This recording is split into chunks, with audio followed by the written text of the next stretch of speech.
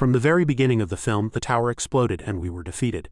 Empty swords were thrust into the ground and voices were filled with lament. No one dared to speak, believing that once the words were uttered everything would truly be over. But in that moment, had we truly lost? We were defeated and all the heroes gathered in one place, equally grief-stricken. Was it really over? We never thought we'd part ways like this. We knew it would end someday. But then the man who seemed the strongest in the group turned around and said, "Let's discuss this. Enough with the useless sentimentality, move quickly. We're all going to die anyway." Suddenly, someone's spear slammed hard into the ground, cracking it. "Is it over just because you say it is?" The one with a tattered body and a lost arm was none other than Jeshondashung, the great sage equal to heaven. He shouted, "It's not over yet." Other heroes approached. Though they spoke, there was no contempt in their words. "The one who's about to die certainly talks a lot," he defiantly retorted. "I'm far from dying." The man standing there trying to persuade Jeshondashung was Hero HQ.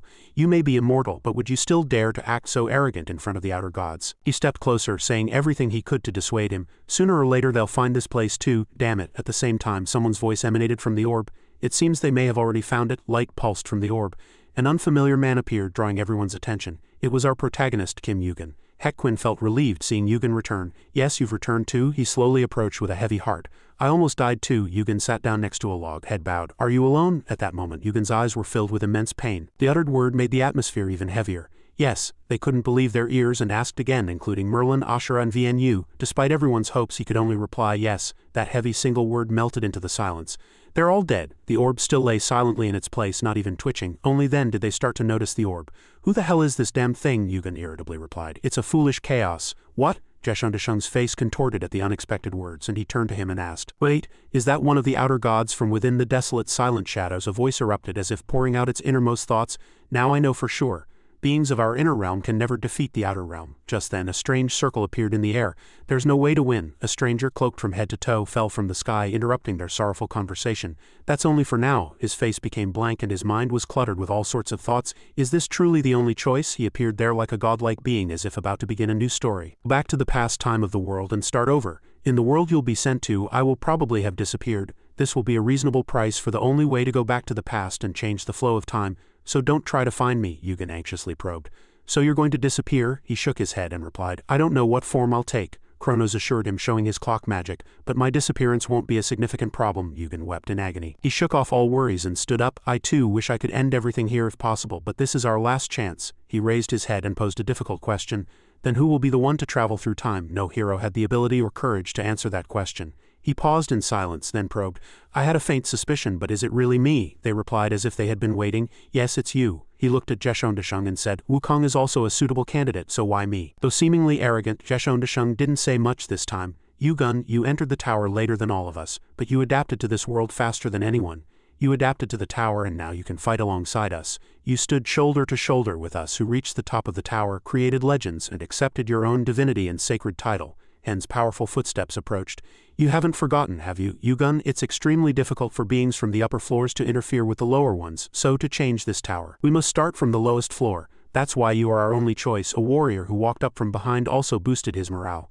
"If you go back to the past, our relationship might not be the same as it is now, so please understand if we don't recognize you." Jeshondashung even stepped forward as a representative and advised, "If there's anyone who doesn't understand the situation, just beat them until they do. If that doesn't work, just get rid of them. I hope you stay safe." Yugen's friend sighed helplessly. "You guys always talk too much." He accepted the crucial clock. A satisfied smile spread across the faces of those who stood with Yugen. It was because everyone was so stubborn. Yugen stepped into a new world where history would repeat itself.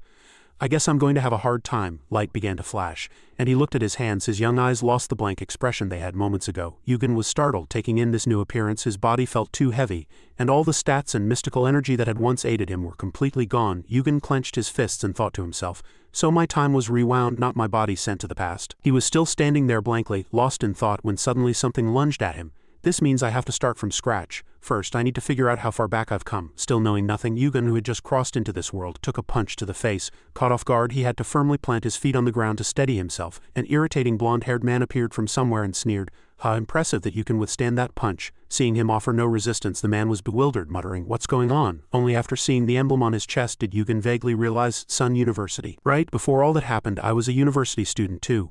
It's been so long I'd forgotten. Even though he somewhat understood the situation, he still stood there blankly. "But what was this guy's name?" The man threw another punch. "Did you think you were special? If you knew manners, you'd respect your seniors." Unlike the first time, he quickly ducked, dodging the punch. The man's eyes widened in surprise and he mumbled something incomprehensible. Is it today or tomorrow? What? Yugen commanded with an arrogant attitude, simultaneously disdainful. What day is it today? Answer quickly, and I'll let a few of those punches slide. Your punches are as weak as a fly's. The man fiercely and insolently raised his hand, poised to throw another punch, and said, You son of a bitch, what did you just say? Are you crazy? What gibberish are you spouting? You're even speaking formally to me. Yugen easily blocked the attack in the blink of an eye. He showed not even a hint of apology. A small light blinked from his phone in his pocket, signaling starting now. The screen displayed today's date as December 31st, 3 p.m. In Yugen, 9 hours before tutorial start.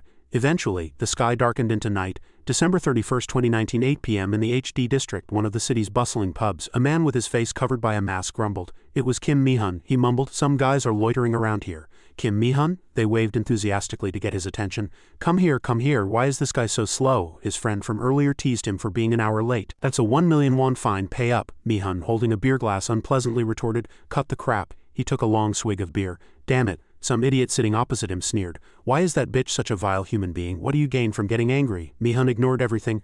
I don't want to talk about it anymore. Give me another drink. He poured Mi-hun a drink and asked a few things. So what did you do with Kim Yugen? As soon as the name was mentioned, he gnashed his teeth in anger. Kim Yugen. Painful memories rushed back. Someone was crying until their eyes hurt. Absence. Kim Mi-hun. This morning after questioning him, Yugen coldly said, Now I'll remember your face. You can skip school for a while, but don't you have anything better to do? Anyway, you worked hard, so you deserve a reward. There's not much time. He looked at his bloodied hands and fumed. A damn bastard just spouted incomprehensible nonsense and left. I'm going to smash him until he can never raise his head again. Now in the pub, Mi-hun excitedly stood up and boasted, I gave that bastard a good beating. Let's hope that bastard has enough strength to crawl to the hospital. His good friends tried to calm him down. Okay, have a drink. At that rate you might kill yourself. Mi-hun contemptuously spoke the most cunning words. Who cares about a parentless bastard, right? Who could replace us? All his friends in the group agreed. Yeah, if he starts whining after a few punches, that's his own fault. After a round of insults against Yugen, everyone sat together, drinking and saying no more. Rhoda. Time passed and it was already 11:50 p.m. Why are there so many people? After eating and drinking, they sat in a corner, chatting about this and that. After all, the long weekend was coming to an end and 2020 was approaching. How about a third round? Mi-hun exhaled coldly. If you want a few more drinks, let's go quickly. I'm still wide awake, I need to have some fun. At the same time, the sound of a travel bag being quickly dragged was heard from somewhere.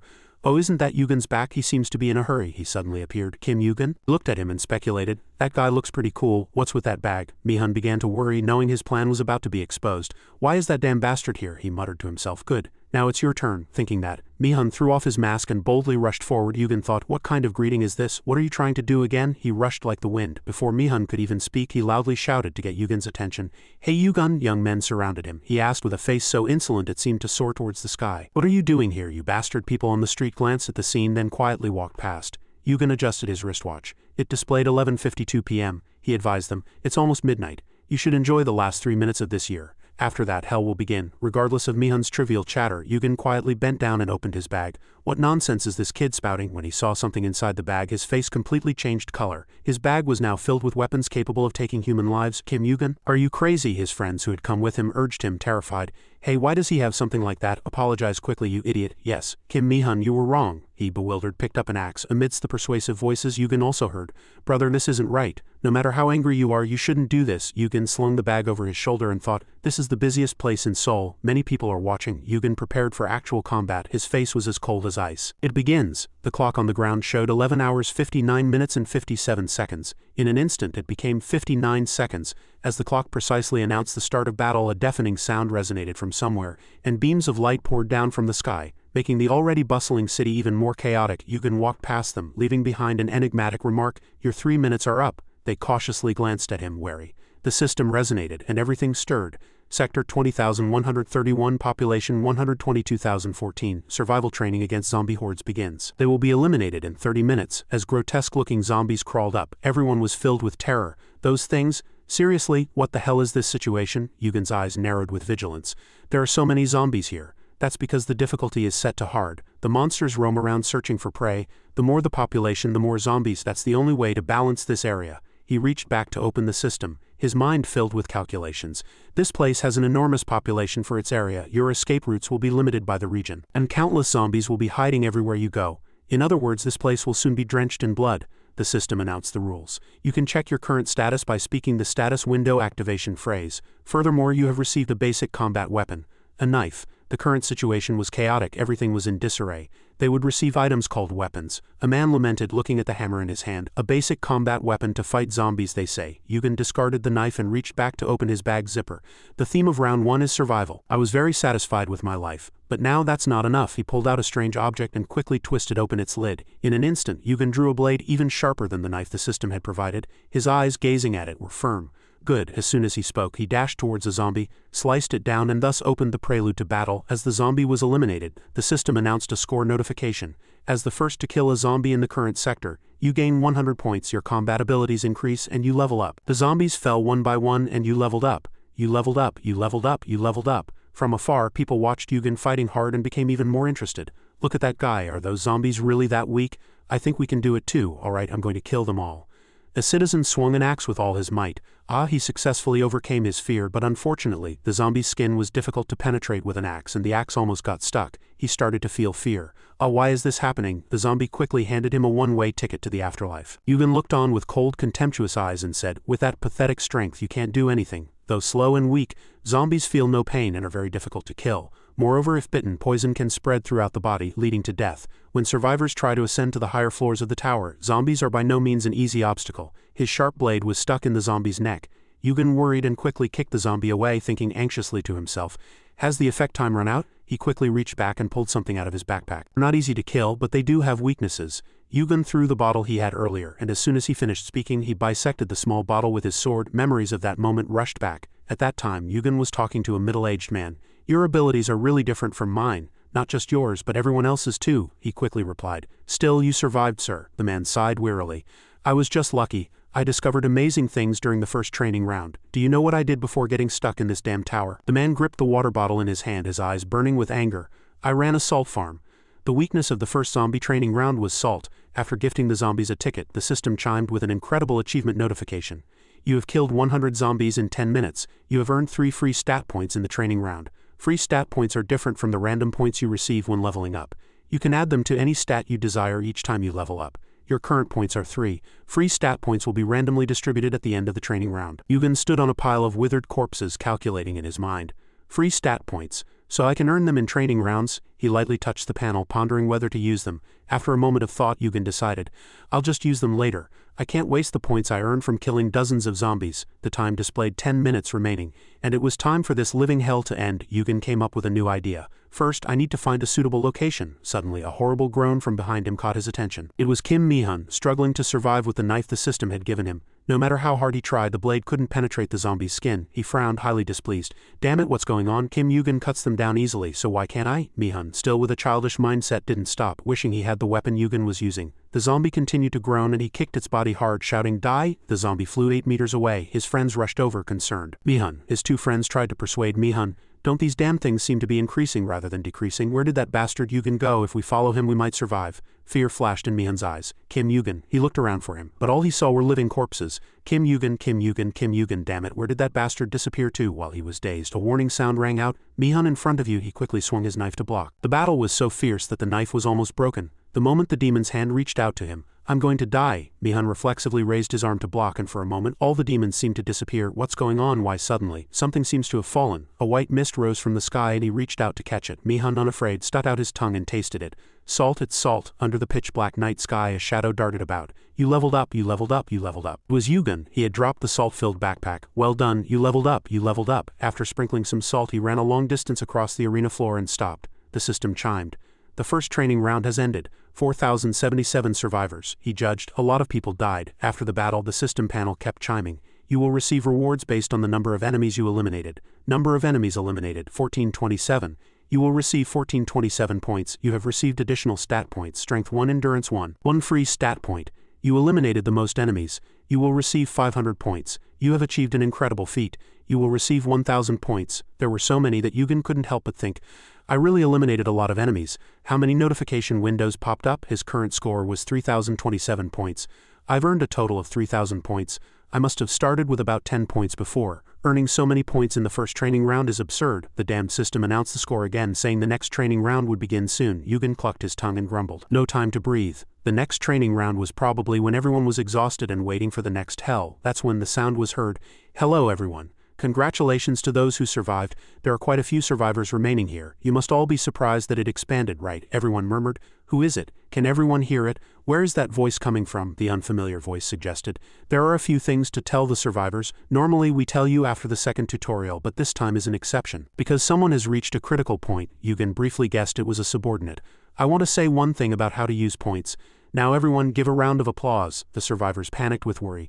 What the hell is it? Is it not a way to go home? Hey, let's listen quietly, the voice explained. There are two main ways to use points. The first is to use them in the shop. We have prepared items that will exceed your imagination, and the other way is to use them right now. Everyone loves money, right? You can exchange points with anyone as long as you shake hands. Yugen turned his back in despair. Yes, I knew all this.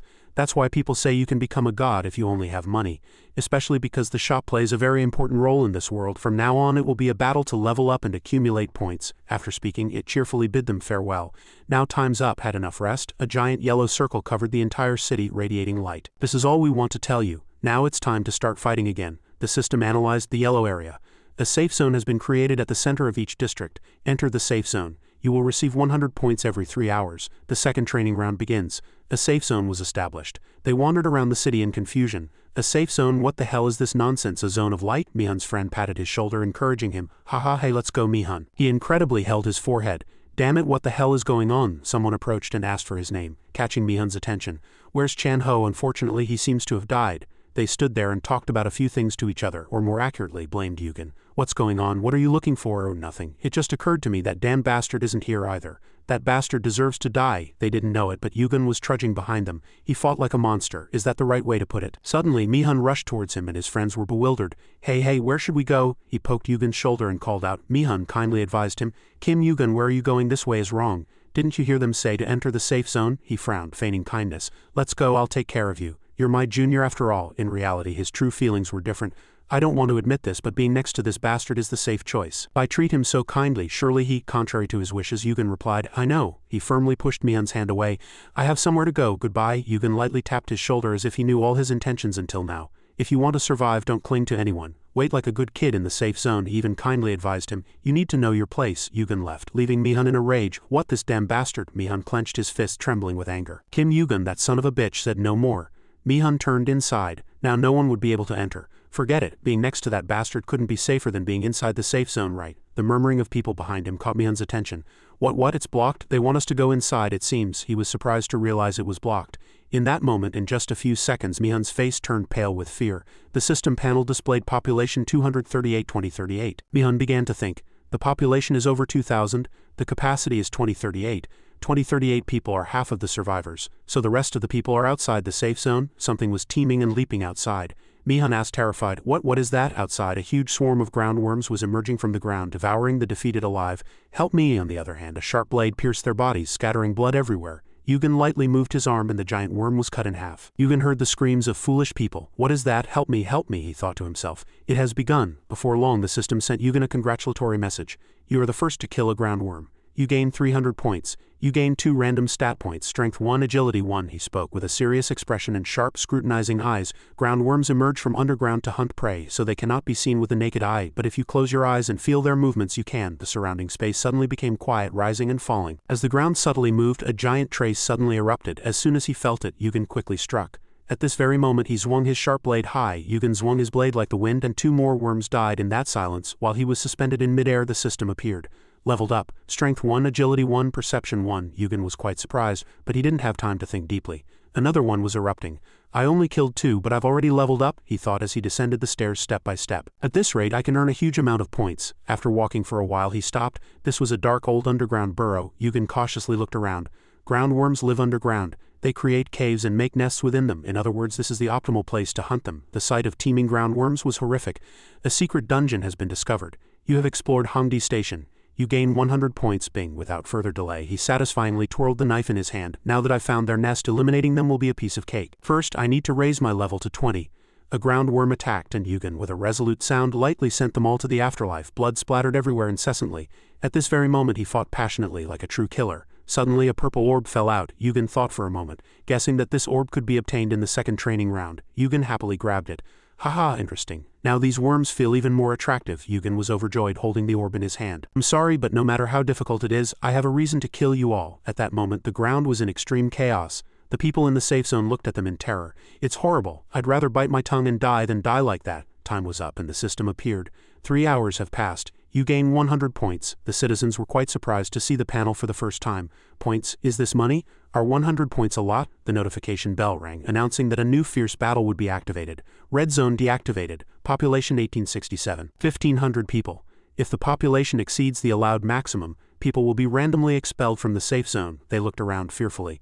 How many will be reduced? What? My body is being dragged. Many people were already thrown out of the safe zone. As soon as they were thrown out, they encountered monsters. The braver ones desperately tried to run away, searching for a hiding place. The remaining time was 2 hours, 57 minutes and 11 seconds. Upon finding someone obstructing them, they didn't hesitate to eliminate each other. Damn it, get out of here. Do I have to kill you? No, the atmosphere truly descended into a fierce struggle for survival. Run away quickly, we need to get out of here. Don't block my way. Amidst the chaos, someone suddenly shouted, calming them down. Everyone instinctively fell silent. Mihun, seeing where the sound came from, frowned and told them the harsh truth. From now on, we must decide who dies for us to survive. Mihun clenched his fists, reluctantly uttering the words he didn't want to say. If I don't do anything, I'll eventually be expelled from here. To survive, I have to kill someone. He said that and grabbed an old man by the collar. What are you doing, young man? Are you crazy? Mihun snarled, veins popping in his face. I'm going to kill this old man. He didn't care about what was happening above ground. Another melee was unfolding underground. Yugen instantly sliced through a long wriggling worm. He stomped hard on the ground and nimbly twisted his body. He continued to send the worms to their eternal rest. In an instant, all the worms disappeared. You have leveled up. Yugen opened his bag and put in the orbs he had collected. Your wisdom has increased by 1, your stamina has increased by 1, your perception has increased by 1, you have reached level 20. Yugen ignored the system notifications, shouldered his bag and prepared to leave. Vision power has been unlocked. I did it. He wiped his sweat with satisfaction after the long battle. 3 hours have passed, I'm quite tired, but thanks to the stat increase my body feels much better. Did I get 3 random stats as a reward for hunting these ground worms? And I still have 1 unassigned stat point left. Not bad. I won't be able to expect better rewards until I catch that guy. The system displayed a yes-no question. He chose yes. Unassigned stat points, 5 points remaining. Do you want to use them? As he pressed the button, the system panel disappeared. Distributing unassigned stat points, Yugen closed his eyes and felt his stats increasing. Vision power 5. Vision power will be the base stat for all the powers I'll acquire later. There's no stat more important than this power. Vision power 18. Even the few blessed by the tower only started with 12 points. I've had a pretty good start, haven't I? Glad I conserved my points. What I need now is, as if sensing someone approaching, Yugen turned around and called out, Hey kid, you're watching, aren't you? Above the large hole in the ceiling, someone still seemed unwilling to reveal themselves. How did you know? Yugen said with an arrogant attitude. You saw it too, how flashy I am. Looking anywhere else would just be boring, wouldn't it? The guy genuinely replied yes. A strange creature revealed its profile. Thanks anyway, you've made this boring thing much more interesting. It was a low-ranking administrator with a bizarre clown-like appearance. Wow, you actually reached level 20. Yugen humbly rested his sword on his shoulder.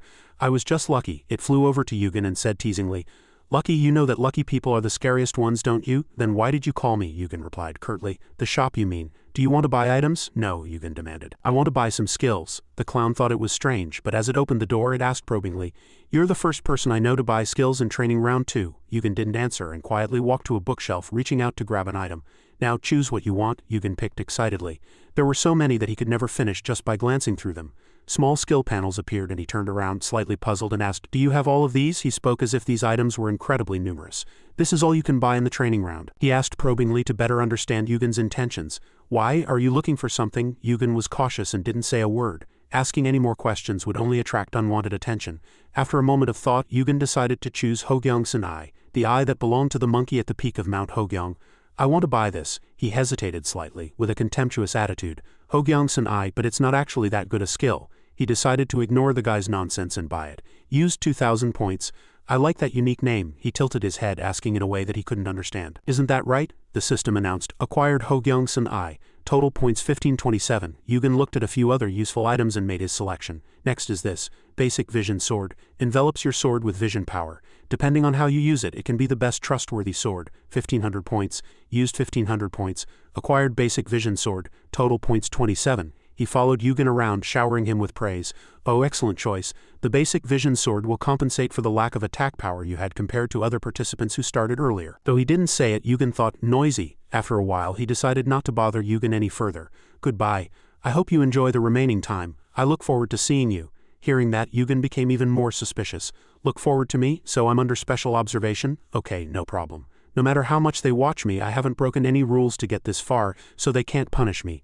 The only thing that's a headache is going back, but can they find out? Time travel clock for going back was a creation of Kronos, Mimia, and Odin. Kronos, a key figure in this item, was punished with the deletion of his very existence for using it. Moreover, neither the low-ranking administrators nor even the administrators found a way to reverse it, although there was an explanation for the Hogyangsan eye, a function of the skill Yugen had just purchased. It was the eye that belonged to the monkey at the peak of Mount Hogyang. When activated, vision and strength increased by 5 points. Level, Epic, Proficiency, 0.00. Yugen's eyes were firmly fixed forward. My goal won't change, so these were the eyes of those youngsters. I need to quickly increase its proficiency. The true value of this eye lies elsewhere. In the dark and eerie underground cave, countless worms were devouring many people. Seeing Yugen standing far away, the worms swarmed and crawled out. The system clock showed 29 minutes and 58 seconds remaining. Yugen gripped his sword tightly, ready to fight again. Now I have enough time. Yugen stood firm, wielding his sword before the large, foolish horde of enemies. It must be somewhere around here. The boss worm of the second training round. The Earthworm Lord. Yugen stomped his foot on the massive body and leapt. The giant boss worm stood as if surveying the situation. Yugen stared at it, thinking blankly. To suddenly become a man-eating monster, it should stick with its young, but it won't be smart anyway. Look below you. The giant monster attacked. Yugen lightly leapt high. He gripped his sword tightly with a confident attitude. I'll take it down in one blow. A loud explosion fiercely resonated. Yugen still charged forward with his axe. He slashed the monster and it screamed in pain. The monster's massive body seemed to crumble. Yugen continued to swing his axe and the monster groaned in agony. He watched it, triumphantly laughing. What are you going to do now? Flip over? That wouldn't be the smartest choice, would it? He continued to cut it. Yugen glared at the monster that was not yet dead. The monster writhed in agony, thrashing its body. He continued to attack. Yugen raised his sword and charged at the monster. Yugen leapt straight into the monster's gaping mouth. Thanks for finding me. The monster was swiftly eliminated by Yugen's fatal attack. Kong Sung-chan clutched Mihun's leg, trembling and pleading. Please save me, you can't just let me die like this. How can you do this, knowing I'm going to die? Mihun kicked Kong Sung-chan, shouting, shut up, know your place. Everyone agreed to choose who dies in their own sector. The people above ground protested. You damn jerk, you decided that on your own. Yeah, when did we agree? Mihun, enraged, said. Everyone agreed except you. He gnashed his teeth and raised his knife. Don't even think about coming back again. I'll kill you, understand? The system announced 0 hours 0 minutes and 30 seconds remaining. Everyone watched in horror as the time counted down.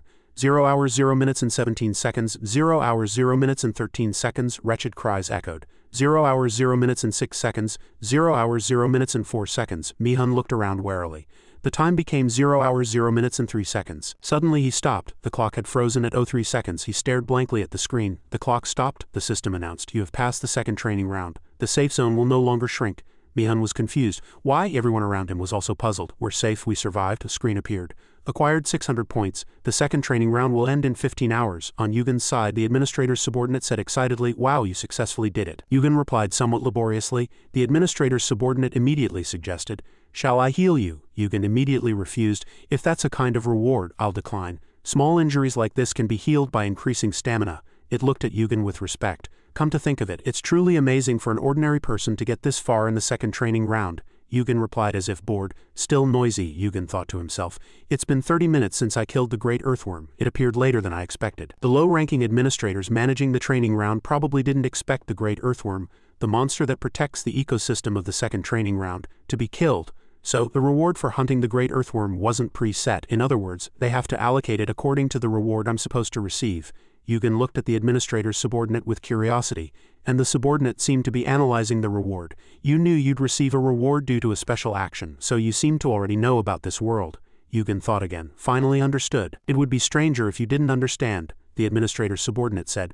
But most people don't understand. Do you know this? Yugen looked at it with dangerous eyes and said, reward. It looked at Yugen in a daze. All right, you can choose from 3 options, Yugen asked curiously. What are they? The administrator's subordinate began to explain. The first option is the right to skip to training round 5. This option also includes the information and rewards from training rounds 3 and 4. Yugen judged inwardly. How cunning. They think training rounds 3 and 4 are very important to me, so they want me to go straight to training round 5. Administrator's subordinate continued. The second reward is points. I don't think this option needs further explanation, Yugen asked again. Then what's the third option? The administrator's subordinate said. The last one is connecting you with Olympus. You may not know this, but training is like the starting point of this world. The vast tower has many colossal organizations and countless godlike powerful figures. I will recommend you to Olympus. Olympus is one of the organizations that controls the tower. If you receive their help, you can be safe in the tower after completing training. Yugen hesitated. Olympus, he recalled inwardly. I've never considered this. It's true that Olympus is one of the major forces that controls the tower. Kronos was also part of Olympus. If I leveraged their power, I could climb the tower faster and safer. But he replied coldly, the second one. I'll choose the second one. The administrator's subordinate was surprised and said, "What?" The system announced the reward distribution. Acquired 10,000 points. The administrator's subordinate began to panic. Wait a minute. You haven't used the points yet, so I'll let you choose again. You must choose wisely. I think you chose that because you don't know much about Olympus. But you will regret it later, Yugen replied to it. Hey low-ranking administrator, if you're here as a low-ranking administrator then do your job properly. That last option you just mentioned, you never discussed it with the other guys, did you? The administrator surely wouldn't have agreed either, the administrator's subordinate exclaimed in surprise. How did you know about the administrator? Yugen began to probe. Did other low-ranking administrators also receive the same deal as you? Did they all offer Olympus, or did they just mention the celestial realm? Perhaps Devale or Remiston, it shrieked in disarray. You, what on earth are you? Yugen stood up. Thanks anyway. Thanks to your chatter, I have one more thing to do. The administrator's subordinate hastily tried to stop Yugen. Wait, what are you going to do? A message appeared on the screen. Do you want to request a meeting with the administrator using 1,000 points? Yugen pressed the pay button on the screen. You'll find out soon enough. Suddenly, the ground around Yugen shook violently. The system announced, the administrator has accepted your request. Yugen stared at the screen thinking, the training is a place independent of the tower, but besides the participants, was Olympus also involved with these low-ranking administrators? I can't ignore this issue because it will interfere with my future plans. The tutorial administrator appeared. It cost almost 1,000 points to request a meeting with the administrator in training. So you requested it? Yugen calmly replied, I am Kim Yugen, a training participant. He laughed and said, do you know you killed over 1,000 zombies in the first training round? Kim Yugen, from the lowest floor of the tower's training ground administration. Yugen questioned the administrator. Are you wondering how I knew of your existence and how I knew the conditions for a meeting? Yugen reiterated the first rule of training. The rule you set that all training information must be gathered by the individual participant's ability and should not be provided by the tower administrator. Yugen stared at him. The meaning of having to gather all information yourself is, more than anyone, he knew that Yugen was not lying. As within his scope of administration he could discern all truths and falsehoods, the training administrator fell silent. He casually said, that's right, Yugen calmly exposed him. But there was tower intervention here, he repeated suspiciously. Here, Yugen clarified, Olympus has been in contact with the low-ranking administrators. I was offered sponsorship from Olympus as a reward. The administrator's subordinate stammered an explanation under his threatening gaze. Administrator, that's not. He furiously punched the subordinate hard. The training administrator raised his bloodied hand, consumed by rage. Damn Olympus bastards daring to exert influence here. Thank you, you've helped me remove the rotten parts, Yugen coolly replied. The second point of the training, all participants' achievements during the training period must be exchanged for fair compensation. The training administrator silently stared at him. Yugen boldly questioned him. I spent quite a few points to call you. What do you think about that? Everything is difficult, isn't it? He began. When my subordinate checked your information, there were no special anomalies or remarkable points. But in fact, that seems to be the most interesting thing about you. Okay, you might not have killed them yourself, but there's not much difference. An existence similar to Mimia who died in the second training. If you were an ordinary participant, Yugen stared at the training administrator. I'll take that as a compliment, he laughed cheerfully. Then you've done a great service. What would be a fair reward? Let's see, you already have a lot of points, so alright, you at least deserve this much. Yugen secretly assessed his hand. This is how points are exchanged. The reward doesn't seem as special as expected either. The system appeared. Mana mastery skill acquired. Mana recovery, mana resistance and mana sensitivity have increased. Your vision power has increased by 5. Yugen looked at his eyes in disbelief and the training administrator smiled contentedly. I thought this would satisfy you. Now that my subordinate's problem is solved, then I must be going. See you again in the third training round. As soon as he finished speaking, he suddenly disappeared. Yugen suspiciously looked at the mana in his hand. Mana mastery, huh? He was startled. A skill of this level can appear in training? He recalled mana mastery. One of the administrators, a life form that controls mana. He clenched his hand. The effect is still subtle, but this is a mana manipulation technique. A power controlled through vision power and the most important mana technique in the tower. Yugen lifted a mana orb with his hand. Mana orb. An advanced mana manipulation technique that can be used once vision power reaches 40. His information appeared on the screen. Kim Yugen vision power 26. He tried to manipulate the mana orb in his hand and threw it hard to the ground, scattering everything around. Yugen looked at the broken stones nearby. The reward effect of the skill is this good. It's not stable yet, but that's okay. Should I thank Olympus for this? But this is enough. I can't be content with merely mimicking my pre-rewind strength and collecting items. The system announced. Time remaining until the end of the second training round, 13 hours 25 minutes and 48 seconds. Yugen looked at the glaring monsters. More. I need more of the elements to destroy those seemingly omnipotent outer gods. More. The screen displayed the remaining time until the end of the second training round. 10 minutes 11 seconds. Kong Sung-chan irritably opened his mouth. That's why I told you to wait longer. Do you really think the government will stand by while Hongdi becomes such a mess? Mihan yelled angrily. Shut up. Who said there wouldn't be a third and fourth training round after the second one ends? What if the safe zone disappears while we're waiting? Kong Sung-chan desperately pleaded. Then please just leave us alone until the very last moment, until time runs out. He didn't listen and grabbed Kong Sung-chan by the collar. You're a real troublemaker, guys. Didn't I tell you to form a new supply team and go out? If you can't do it yourself, should I let you go out alone? Don't be too sad. We're all going to die anyway. But thanks to you, many of us survived. This is how the world has become so quickly. Then someone stammered. Wait, isn't that a person? Everyone murmured. They must be crazy. Are they walking around outside the safe zone, brave or brainless? Then a warning sounded. Wait, watch your step. The ground beneath Yugen's feet collapsed and a giant monster appeared before him. The monster opened its enormous mouth attempting to swallow him. Yugen leapt and with one kick quickly eliminated the monster. Everyone was speechless at this sight. The screen displayed the remaining time until the end of the second training round. 0 hours 5 minutes and 12 seconds. Mihan was irritated to hear Yugen say, "Don't mind me and continue your little discussion." His information appeared on the screen. Level 26 Kim Yugen, Sector 1131, total points 10,027, unassigned stat points 0. Yugen put down the monster he had killed and was about to go collect his reward. Then someone called out to him. Yugen. He secretly assessed the people in front of him, but some irrelevant guys are acting like bosses. Mihan friendly put his arm around Yugen's shoulder and said, "Where have you been? I've been looking for you. I was worried when you disappeared." The screen showed 14271 remaining.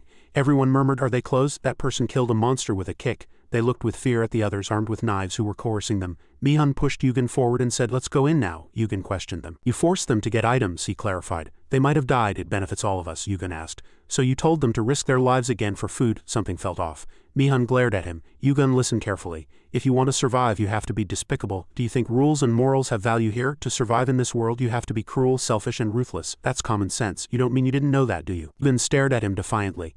The system announced. Second training round 0 hours 0 minutes and 0 seconds. Second training has ended. 500 points and items will be deducted from those in the safe zone. Item composition will be deleted due to casualties. Yugen turned his back and left. "If you want to survive that badly, keep going. I won't participate, nor will I tell you what to do, but for whatever reason, don't cross the line." Mihan glared at him. The line, the system appeared. Third training will begin now. He was annoyed. That damn jerk showing off again. The screen showed eliminate 50 monsters in the area and collect 50 essences. Remaining time 72 hours. When time runs out, the area will be destroyed. The gate will be activated in 70 hours. The entire city was destroyed by monsters, plunged into a chaotic landscape. People struggled to fight the monsters. Damn it, when will this end? But the safe zone was still safe. Wow, so this is what it was really like. It's like a game, isn't it? Mihan said gloomily. Kill monsters and collect essences. I have to collect 50 essences myself, he snarled. Everyone heard right. I know what to do. Elsewhere, mana essences dropped one by one. Yugen pulled mana essences from the monsters. The screen showed mana essences 13250. He threw away the monster corpse and pulled out another monster. Yugen looked at the monsters in front of him. There must be many. Can I reach 1,000? He lifted the mana in his hand. The screen showed. Kim Yugen mana 30. He confidently approached the monster horde, and the screen showed mana mastery effect 0.5. Yugen thought to himself, I was lucky enough to collect many essences in the second training, but that's not enough. The mana orb in his hand grew larger, and the screen showed mana orb completion 100. Mana orb has been added as a skill. Yugen, seeing the flow of mana in front of him, gritted his teeth and furiously attacked the monster horde. He was startled. I succeeded. Using mana orb consumes all mana and is not easy to control, but increasing its stats and efficiency will surely be a huge help. He panted, exhausted. Anyway, mana orb is a measure of mana control, but it's not my style. The monsters hesitated. Fearing Yugen, Yugen approached them suspiciously. Why are you afraid? Come on, let's do it one more time. I won't waste the remaining time. The screen displayed the time, 22 hours 43 minutes and 22 seconds. The second day of the third training, Kong Sung-chan led the people, wondering, did we come in too deep? Sounds of agreement were heard. Yeah, it's a bit eerie. Han Woon-ho, level 10, was disheartened. We can't do anything. There were originally 1,400 people and now only 400 are left. We need to hide somewhere. Kong Sung-chan, also level 10, sighed. Still, murmuring sounds were heard. Was Hongdae always this vast? It's only natural that this place is in ruins since the world ended. Lim Ji-yin, level 10, who was behind them, exclaimed in surprise. Wait, brothers, over there. Han Woon-ho was puzzled. What? Kong Sung-chan also said suspiciously. A convenience store. Lim Ji-yin was delighted. Thank God, now I can fill my bag with food. Han Woon-ho ran. Let's go, I'm starving to death. There must be ramen. Kong Sung-chan scoffed. You don't even have water to boil it, you fool. Han Woon-ho laughed and said, damn it, I'll eat it raw anyway. Suddenly, he was instantly eliminated by a monster. The remaining people froze at the sight. They screamed in pain. Woon-ho, Kong Sung-chan gritted his teeth. Damn it, there are too many. Lim Ji-yin secretly calculated. Can we win? I've done my best to survive and my level is quite high, but why can't I move? Kong Sung-chan shouted. Ji-yin, monsters digged her. She furiously slashed at the monsters with her knife, but the monsters kept attacking, preventing her from blocking, and she was bitten. Kong Sung-chan was annoyed. Damn it, the monsters shrieked loudly. That attacked him too. The screams continued to echo. Lim Ji-yin said, terrified, No, this can't be happening. I want to live. I've endured so much. Why should I die here? A monster attacked her from behind and she froze. She looked at the monsters all around her. A voice was heard. You guys are really something. It turned out to be Yugen. He was holding a can in his hand. I just woke up. Lim Ji-yin was surprised. No way. My level has risen and my stats are quite high, but that person killed a monster with just a can. Yugen threw the can at the monster. They were eliminated in the blink of an eye, and he took up his sword, preparing to attack. He continued to furiously slash at the surrounding monsters. Yugen raised his foot, kicked hard, and flew straight towards them, making them scream in pain. They were eliminated, and blood splattered everywhere. Everyone witnessed that amazing sight. Yugen sighed exhaustedly and approached the two people. Kong Sung-chan expressed his gratitude. Lim Ji-yin, who was helping him up, also thanked him for saving her life. Suddenly, he knelt down. Lim Ji-yin shouted, Sung-chan. Yugen threw them a bottle of medicine. First, apply this. It's effective. What's your stamina stat? Kong Sung-chan replied. How about 17, Yugen concluded. Then you won't lose your life. You'll just lose the use of your hand. Lim Ji-yin urged him. Apply it quickly. Yugen grumbled irritably. I think I slept for about 6 hours. I've shaken off the fatigue, but it would have been good to sleep more. I slept after 4 days. I pushed myself too hard. I even had to buy unscented powder to sleep. The screen showed unscented powder 100 points. This is a scent-removing powder that neutralizes the sensitive sense of smell of monsters. He glanced at the two people. I was unexpectedly interrupted. Lim Ji-yin said hesitantly. Excuse me, are you still going to hunt? There are far more monsters here than on the surface. If you're unlucky, you might even encounter ground worms, Yugen replied. I don't plan to stay here. This place is my dining room and resting place, she said suspiciously. Resting place? He turned his head and said, my hunting ground is elsewhere. They followed Yugen deeper into the underground burrow, where there was even a lake. Kong Sung-chan was bewildered, thinking this was the second floor of the dungeon. Lim Ji-yin agreed that the layout was completely different. This was truly a hunting ground. Yugen asked them, so what about you two? It's dangerous. Why did you come? Lim Ji-yin gripped her knife tightly. You've been here so long you don't know the situation outside. Gangs are slowly forming on the surface. They're suspicious of each other and killing each other, plus the essence scramble has turned that place into hell. Yugen turned his back and left. So hurry up and leave before you get attacked, Kong Sung-chan replied. They won't follow us this far. Lim Ji-yin also agreed. That's right. Yugen kept walking. But even coming this far, you two almost lost your lives, they replied. Still, we're alive thanks to you, Hung. Kong Sung-chan cautiously asked, what are you talking about? Yugen stared intently at them. Thanks to me, I'm not sure I wouldn't kill you two and take your essences. Kong Sung-chan gritted his teeth inwardly. We were too careless, owing our lives to him. He's much scarier than those guys on the surface. Kong Sung-chan spoke. Perhaps you've gathered all the essences you need, Hung. There's no need to kill us. Yugen looked at him darkly and said, what if I want more? Kong Sung-chan replied.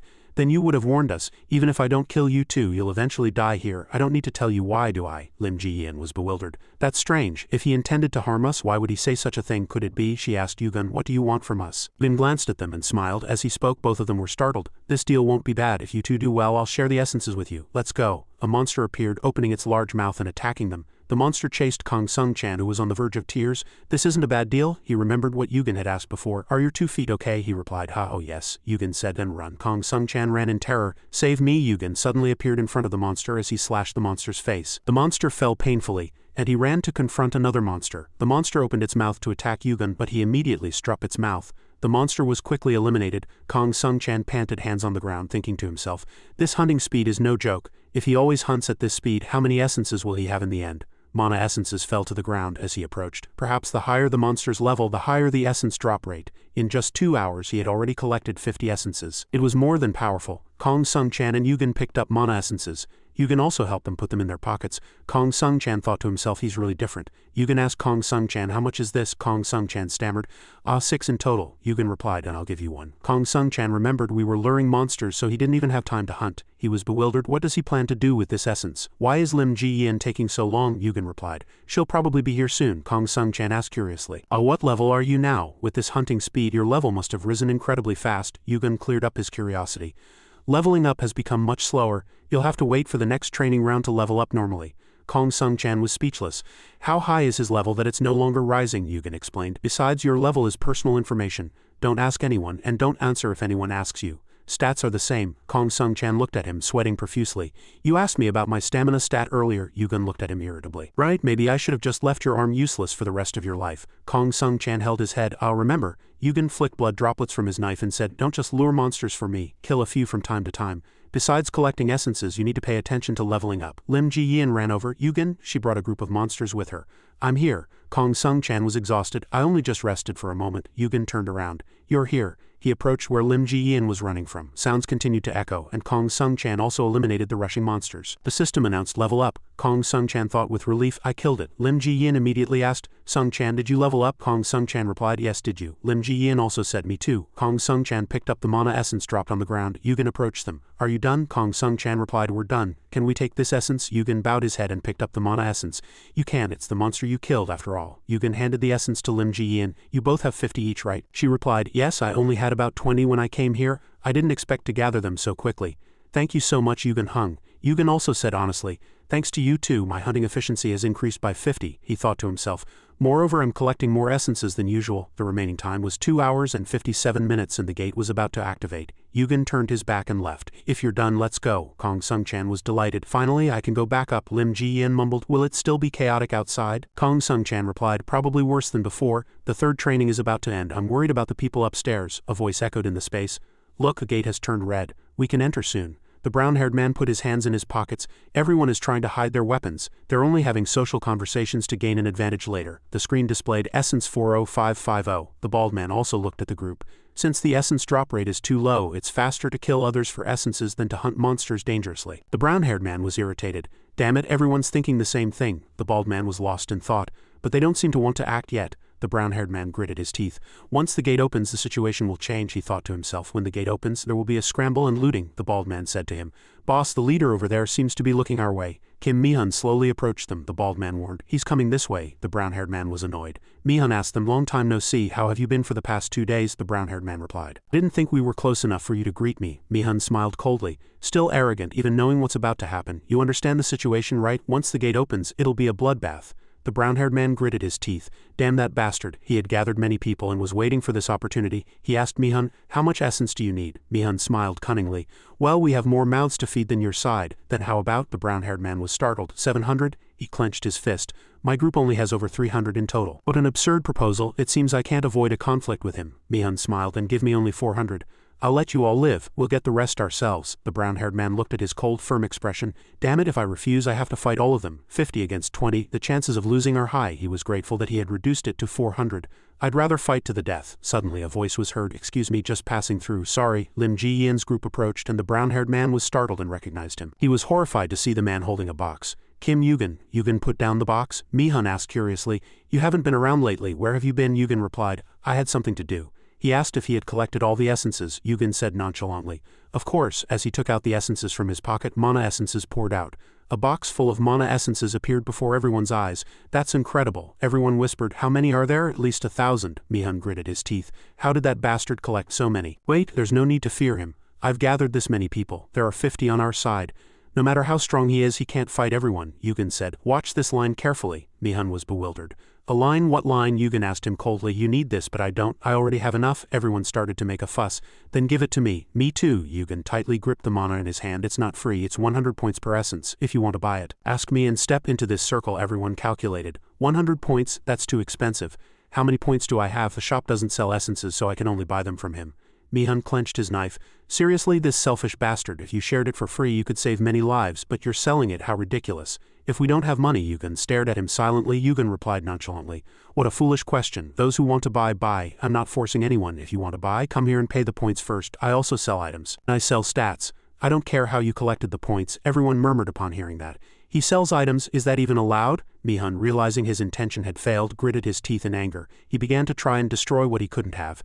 You bastard, I bet you killed other people and stole these essences. And now you're going to sell them for money? Do you think people will accept that? Despite the taunt, Yugen was unshaken. What if I didn't steal them? Mi-hun stubbornly insisted. Who would believe that? At the same time, Lim Ji-yin quickly ran from afar. You have no right to accuse others of being robbers. You killed my friend. Do you know how hard we struggled to escape from you? Kong Sung-chan also stepped forward and accused. If he were a robber, as you say, we'd already be dead. We've been with him all along. You're really talking nonsense. What do you know about this person? Mi-hun gritted his teeth and trembled for a moment.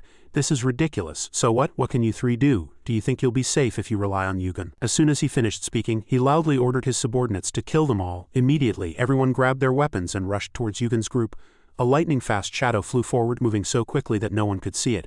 But the two men with knives at the front had their skulls quickly severed by Yugen's single strike. Yugen truly seemed angry. Yugen looked up fiercely. You've gone too far. The man standing closest instantly panicked. Seeing blood gushing ceaselessly from the two bodies, not only Mihun but also his other subordinates were instantly chilled to the bone. Only then did Mihun recall what Yugen had said. Could what he said earlier, gone too far, refer to this? He remembered. Yugen said his message was still valid. Yugen continued, if everyone has the ability to pay, I'll sell essences. If you want to buy, come into the circle after I permit you. Whether to live or not is everyone's choice and I'm not forcing it. But if you try to cross this line with other intentions, after a pause Yugen looked fiercely at Mihun's group and warned, you will die. The system announced basic vision sword activated. Mihun still didn't listen to him and shouted loudly, damn it, attack quickly. Get rid of that bastard. Everyone decided to unite against him, but Yugen was unshaken. He fought all of them alone, and every man who rushed at him had his head severed by Yugen's single strike. As he lightly spun a few times, they all fell to the ground like straw. Mihun was terrified and couldn't believe his eyes. He inadvertently stepped back. How can this be? At this moment he finally felt a chill. Did I forget the essence of this world? I have to run. Yes, that line. He said only those who cross the line will die. I'll make it. I'll be safe. I'll live. Yugen glared fiercely at him. Do you think you'll be safe just by standing there? Yugen looked at him. He smiled cunningly. I remember all your faces. Mihun instantly felt a chill and inwardly broke out in a cold sweat. He remembers all our faces, then what do I do? He hadn't found an answer yet, but Yugen fiercely swung his knife, severing it in one swift motion, and another head flew off. Countless blood splattered on the ground where he had drawn the line and corpses piled up around it. It was a truly chilling sight. No one, not even Mihun himself, among all the people Mihun had brought, was able to leave Yugen's vicinity safely. Yugen picked up the items and said irritably, what a mess. He walked under the fearful gaze of everyone there. They looked at him as if seeing a strange creature, and no one dared to utter another word. Overwhelmed by his imposing presence, everyone suddenly and automatically moved aside, making way for him. A man watching from afar couldn't stop trembling. One person killed that many people. One individual possessed overwhelming power that could crush an entire gang. This is the kind of world where such things happen. I thought I had adapted well, but I was mistaken. As he thought this far, he didn't know what he was calculating, but he raised his hand and loudly said, I'll buy your essence, Hung. A subordinate was bewildered. Hung, he asked, how do I get points? Another person said. Hung asked the servants and they said this knife can be sold for 500 points. The man still stammered, but he explained, think carefully. All his essences could have been obtained purely from hunting monsters. The subordinate was bewildered. How did you know? He patiently continued to speak. If he's that strong, how many monsters do you think he's killed? He didn't even take essences from the people he just killed. These points show that all these essences weren't stolen, and this is a completely trustworthy deal. Yugen turned around, and the man was also close to him, wanting to buy essences. Just 7, please. He thought to himself that the rules and laws of this world were set by strong individuals like Yugen. The two quickly shook hands. The transaction was complete. Yugen quickly received an additional 700 points. Everyone murmured. That's right. If we buy essences, we can enter the next training gate. How many points did I have? Only 200. Seeing the man gradually disappear beyond the training gate, everyone then became agitated. Me too, I want to buy 2. I'll buy 7. I'll buy 10. Is there anyone with leftover points? I'll definitely pay you back in the next training round. Over here. The administrator's subordinate was diligently checking items. The item is slightly damaged.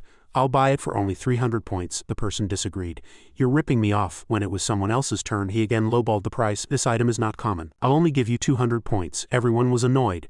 Scammers. They sold it to me for 1,000 points and now they want to buy it at this price. When it was another person's turn. Each stat is only 100 points, so 3 perception stats are 300 points. Yugen continued to receive over 1,000 points at once. He thought helplessly. Such immoral sales tactics. There should be a limit to oppressing others. He thought, it's better than dying here, but I'll regret losing these stats later when climbing the tower. His current total score was 167,400 points, exceeding his expected initial score. He calculated inwardly, it's a benefit to me anyway. I thought 100,000 points would be enough, but earning points this way is like taking candy from a baby.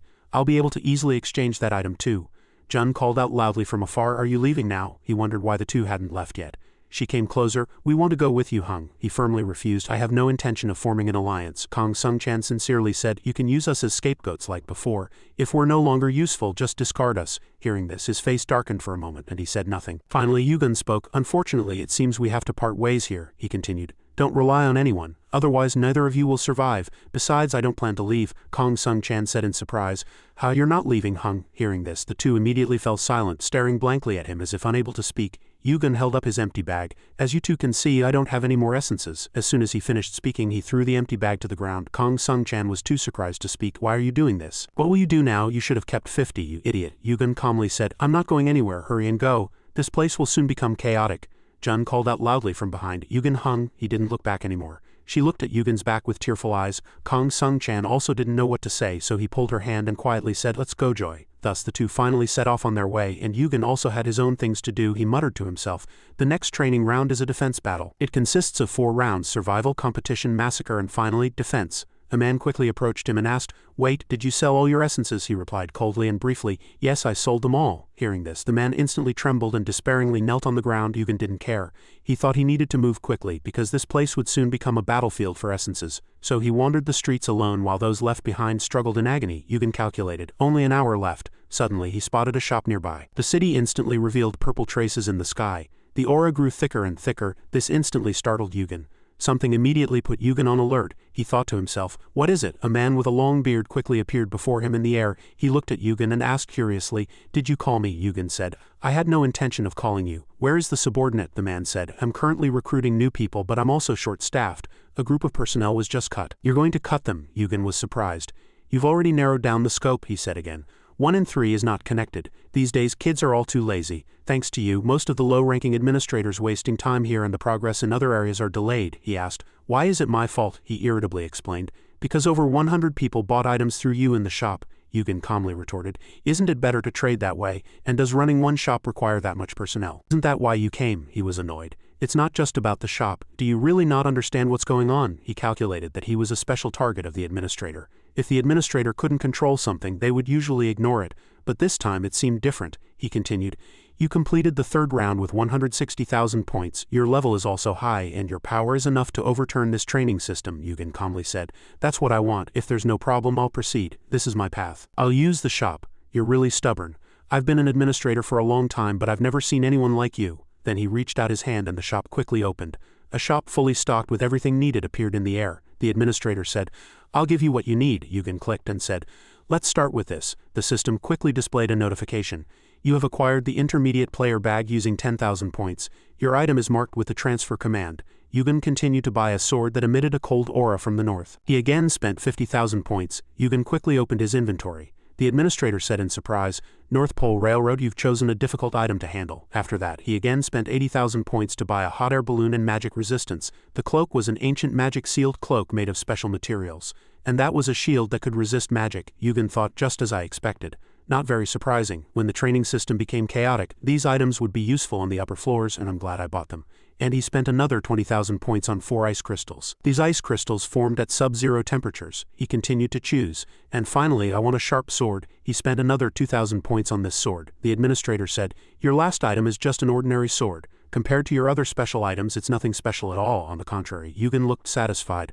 "But I like this one." His remaining points were 5,400. The guide continued, "Now no one will be able to challenge you. No player in the guidebook will be able to break through it. But that only applies to players." Hearing this, Yugen was slightly surprised. When the matter was settled, the guide quickly left, saying, "This is truly exciting." When he disappeared, only Yugen was left here. He thought quietly for a moment. He looked up at the clock in the system notification and thought to himself, "It's starting now. The 3rd training round has ended." As soon as the notification ended, the screen also shattered. The system notified again, "You have failed this round. The destruction of this area begins." An electrical grid quickly appeared, encompassing the entire city and its monsters. Yugen was calm. "It's been quite a while since I last saw this sky." He looked at the cloak's description in more detail. It was an ancient magic-sealed cloak.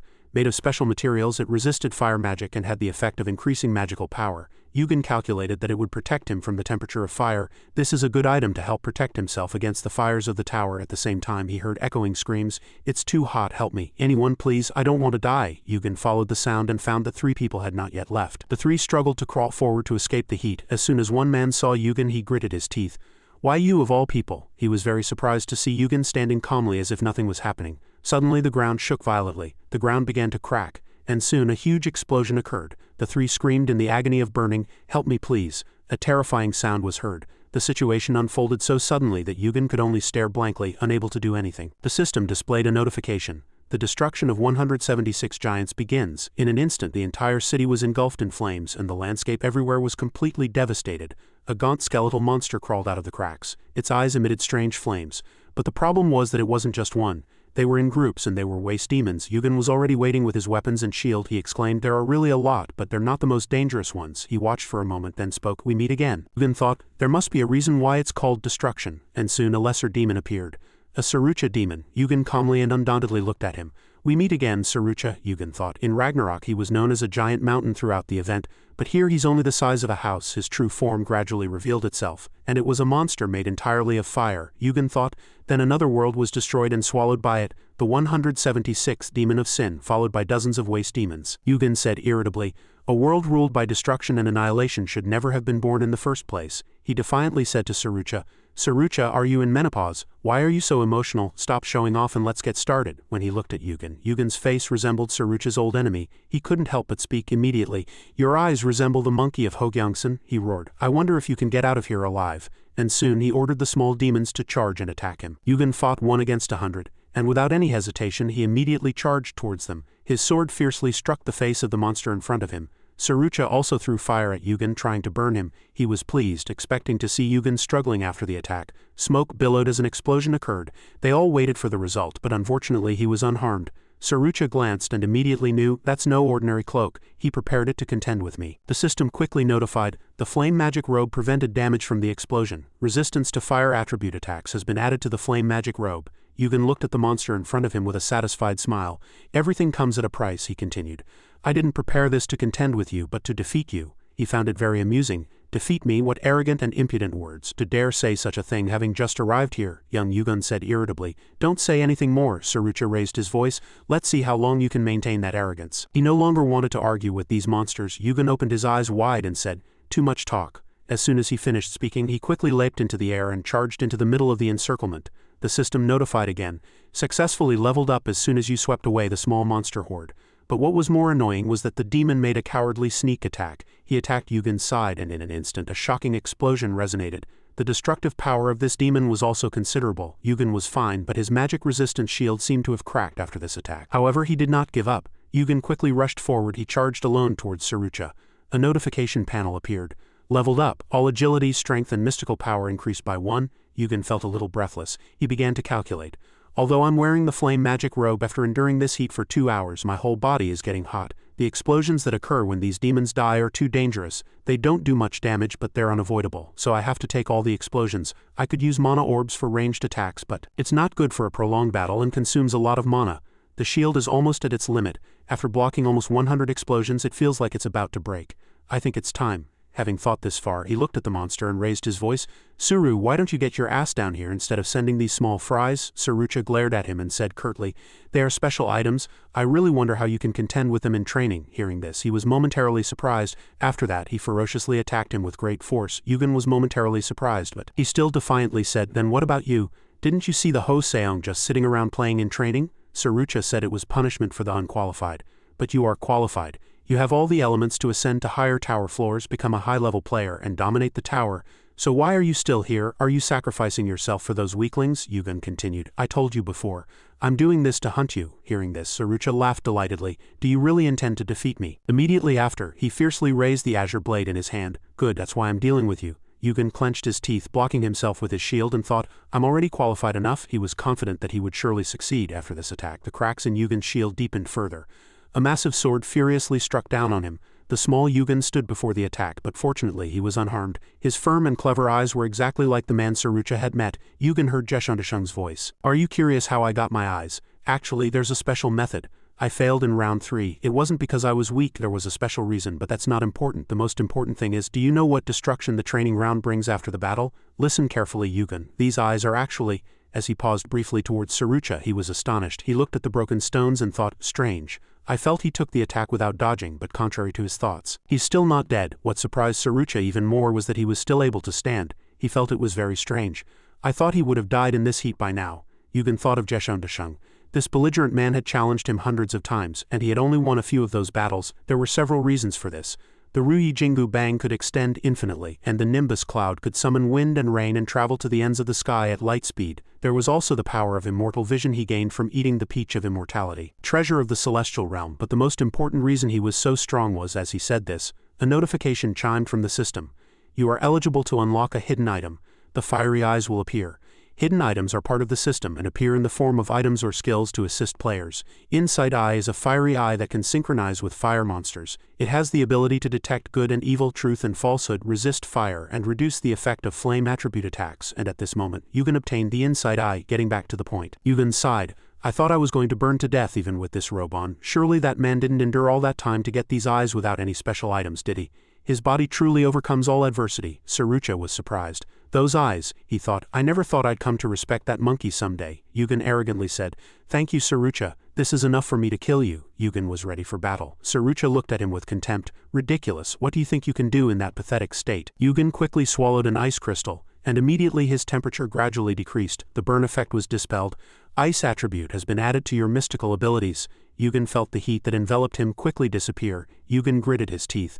Actually, my body feels like it's freezing now. He was satisfied. Sarucha, you know better than anyone that this aura surrounding me is the complete opposite of your fire. At the same time, Sarucha delivered a fatal blow to him. Due to this immense power, the surrounding space was getting even hotter. Heat cell astrology is resisting Sarucha's destructive fire, and resistance to flame attribute attacks has been added. At this moment, fiery golden eyes are also resisting Sarucha's destructive fire. His body temperature is decreasing very rapidly, and he is resisting the burn effect. Sarucha never expected to meet such a powerful enemy after such a long time. Just then, Yugen also quickly launched a cold attack at him.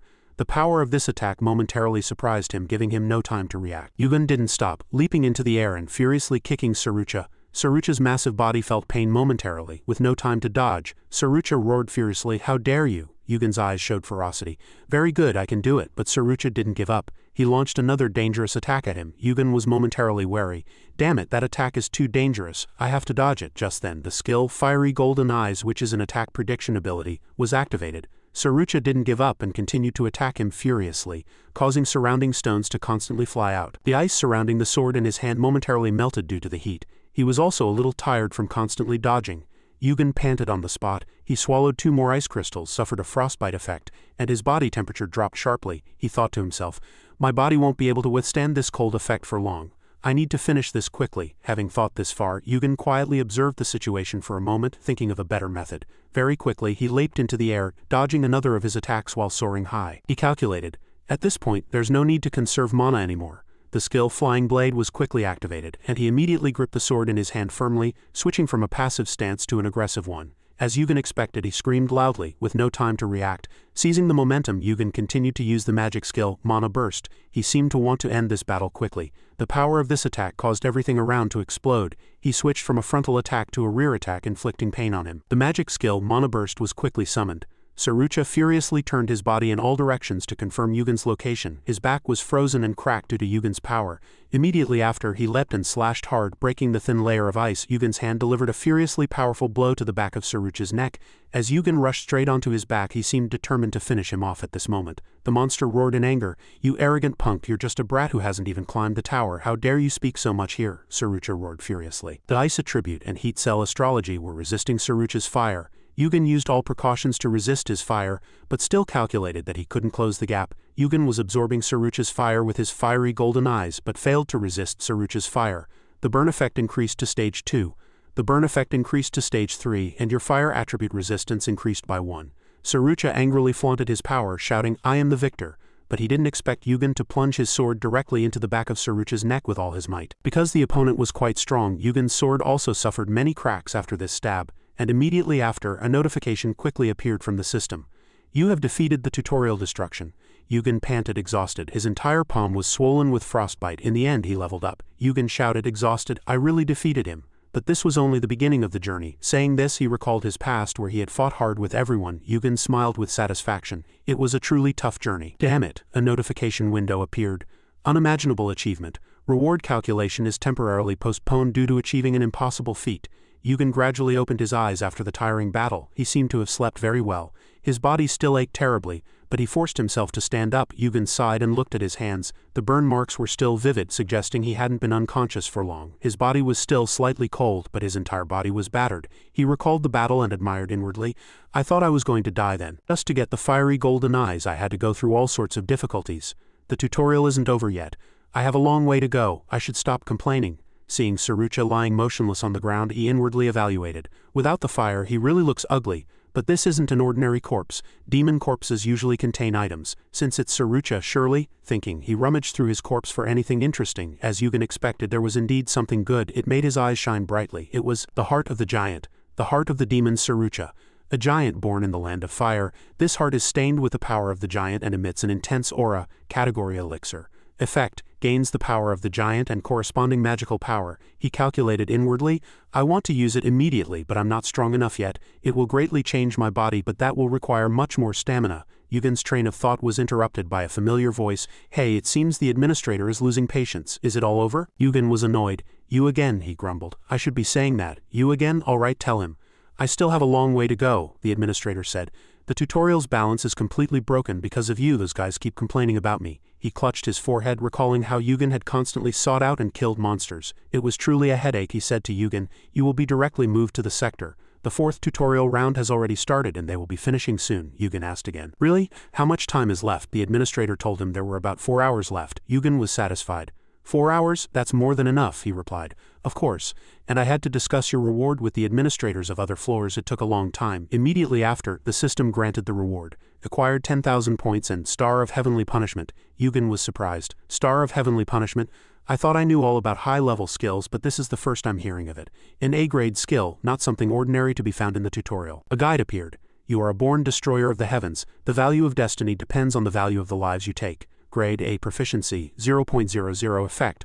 All stats increase by 3 points. Stats increase according to the enemies you kill, he calculated. Not all high-grade skills are good, but this one will be quite useful as it increases my stats, plus it has proficiency. This skill is not yet complete, but being able to raise stats anyway is a good thing. Administrator continued, You've received your reward. Is there anything else you need? Yugen said, I'll buy one more small red pill. The administrator was surprised and exclaimed, You're spending money like water. Very quickly he received the item and spent 10,000 points. This was a very bitter elixir that increased mana and endurance stats. After the transaction, the administrator quickly left. He instructed Yugen to take the elixir, rest and wait. Immediately after using the elixir, his mana and endurance increased by 1. The administrator bid him farewell and disappeared. The system notified, Your injuries and stamina will recover quickly. Yugen relaxed his body and thought, I have 4 hours. Until then, I need to recover my energy and prepare for the 5th tutorial. The 5th tutorial is a race against time. He leaned back and sighed as he thought. After a long time he finally opened his eyes and regained his senses. The monster's corpse was still there. Yugen rested for a while and recovered some strength. A blue light began to envelop him from beneath his feet. Yugen was quickly transported to another place. The final tutorial began, and very quickly he landed in a different landscape. As his feet touched the ground, Yugen began to look around and observe the scenery. He didn't seem to be the only one there. They seemed to have already arrived. A man took a deep breath, smelling the sea. The person standing next to him asked curiously, Where is this place? There are too many people. How big is this place? In short, this was the first time tutorial participants from different worlds gathered. This was what the tower called the final tutorial. A notification panel quickly appeared. World integration. The final tutorial begins now, the crowd murmured. Final tutorial? Is it really over? Of course not, it's a tutorial. The notification chimed. Paragonda Island is gradually sinking. There is only one condition to escape the island and prove your worth. Kill the boss at the top of the island. Contribution to boss elimination will be converted into points. The final reward will be determined by your points and remaining time. The time limit is 30 days. When time runs out, the island will sink. Immediately after the guide finished the notification, the system began counting time, and everyone was surprised. What, a month? Yugen thought to himself. They're surprised that the time used to be only about 1 hour to 4 days. There's no need to rush into battle, I suppose. And it's good that there's plenty of time to reach the finish line. But on the other hand, taking a month to defeat the boss means it's that strong. Yugen observed the expressions of the people around him and made an assessment. Some had already understood the situation. A man stepped forward. Everyone heard right. There must be a reason why everyone gathered here. How about we cooperate? Everyone pondered. Should we do it? He quickly continued. All right, let's introduce ourselves now. Someone in the crowd said coldly. I refuse. Everyone fell silent. He said arrogantly, Who said we were allies? An ally must be someone I can trust and support, so I want to choose them myself. Looking at you all, you don't seem qualified enough yet. One of them was surprised. What? Yugen seemed to know him. That guy is here too. The blond man shouted angrily and rushed at him. You insolent brat. The man who had just refused wore a cold expression, his eyes shining brightly like lamps, and lightning-like veins pulsed throughout his body. As he exerted force, the group of people swayed as if a powerful current was coursing through them. The arrogant man showed no mercy, and the people in the group were electrocuted and sent flying into the air after that. He lightly waved his hand, sending them crashing hard to the ground. Sharp sound like breaking bones was heard. Immediately after, he said with a cold, contemptuous voice, Truly insect-like beings. That person is Higan. He proclaimed himself the heir to the Olympian throne, a descendant of a fallen god. People continuously hurled furious curses at those lying stiffly on the ground. Crazy bastard, someone asked. Is that a skill? Yugen thought. It's only the 5th tutorial and he's already this strong. No wonder he attracts so much attention in the tower. That's the power of the purebloods. Purebloods are those born and raised in the tower who decide to ascend it. From the moment of their birth, they experience the mysteries within the tower, placing them on a completely different level from other players. This game was entirely unfair. Even in the past he had made the most contributions in the 5th tutorial. Yugen left quietly. There was no reason to get entangled with that guy. I hate noisy people. Suddenly a voice called out loudly, summoning him. That guy is truly like an enemy met on a narrow road. Yugen glanced sideways and for some reason Higen had approached him. He continued to ask, "Who are you?" Yugen calmly retorted. "Are you talking to me?" He was surprised inwardly. When did that guy get here? He looked directly at him and asked again, "Yes, you." After that he pointed directly at Yugen's cloak and said, "Isn't that heat cell astrology? That's not an item you can get in the tutorial. How did you get it?" Yugen didn't rush and only answered the core question. "I bought it with points." This surprised Higen. He marveled inwardly. He bought something so expensive. Unable to suppress his curiosity, he asked him directly, "What level are you?" Yugen didn't hesitate to retort, "Isn't that a bit rude to ask?" Higen scratched his head, embarrassed. You have a point, but isn't that common in the tutorial?" When he said nothing, he quickly waved his hand.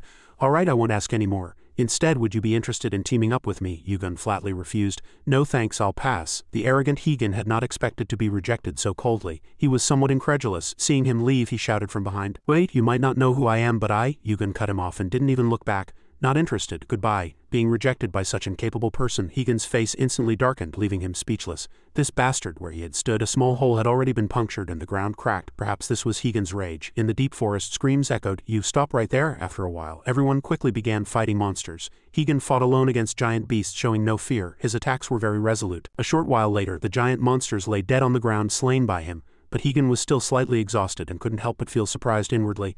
How can that guy be so fast? It doesn't seem like he used any speed boosting skills, so how high are his stats? Is that guy a pureblood too? Some of them must be fast, right? Is that guy from Alfredo or a martial arts master from Murim? Could he be a descendant of the god Hermes? Higen's mind was filled with thoughts and questions about Yugen. He was instantly excited. "I thought this would be boring, but it looks like it'll be quite interesting." Meanwhile, Yugen was rushing forward. He seemed to have run quite far. He looked back and thought, "Did I shake him off? That guy is really fast. I'm pretty sure his specialty isn't speed, but pure power derived from electrical energy." After a moment's thought, Yugen gently jumped down from a tree. He recalled the words, "The balance of this tutorial is completely broken. Perhaps the administrator said that not just because of me. But it didn't matter anyway," he thought as he arrived at the entrance of a large cave. After a while, the inside of the cave was completely drenched in blood. A notification window appeared. "You have defeated a Roan. The completion rate of Star of Heavenly Punishment has increased by 0.001. For every monster he defeated, Yugen gained 0.001. The number was too small. Yugen continuously eliminated monsters from unknown origins. The system panel appeared. "Your Star of Heavenly Punishment level has reached a grade with a completion rate of 0.01. He looked at the pile of monster corpses and felt disappointed inwardly. "I killed dozens of Roans, but the completion rate only increased by 0.01.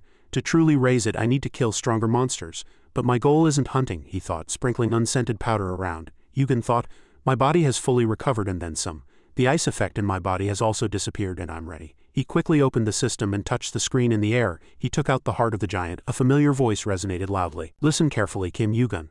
The heart of the giant must be absorbed before the tutorial ends." At the same time, he quickly put the heart to his stomach and bit into it ferociously.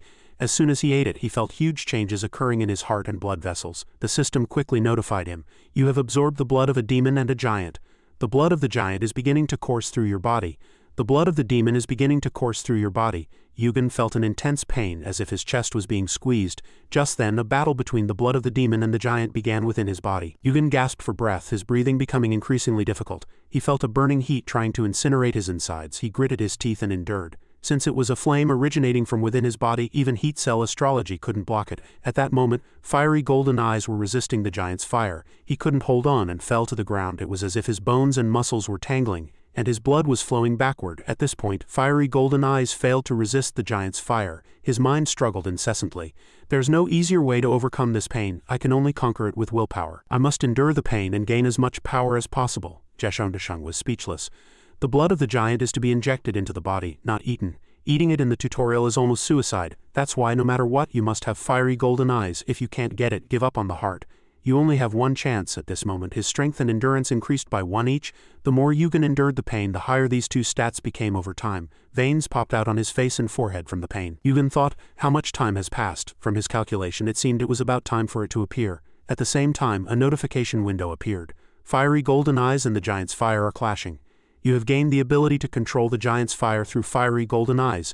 A hidden condition has been met, and you have acquired Great Flame. Yugen, drenched in sweat, gritted his teeth. What is Great Flame? That's not the skill I wanted. He tried to crawl up, but his body couldn't hold on and he collapsed. Yugen was on the verge of going crazy. Time was gradually turning to night. The clear sky was like the surface of a summer night. The time on the system notification window was slowly passing. Yugen lay motionless on the ground, his whole body burning.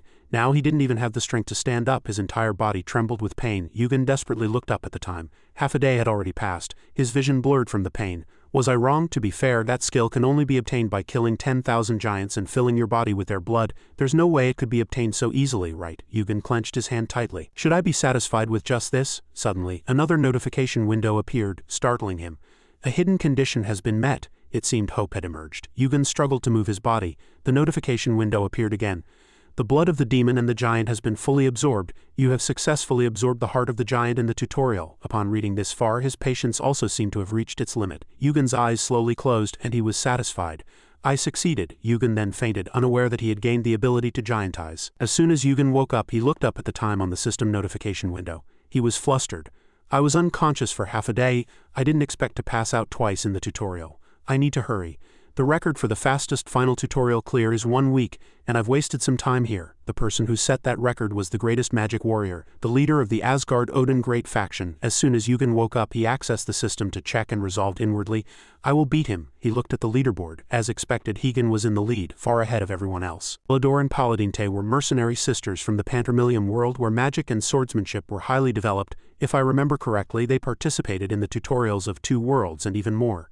Is Jin a pureblood? This name is new to me, and as for this person, based on his name, he seems to be from the same world as me, but I've never heard of him. Perhaps those I don't know died here without ever entering the tower. Forget it. No matter how much I think now, nothing will change. I've wasted too much time. Let's check my status and get going. Thanks to absorbing the heart of the giant, my constitution has increased too much. I need to be more careful and keep my stats balanced. As he thought this far, information appeared.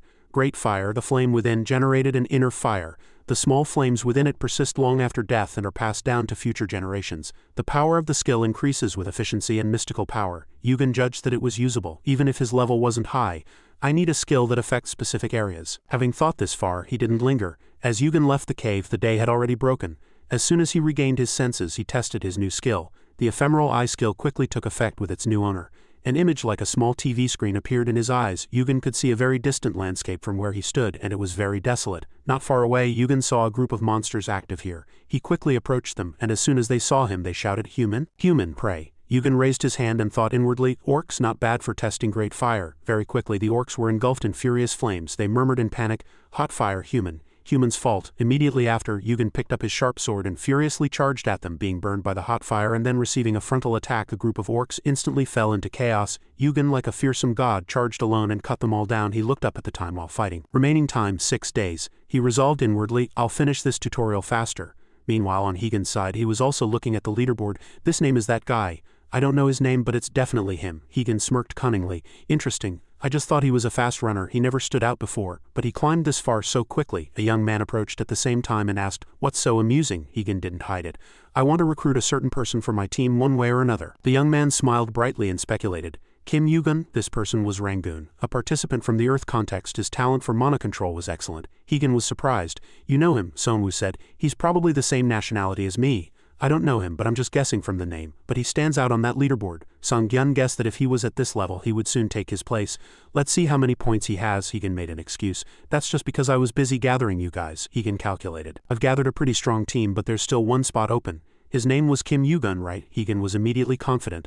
"Now let the real hunt begin." The scene shifted elsewhere. One of them said, "Ouse, this is it, right? I found it." This person was Paladinte, a half-elf, half-dark elf participant from Pantermillium. Yugen was annoyed. "I told you I'm not Eris, you brat." After saying that, he also approached. "Good job anyway, let's see." Yugen warned, "Everyone, step back if you don't want to get electrocuted." After that, he gathered his internal energy. Very quickly, Yugen's entire body was enveloped in an enormous amount of electric current. He immediately delivered a fierce punch forward, and the ground and stones exploded rapidly from the internal energy. Song-gyun was bewildered. Was this the place he had been searching for all day, Higan said. If Paladin Tay hadn't been here, it would have taken us a few more days to find it, got it? Anyway, let's go inside. As soon as they entered, one of them exclaimed, "This place is quite spacious." It was like a cave. Paladin Tay checked the surroundings before acting cautiously. Seeing Higan's attitude, Paladin Tay asked worriedly and loudly, "What's wrong?" Oh, he thought something was strange. The notification for finding a dungeon should have appeared by now, but why hadn't it? Higan walked in, curious. Had someone already found this place? Sang-gyun shouted in surprise. Boss, check the leaderboard. Higan didn't understand why he said that, but quickly checked the leaderboard. Surprisingly, in a short time he had already risen to first place. And he was falling behind. Higan was stunned to see his name falling behind. The name Kim Yu-gun in the first place position kept swirling in his mind. Soon after, Higan's rage erupted. He took his anger out on the monsters. The giant worms were shattered by Higan's powerful current. The girl standing outside saw Higan's rage and said, "He seems to be trying to bother some presence." Sang-gyun replied, "Well, I don't think so, rather it motivates me." She asked curiously, "Do you think of him as an enemy?" Sang-gyun's face flushed for a moment, and he hesitated. I think so," a voice came from behind, "but if it's like this, we won't be able to hunt properly." He was hunting all the monsters by himself. Sang-gyun decided to split the team into two. Ji quietly expressed her satisfaction. Higan said, "It's a good opportunity that we're at a crossroads. Elidor and Paladin Tay can lead each team and go different ways while keeping in touch. Ji, Sang-gyun, Elidor, Paladin Tay, and Typhoon. You go right. Ji is with you, so it'll be fine." Ji quickly drew her sword and said, "Understood." They quickly bid farewell.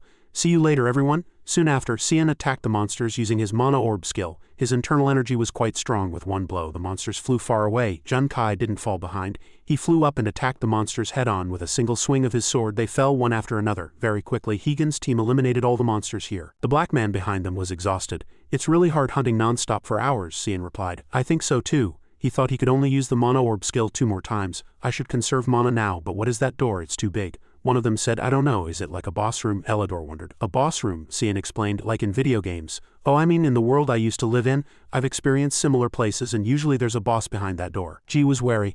"Don't get complacent just because the hunt is over. When you're relaxed and comfortable like this, that's when you're closest to death." Sang-gyun continuously laughed cheerfully and said, "Yes, yes." Then he raised his hand and opened the leaderboard. For some unknown reason his face turned pale, and his expression was momentarily blank. Jun Kai saw his reaction, approached him and asked, "What's wrong?" Sang-gyun stammered, "The leaderboard." Suddenly a violent tremor resonated, causing everyone to lose their balance. Everyone murmured, "What's happening?" "It seems to be coming from behind the door." Ji shouted loudly. "Everyone be vigilant." Sang-gyun, "Get back to your position." She speculated that this tremor was definitely related to her first-place contribution score. As the door slowly opened, Ji was wary. "Surely he's not inside, is he?" The room was drenched in blood and monster limbs were spattered on the floor. As soon as everyone entered, a system notification appeared. Boss elimination completed. Sang-gyun immediately recognized the person in front of him. It was him. He remembered that the person who had surpassed them on the leaderboard was Kim Yu-gun. He was leading with an overwhelming score of 1049B. He was looking at the leading teams with gloomy eyes. Next to him was the corpse of a monster. Boss elimination completed. His eyes were still filled with ferocity and killing intent. Just now he had eliminated the boss of this room by himself. The monster with its hard, sharp, spiny scales crawling around him like a giant worm could cause serious injury if not avoided in time. Yu-gun admired it. "It's really tough." Immediately, he leveled up, with strength, agility, and mystical power, each increasing by 1. He had tested all the skills in his arsenal and thought that eliminating it with his current combat ability was enough. However, he felt he needed to pay more attention to his stamina before using his jauntization ability. It was still a bit difficult to use. Immediately, he gained 3,000 points for completely clearing the boss room. Star of Heavenly Punishment completion increased by 1. Yu-gun thought to himself that the completion rate of the Star of Heavenly Punishment was increasing too slowly. Still, it was a relief to get 1 for defeating the boss. Just killing a bunch of monsters doesn't seem to be the answer. I probably need to focus on killing higher grade monsters or bosses. Since there's no way to check how much each skill affects it, I need to increase the completion rate further. Back in the present, Yu-gun looked at Xian's group calmly and said, "You guys are a bit late. He just died." Elidor was unsure, but the person next to him interjected, "That's impossible. You killed all these monsters by yourself?" Sang-gyun was secretly surprised. "Boss, can the person considered the strongest in this training clear the boss room alone?" "Those wounds, how strong is the skill of a participant who grew up in the same world as me and went through the same training? He's a brutal monster. No wonder the boss wanted to recruit him to the team." Xian said politely, "Mr. Kim Yu-gun, do you have any teammates with you?" Yu-gun said nonchalantly. "As you can see, I'm alone." A warning bell rang in Sang-gyun's mind. "We definitely need to recruit him to the team. No, if we're not on the same team as him, he's a dangerous individual." As soon as Sang-gyun thought this far, he hastily interjected, "Then would you like to join our team?" Yu-gun looked at Sang-gyun and scrutinized him once. Korean. This is Sang-gyun. After a moment's thought, his eyes became deep and inscrutable as he observed them. Seeing Elidor here, this must be Hegan's team. They must have split up their hunt to increase their pathetic scores. I don't recognize that face. Is she G? She was leading after Hegan. Seeing her come this far, she must definitely be a big figure in this training. He chose good teammates. This team has a bright future, however. As Yugen remained silent, Sion spoke again. Mr. Yugen. It was still the same answer. Yugen replied calmly. Unfortunately, I have to refuse. Sang-gyun was disappointed. As expected, the boss was also rejected. Ji said. Then do you intend to defeat the Paragonda boss by yourself? This training lasts for a month and the boss is set to be defeated by many people working together, Yugen asked back. So, Ji continued to persuade him, the key to the final training is teamwork. It's about how much you can grow within the given time, how many teammates you've gathered, and how well you cooperate with them. Her words seemed quite logical. Yugen listened quietly without saying anything. He honestly followed up with a question. Then what do you guys want? Elidor said softly. When I contacted the boss and told him I found Mr. Yugen, he said he was coming right over. Sang-gyun was stunned. This is definitely going to get complicated. At the same time, a streak of light like lightning flew in quickly from outside the door. Hegan shouted with joy. Kim Yugen, I finally found you. Before he could finish his sentence, Yugen fiercely pushed him away. His action momentarily surprised everyone present. He asked calmly. So you want to survive, or? He paused briefly, then continued. Or do you want to become a ranker? George was surprised. How does someone who isn't a pureblood of the tower know what a ranker is? In short, a ranker is an existence who has completed all the trials of the tower and cleared all its floors. An existence with aura and immortal power. Yugen replied seriously, I'm sorry, but I'm not interested in this. He eventually thought that he too would become a ranker. But that was just part of the process. Ji was angry. Such a thing, becoming a ranker, is just a dream for someone not chosen by the tower. The king who leads my tribe is a respected ranker. Thinking this far, she continued to speak with contempt. How are you different? If not a ranker, then are you saying you'll become a high ranker? Yugen only fell silent after hearing her out. Only then did he speak calmly. No, whether I become a higher ranker or not, I will destroy the top of the tower. Yugen thought that his ultimate destination was not something like the top of the tower. As soon as he finished speaking, everyone's faces darkened. Ji couldn't hold back and retorted, That's impossible. Hegan suddenly stood up and shouted, Kim Yugen, stop. He paused for a moment, then shouted like a child again, What on earth are you doing? It hurts, Yugen replied nonchalantly. You rushed at me with such immense power, I thought you were trying to kill me. Hegan was annoyed. I just wanted to grab you. Yugen continued to argue. If someone as strong as you rushes at me, of course I'd be scared. Hearing this, his anger instantly vanished. Hegan said in a small voice, Then I'm sorry. Sang-gyun found him too absurd. Is that enough? Hegan continued. You said you'd destroy the top of the tower. That's interesting. That's a really good plan. My father once told me there's a greater power beyond the tower. You probably don't know who he is, but he's a very important figure. Yugen didn't bother to refute him and thought to himself, As if I wouldn't know the king of Olympus. Hegan continued. Yugen, I heard you refused my offer to rejoin our team. I assume you meant that a minnow cannot be compared to a whale, but don't think of me as a pathetic minnow. Someday I will be the king of Olympus. As soon as he finished speaking, all the teammates were momentarily stunned. Boss, Yugen thought with amusement, such a boastful piece of advice from a direct descendant of Olympus. At least he has a noble goal. As Yugen remained silent, Hegan continued, If you don't believe me, I'll prove it. Let's make a bet on who can defeat the boss first and get more contribution. You're free to form your own team. It doesn't matter how many people you bring, but I can promise that our team won't exceed 9 members. Yugen was still silent. That's a really good offer. I can form a team of dozens, no hundreds, but they will only maintain a team of 9. Hegan continued, Of course, if I win, you have to join our team. Yugen followed up with a question. Then what if I win? Hegan said honestly, I'll work for you, as a bodyguard. Hearing this, Yugen was slightly interested. He smiled with satisfaction. Really? He put his hand on his chin. Let's put aside the bodyguard issue. I don't need a brother like you. He thought that the future had to change anyway. Hegan could be quite a useful card in that event. Yugen stood up and continued, Instead, if I win, help me out once when I need you. Hegan was surprised. Only once. Are you sure? Hegan said excitedly and loudly.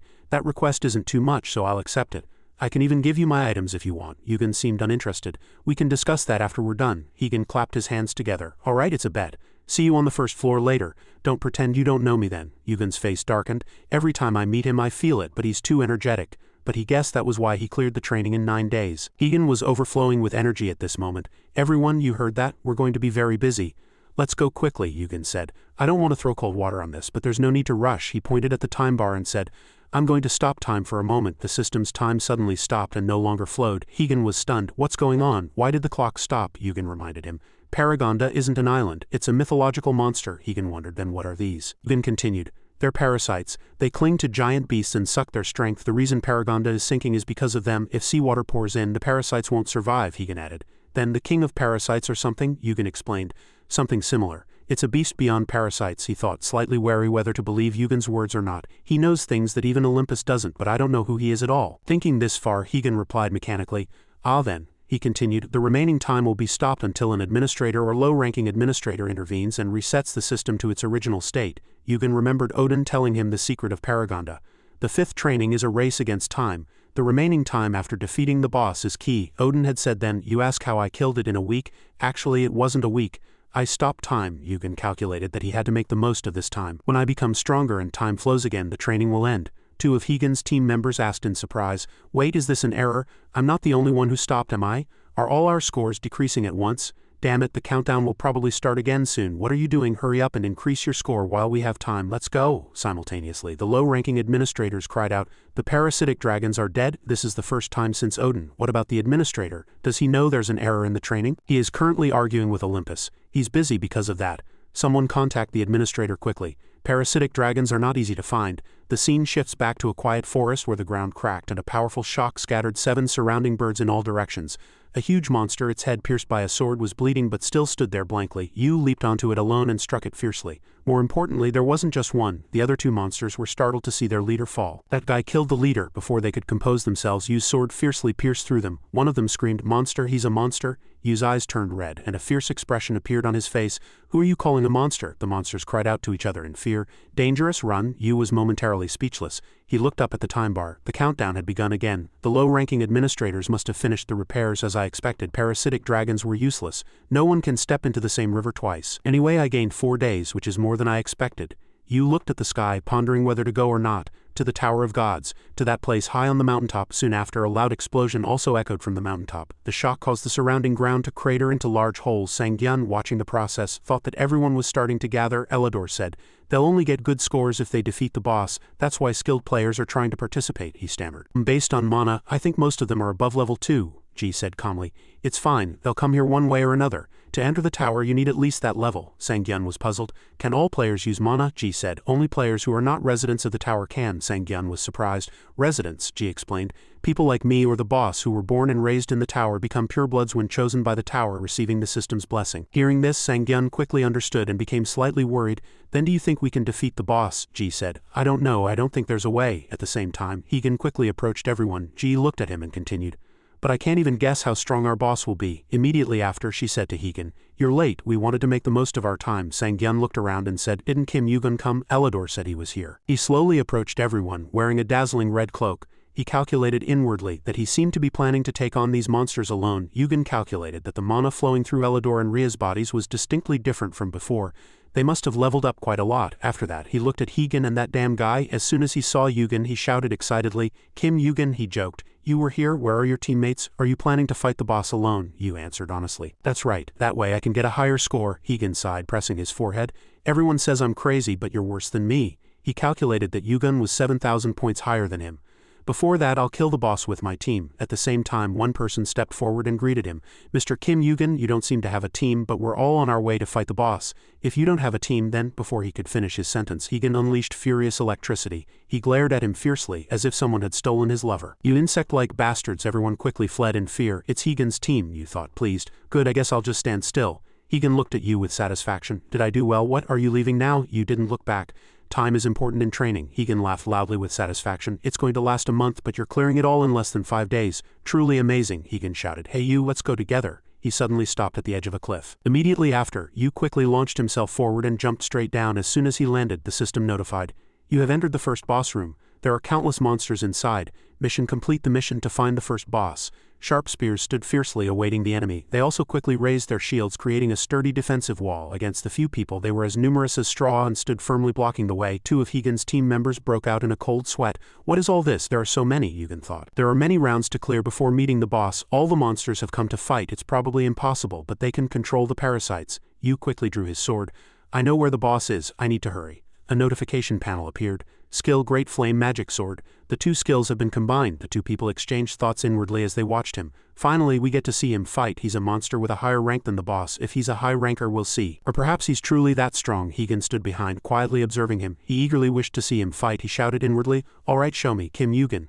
Yu quickly flew forward. No one even properly saw his movements. That person said blankly. He disappeared. Where did he go? Sangyun stammered. Over there. Yu moved through the giant flames, fiercely engulfing the space. Sangyun's mouth hung open in surprise. What is this? He alone broke through the enormous monsters, and they couldn't even approach him. Yu fiercely swung his sword like an emissary from hell. piercing the body of a red demon. Everyone said blankly, "He's a stronger monster than the boss." Sang-gyun, realizing he had misspoken, quickly shut his mouth in surprise. Seeing Hegan's face turn dark with rage, Hegan said excitedly, "As expected, I can't lose, can I?" Immediately after, he shouted, "Wait, Kim Yugun." The monster's spears surrounded Hegan. He was not shaken at all, rather he seemed even more motivated. He stomped on the spears and leapt. Suddenly, Hegan felt a murderous intent approaching from behind him, and a yellow beam of light quickly burst forth. Yu quickly attacked to support Hegan. The two cooperated as if by promise.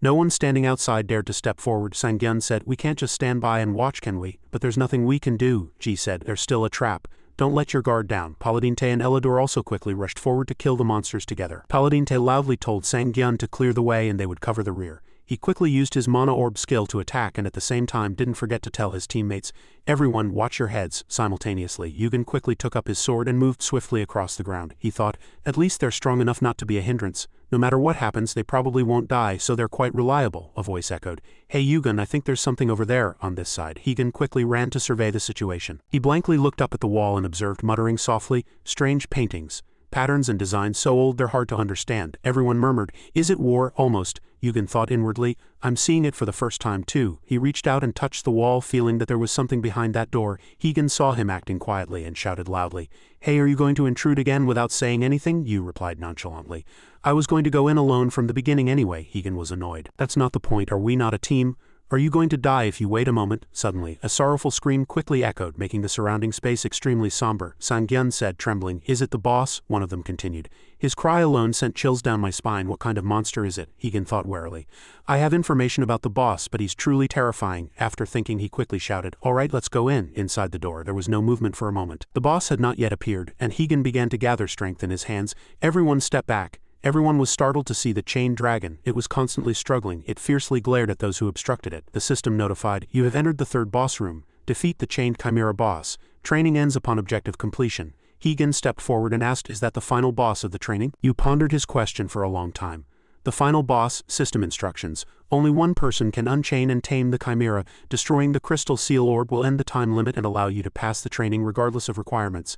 The chimera's owner gains bonus points based on the number of participants killed." Sang-gyun was surprised. The chimera's owner? Elidor also wondered. "Hunt the chimera and protect the crystal seal orb from allies at the same time." Ji said, "There are 10 of us here, so it won't be difficult to observe other people's movements with this many." "It doesn't seem that difficult," she thought. "Even if someone tries to trick us, the boss is here. Plus no one is faster than the boss." While everyone was silent, hesitant, and inactive, Yu stepped forward alone. Hegan was surprised and stopped him, saying, "What are you trying to do?" Yu answered calmly, "Let me go. We've come this far together. You wouldn't betray us, would you?" Hegan was annoyed. "Did you forget our bet? You're not supposed to hunt the boss alone, but to finish the training with everyone." Yugen replied with a cold face, "I will win the bet, and I will be the only one to finish this training." Hearing this, Hegan became extremely furious. "What are you doing? Why do you need that?" Yu continued. "That's why I wanted to go alone." He couldn't hold back anymore, and drew his sword from the system. A loud explosion quickly resonated, scattering all the ground and stones where he stood in all directions. At this moment, Hegan was extremely furious. He shouted, "Kim Yugen," the system notified. "The crystal seal orb has been destroyed. Boss Chimera is unchained. The Chimera's owner is Kim Yugen." The dragon was quickly unchained. The barrier that had contained it also gradually disappeared. The monster's eyes shone fiercely, and a notification panel appeared again. "Defeat the unleashed chimera." It was a massive three-headed dragon, and as soon as it was unleashed, its power continuously shook the surroundings. Hegan was extremely furious, gritting his teeth and glaring at Yugen. "You damn bastard, how dare you!" Yugen said nothing, simply calling out, "Chimera." As soon as it heard its master's voice, the massive dragon moved forward awaiting commands. He pointed at that wall and ordered it to destroy it. As soon as the command was given, the dragon quickly and fiercely smashed the wall with its feet. Yugen and Hegan still quietly watched the entire process. Everyone around them momentarily stepped back a few paces from the shock, and everyone's faces turned pale at the immense power of this three-headed dragon. Yu looked at everyone and said, "I'm controlling the chimera, so I won't attack you. Now I have to fight another enemy." Hearing this, Hegan asked blankly again, "What?" Yu continued. "The chimera is a monster formed by combining countless monsters on this island. Who do you think created it?" Watching the dragon change from green to purple, Hegan remained blank. "If the chimera isn't really the boss, then," Yu continued, "you have to decide whether or not to fight me." As soon as he finished speaking, he quickly led the way towards the door with the dragon. Sang-gyun stepped forward in confusion. "What should we do?" Hegan gritted his teeth. "Let's go check first," and his team entered that cave with him. A little deeper, there were bizarre corpses scattered around. Everyone was terrified. "What is all this? Who are these people?" Hegan thought warily. "I didn't think there would be such a long path. Where is this place?" Yugen calculated inwardly. There was no information about the 5th training round's 4th room, and Yugen was sure he was hiding here. A system notification chimed. You have entered the 4th boss room. Yugen was surprised. The notification window stated that the boss had been upgraded. Yugen stepped forward. Is he sleeping there? On the opposite side, withered hands were constantly stitching the dragon's hides, and that person was none other than the Chimera's creator. Defeat the boss. The Chimera's creator. His dragon became even more ferocious upon seeing him. Yugen spoke. It's not the first time the creator of dragons has stepped forward. You can control the Chimera, but you wouldn't betray me. Yet you still came to my room. He smiled wickedly and looked at Yugen. Interesting.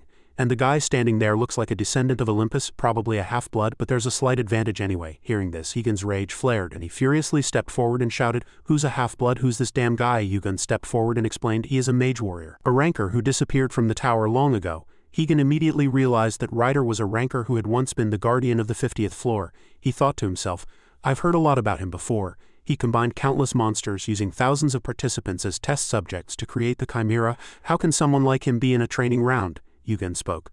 Don't be surprised. He was eventually miserably defeated by a player, and as punishment for breaking the tower's rules he lost almost all his power. That's why he had to be the training round's boss for 1,000 years. Even after 1,000 years he won't regain his strength. Hearing Yugen's words he was startled and asked again, How do you know about me? Yugen pointed to his face and asked him, You probably remember this, right? Yugen's face was full of provocative expressions, and his red eyes, resembling Jeschundeshung's, reappeared. Not understanding what Yugen was saying, he shouted angrily, You impudent brat! Yugen was momentarily startled. What is this, Mana? You said he lost his power. Yugen explained, This is how he looks when he doesn't have all his power. If he still had the power he had as a ranker we would have died in one blow. He continued to shout, Where did you get those eyes? Is this damn guy a relative of that monkey? Yugen calmly provoked him.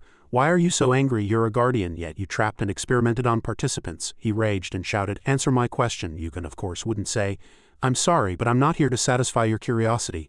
I'm here because I can't stand that an impudent fellow like you is still alive. He burst out in anger and shouted, Damn it, what is it? Suru continued. I don't know what it is, but we have to deal with these, boss, right? Yugen glared at everyone fiercely and said, Wipe them all out. As soon as Yugen gave the command, his team quickly rushed to fight the corpses. Although they were tattered corpses, their strength was by no means weak. Everyone seemed to be struggling greatly in fighting this troublesome horde. Yugen calculated that these were chimeras. These will start appearing in the tower within a year from now. It seems there are still many of them. Perhaps his experiments aren't over yet. Thanks to Yugen's team's combat abilities, everything became much easier for me. But suddenly, a murderous intent fell upon Yugen, who had been lost in thought, putting him on alert. It was a coffin made of purple stone, and the system notification window showed Dark Coffin Skill. He smiled wickedly and said, This coffin cannot be broken. Not even the Chimera can escape once caught. Even if I failed and lost my power, lowly training participants dare to look down on me, he continued.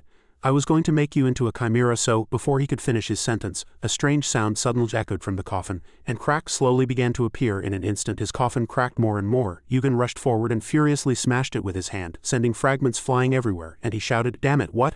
How? Yugen didn't know what method he used, but at that moment his arm suddenly grew tremendously large. He gritted his teeth and was surprised. Wait, not that arm, it can't be. At this moment Yugen's face resembled his old enemy. He shouted furiously, You damn bastard, what's your connection to Olympus? Olympus was a player who played an important role in the Gigantomachy, the battle against the giants, and was the son of the 12 heroes, bearing the title Giant Destroyer. He punished evil without hesitation and was very merciful to the weak.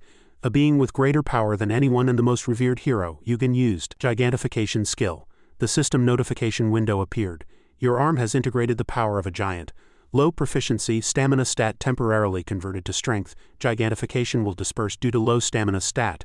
Yugen gritted his teeth and thought to himself, Damn it, I ate the heart of the giant to increase my strength and stamina, but is this my weakness? Anyway, this much is enough. He was irritated. Alright, I'll hear your answer when I smash you to pieces. Even if you're a descendant of Olympus, you're still just a little kid. Yugen seemed truly angry, and he grabbed his sword with a cold voice. As soon as Yugen finished speaking, the stones around him quickly flew up with Yugen's rage. The system again notified Dark Coffin Triple Skill.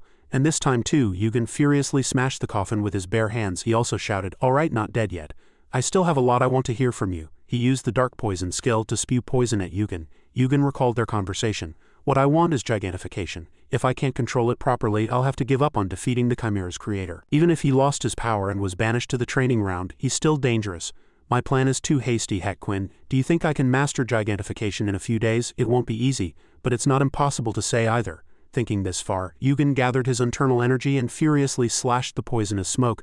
Everything quickly disappeared into thin air as if it had never existed. Yugen sighed in relief. He was startled and stammered, How can that be? Even if he's a descendant of Heck-Quinn, can he break everything with that much power? To prevent him from gaining the upper hand, he quickly swung his staff. The Thorny Walls skill was used, and giant thorny walls firmly appeared. He seemed very satisfied. "My best defense skill, let's see how you break it." "Before you break it, your hands." Before he could finish his sentence, a strange sound echoed. He hadn't expected his trump card to be overturned so quickly, and he shouted with his mouth agape, "What is this foolish idiot?" The thorny wall was furiously shattered by immense power and white cracks appeared. He flew far away, and his old bones made a sound like they were breaking into pieces. But after watching for a moment he rejoiced inwardly when there was still no significant movement. Did he stop? He's probably exhausted. He must have injured his hand trying to break the wall. He thought so and immediately felt very good. But unexpectedly, when he approached, a hand fiercely reached out and tightly clutched his neck. It was Yugen. He didn't know how Yugen got here, but at this moment Yugen was quickly closing in on him. Yugen kicked him, knocking him down. Even at this point he seemed dazed, mouth agape and blank. Yugen didn't give him a chance to resist, furiously punching him directly in the face and then another punch, almost collapsing his face. A voice echoed again. "Good, keep going. If he fails to possess both hone and gigantification, don't try to fight him. If he successfully possesses one of them, we'll let him decide for himself. If he successfully possesses both, he must defeat the Chimera's creator." The scene shifted to Hequin and his group and he spoke. "Hey Wukong, nothing else to say. If I remember correctly, weren't you the one who defeated the Chimera's creator when you cleared the 50th floor? Wukong cleverly added.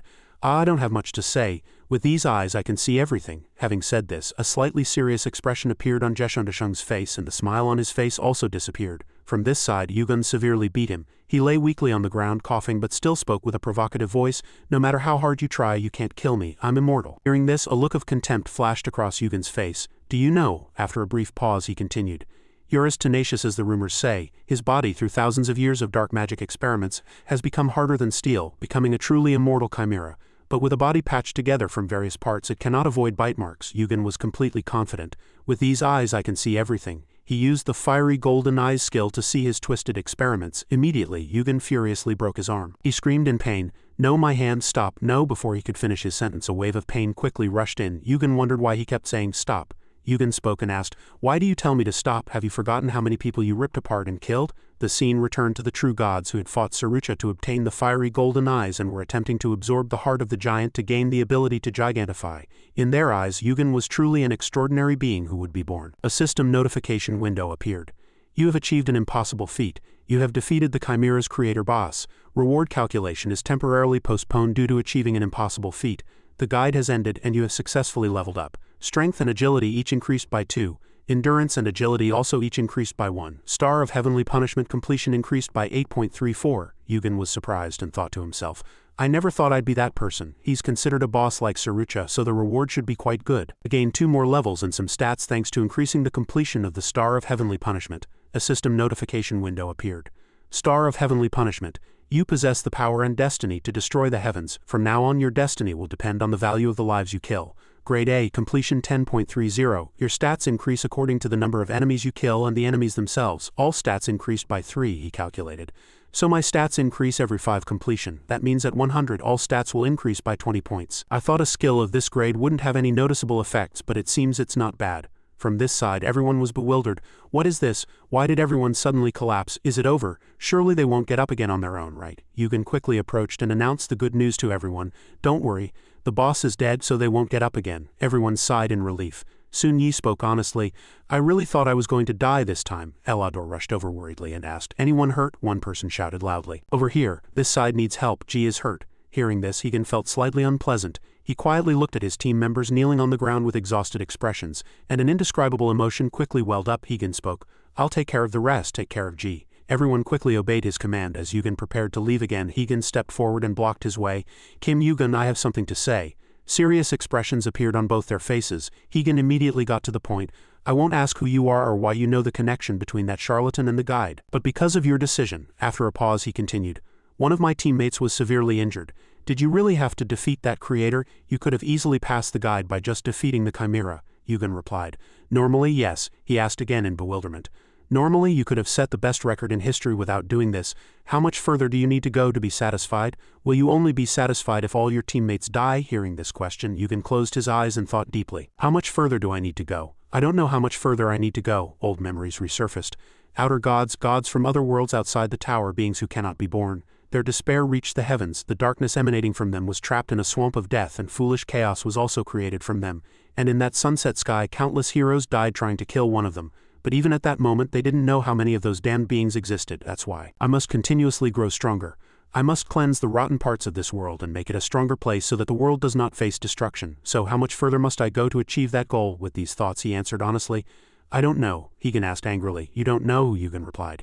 Yes, you're looking for a team that can stand shoulder to shoulder with you, right? That's why I don't look for teammates, because they can't walk the same path as me. Hearing this, Higan understood his intentions. Believed his companions must be strong enough to face all dangers with him. Yugen, how arduous is the path you have chosen? At the same time he spoke.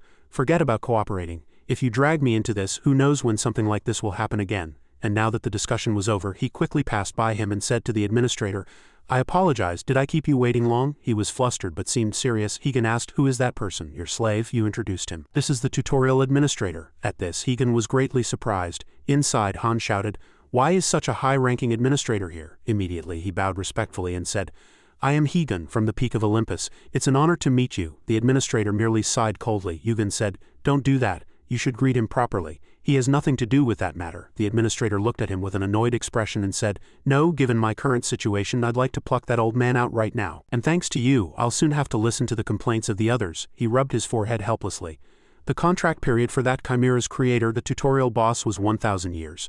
But he died before I could even prepare the next boss. The administrator shot him a sarcastic glance and said, thanks to someone, tutorial work will soon be less busy. Yugen lost his patience. Are you just going to complain all the way here? Just give me the reward. He took out an item and grumbled. You're really impatient. How you use this is entirely up to you, and how you protect it is also up to you. This is the Black Star Crystal, a fragment containing the darkness of the origin. It holds boundless darkness-attributed magic. This fragment is still unrefined. Only a skilled craftsman will be able to unlock its true power. He stared at the object in his hand for a long time, still looking dazed.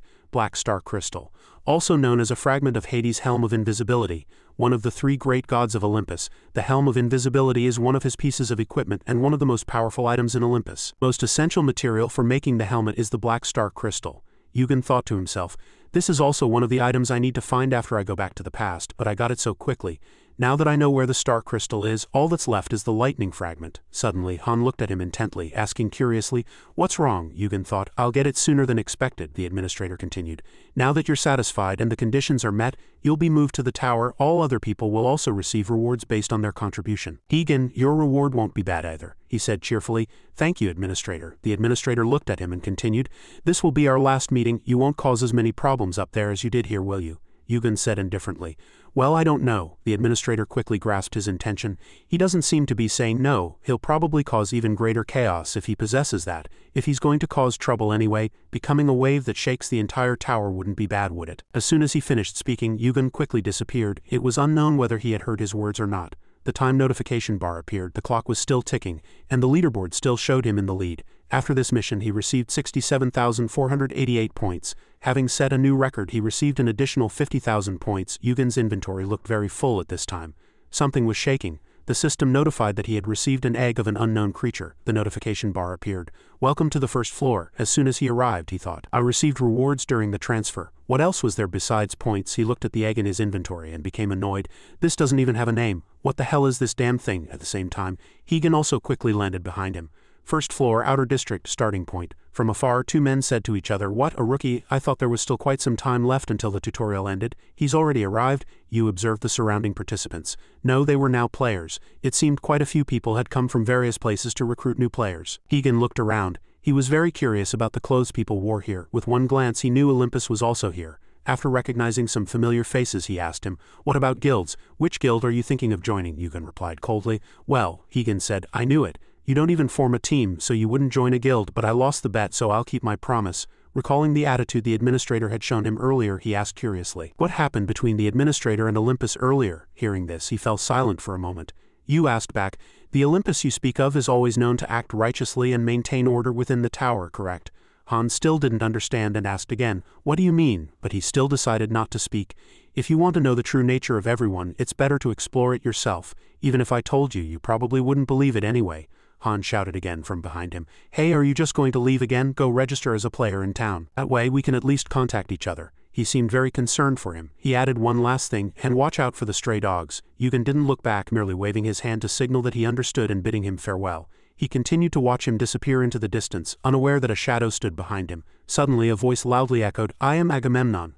I wish to meet the one of legendary lineage. Hegan turned around. You're here, he continued. I think we met before. Agamemnon bowed respectfully. Thank you for remembering me. Hegan continued. Are you an apostle of Ares? I heard he just became a high guild master. Give him my congratulations, he spoke. Thank you, sir. Agamemnon continued. But Lord Ares values lineage above all else. He has ordered me not to deliver any message until I find his own mother. Hegan was surprised. What? There was a hint of mockery in his words. You know very well that the god who rules the heavens doesn't care much about children, right? Furthermore, you, sir, don't know who your mother is. Hegan was enraged. You impudent brat. At his rage, he merely bowed slightly. Please do not act this way. I am sure you know Lord Ares' personality well. Lineage is something he created himself, so I hope he will form a family of his own one day. Han gritted his teeth in anger. This guy is pretending to appease me but is actually mocking me inside. But it wasn't him he despised, but the eccentric Ares. If he were to fight him, his relationship with Olympus would be ruined. He quickly regained his composure. All right, I forgive you, Agamemnon said respectfully. Yes, sir. He asked curiously. Oh, and who was that person next to you just now, sir? He left alone, so he doesn't seem to be a member of your team? When he mentioned Eugen, he was flustered and stammered. That guy, he's a friend? Well, he's like a friend to me. Agamemnon asked curiously. Like a friend. Speaking of stray dogs, they were the derogatory term for those who gave up on climbing to higher floors. They only focused on plundering and killing new players at the starting point. Their favorite prey were players not affiliated with any guild. They called the time after the tutorial the harvest season, Eugen calculated. They've already started chasing me. Thanks to my perception stat, I know there are about 20 of them, even without fiery golden eyes. He read the description of the black star crystal. It was a fragment containing the darkness of the origin. It held boundless darkness-attributed magic. A fragment was still unrefined, and only a skilled craftsman could unlock its true power. Eugen was intrigued. Stray dogs, huh? A perfect target to test my stealth ability. As he expected, sharp eyes from behind constantly observed his movements. The stray dogs murmured, The tutorial's already over. It was faster than expected. It's a new record for speed, so there must be many with good items, right? Their leader's name was Patio. They calculated among themselves. No guild attached either, right? No companions. Something strange. Should we just let him go? Why let him go? Don't you know, that's heat cell astrology. What? Then it's a jackpot.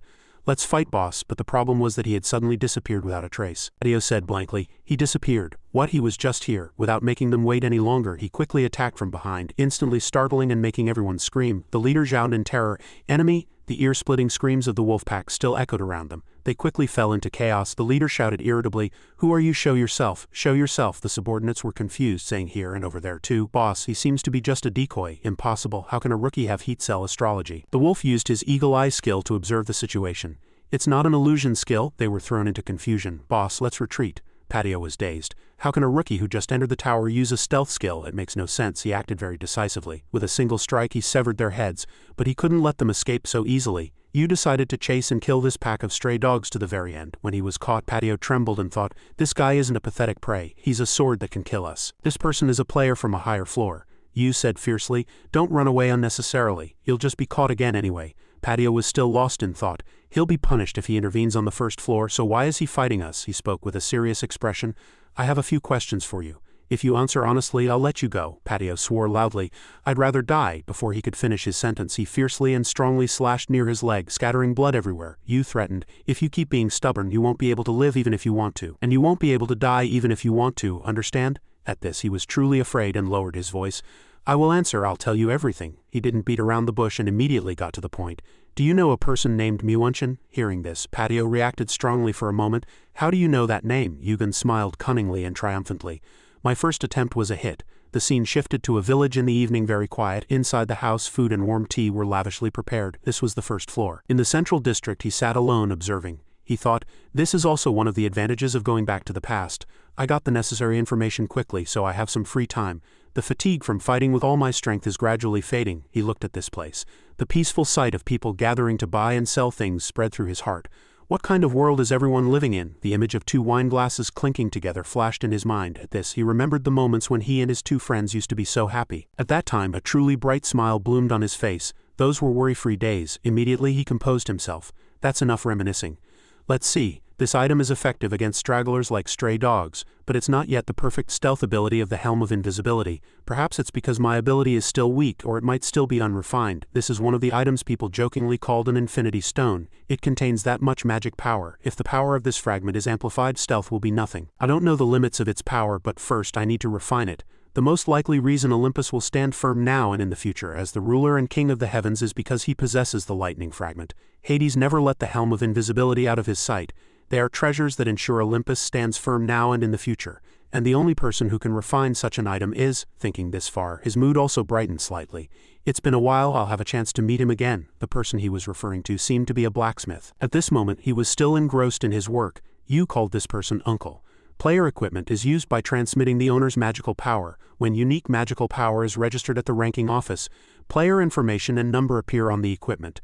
Basic item classification, internet surfing ability, ability to exchange items with other players. It was a very important item within the tower. You held the item in his hand and thought, I've registered as a player. Now if I'm not mistaken, it should be somewhere around here. Was it that way? It was difficult to find because he didn't remember the exact location. Suddenly a faint voice was heard. Excuse me, sir, please share some points with me. The person trembled and came closer.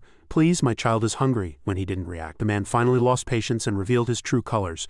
Hey, hand over everything you have. Before he could finish speaking, he fiercely turned and struck. It turned out they were a group of bandits. The other men, seeing their comrade fall, shouted in confusion and rushed forward. Kim Woogun, you bastard, how dare you cause trouble with our organization? He frowned and swung his sword at the shouting fat man, saying contemptuously, if your life is ruined, don't blame others, climb up yourself. You handled all of them alone. After dealing with the bandits, you set off again in search of something. Arriving at a large alley, he saw a signboard that came to mind and thought, found it. You walked in and shouted loudly, is anyone here? A rush of hot air swept over him. This place was like a sauna. A voice echoed from inside the room. Didn't I say I was busy this morning? A man quickly came out of the room and upon seeing you couldn't hide his surprise. What is this? He asked loudly.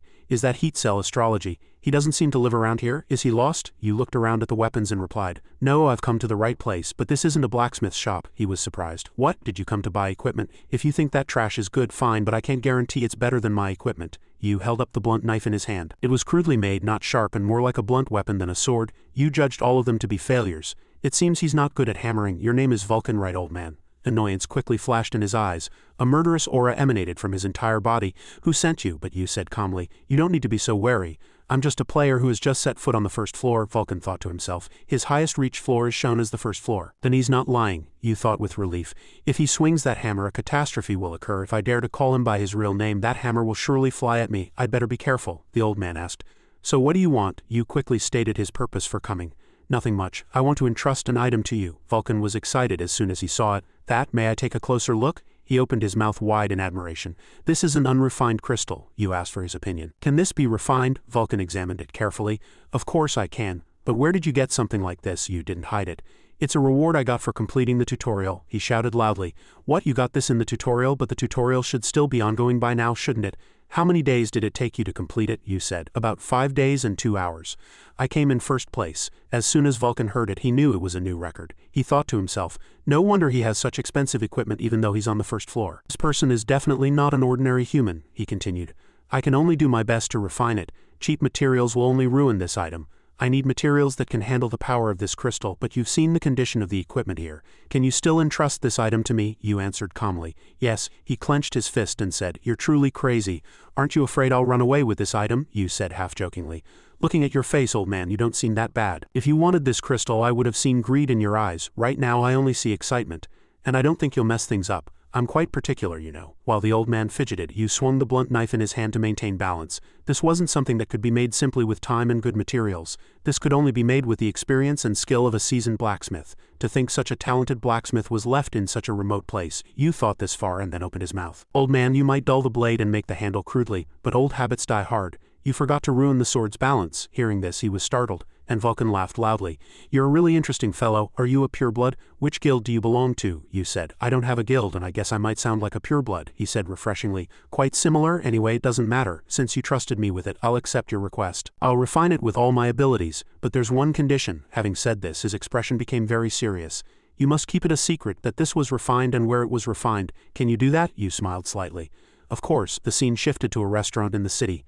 A hot and hearty meal was placed on the table. You bought this single-serving breakfast for 3 points. He ate and thought, I've given him my number, so now I just have to wait. He said it would take about 10 days. Anyway, since I'll be staying on this floor for a while, waiting that long is fine. According to the information I got when I caught the wolves, their meeting will be held in 2 days. Killing all of them alone would be the easiest, but I can't do that yet. Before he could even finish eating, a familiar shadow quickly sat across from him. You was surprised. How did you find me here? Hegan said calmly. I went around the lodging places asking for someone named Kim Yugun. After all, my connections are quite extensive. I just abused my authority a little. You thought to himself, Olympus probably has the most influence on the first floor. Besides, since he's Zeus's son, this much wouldn't be difficult for him. Egan continued to ask, But you registered your game device, right? Give me your number. Yu joked as he typed in the number. I didn't expect to be picked up by a man, Egan shouted. So you can make jokes after all. I thought your personality was bland from beginning to end. Since he was in a good mood today, Yu said a few more words to him. I can't dare to say I'm an interesting person, but when are you planning to climb the tower? Egan replied while eating. I have about 5 days left. I'm planning to level up in the outer areas first. I also want to develop some teamwork, so I need some time. Yu said formally. Is that so? Egan, then let's go to work with me. Egan asked one thing. What work? Yu continued. I want to eradicate the wolves, Egan replied calmly. The wolves, dealing with them is one thing, but I don't think it's possible even with our team combined, which is 10 people. Yu cut him off. Not 10 people. Just 2, you and I. Hearing this, he paused for a moment. Egan quickly said, wait, I need more detailed information. Yu said calmly, it's still too early. Come back here the night after tomorrow. I'll tell you then. If not, I'll do it alone. Egan suppressed his excitement and said, let's do it together. Then the night after tomorrow. And he quickly stood up. Then see you later. Yu was surprised. Going already? Egan looked very serious. I need to hurry to buy time. I'll excuse myself today. Yu sighed. He truly values the team he formed in the tutorial. To level up for them and climb the tower with them. He's quite dedicated. Yu continued to calculate. I guess I'll have to wait for him. Yu continued, my work is done. Didn't you say you had something to discuss with me? The man opened his mouth. Egan suddenly appearing surprised me too. He approached and greeted him. I think this is our first meeting. Nice to meet you. I'm from Olympus. Do you have a moment to talk? Yu was puzzled. Egan is a descendant of the one who rules the heavens. Shouldn't you at least greet him first? Agamemnon sat down immediately. I came to meet you, so I have no choice. I heard you came in first in this tutorial, and Lord Egan came in second with a huge gap between first and second. There's also a rumor that a monster has entered the tower, Yu replied formally. You flatter me. Thank you. He took a sip of tea. Lord Egan said the two were like friends. Like friends? That's strange. Yu answered calmly. Not necessarily. Yu was surprised inwardly. He wants to be friends. He definitely wants to get close to me. There's no harm in that. Agamemnon continued, and yet you haven't teamed up with Lord Egan. That's a wise decision. Relationships formed in the tutorial often don't last. Not many people want to climb the tower, and even fewer can become rankers, but you are different. You have the potential to become not just a ranker, but a high ranker, a great existence of the tower. Don't you think you should find suitable people when climbing the tower? Join Olympus. Come under the protection of Lord Ares. We can provide you with everything you desire. Lord Ares is not like those insignificant ones who don't even know their mother's face. He is the son of Lady Hera and Lord Zeus. They are great beings who have been high rankers for a long time. It would be much better to become Lord Ares' person than to join with half-bloods. Yu said unpleasantly. Enough. He leaned back without a word, took a big sip of tea and thought to himself, Olympus is really putting a lot of effort into recruiting new members. But thinking this far, he let everything go and continued, the tea was good. I'll be leaving now. Agamemnon was very surprised by this attitude. He had no choice but to ask again, are you refusing Olympus's offer right now? Yu said calmly, yes, I have no intention of joining. I even refused Lord Egan, the son of god Zeus. And you who don't even know your mother's face, call others insignificant half-bloods? Zeus and Hera are Ares' parents, right? You're not, are you? Agamemnon hadn't expected Yu's words to be so sharp. His face flushed with anger and veins popped out. How dare you? After a pause he continued, Olympus is. Yu quickly cut him off. I only have one answer. I will not associate with insignificant people like you. Then Yu quickly left and he sat there alone. His anger burned fiercely. As he remained silent for so long, a worried voice echoed. Are you all right, Lord Agamemnon? He asked gloomily. How many wolves can you gather? The voice echoed in surprise. Wolves you don't mean, the person reported in surprise. The wolves are currently gathering. We can only gather troops after that is done, he said angrily. Do I need so much preparation just to kill one recruit? The person opened his mouth. Please reconsider. He set a new record and even defeated Lord Egan. What do you think a few wolves can do to him? Agamemnon sighed and stood up. Then prepare about 100 people, he commanded cruelly. Kill Kim Yugun when this harvest season ends. 2 days later it was the day Yu and Egan were to meet. Egan anxiously asked Yu about his plan. So how are you planning to kill the wolves? Yu continued. First I need to meet someone. It took me some time to find his whereabouts. Egan quickly followed Yu and asked, who do you need to meet? Yu replied, just follow me. Yu's eyes turned red for some unknown reason at this moment. Egan thought to himself, those eyes again. He remembered what Ryder had said in that room. You impudent brat, are you of the same race as that monkey? At that time, Ryder was clearly referring to Sun Wukong, the Monkey King. Egan knew that he was the most talented warrior in history since he started climbing the tower. He became a high ranker in less than 100 years. But Yu not only controlled fire like Sun Wukong but also seemed to control it like Apollo. Watching Yu's retreating figure, Egan wondered, who exactly is this guy? Is the reason he didn't join Olympus because he's already joined somewhere else? Looking at Yu's arm, he remembered again. That's right, he can also giantize. That skill can only be possessed by Hek Quinn, who killed tens of thousands of giants, but every giant has that skill. Is Yu also a giant?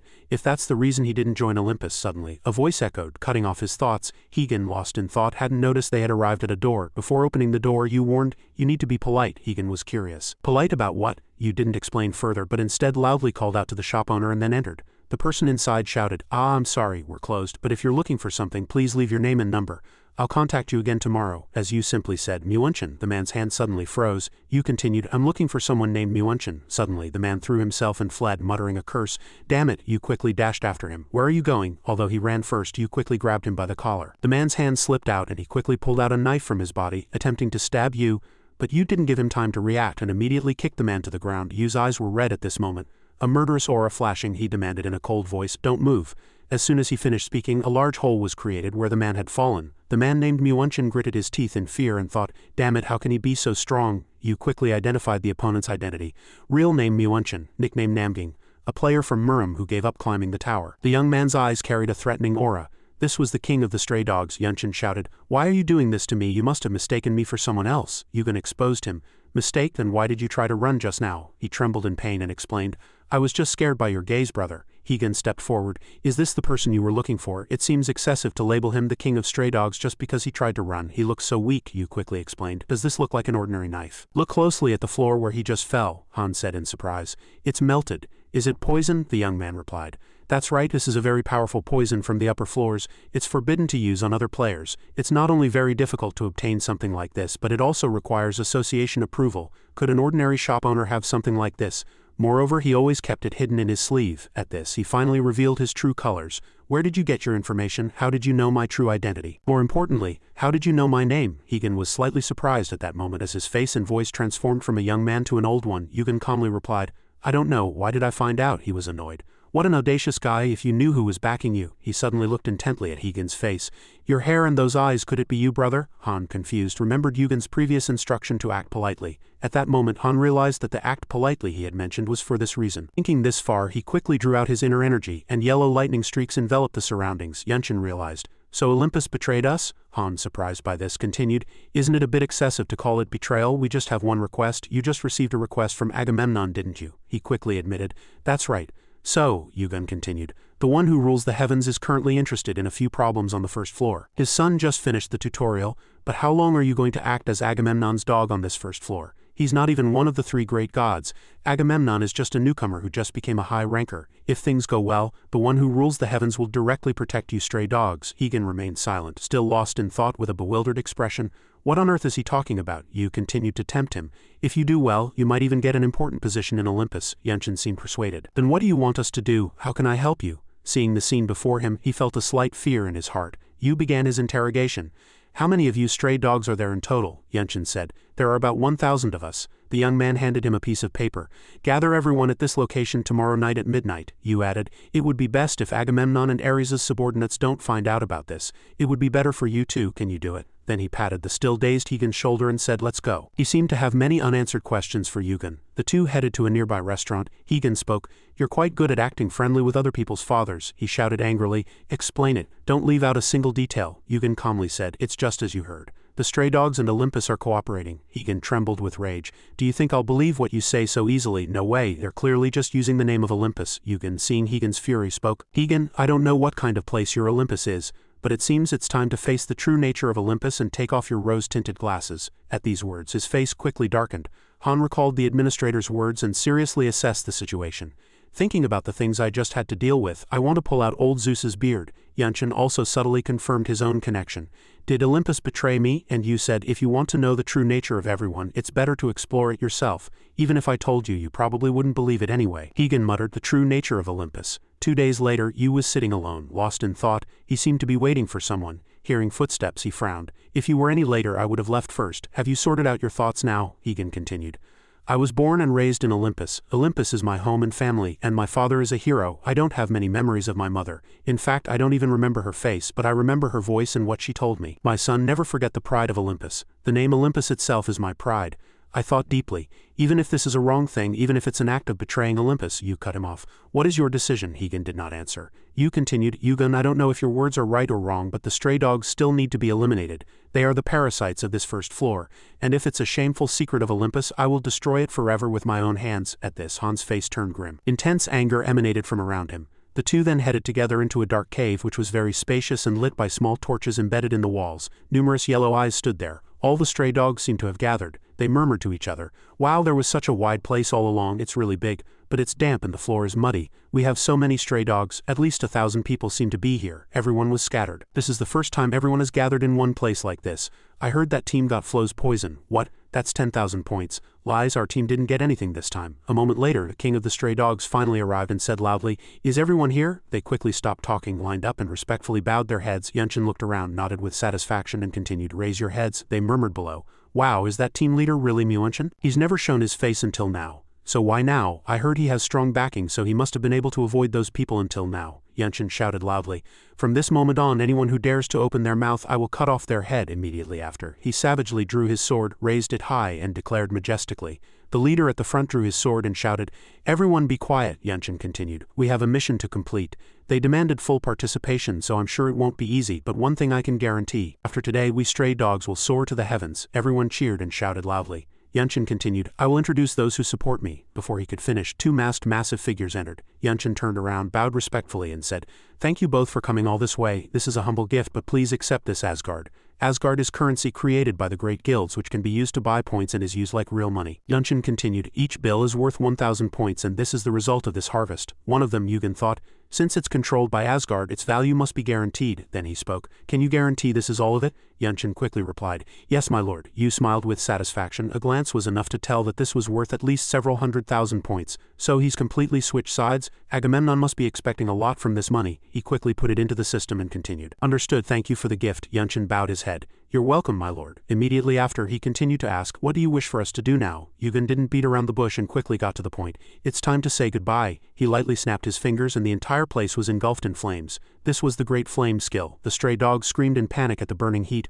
"Oh, what is this? Fire!" Yunshin screamed in disbelief, thinking, how did the fire spread so quickly? Was the liquid on the floor actually oil, not water? But there was no smell. They continued to scream, "It's hot, we have to escape, everyone get out." At this, he finally realized that the liquid on the floor was unscented powder. Yunshin glared at him fiercely, his eyes filled with hatred. "Damn it, what the hell are you doing?" Yu calmly replied. "What do you think we're doing? We're cleaning up garbage." Yunshin stammered, You're not from Olympus." Higun savagely stabbed a stray dog standing next to him. "No, I am from Olympus." Yunshin couldn't help but ask, "Then why are you attacking us?" Han shouted frantically. "Because you are the stain of Olympus, I will eliminate you forever with my own hands." Yugen also quickly joined the slaughter, wielding his sword like a fearsome god, killing dozens at once. Yunshin shouted, "Damn it, I'll kill you all." Then he quickly ordered, "Brothers, attack. There are only two of them." But of course, the momentum of the two was so overwhelming that he was utterly bewildered. "Damn it, we're screwed. They're going to wipe us all out. Agamemnon, I need to contact him quickly."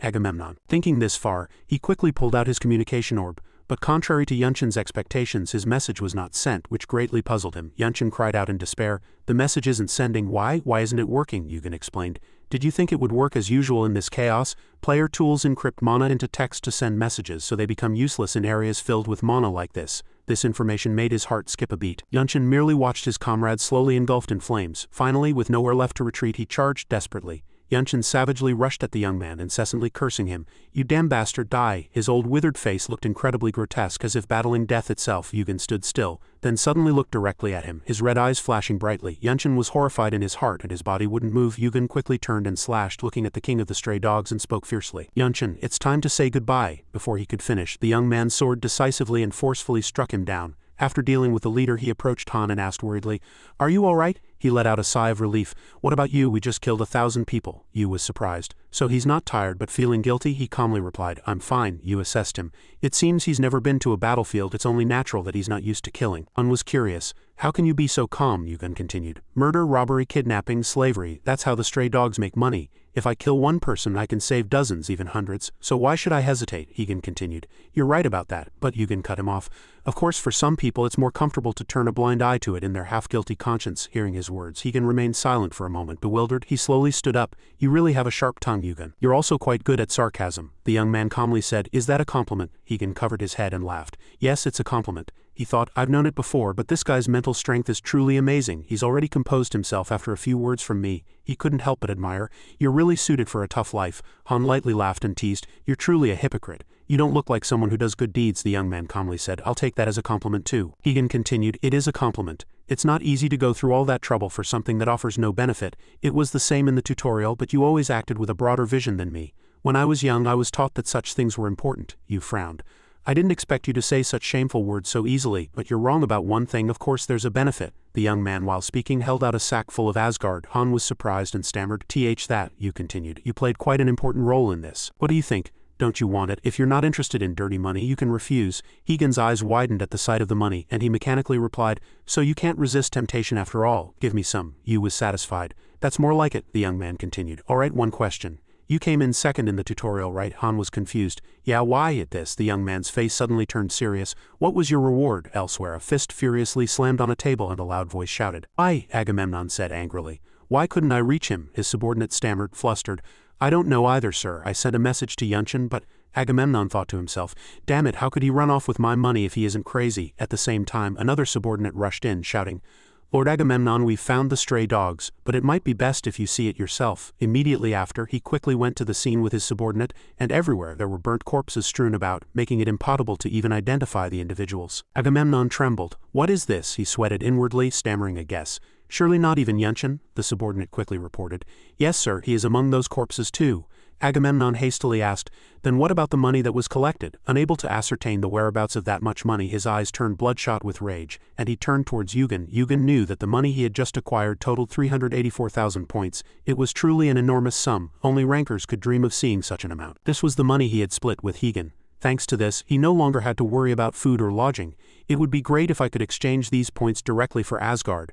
But if I do that, Olympus will know I eliminated the stray dogs. Getting involved in the complicated affairs of the first floor is not good at all. This amount won't be enough to acquire all crafting materials. However, he would be able to obtain the core materials for the Black Star Crystal. In that case, he could craft the item faster than expected.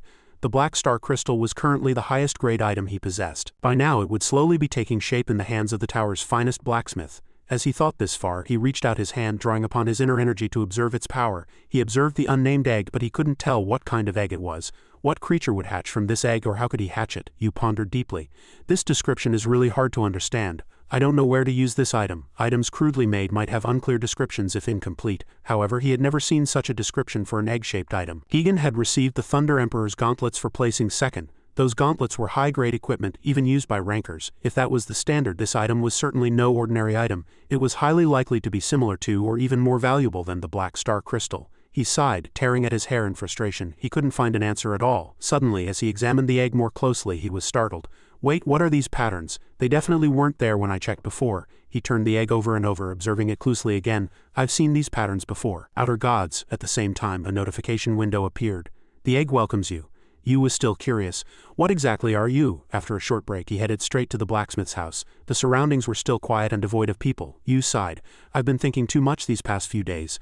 I don't know if what hatches from this egg will be an ally to help me, or an entity that will destroy the world again. Most creatures, when hatching from an egg, recognize the first creature they see and the creature they spend the longest time with as their parent. That's why some rankers painstakingly acquire legendary monster eggs, hatch them, and take them as companions. He could raise this egg in such a way, this gamble would be an unimaginably huge one. He tried to calm himself, not wanting to rush his thoughts. No matter how much I worry, nothing will change. Now I'll focus on what's in front of me. After that, he stopped thinking and stepped inside. It's me. As soon as he saw him, he greeted him with joy. You're here. Vulcan was still working tirelessly. He placed the crystal on the table and said, honestly, this is really hard. I called you because I have a question. Can you show me the weapons and armor you use? If you use a sword, what kind of sword is it? What about its length and thickness? If it's armor, what kind of armor is it, and how much does it weigh? Yugen asked curiously. Why are you asking that? Vulcan explained. There are some byproducts from the crystal. I want to make items with them. This crystal is so powerful that even just this powder will be more valuable than most crystals in the world. He recalled inwardly.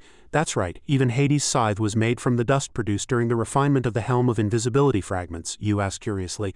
But didn't you say you needed materials that would match it? Vulcan quickly stood up. I don't have materials like adamantium, but I have something similar.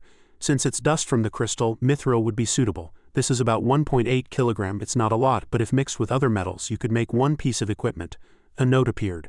Mithril is not the hardest material, but it is a metal with very high monoconductivity. This rare metal can even possess magical power depending on its refinement method. Yu saw this and knew that mithril was quite an expensive metal. Just 0.5 kilograms, when mixed with other metals, was enough to make good equipment. But 1.8 kilograms, it would be at least 300,000 points. The money obtained from the stray dogs was sufficient, but he couldn't use it now. Unfortunately, he thought he could only buy about a third of it for now. Seeing his hesitation, he quickly grasped the problem and offered, "How about I give it to you on credit?" Yu was surprised. "On credit? What if I run away and don't pay you back?" he said heartily. "My desire to make something with this is just my own greed. Besides, I offered it first, so I won't resent you even if you take the item and don't pay me back. And what you've left with me is dozens of times more valuable than this chunk of mithril. In fact, by now, that item probably can't even be exchanged for points anymore. You trusted me with it. So isn't it only natural that I do the same?" Yu was momentarily stunned by his words. The old man was exactly as he remembered him. After that, he smiled a warm, satisfied smile and retrieved a sword from the system. Yu held it out in front of him. Vulcan was speechless. Yu handed it to him and said, "I need a sword. The weight doesn't matter as long as it's not too heavy for me to wield, and the shape and length should be the same as this sword." Vulcan smiled gleefully. His face was full of confidence. "A sword, my specialty." Time quickly passed, and a week later in the Olympus Branch Guild Hall, Agamemnon was pacing restlessly. He seemed to be formulating his own plans. He smiled with satisfaction. "To think such an opportunity would come to me. The downfall of the stray dogs is merely a test by the tower to give me a greater opportunity. If I can successfully complete this task, all my past mistakes will be forgiven, and the one who rules the heavens will take notice of me." A subordinate approached and reported, "Lord Agamemnon, we have gathered all players from the 1st to 10th floors. Our forces number about 200. He then added, "What about the reinforcements?" The subordinate quickly reported after calculating the tower's restrictions and the administrator's intervention. "Appropriate reinforcements have just arrived." Agamemnon clipped his sword to his waist with satisfaction and muttered, "Perfect." After that, he said loudly, "Army of the Olympus Summit, let's go." Agamemnon commanded, "From now on we will hunt one criminal." On this side, Eugen was still fighting giant beasts. The corpse of a leopard lay beneath Eugen's feet. A notification window appeared. Star of Heavenly Punishment completion increased by 0.006, he thought to himself. This is really taking a long time to raise, even though I've only been killing monsters for the 10 days of Black Star Crystal refinement. A notification panel appeared. Star of Heavenly Punishment. You possess the power and destiny to destroy the heavens. From now on, your destiny and value will depend on the value of the lives you take. Your stats increase according to the number and value of enemies you kill. All stats increased, he calculated. It seems there's a limit to the completion rate I can achieve on the first floor. Moreover, no matter how much I hunted, I only gained one level. Well, it's still better than doing nothing. Suddenly, his communication orb rang, interrupting his thoughts. The message he received was from Vulcan. He announced with joy, "Refinement complete, come quickly." On this side, he was admiring his own creation with satisfaction. "Truly beautiful. I never tire of looking at it. To think I'd see this light a second time. I really want to make a perfect masterpiece with this, but I suppose I can't." He polished the crystal multiple times, and with each polish it shone more brightly and beautifully. As he was admiring his work, a sound came from outside. Vulcan quickly detected the sound and frowned. Immediately he picked up his hammer and approached. "Of all times, I knew this day would come, but I wish I had one more day." Thinking this far, he drew back the curtain and stepped outside. What awaited him was Olympus's powerful army. Agamemnon said loudly, "To think you'd be in such a secluded place, no wonder it took so long to find you." Vulcan said unpleasantly, "You're bothering the neighbors." "What on earth brings you all this way?" he said. "Hephaestus, the sinner." As soon as he finished speaking, his sword swung fiercely towards him. The soldiers were startled. "What? Hephaestus, you mean the blacksmith of the Olympus Summit? I thought we were going to deal with a rookie causing trouble on the first floor." "To think he was a rancor," one of them said. "How can we capture a rancor, even if we outnumber him?" Agamemnon calmed the soldiers, telling them not to fear. A rancor's power is greatly restricted on the first floor. Hearing this, he swung his hammer fiercely, attacking them strongly. "My power is restricted?" Vulcan's eyes widened as he said, "Don't make me laugh. Come on, I'll smash all these worm-like bastards' heads." Agamemnon sneered cunningly. "You claim to be a rancor, hobbling from the punishment of the one who rules the heavens and without even wearing armor. Moreover, we also have a rancor on our side. The person I'm about to introduce is Chryses, Apollo's subordinate." Hearing this name, Vulcan was momentarily surprised. "Chryses, have you become a rancor already? You know what kind of punishment you'll receive for interfering with matters on the first floor," he said nonchalantly. "You're a rancor too, old man. What does it matter?" Vulcan fiercely raised his hammer, gathering his strength. "You truly only use cunning tactics." After that, he glared fiercely at his opponent and shouted, "Bring it on." Chryses looked at him and instantly became wary. Both sides quickly engaged in a fierce brawl. Light and storms erupted around his house. The soldiers could not withstand this power at all. His electricity was so powerful that they screamed in agony. Vulcan at this moment retaliated wildly like a raging god of thunder. Under the wrath of the senior rancor, Chryses was momentarily at a disadvantage. Red blood quickly stained the courtyard and casualties were countless. Chryses stared coldly at Vulcan. "I once respected you, old man. Thousands of years ago, even after becoming a rancor, you didn't covet power but chose to wield your hammer and follow your convictions," Vulcan said contemptuously. "Is that why you respect me?" As soon as he finished speaking, he quickly moved warily, successfully dodging his attack. But Vulcan didn't stop there. He continued to widen his eyes, gripping his hammer tightly, drawing upon his inner energy to prepare for another strike, and of course Chryses could not contend with that madness. He was quickly hit by the attack. Vulcan at this moment seemed like a man who had lost his reason, and a light of fury flashed in his eyes. He seemed determined not to let anyone leave this place alive. The soldiers were also quickly repelled. His entire body was covered in the enemy's blood, but the rage within Vulcan was not yet over. Crises said in a sarcastic voice, "Since you attacked a player from a much lower floor than yourself, your punishment will be quite severe, old man. It's true that I respected you. Your decision to abandon power, cast everything aside, and follow your convictions was what I admired about you." Immediately after, he extended his spear and continued, "That's why I didn't want to fight you," so he said. But as soon as he finished, he fiercely attacked Vulcan. He blocked his face with his hammer, shouting with a contemptuous expression, "Stop your nonsense!" The two forces clashed, creating a massive impact. Several roofs were blown away and the surrounding landscape was blurred by smoke and fire. Amidst the smoke, a blood-stained wall appeared. It seemed Vulcan was also injured at this moment. Blood flowed from his hands, but the more serious problem was that his entire body was gradually turning to stone. Vulcan shouted loudly, "You damn bastard!" Before that, Crises nonchalantly cleared Vulcan's doubts. He said this was Ignis's work. Although a counterfeit, it was enough when he was exhausted. They were satisfied to see him gradually turn into an emotionless stone. Crises' face was cold, but a hint of sadness lingered in his eyes. "Everything ends here." Agamemnon couldn't conceal his excitement, and everything was visible on his face. Eventually he turned and commanded, "Quickly seize that sinner." An icy cold voice echoed, "That won't do." Finally he arrived. Yu swiftly flew in and decisively severed one of Agamemnon's legs. He couldn't bear the pain and screamed loudly. "My leg!" Eugen quickly shielded Vulcan. Eugen asked coldly, "What reason do you lowly scum have to set foot in such an important place?" Despite facing the Olympus high official and his men, he showed no fear. Agamemnon looked at him and mocked, "Oh, it's you, Eugen." Eugen still stared at him without a word. Eugen wanted to see what he could do. The soldiers murmured, "Is that the rookie who set a new record in the tutorial?" "You mean that rookie swept everything away?" "Thought he was nothing short of a swindler," one of them said contemptuously and loudly. "Hey, who are you to dare interfere in this matter?" Eugen glanced at him and recognized the opponent as Ranker Crises. It was truly absurd for two rankers to fight in such a cramped slum. If the fight continued and the administrator had to intervene, Olympus would lose significant influence on the first floor. Agamemnon said, "What in the world are you doing?" Eugen wondered. "Are they desperate enough for that old man to go through the war of the giants?" He laughed loudly. "Are you going to stand there until you turn completely to stone?" Eugen answered casually. "What if I am?" Agamemnon looked at the statue, a hint of fear in his heart. "He just moved, I think. Aegis can only turn things to stone once a day. And this is just a replica. I don't know how much more effective it will be. If the petrification wears off and he can move again, I can't waste any more time." The statue moved more and more. Agamemnon shouted loudly, "What are you dawdling for? Kill him and bring Hephaestus." The soldiers said, "Sorry, sir, but if we kill a rookie, we'll be punished." He swung his sword at the soldier who had just spoken without a word. Blood quickly splattered on his armor. "What does punishment matter? To the one who kills him and brings that sinner, I will grant an administrative position on the first floor." The soldiers, having seen the fate of the one who defied Agamemnon, closed their eyes and decided to risk their lives. "I'll kill him." Just then, a notification quickly appeared from the system. "The power of great flame has been added to the flying blade." Eugen charged with his sword, and the flames emanating from his power burned them all. Everyone screamed in the scorching heat, and someone shouted, "I'm being dragged in."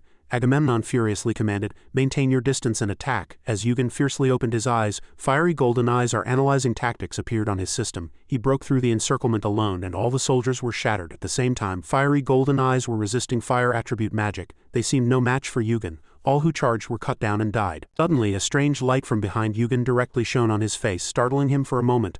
Lightning-shaped eggs seemed to be trying to ambush Eugen. It flew into the air with immense power, but Eugen was completely unfazed, counterattacking the soldiers who screamed in terror. Eugen said contemptuously, "Is this all you can show? It seems having many doesn't necessarily mean strength." They said to each other, "Don't be discouraged, hurry and push him back." Agamemnon trembled at this moment. "What is this?" Some of them even went up to the 10th floor. "I knew he was first place and defeated Hegan, but seeing his momentum and power, I can't help but be impressed. Is this a rookie?" Eugen used the great flame fiery orb skill, sweeping fiercely towards the enemy. Eugen gritted his teeth and shouted irritably at the statue behind him, "Old man, how long are you going to sleep?" The statue still showed no signs of movement. Eugen kept trying to grab them to wake him up. A system notification window appeared. Fiery golden eyes are resisting the sun fragment. Heat cell astrology is resisting the sun fragment. Eugen thought inwardly, sun fragment, so that guy is finally moving too. Crises. He asked Eugen, "What's your relationship with Hephaestus?" Eugen wiped the sweat from his face and answered casually, "I'm a customer," Crises said incredulously. "A customer? You're joining this fight for that trivial relationship?" Eugen thought inwardly, he's truly a ranker. Even though his body is tattered from punishment, the pressure he emits is truly immense. My opponent is Apollo's right-hand man and master of fire. If I make even a slight mistake, I'll turn to ash instantly. Even with his injuries and the punishment he received for attacking me, he won't be able to attack me more than 5 times. Eugen quickly used his gigantification skill. Fortunately, this opponent is suitable. Fiery golden eyes and heat cell astrology have pretty good fire resistance, so I can do it. I even fought Saruch's destructive fire, Crises said. You have many skills that even administrators don't possess, then he said contemptuously. But what can a rookie who just entered the tower do? Yugen gritted his teeth, trying to endure this flame. The system analyzed the power. Gigantification has clashed with the sun fragment. Fiery golden eyes are resisting the sun fragment. Heat cell astrology is resisting the sun fragment. A loud explosion echoed, shaking the surroundings. The system notified. Resistance to sun fragment failed. Burn effect activated. Yugen thought, as expected. My strength is still not enough. If I had bought a few ice crystals in advance, I could have at least increased my fire resistance. Yugen was annoyed. He's not giving me any time to rest. Then Yugen used the explosion skill and 3 strange blue circles appeared within the enormous flames. Crises' fire was so powerful that it could burn down all the houses in this street. The surrounding houses were also damaged by the impact of the battle. Immediately after that attack, smoke quickly billowed. The system kept notifying heat cell astrology is resisting the sun fragment. Resistance to sun fragment failed. At this moment the burn effect increased to stage 2. Yugen gasped, damn it, I'm going to burn to death alive. But since he poured all his strength into this, the punishment must be considerable, right? As Yugen expected, he trembled in pain from the punishment at this moment. Screaming uncontrollably, Yugen calculated twice inwardly, if I can just endure a little longer. Not giving him a moment to breathe, he quickly launched his next attack, startling Yugen. Yugen's entire body was quickly engulfed in fierce flames. He couldn't hold back and spat out a mouthful of blood. Yugen was flung far away by Crises' attack. Yugen seemed injured. He also quickly spat out a mouthful of blood and his face showed extreme surprise. Crises' entire body was covered in blood at this moment, and he was no better than Yugen. Yugen's entire body was extremely painful at this moment, and he kept spitting blood. Yugen thought, I underestimated him for fighting on the first floor. Even though he's injured from punishment, he's still very strong. I can keep fighting, but I don't think I can defeat him. If I have to block 2 more times. He stood up and looked around. He wondered where he had been thrown, and it turned out to be the old man's workshop. The black star crystal, which had just been refined, was still on the table. It emitted a shimmering light, attracting his gaze. This item was indeed the true sacred crystal, a fragment containing the darkness of the origin. It contained boundless darkness attributed magical power, and the item was refined. Crises remembered something someone had told him. Punishment, Crises, you will only know it when you experience it. The immense power that flows within the great tower. Just then he struggled to stand up. His words were right. It's as if the tower is alive. This is the power that prevents those out of control and protects the safety of the lower floors. This is the will of the tower and its punishment. Having thought this far, he respectfully said, Thank you very much, Agamemnon said impatiently. Now quickly seize that traitor and check the number of dead or injured. The soldiers said, Yes, sir. Agamemnon looked where Yugen had been flung. Yugen, Crises said, just leave him. He was surprised. What, but in the future he will, Crises said. The mission is already complete. We violated the tower's rules by causing a disturbance on the first floor. I want to avoid meaningless killing, Agamemnon continued. Understood. Just then a loud noise echoed from inside the wall. Agamemnon said nervously, Damn it, that bastard. Crises approached and stopped him. Wait, he said irritably. Are you telling me to forgive him? Crises observed and then replied, No, he's dangerous. He's emitting dark attribute mana. The situation has completely changed. Even though he seems unconscious now, that mana flow is. Agamemnon didn't listen to him. It's all right, sir, you look tired. Please rest. We'll handle him. But suddenly Yugen disappeared without a trace, startling him even more. Agamemnon was surprised and looked around, shouting constantly, Where is he? Where did he go? Yugen quickly approached Vulcan's statue and snatched it. Agamemnon said in a panic, Damn it, petrification doesn't freeze consciousness. He's going to break it, he commanded nervously. You idiots, what are you doing? Are you just going to stand there and watch? Agamemnon shouted, almost crazily. Kill him. Yugen quickly mustered his internal energy, and a blue force quickly gathered, forming a powerful current. Then he fiercely slammed the ground and the current swept strongly towards the enemies. As soon as they were hit by this attack, they felt dizzy and had trouble breathing. Crises lightly laughed. What he's holding is truly dangerous. It seems the tower has summoned a monster. Agamemnon said nervously. This is no time to be surprised, sir, Crises said nonchalantly. What? Didn't you just say you'd handle him yourself? My mission was only to bring Hephaestus. Agamemnon gritted his teeth. Are you serious? Seeing his nervousness, Crises reassured him. Calm down, I was watching everything too. Then a fierce aura appeared on his face as he looked at Yugen. On this side, Yugen was also constantly attacking in all directions, causing countless casualties among the soldiers. He surveyed his surroundings while fighting, feeling a powerful aura approaching him. He thought inwardly, Crises is here. In the smoke of war, 2 massive rivals stood side by side looking at each other. Crises extended his hand, mustering his internal energy. Black smoke enveloped him. Crises thought, truly impressive. Controlling 2 different attributes of mana simultaneously is something even an administrator cannot do yet. If this guy joins Olympus, he'll be a valuable gem. I want him. After thinking, Crises said, Your name is Kim Yugen, isn't it? Won't you join our team? If you're looking for equipment, I can promise you something much better than what that guy makes, Yugen answered casually. This is not all I want, and I have already answered that person. Crises mustered his internal energy. Are you refusing? What a pity. Just then he quickly charged at Yugen like a hungry beast. Yugen still maintained a defiant attitude. Do you think you can still fight? Crises sneered contemptuously and answered loudly, Listen to the rookie's question. Crises thought inwardly, but in 100 years I'll be able to proudly tell this story.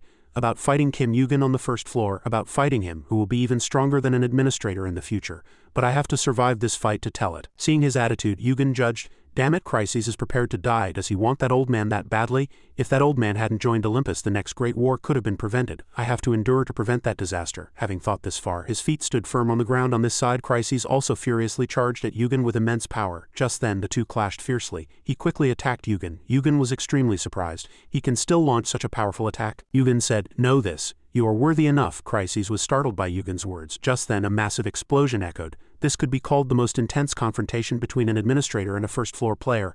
Agamemnon was surprised. What is this madness? No administrator has ever fought with all their might like this on the first floor. He should be grateful he wasn't eliminated by punishment. What happened to the fight? Agamemnon saw Yugen lying motionless and laughed loudly with joy. It's over. Kim Yugen couldn't endure such an attack either. Suddenly someone struck him from behind, making him spit blood. Agamemnon was surprised. Vulcan, he shouted furiously. It's over, just as you said. His eyes shone fiercely as he shouted. It's not over yet, you brats. Agamemnon also shouted loudly. You old geezer, aren't you afraid of punishment? That hammer fiercely flew at him. I don't care. Agamemnon spat blood. Vulcan declared eloquently. I don't care about the others, but you must die. Agamemnon trembled all over, and seeing his fierce appearance he stammered and pleaded. Someone save me. Suddenly, a tall man quickly appeared, blocking Vulcan's fatal attack. That voice echoed eloquently. You've gone too far, Vulcan said irritably.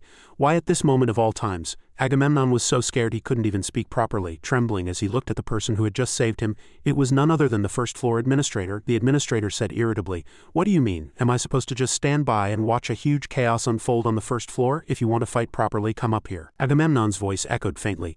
I think there's been a misunderstanding. We had no intention of fighting, the administrator asked irritably. So you guys are from Olympus? Agamemnon, intimidated, replied.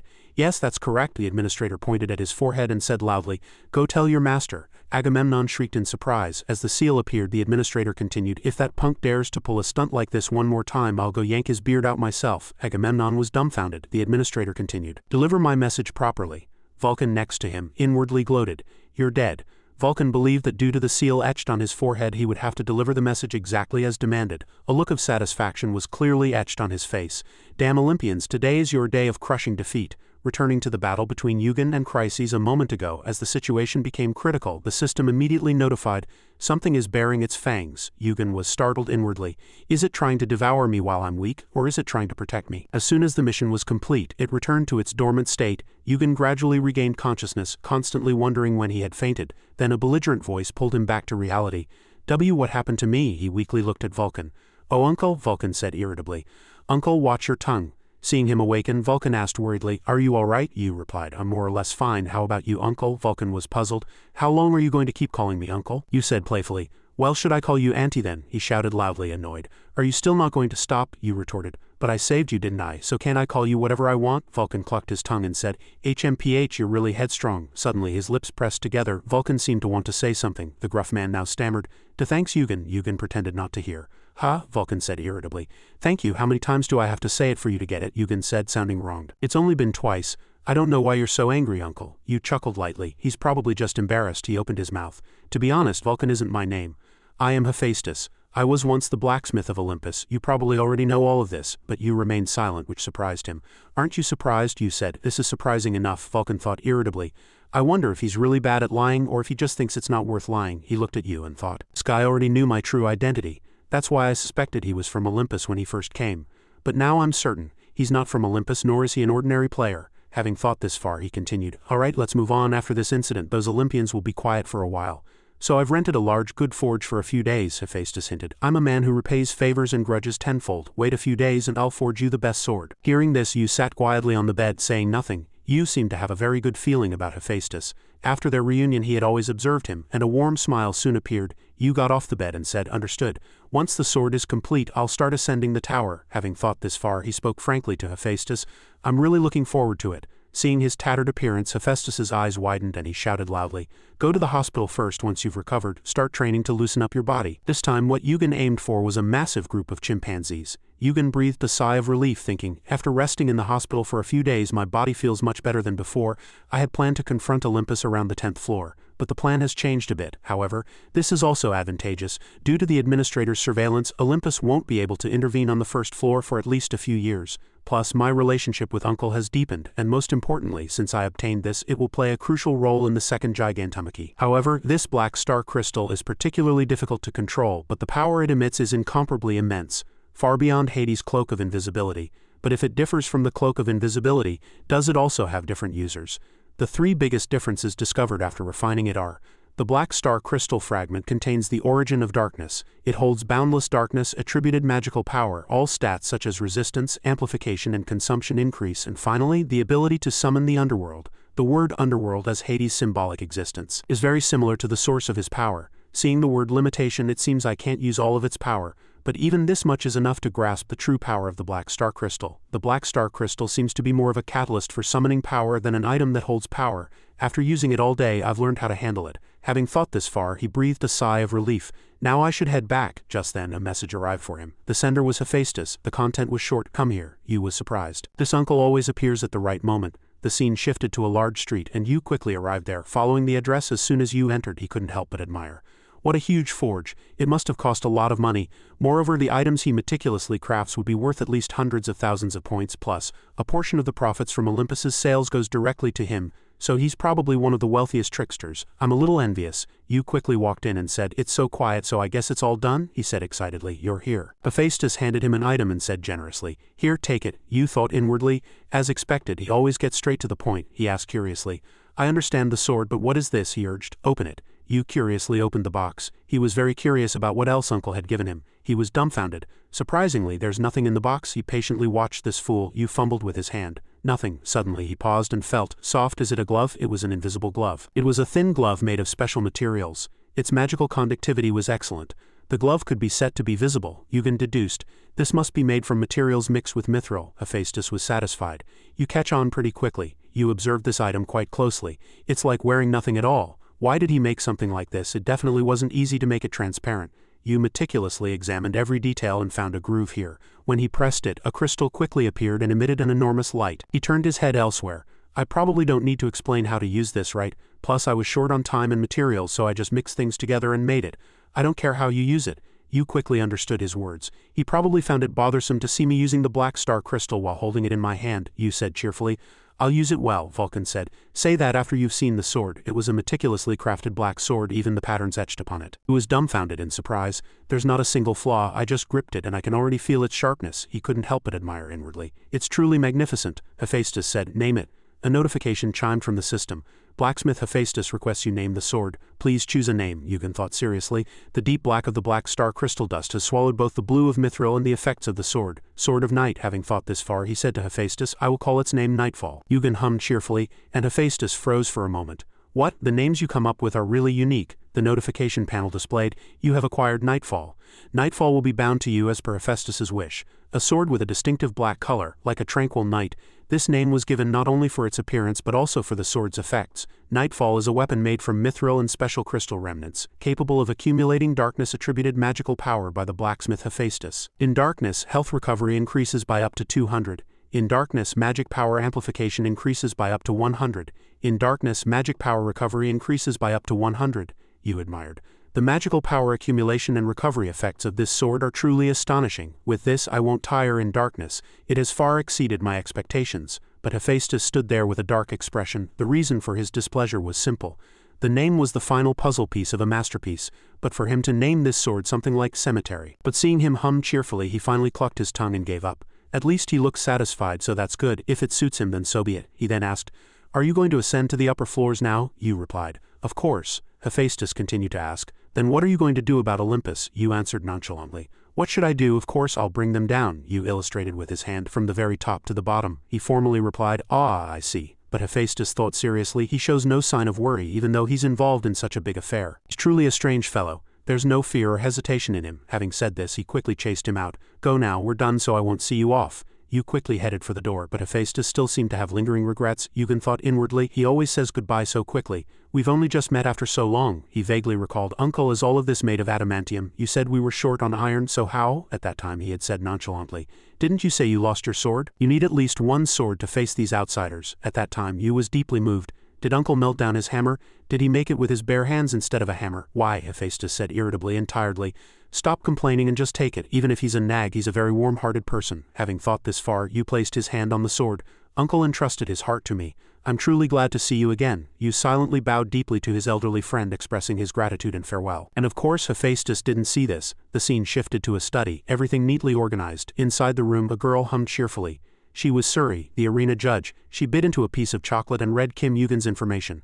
A new player who just entered the first floor, set a new record in the tutorial 12 days ago. Furthermore, his potential is rated S grade. This year's newcomers are truly amazing. Higen was also strong, and it was enjoyable to watch him, but Kim Yugen surpassed him and took the lead. He came here alone, but he also knew that he could participate with teammates.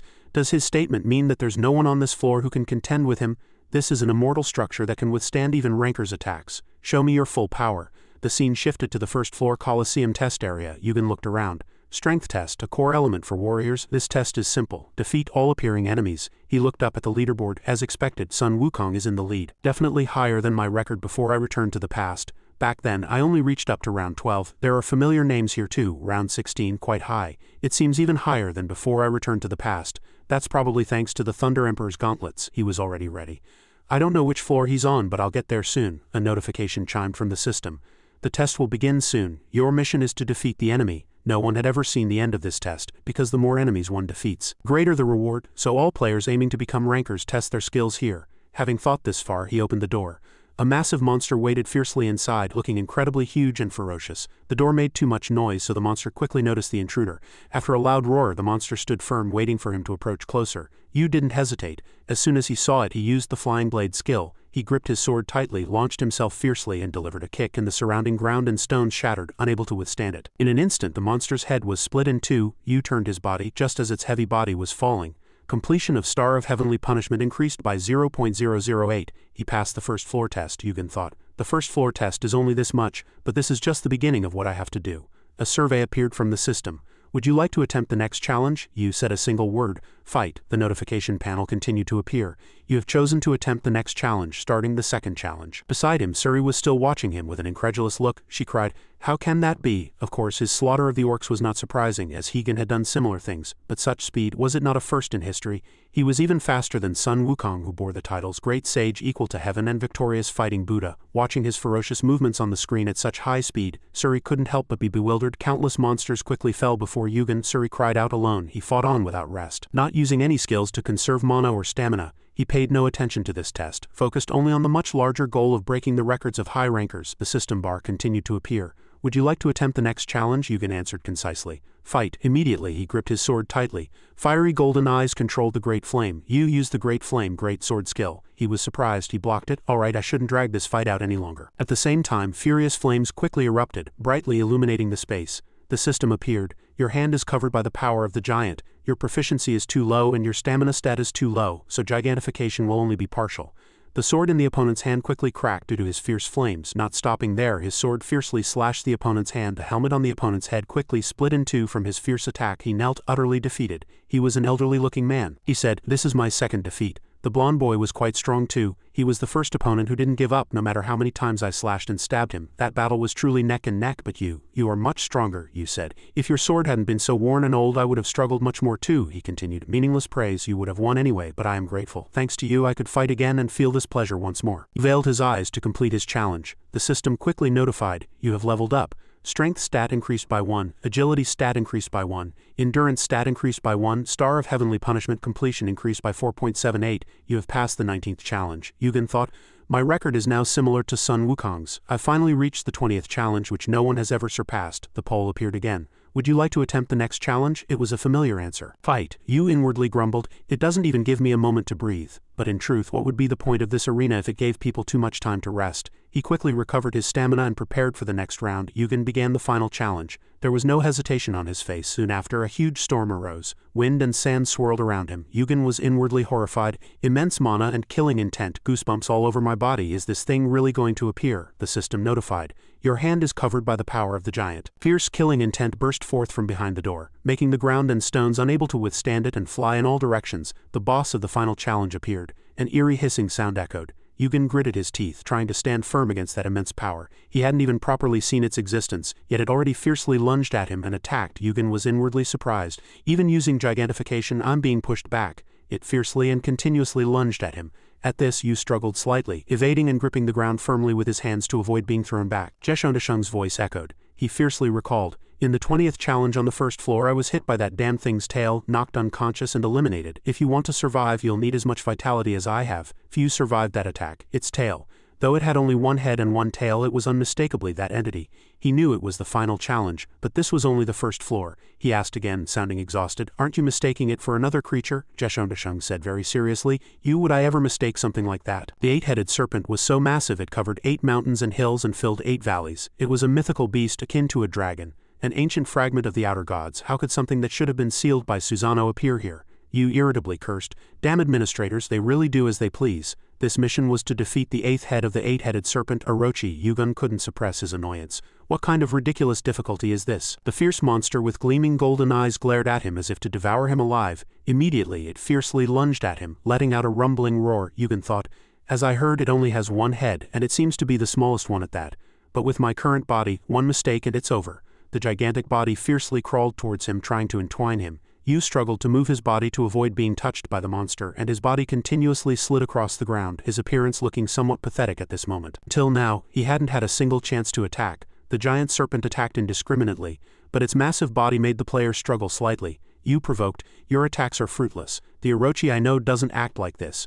As soon as he finished speaking, he quickly used the black star crystal foot. Yugen finally found an opportunity to attack. The monster still let out an unpleasant hiss. His entire body felt hot from what the giant serpent was spewing. He desperately twisted his body to evade. From this side, it continuously spewed hot smoke. Soon after, it kept moving its heavy body trying to attack him. Yu was annoyed. Even with Yamekchia strengthened by the black star crystal's power, my attacks are much less effective because of its scales. Looking at it this way, this seems like an impossible challenge. While he was lost in thought, a tail brushed past, knocking him down. He gritted his teeth and analyzed. But the tower would never create an unbeatable challenge. I just have to find it. It must be somewhere on Orochi's body. Upstairs, Suri was still continuously watching his battle. She wondered why he had stopped attacking for a while. Had he finally realized how dangerous his situation was? Anyway, he had already achieved quite incredible feats. Give up, Yugen can hurt Orochi. Before she could finish her thought, he found it too. Suri hadn't expected him to be able to find the giant serpent's weakness. Immediately, he fiercely struck that spot with all his might. His feet fiercely stomped on its body and leapt. As soon as it saw him, it turned its head and hissed in warning. A fierce light flashed in his eyes. Who would have thought it would be here? Suri observed his movements and immediately realized that he was aiming for a small indentation near Orochi's heart, and she also knew it was the only part of its body without scales. Yugen guessed this was Orochi's inverse scale, the only scale that glowed golden. As soon as he confirmed his target, he fiercely and strongly plunged his sword into that location, as he expected. As soon as he pierced the scale, the giant serpent thrashed in pain, and very quickly it stopped breathing. The light in its eyes gradually faded. Seeing it no longer move, he slowly pulled out his sword and, without realizing it, took a deep breath. As its corpse fell heavily, the ground couldn't withstand it and cracked, shattering into pieces. He irritably said, still noisy to the very end. Suri stammered in shock. Impossible. This is unprecedented. No, I mean an evil serpent as big as 8 mountains and hills, filling 8 valleys, using strange talismans and magic. You have prevented the destruction of an entire floor due to a great catastrophe. In other words, you are high ranker Susanoo. Susanoo imbued an indestructible magic sword with a sealing spell, allowing it to seal any being it pierced. Thus, Susanoo created an indelible wound on Orochi's chest where the inverse scale formed. Seeing his dignified appearance, Suri concluded, this is the reenactment of a legend. The system notified. You have defeated the 8th head of Yamata no Orochi. You have leveled up. Star of Heavenly Punishment completion increased by 12.85. Strength, agility, and endurance all increased by 1. You have achieved the final accomplishment. Your accomplishment will be recorded in the Colosseum, he calculated. I also leveled up in the 19th test, but at my current level it's difficult to gain even 1 level by hunting on the 60th stage. I only need 31 more levels to reach level 100. My leveling speed is faster than expected. Suddenly a voice echoed, temporarily bewildering him. Player Kim Yugen. He glanced at Suri once. She was hiding her body with quick, stealthy movements. An elven woman with 6 swords at her waist and back. Supervisor Suri. She asked, "Are you the one who defeated Yamata no Orochi? Did you know about the inverse scale?" Yu explained. "The tower wouldn't offer an unconquerable challenge, so even if it was the final challenge I thought the difficulty was too high. So I went to check and I found the answer," she observed him. "Are those eyes fiery golden eyes? You said they were not fiery golden eyes yet." Suri judged. "Then it's the eyes of truth and gigantification, a player using 2 top-ranker skills." She was intrigued. "Olympus or the heavenly faction, something like the successor to Jeshondashung," he answered. "Anyway, I know why," Suri continued. "Don't worry, a test supervisor cannot leak information about challenges or participants," he thought. "It seems she's misunderstood something. It probably won't matter." She handed him a sword and said, "This is an additional reward from the administrator. I was instructed to give this to any player who cleared all the challenges on the first floor. But because of Orochi, I thought the day would never come to take out this sword, but finally the sword's owner has arrived. Check it yourself. Even I don't know what this is." As soon as she drew the sword, Suri was very surprised. "What? It's broken?" You looked at it for a long time. "This was here," information appeared. "This is Tosca's sword. A long time ago, Susanoo sealed Orochi with this sword. Special power is sealed within it. However, because it is broken, you must collect other fragments to find its true power." He was satisfied. "Good, with just this my plan can proceed smoothly." Suri continued, "If you have any complaints about the reward, you can report it to the administrator." He said, "It's fine, this is enough." He thought, "This is just a gift. I still have the real reward coming." Immediately a series of rewards appeared. "You have cleared all challenges on the first floor. You have received 20,000 points, all stats increased by 2. You have received a fragment of Tosca's sword. You have received Orochi's 8th heart. Yamata no Orochi's 8th heart was separated when it was sealed by Susanoo. It contains a very potent poison," he calculated. "A potent poison in the heart, huh? It can't be used by conventional methods, but if this is neutralized, it will be a powerful medicine that even high rankers would covet," Suri continued. "I doubted it, but it really is given as a reward. It's an item that's very difficult to convert into points. Congratulations," she added. "If I were to give advice, don't use it in a conventional way," Yu said. "I appreciate your advice." As he raised his hand to tap the system, a sound echoed, making Yugen pause. The system sound echoed. "The egg is reacting. The egg is hungry." Hearing this, he was startled and bewildered. Yu still didn't understand what was happening. The system notified again. "The egg is appearing." Just then, a powerful aura surged and surrounded him. Suri was also momentarily bewildered at this moment. What kind of ability is this? Yugen thought inwardly. If the egg hasn't hatched, then appearing means. As he thought this far, his face was slightly confused, and at this moment countless thorns like a scorpion's stinger appeared around him. Suri wondered how it had entered a place protected by the tower's power. Orochi's body was moving on its own. Yugen panicked and shouted loudly, "Wait, hold on." Before he could finish speaking, the system echoed again. "The egg is ravenously devouring Orochi's 8th head." At this moment, those sharp thorns were ravenously devouring Orochi. Suri was very surprised to see this sight. She shivered and cried out, "It's eating the corpse. I've never seen a creature like this before. What in the world is that?" Having thought this far, she continued, "I won't ask any more questions. The rights to the corpse are yours, but is that also your skill?" Yugen was also very flustered. "It's similar, I guess." After a brief pause, he continued, "But honestly, I'm not sure myself." The egg still continuously absorbed the giant corpse. After a while, he asked it, "Are you full?" The system echoed. The egg nods its head. The egg is singing. He watched it, thinking, what exactly is that, as it acted like a child despite its eccentric appearance. After devouring the colossal monster's corpse, it began to fall asleep. Yu was puzzled. The egg that showed no reaction until now suddenly appeared. Did its incubation rate increase? Suri, curious, approached and asked, "Do you know what that was just now?" Yu answered honestly. "A little," she thought in astonishment. "I merely thought he was a second version of Sun Wukong, but seeing such power I can no longer be sure. The celestial realm wouldn't hide such bizarre power." Having thought this far, she continued, "You probably hold many secrets, so I won't divulge today's events. I hope to hear news of you from even higher places." Yu smiled inwardly. She's still the same. Her habit of bidding farewell to those who pass this test. From what I know of her, she was a knowledgeable, honest, agile, and beautiful warrior. Yu took her hand and gently said, "It was a pleasure meeting you." At this moment his name proudly topped the leaderboard. Outside, people murmured, "Did you hear? The person who held first place for over 1,000 years has been replaced." "I heard too. That guy also took first place in the tutorial. Has another monster like Sun Wukong appeared? Is he a pureblood? Where on earth did he come from?" A man replied, "They say he's from Earth, but I've never heard of such a place." Another person continued, "That guy also participated in this test and took first place. He might become a ranker in a few years." The scene shifted to a vast labyrinth. It was the 9th floor labyrinth test. A loud explosion resonated, and the ground and stones suddenly began to explode. It turned out Yu was continuously smashing his surroundings. A notification window appeared. "You have passed the 9th floor labyrinth test. A new path has opened. Another reward will be added to your first achievement." The labyrinth test had multiple exits, and many challengers worried about its difficulty as they had to find the true path, but the generous rewards made it unavoidable. He smiled, thinking, should I go meet that person now? The scene returned to Hephaestus's forge. His face was extremely tense and beads of sweat dotted his forehead. Meanwhile, Yu was putting on his cutest expression. Finally, he spoke first. It's already been a month, Uncle. A brighter smile spread across his lips. I've come to retrieve the item I entrusted to you, Uncle. He frowned and said, Uncle, this fellow is truly impudent. Wait there, it's almost done. Yu stood obediently and waited. Meanwhile, Uncle was still working tirelessly with intense concentration. Sweat poured from his body. His face was extremely focused at this moment. He grumbled, looking up at Yu. Hephaestus asked curiously, Aren't you hot? Yugen casually said, I am. He couldn't suppress his curiosity. He looks completely unfazed even in this intensely hot workshop. How high is his fire resistance? Having thought this far, he suddenly remembered. By the way, the 9th floor test took you 10 days, I heard. Why did it take so long? What did you do? Yu said. Well, Hephaestus irritably threatened. Tell me, or do you plan not to receive what you asked for? Yu obediently explained again. There wasn't just one exit in the labyrinth. It took some time to create a new path.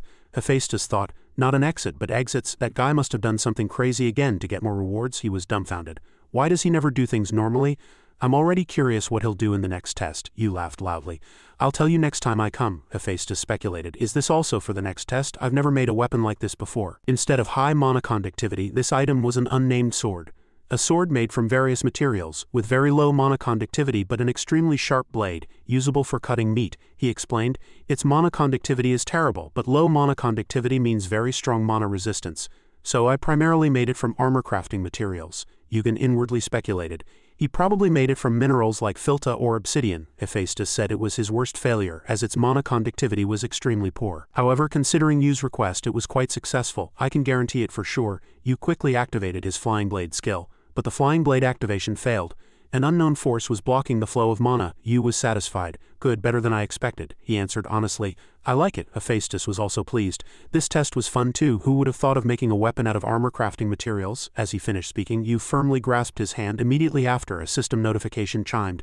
You have given blacksmith Hephaestus 10,000 Asgard points. This startled him so much that he stammered, What is this? Yu chuckled flatteringly. Please take it. I'd feel awkward receiving it for free. Finally, it was time to say goodbye. He gently said to him, I'll come again later, Uncle. The scene shifted to near the forge where Yu quickly arrived via a teleportation portal. The system notified. 9th floor test completion record confirmed. You have paid 10 points for teleportation portal usage. Please select your destination. Yu thought with satisfaction. Finally, I've reached a double-digit floor. Soon after, he requested, Teleport me to the 10th floor. Murim. The mission window reappeared. Qualification confirmed. Teleporting to 10th floor. Welcome to Murim. This was the northern Murim city, the starting point of the 10th floor. It was a vast continent surrounded by a massive ocean.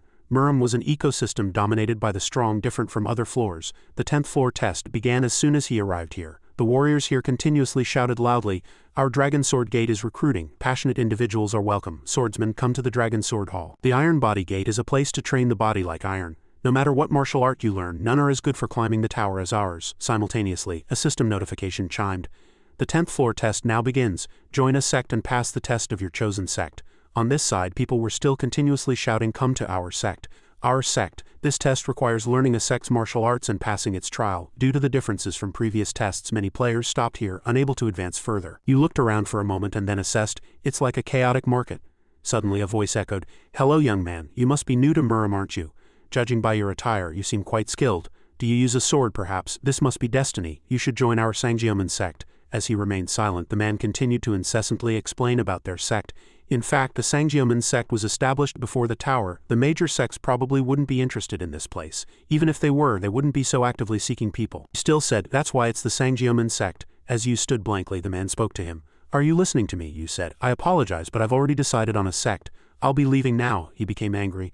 Are you ignoring me and our sect right now? Yu calmly replied. That's not what I mean, but you're not entirely wrong either. The man immediately flared up and drew his sword. You're like a scarecrow. If you've come this far by luck, don't speak carelessly. Don't you know how great our Sangyeoman sect is? Yu thought. A scarecrow. This is troublesome. This small sect showing off its power in front of still confused players isn't bad. He calmly asked back. Aren't you afraid of punishment? Moreover, fighting a player who has just arrived on this floor wouldn't be good for your sect's image. He snorted. Even so, there are rules in Murim. I cannot allow our sect's name to be insulted. Soon after, he shouted loudly. It's too late to beg now, Yugen replied. I have no intention of begging for forgiveness. And if you insist, elder brother, there's nothing I can do. As he finished speaking, Yu's face darkened, and he glared at the warrior with murderous eyes. Come at me. The warrior was momentarily astonished in his heart. Why does he have such eyes? The warrior trembled and gritted his teeth, glaring at him. The crowd murmured, What's going on? Isn't that young Gunnin? I heard he's the disgrace of the Sangjeoman sect. I heard he's been causing trouble recently. What's he doing here? Everyone knows what Seongal, the Sangjeoman sect leader, is like. He must have been ordered to recruit people. But why does he look like that? People continue to murmur. I saw an outsider earlier. Yang Gunan, feeling utterly humiliated, immediately stood up and shouted, "Get out of the way." After that he quickly fled. Yang Gunan gritted his teeth. Damn it, how humiliating. If I ever meet that damn guy again. The scene shifted back to a vast forest, and Yu was quickly running forward. It was the 10th day since he arrived on the 10th floor, and he was slightly exhausted. It's too far. I've traveled over 4,000 kilometers in the last 10 days. Yu calculated seriously. This is Marim's problem. Without proper teleportation, I have to run all over the place. He quickly arrived at his destination. Yu continuously admired the view, looking down from the mountaintop. This is Cheonsan. This is the western Cheonsan of the 10th floor, but I seem to be almost there. I need to hurry. The scene quickly shifted to evening. The sunset in this forest was incredibly beautiful. He was still wandering alone in the forest, and the surrounding grass and trees looked quite desolate. Yugen cautiously walked past a tree. His footsteps seemed very lonely. Suddenly he stopped, feeling that someone was watching him from behind. Yugen noticed a group of about 20 people, and they were not just a simple group but very skilled individuals. He continuously admired. As expected, Cheonsan is a den of monsters. A grim voice came from the bushes. Who are you? You don't look like a knockdong. Did you know about this place and come here? He said. There's no need to be so wary. I am not an enemy, Yugen asked speculatively. This is Western Cheonsan, and it's the stronghold of the heavenly demonic cult, isn't it? No longer hid and appeared directly. One of them said, so you already know. Yu thought it was a similar situation to when he met the stray dogs, but this time it couldn't be compared. The heavenly demonic cult was a sect that had always been in opposition to the Murim alliance. They were a sect that could not leave Cheonsan, but they were a place worthy of the name world's foremost sect. The man was Gwanghamek, a pureblood of the 40th floor heavenly demonic cult. Gwanghamek said, judging by the aura emanating from you, you don't seem like an ordinary fellow. Which floor are you from? If you wish to join, tell us your name and floor. Then we can test your abilities. Yu cut him off. No, hearing his words, Gwanghamek was slightly surprised and looked at him with suspicious eyes. He quickly introduced himself. I am player Kim Yugen. I wish to take the heavenly demonic cult's test. A notification window appeared from the system. The heavenly demonic cult's test begins. Gwanghamek was intrigued. It's been a long time since a player came to take our test. Since you've come all this way, you probably know why players avoid our test, don't you? Yu replied. Isn't it simply because the chance of passing is very low? He retorted. Wrong, it's not just a very low chance of passing, it's impossible. No player has ever passed our test. That's why an unspoken rule was formed, don't take the test. Yu thought inwardly, it seems there's no way to join this sect other than by accepting players from higher floors. That's why, no matter how strong they are, their influence is gradually weakening. Gwanghamek spoke, leading him forward. This way. Yu quickly stepped inside the barrier. The system chimed. Attempting to resist barrier effect. Resistance to barrier effect failed. Deviating from the designated path will result in abnormal status hallucination. Yu observed. This path seems different from before. Do I have to find the correct path among dozens of paths? Gwanghamek warned. Be careful. One wrong step and you'll get lost. There's no way to find you unless Cheonma himself intervenes, so be careful and follow me. Before he could even finish speaking, Gwanghamek suddenly stopped. There was no one around and Yu had disappeared. He was surprised. He was definitely just here. The scene shifted back to a secluded spot in the forest where thick fog hung heavy. The area around it was surrounded by a massive net. Yu was using his fiery golden eyes skill to find the way. He thought in confusion. I've passed more than 10 small paths. Where does this path end? The area around this forest seemed covered in thick fog. Yu was focusing all his hearing and sight to find the correct path. Suddenly, on one small path, he discovered there were two diverging paths. Analyzing with his fiery golden eyes skill, both paths were real. Yugen calculated that since neither path was fake, he wouldn't fall into a barrier. But there must surely be only one true path. He raised his head, concentrating, and felt a breeze on his left. Yu stood still for a while, thinking, and carefully chose the most correct path. Finally, his footsteps led him down the one small path he had chosen. As he walked, he observed, the deeper I go, the more the surrounding scenery changes. Suddenly, he arrived at a small, secluded path. A house appeared before Yu's eyes, with a loom in front of it. Strangely, a candle was burning on it. The small flame flickered, illuminating the loom and making it stand out even more in the darkness. Yu went inside. An old man with white beard and hair sat nearby doing something. He stood silently and observed without making a sound. He realized this was an ecosystem from Murim's history, and this man was a high-ranking evil general who had been alive before Murim as a whole entered the tower. Detecting the aura of the approaching person, he spoke. You're here. This was the Cheonma heavenly demon of the Cheonma cult. The surrounding landscape, as its name suggested, was gloomy and dark. A system notification appeared, stating that the Cheonma's first test had been passed. Yu thought of the wind blowing into the room where the door remained closed. Perhaps this place is in a different location than what I saw. In fact, the room I'm standing in is not this small room. The old man continued to speak. Tell me, when did you realize this was also a test? Yu answered, neither quickly nor slowly. From the beginning, no test merely required following others. I knew you were watching before I even entered the barrier. He couldn't help but praise. It seems you are one who knows how to find your own way. As soon as he finished speaking, a blue light soared. You couldn't help but cover his face with his hand. When he opened his eyes, he was standing in a forest, and the voice from before echoed. You passed. You observed that the system results window did not appear, and the question he had asked was also part of the test. Does he like me? You couldn't help but lament inwardly. It seems meeting his expectations will be quite tiring. According to rumors, some sect said that a demon lived in Theonma cult. The scene shifted to a bustling village. I guess not. A loud noise echoed. Hey you, I think I've met someone I know again. Gwang Hammock was startled. How are you here? You thought to himself. Wouldn't it be tedious to tell him the truth about meeting the Chianma? Thinking this far, he spoke. Because I entered here first. Gwang Hammock was surprised by this answer. He entered here, he passed through the barrier by himself? Even faster than someone who knows the way, like us, Yugon added. It's not that important how I got here, is it? After that, he casually said, I'm tired of wandering around now, let's go. Since this is the infamous Chianma cult, they at least provide dormitories for those taking the test, right? A subordinate stepped forward and asked, My lord, do you think this is reasonable? I've never heard of an outsider passing through the barrier. Gwang Hammock cut him off. No, even I, who has lived here for 50 years, could only pass through by the path I remembered. He looked warily at Yu's retreating figure. Who exactly is that guy? The scene shifted to a hot tub still steaming. Yu had just finished bathing cleanly. He refreshed his face and sat quietly in the tub, naked and muscular, lost in thought.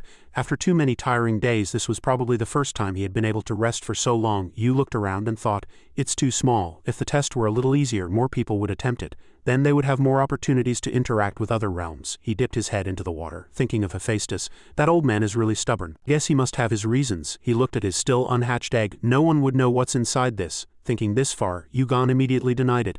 But it definitely won't be for nothing. The system updated the egg's status. The egg wriggles. The egg is comfortable. He looked at the egg.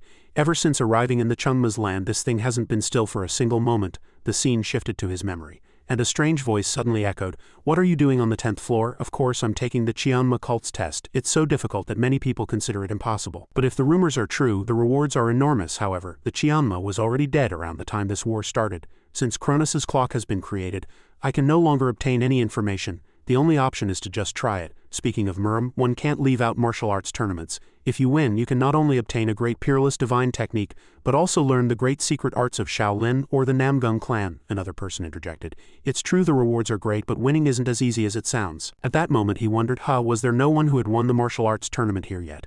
Jeshon Deshung, great sage equal to heaven, said fiercely, Hey, are you guys trying to pick a fight with me? A tournament? How dare you hold something like that without telling me? Who organized it? Did such an interesting event exist all this time? At that moment the person sweated and explained, No, you just went up to the next floor. Jeshon Deshung roared fiercely, I told you I didn't know. Damn it, why am I the only one who doesn't know about this incident? Thinking this far, a warm smile spread across his lips. With that personality, he wouldn't be able to stand missing a martial arts tournament. He quietly continued to think, I don't know what will be there, but it certainly won't be boring. The egg was constantly expressing its emotions. The egg wriggles. The egg feels warm. Ever since stepping into the Chianma cult's territory, this thing hasn't been still for a single moment. About a month ago, a few days after taking the test in the first floor arena, on the second floor he was holding the egg and observing it. The egg had grown several times larger than before. A mysterious egg with traces of an outer god. After seeing it voraciously devour Orochi, he felt strangely certain. This is very likely an outer god's egg. Countless eyes and sharp fangs sprouted everywhere. But would it really look like this when it hatched? He had fought for a long time, but he couldn't predict it at all. Outer gods have no fixed form and are mysterious beings that reflect people's emotions such as fear. Speaking this far, he remembered his friends again. If they were here, at least I could consult with them. Suddenly a voice echoed, interrupting his thoughts. Hey, are you sleeping? He casually said. I don't know whether to keep it alive or kill it, but the egg seemed to understand Yu's words. The system showed the egg shakes its head. Yu was annoyed. It only reacts when I show an intention to kill it. So has it been pretending not to hear me all this time? He leaned his face closer and cursed at the egg. Damn it, you monkey-like egg, then I have no other choice. This is not a personal grudge or anything. When he saw him draw his sword, the egg suddenly startled and crawled back into the system. Yugon thought. I see. He fiercely swung his sword at the egg. The egg is shocked. The egg screams. Thick smoke instantly rose in Yu's room, but it seemed as if nothing had happened. The egg curls up, Yu thought. Although it can create a physical body like it did with Orochi, does it consider me its owner? I don't know if it intentionally didn't attack or if it couldn't. I guess I'll have to keep observing. Back to the present, on the 10th floor. At this time, the egg was also soaking in the hot tub with him. The egg feels warm. Yugon blankly asked the egg, is it good? The egg quickly nodded its head. Yu asked curiously, you're only reacting now, but the egg fell asleep very quickly. Yu said unpleasantly, you've been sleeping for a whole month and only reacted now, and now you're sleeping again? You should at least give me a clue. Outer gods and the Chianma cult, I hope I haven't just walked into a tiger's den. Time quickly passed, and soon in a room of the Chianma cult, 4 people were holding a meeting. Today's meeting of the Chianma cult will discuss quite an interesting topic. The Shangwang King of Commerce spoke. He is the first one to attempt the test since the Trarian era. Has it been 30 years? The Qianwang King of Heaven Sword King continued correcting him. Exactly 34 years, a low voice echoed. Who is this Kim Yugun? The Daoing King of Dao continued. I know you're always cooped up in Qiansan, but haven't I told you countless times not to be ignorant about matters outside the tower? The white-bearded old man said testily. Lecturing me won't solve anything. Hurry up and tell me who he is. He was the Qianwang Sword King. The Daoing explained. He is the one who has taken first place in all leaderboards since the tutorial. The Sword King doubted incredulously.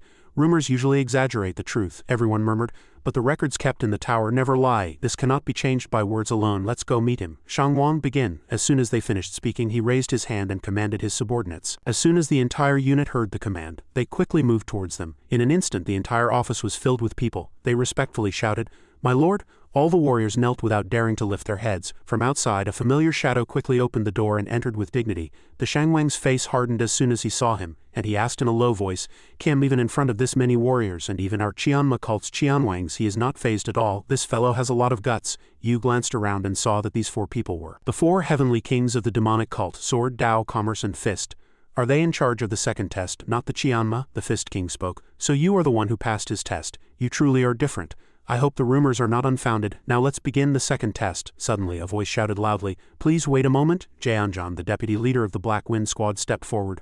I apologize for interrupting, but I have a request for the 4 heavenly kings. Could you grant me the opportunity to challenge him? The Sword King asked his comrades with interest. A challenge? What do you all think? The Daoing spoke. Do as you wish, Jianzhan. He quickly bowed respectfully. Thank you, my lord. Yugon observed quietly. If the tower is already punishing him just for showing a hostile attitude, he must be very strong, he thought with interest. This will definitely be an excellent opponent. Thinking this far, Yugon spoke. This doesn't seem like a real test of the demonic cult, the Sword King considered. That's a fair point. How can it be called a test if there's no reward? Let's see. Jianzhan spoke. I will give you one of the demonic cult's elixirs, the Scarlet Blood Pill. Do you like it? Yu smiled with satisfaction. That is enough. A system notification appeared. You have accepted Deputy Leader Jianzhan's test. The restrictions on Jianzhan have been partially reduced. The punishment on Jianzhan has been partially reduced. A mission has appeared. Defeat Jianzhan to earn his recognition. Speaking of that elixir, the Scarlet Blood Pill is an elixir that is red like blood. It is one of the Qianma cult's finest elixirs, much more valuable than the small Scarlet Pill. The two quickly dueled.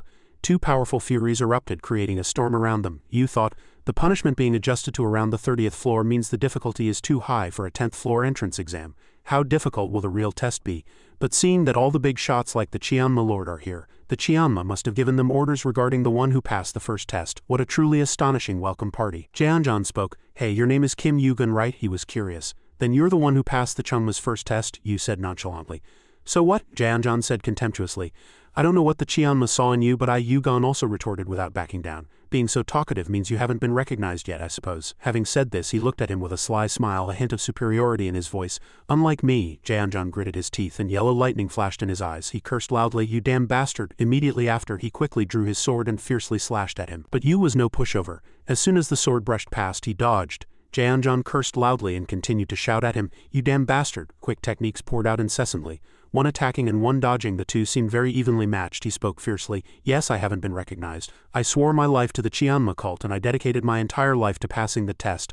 I risked my life climbing the tower to become a warrior who would bring prosperity to the sect, practicing martial arts diligently and challenging the test, but an outsider like you. Who are you to be recognized by him? Why you and not me? His words were filled with anger and jealousy. Yugon replied nonchalantly. You're like a child, elder brother. At this moment Yugon raised his hand and drew his sword. The killing intent emanating from the sword was very strong, but he blocked it without drawing the sword from its sheath. He was very calm as if practicing. Meanwhile Jianzhan continued to charge fiercely, and at this moment Yu continued to provoke him. Why are you curious, aren't you? He decided to counterattack with his bare hands without using his sword anymore. Leapt. Jianzhan was puzzled. What? A system notification appeared.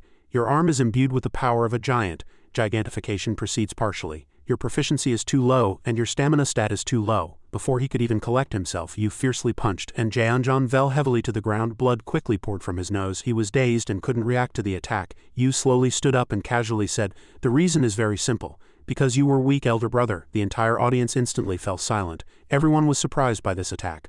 The Sword King quietly observed his every move for a long time. Immediately after, he gave a satisfied smile. It's been a long time since the Sword King felt such satisfaction, he said interestingly. It's been a long time since I've seen something so entertaining. I can't believe that guy is so strong, even though he's not yet proficient in swordsmanship. The Dao King is also pleased. What if he hadn't been punished? The Fist King interjected. What's the point of such speculation? Look at him. The Sword King, highly excited, awarded him the Scarlet Blood Pill as a reward. A system notification quickly appeared. You have passed Jianjian's test. You have acquired 1 Scarlet Blood Pill. The Sword King spoke. Though the item isn't extraordinary, take it. Yu was satisfied. This much is enough. I didn't suffer that much anyway. The Fist King interjected. Do you know the true value of that elixir? Most players who have just arrived on the 10th floor would have never seen such an item. The Dao King was surprised. He treats the test with Jianjian like child's play. I don't know if he's being arrogant or if he truly has guts. The Dao King, curious, asked him, have you ever learned martial arts? I don't know what sect that swordsmanship belongs to, but his way of deflecting a sword is very impressive. Yu answered honestly. I just copied it. The Sword King laughed loudly. You leave us speechless. All right, I'll tell you the details of the next test. Fist King Guanbyukrim stepped forward and introduced. The Heavenly Demonic Cult's second test is a duel with me. Of course, it's not an ordinary one-on-one duel. You just need to withstand 3 of my attacks. The test will proceed in 3 months. Until then, we will provide everything you need except for elixirs and high-level martial arts, training grounds, food, elixirs, clothing, lodging. Tell us if you need anything. You calculated. The power of the Fist King Guanbyukrim might be the lowest among the 4 heavenly kings, but the force of his attacks is equal to the others. There must be a penalty, but this test felt like a clear one designed not for players to pass, but if it's 3 attacks. Thinking this far, Yu spoke. Start now. Hearing his words, all the sect disciples here were too surprised to even breathe. The Sanguine Commerce King spoke, reminding him, Yugun, this is different from the deputy leader you just defeated. The Fist King is a strong individual. Speaking carelessly sounds like disrespecting the Heavenly Demonic Cult. Yu said sincerely, if that's what you think, I apologize, but I would never disrespect the demonic cult. As the Sanguine was about to speak, the Dowing Dao King cut him off. It's all right. Guanbyukrim began to emanate killing intent. If he wishes it, I will gladly accept. The Sword King interjected. Stop, Fist King. This is a test given by the cult leader. It's different from the previous test. He continued, the only one who can change this test is the Heavenly Demon. The Sword King spoke. I will say it again, Yugun. We will give you 3 months. During that time, train yourself and find a way to block the Fist King's 3 attacks. Knowing he had no other choice, Yu said nothing more. Understood. After the test, the people on this side muttered, looking at him disapprovingly. Is that him? An outsider foolish enough to underestimate the Fist King. I thought I misheard, but he doesn't seem that clumsy. Could he not know the abilities of the 4 heavenly kings? Yu felt a momentary pang of disappointment. They're muttering too much. Sword King Mu Guk had not expected to directly mentor the second-ranked ranker himself. Was it out of curiosity or malice? He asked curiously, is this also by the cult leader's order? He said honestly, no, just consider it for my personal enjoyment. Mu Guk continued, it's been a long time since I met an outsider. Meeting you directly, my expectations are high. I have a feeling you might be able to pass the cult leader's test. Yu inwardly assessed. He spoke as if he wanted him to pass, but somehow it sounded different from what most other sects wanted. They wanted someone to join and prosper their sect. He didn't know what made him speak so seriously. After much thought, he arrived. The Sword King continued, if you have anything to prepare, you should visit the armory or the martial arts library. Why did you come to the apothecary? Yu spoke. I'll go to the armory and martial arts library later, he suddenly asked again. You said you would provide anything I need besides elixirs and high-level martial arts, right? Mu Guk confirmed. Exactly. Immediately after, he headed to his room door, not forgetting to leave a final remark. You'll regret it. In the courtyard in the morning, everyone was drying herbs together. Everyone was busy. Precious medicinal herbs filled baskets and bottles, neatly labeled. At this moment, the pharmacist was trembling, recalling how Yu had incessantly demanded all the precious medicinal ingredients in the apothecary just moments ago. It turned out they weren't drying the herbs but taking them out to hand over to him. The pharmacist was greatly surprised. It must be at least several hundred jun a unit of weight. This much is enough for the demonic cult to challenge the Murim Alliance. How does he intend to use all of this by himself? He spoke with a hint of regret. I'll say it again. After 3 months, all remaining medicinal ingredients must be returned, and only you can use them. If the herbs spoil, Yu quickly cut him off. I'll compensate with my own money. I remember. The courtyard was now filled with empty herb shelves, all swept clean by him. After gathering everything, he immediately left. Then see you again in 3 months. The pharmacist was almost on the verge of tears. Don't forget to return the remaining parts, he thought irritably. Damn it, I said I would. There won't be anything left. The Heavenly Demonic Cult's base was in a secluded mountain, cut off from the outside world. Here, one could see airplanes flying overhead inside a large cave. This was where the Heavenly Demonic Cult trained. The exterior door could not be broken, making it a very suitable place for him. Yugen came here alone. Immediately after, he took out the pile of medicinal herbs he had just acquired. This much was equivalent to a large store in a village. He spread the medicinal herbs on the floor and slowly ate them one by one. Yu seemed intent on devouring all of it. Yu felt like vomiting right now, he thought irritably. I've never eaten my fill before. It's disgusting. Some herbs seem to have toxins mixed in, but I avoided fatal combinations, and the pain in my stomach is bearable. Before this, he had Orochi's heart, which also contained potent toxins. He thought with satisfaction, I was wondering where to get enough herbs to neutralize Orochi's powerful poison. But I unexpectedly got lucky here. At the same time, the egg opened its mouth. Yu glared at it, his face hardening. and the egg flinched for a moment. He said irritably, "What, this guy doing it again? If you even think about it again, I'll fry you and eat you."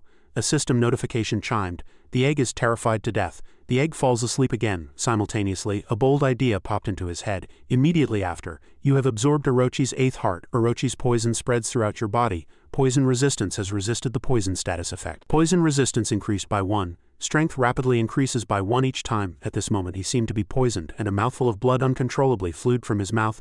Yu's entire body was constantly in pain. He curled up. "I need more herbs," but at this moment his inner power continued to increase. Yu reached out to grab more herbs, but the pain made him collapse again. Yugen trembled as he realized, what the hell, the increase in inner power is abnormal. After that, a notification window appeared. He had a new skill. It was mana domination. Yu speculated. "I was curious what mana domination was, and it seems my mana is obeying me on its own.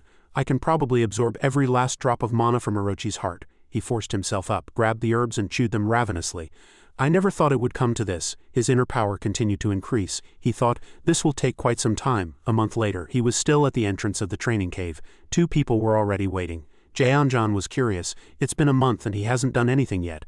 I thought he'd at least come out in the middle to get some secret martial arts or something. But it seems he intends to stay inside for the entire 3 months. Gwang Hammock thought seriously. Anyone who has reached the 10th floor would not miss the opportunity to learn Marim's secret martial arts. He must know that much. So what is he doing? To increase muscle, the Fist King devoted himself to training. The mountain shook every day. What about Kim Yugun? He had been so quiet for the past month that they thought he was dead. Jaeonjan couldn't help but wonder, what on earth is he doing with all those medicinal herbs? Gwang Hammock was suddenly startled. "Wait, the cave door is opening." The two held their breath, waiting and staring at the door. Yu quickly walked out from inside and asked nonchalantly, "Did you two come to pick me up?" Seeing his face, the two couldn't help but be surprised. He had been in the cave for so long that they couldn't even recognize his face. The scene shifted to them heading to a restaurant. At this moment Yu was ravenously eating chicken legs as if he had been starved for years. The two sat and watched him in silence, and Yu continued to stuff food into his mouth, oblivious to anyone else. Jaeonjan couldn't hold back and asked, "Hey, have you been starving for a month? Is there that much food in the training cave?" He held a chicken leg and continued, "I was planning to come out once, so I didn't want to eat anything tasteless." Jaeonjan was surprised. "Eating again? Does he have 3 stomachs?" he asked Gwang Hammock curiously. "Did he only eat medicinal herbs during that time? Why?" Gwang Hammock also continued, "You don't seem injured or poisoned." Gwang Hammock suddenly remembered. "Poison, yes, antidote. Among rare elixirs some have excellent effects but strong toxicity, making them difficult to absorb. Most people wouldn't go to such lengths to absorb such elixirs. But if that person received the herbs for free, it's very reasonable. But how powerful were the effects and toxicity that so many herbs were needed?" As soon as he finished eating, he quickly stood up and said, "Thank you for the meal. I'll be going now." Gwang Hammock was curious. "Where are you going? Are you returning to the training cave?" Yu replied, "No." At this moment he asked again with a serious expression, "Where is the martial arts library?" The scene shifted to the Heavenly Demonic Cult's martial arts library. The atmosphere here was very refreshing and serene. Yu looked around as soon as he arrived. Seeing the 2 guards, he inwardly speculated, "The security is very tight. Are they all players? Some seem to be on par with rankers." The martial arts library is the most important place for any sect. It is where the roots and foundation of the sect are preserved, and of course for the heavenly demon who produces the strongest warriors, this place is very important to the heavenly demonic cult. Furthermore, suddenly one person politely approached and greeted him, interrupting his train of thought. "Kim Yugun-dae, great man, I knew you would come. I will guide you." So Yu followed him to the place he wanted to go. He arrived very quickly. He quickly opened the room door and said politely, "We've arrived." Yu was very impressed. "Can I read all the books here?" That person replied, "Exactly." That person did not forget to instruct, "But you cannot see the books behind that door. If you just remember that, you can use this place freely. Please feel at home." Immediately after, the guide also left and he stood alone in the giant bookstore. Yu was greatly surprised. He quickly found books that suited him. There are quite a few low-level martial arts books that outsiders can read. This much would be 3 times, no, 4 times that of the Namgung family. I've been to several martial arts libraries, but I've never seen one these big. No choice. There are 2 months left until the test, so I need to find it within a month. A way to contend with the Fist King, one of the heavenly demonic cult's 4 heavenly kings, one of Marim's top martial artists. It must be somewhere. The root of the heavenly demonic cult, the beginning of the martial art that Mujin mastered, the heavenly demonic spirit. The scene shifted to the Sword King's study. He was surprised. "Months?" the reporting person continued. "Yes. He spent a month in the training cave, and then another month in the martial arts library, reading martial arts books. I went there myself, but it seemed he intended to read all the books in the martial arts library." Mu-guk couldn't understand. "To try to do something in 3 months that would take 3 years, he continued. "What he's doing is really strange. It was the same when he took the herbs," Jaeonjan continued. "Not only that, what he's doing is just a waste of time. No matter how I look at it, I don't think he's worthy of the Daeon's great man's attention." He leisurely took a sip of tea. "You're right. I can't imagine or predict his actions at all." After a pause he smiled slightly. That's why I'm even more excited. Returning to Yugen, a voice echoed, "It's already midday. Why did you come out? Don't you always stay late?" He walked out from inside and said, I just finished my work." At this moment he looked much better than when he was in the training cave.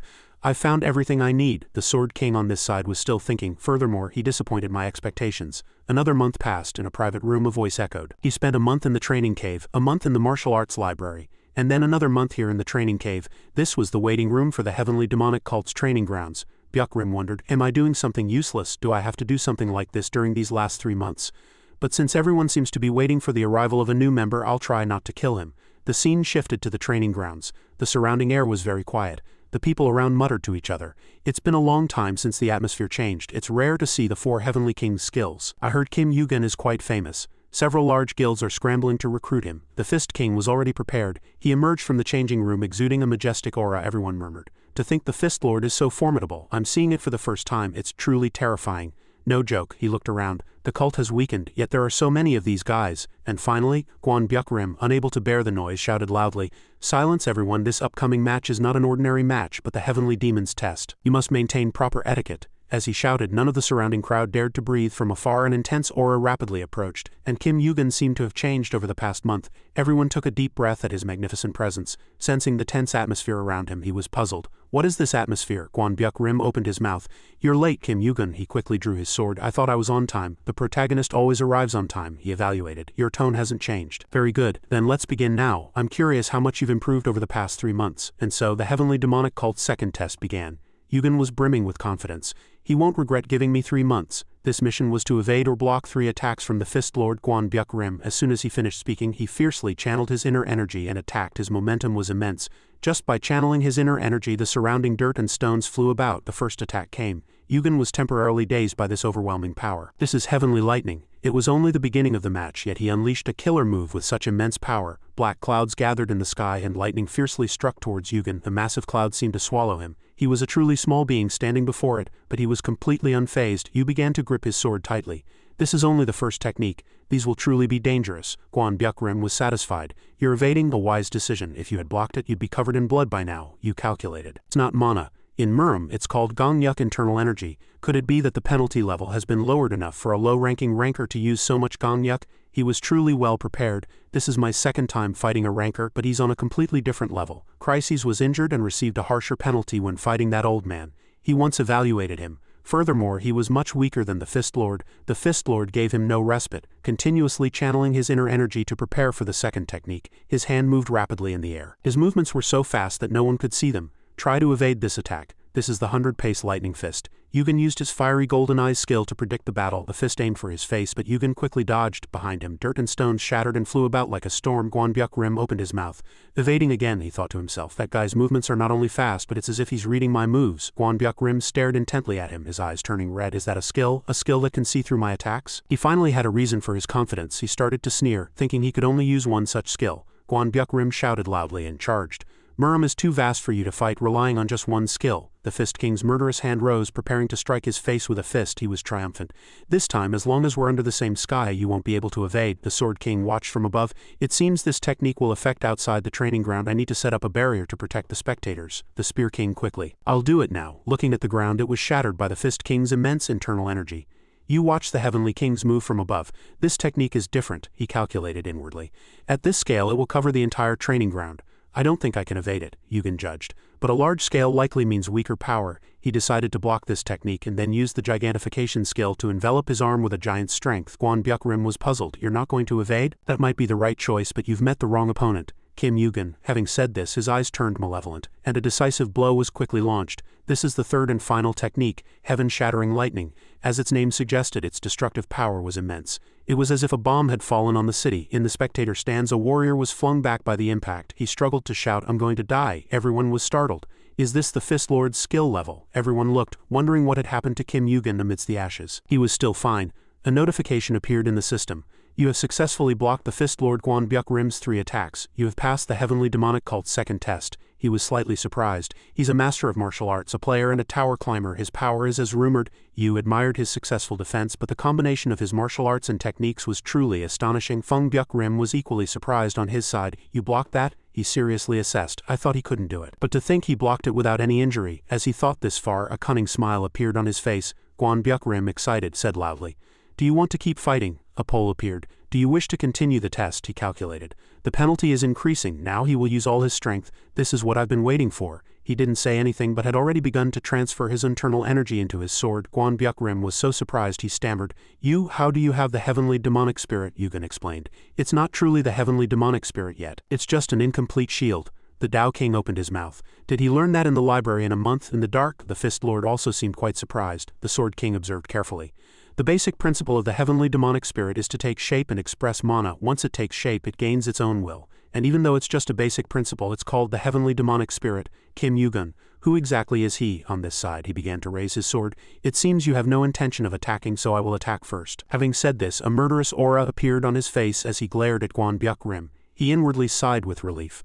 Fortunately, it seems to have some effect. If it were truly the heavenly demonic spirit, he would have just become more submissive. Poor thing. In just a moment he successfully blocked the Fist Lord Guan Byuk-rim's 47th technique. He cursed loudly in annoyance. Damn it, Feng Byuk-rim thought.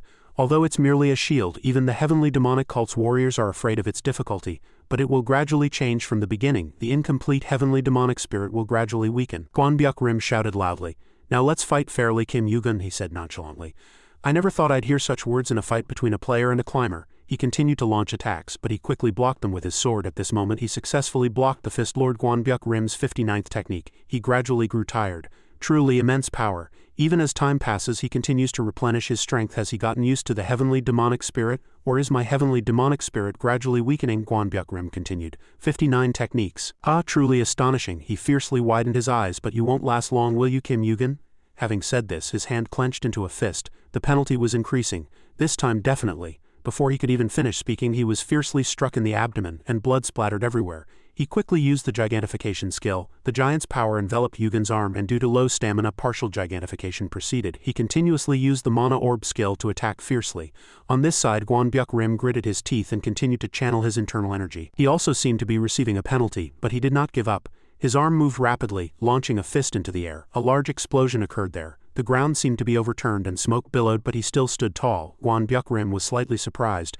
Even if he has learned some of the heavenly demonic spirit, for a rookie who has only climbed to the 10th floor to fight me for so long, he's truly on a different level. But I'm also enjoying this fight, so I'm not bad either. Having said this, his fierce attack was ready to launch again. Guan Byuk-rim shouted loudly. Come on, Kim Yugen, he irritably cursed inwardly. Damn it, he said mockingly. What's wrong? Where's your composure from earlier? He turned his body, and at the same time he also prepared to attack. At this point each attack became progressively stronger. No matter how outstanding he was ultimately an ordinary human. Before the ranker's power he still struggled. You successfully blocked the Fist Lord Guan Byuk-rim's 89th technique, but he did not stop, continuously attacking Guan Byuk-rim as if enjoying a game. Now it's getting much more interesting, he thought.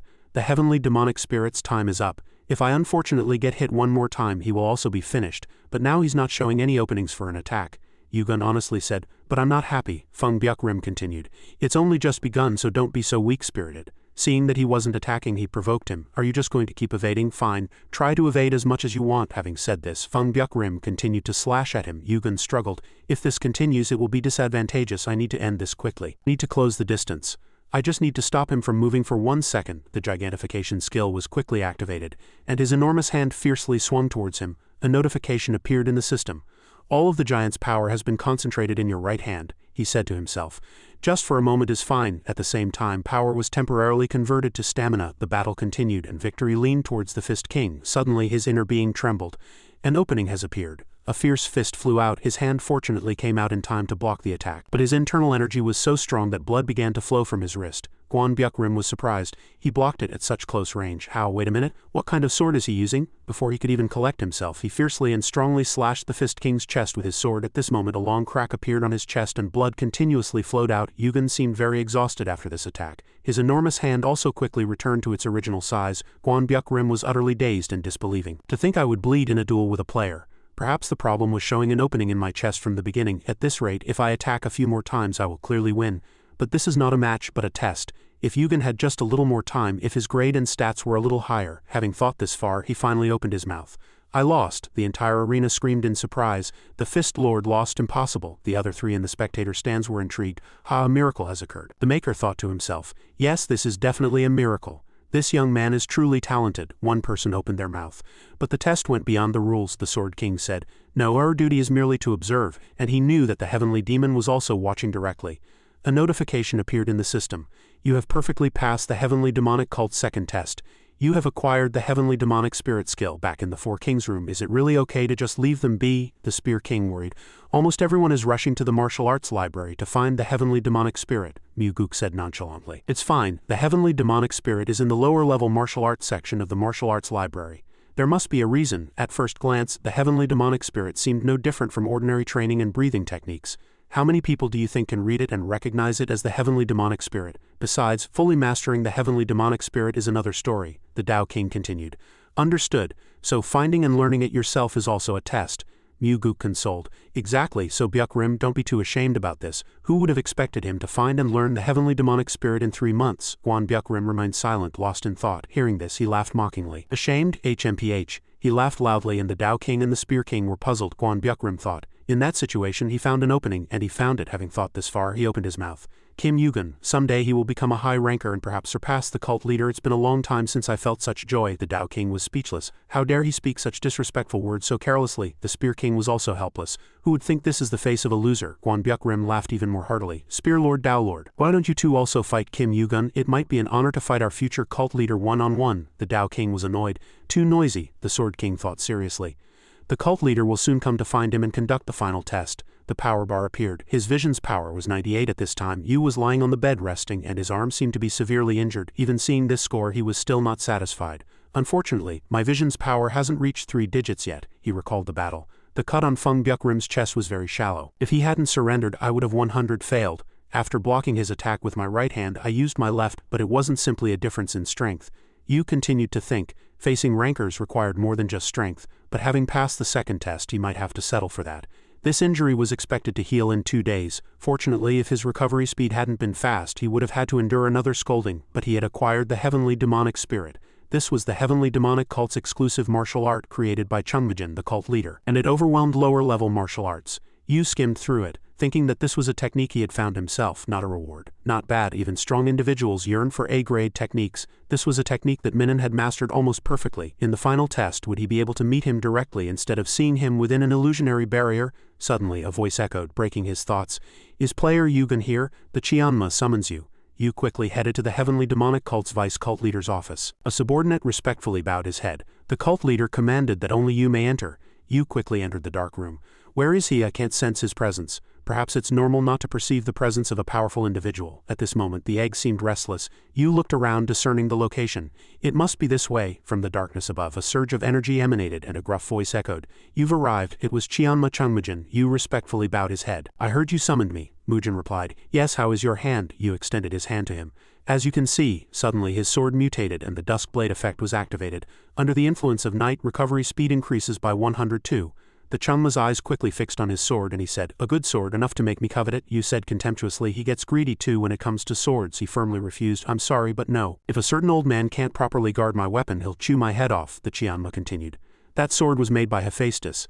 He has the right to say that, Yu said. You know that old man? No, I just had the opportunity to use one of his swords. Having said this, his hand also quickly channeled internal energy. Mujin said to him, enough talk, let's begin the final test now. Yu was surprised. Now he made a pathetic face. With my hand in this state, he countered. Didn't you just say you were fine? Yugen retorted. I have no problem moving, but I can't fight. Mujin gave him no more opportunity for idle chatter. It doesn't matter, you won't be using your hands anyway. Yu was annoyed. He does as he pleases. I had hoped to take the final test in optimal condition. Immediately after, Mujin quickly disappeared with a mist. Yu's eyes quickly turned red. He thought, an illusionary barrier? A voice echoed. What are you doing? Why aren't you entering? Yu looked around and assessed. This barrier is different from before. Much more elaborate and complex. At this moment, Fiery Golden Eyes tried to resist the Soul Sealing Array. But Fiery Golden Eyes' resistance to the Soul Sealing Array failed. Yu wandered for a long time, annoyed, thinking, damn it, I can't break through this. If I'm not careful, I might get stuck. Suddenly, a hand fiercely grabbed him and pulled him strongly. In the end, Yu was forcefully drawn into the Qianma cave, and immediately after, the Heavenly Demonic Cult's final test began. Yu was surrounded by countless mists where he stood. He couldn't help but cover his face with his hand. Only after standing stably in one spot did he slowly open his eyes and look around. A familiar figure was before him, and though the surroundings were very dark, he could clearly see that figure. Seeing him in a daze, that person said, "Follow me." Yugen channeled internal energy, and flames quickly appeared in his hand, lighting the way. Mugen was curious. "So you've mastered the heavenly demonic spirit?" Yu quickly replied. "Yes, I also acquired that technique," he continued to ask. "Then you can control it easily. Skills and miscellaneous things have made this world better. You are an excellent warrior, so take good care of it." Yu asked back in surprise. "Take good care of it?" Yu thought to himself. "Take good care of it? What does that mean?" Suddenly his egg bared its teeth and drooled. Yu was slightly surprised by its appearance. Before Yu's eyes was a purple flame. This was illuminating the entire space here. He thought, "This is a power from outside the tower. Faintly I can feel the power of an outer god. Is this why the egg has been reacting ever since I entered the heavenly demonic cult?" Yu stared blankly at what was before him, thinking. That notification window showed that the gigantification skill was being swayed by a mysterious power. Mugen explained seriously. "The holy fire, that's what we call it. There was an ancient prophecy passed down from very long ago, ever since the demonic cult settled in Qiansun and discovered this flame. The demonic cult exists to protect this flame and find its master. The first Qianma of the demonic cult, the second Qianma, and even my master passed away after dedicating their entire lives to this purpose. And I will be the same." Yu questioned the prophecy. "Do you truly believe in it?" he continued. "The heavenly demonic cult was a religion before it became a sect. If faith wavers, the foundation of the religion shakes. After endless time, sects more powerful than the heavenly demonic cult appeared. As Qianma, I had no choice but to resort to stratagems to protect the holy fire." And then he declared a rule. "From now on, anyone who wishes to join the heavenly demonic cult must participate in the demonic cult's test and prove their worth." Yu speculated.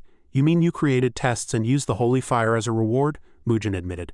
"That's right, by disguising it as a test I could hide and protect the holy fire. Thanks to that it became difficult enough," he added. "Has anyone reached this stage?" Mugen recalled. "Sword Lord Shim Muk once saw it." He paused for a moment, then continued. "But he couldn't overcome it." After that, Mugen extended his hand and channeled internal energy. "Now for the final test. Endure this flame until the holy fire acknowledges you." Yu had no time to react and could only stare blankly as red flames quickly enveloped him. The system instructed, "If you surrender, this test will end," he thought with a stern expression. This will be very difficult for him too. He threw him into the burning flames. Sun Wukong, the great sage equal to heaven, once endured for over 40 days in the 8 trigrams furnace.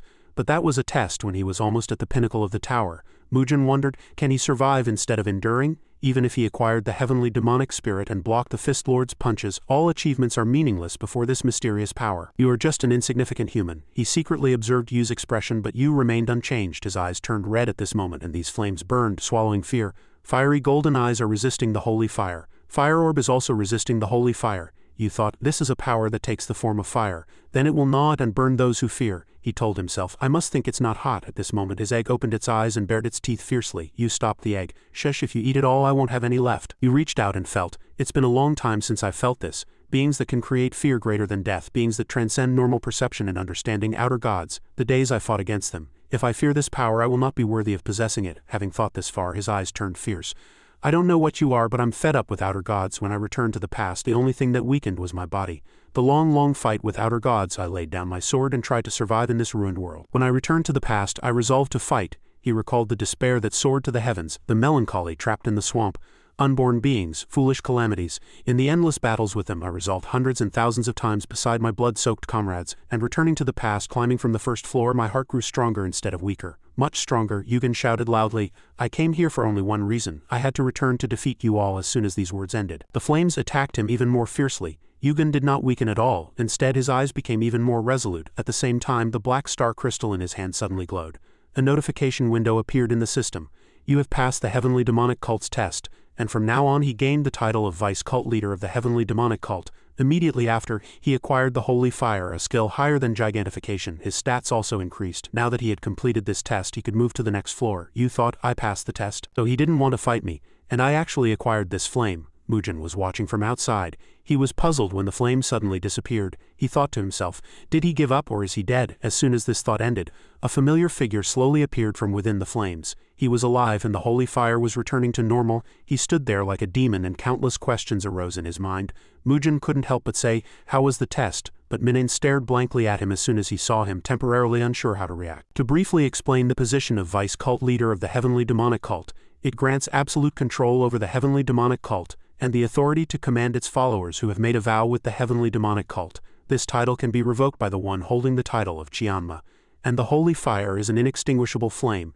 Depending on the enemy's emotions, it can exert more powerful force without consuming more mana. It does not harm or damage the desired target.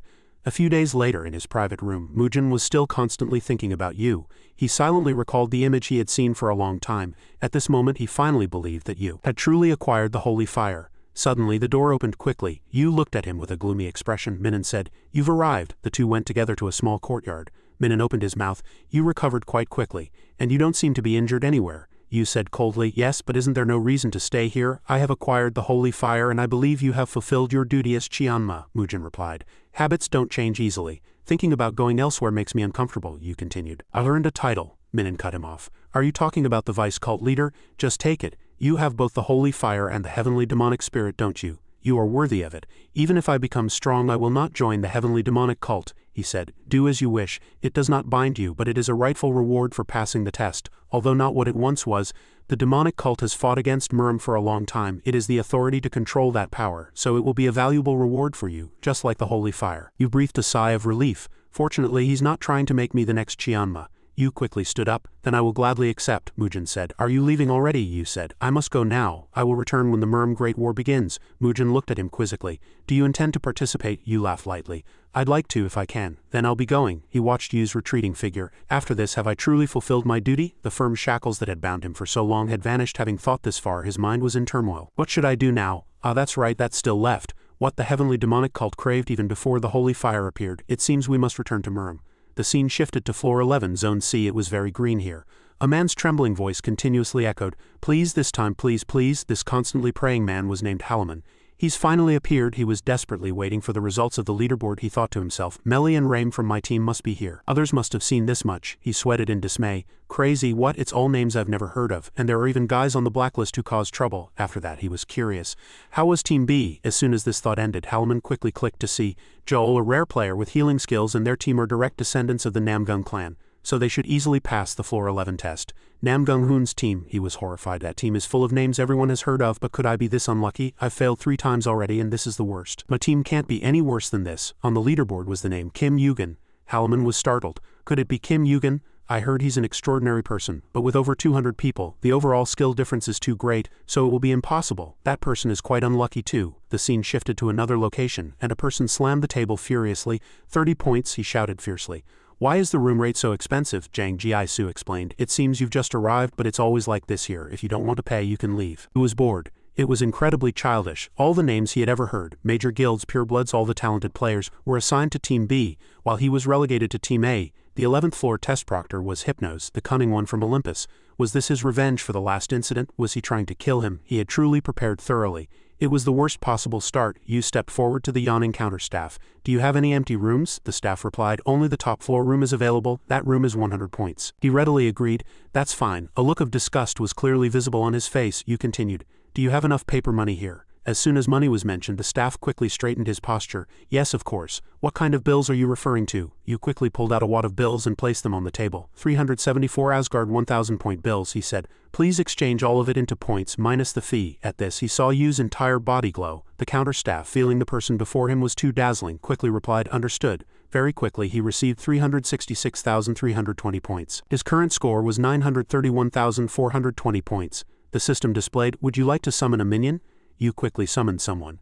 A fairy appeared. How may I assist you? He was surprised. Is this the 11th floor administrator's taste? Still, it's better than a giggling clown. Having thought this far, he continued. I'd like to use the shop, the fairy said cheerfully. What do you need? We have everything except what we don't have. What do you need? Yu thought to himself. This fairy is too friendly. Did she smell money? He replied, I'll browse first. The fairy quickly smiled brightly and snapped her fingers. Yes, understood. Very quickly, the shop opened and inside were dozens of useful items. He thought, adamantium, the material to complete the black star crystal. I need to find it. It must be here. Finally, he found adamantium, the most powerful metal and the dream of all blacksmiths. Excited, he quickly asked the small fairy, how much is this item? The fairy did not rush to state the price but cheerfully spoke of other things. Adamantium. It's a high-quality material. The small fairy was curious.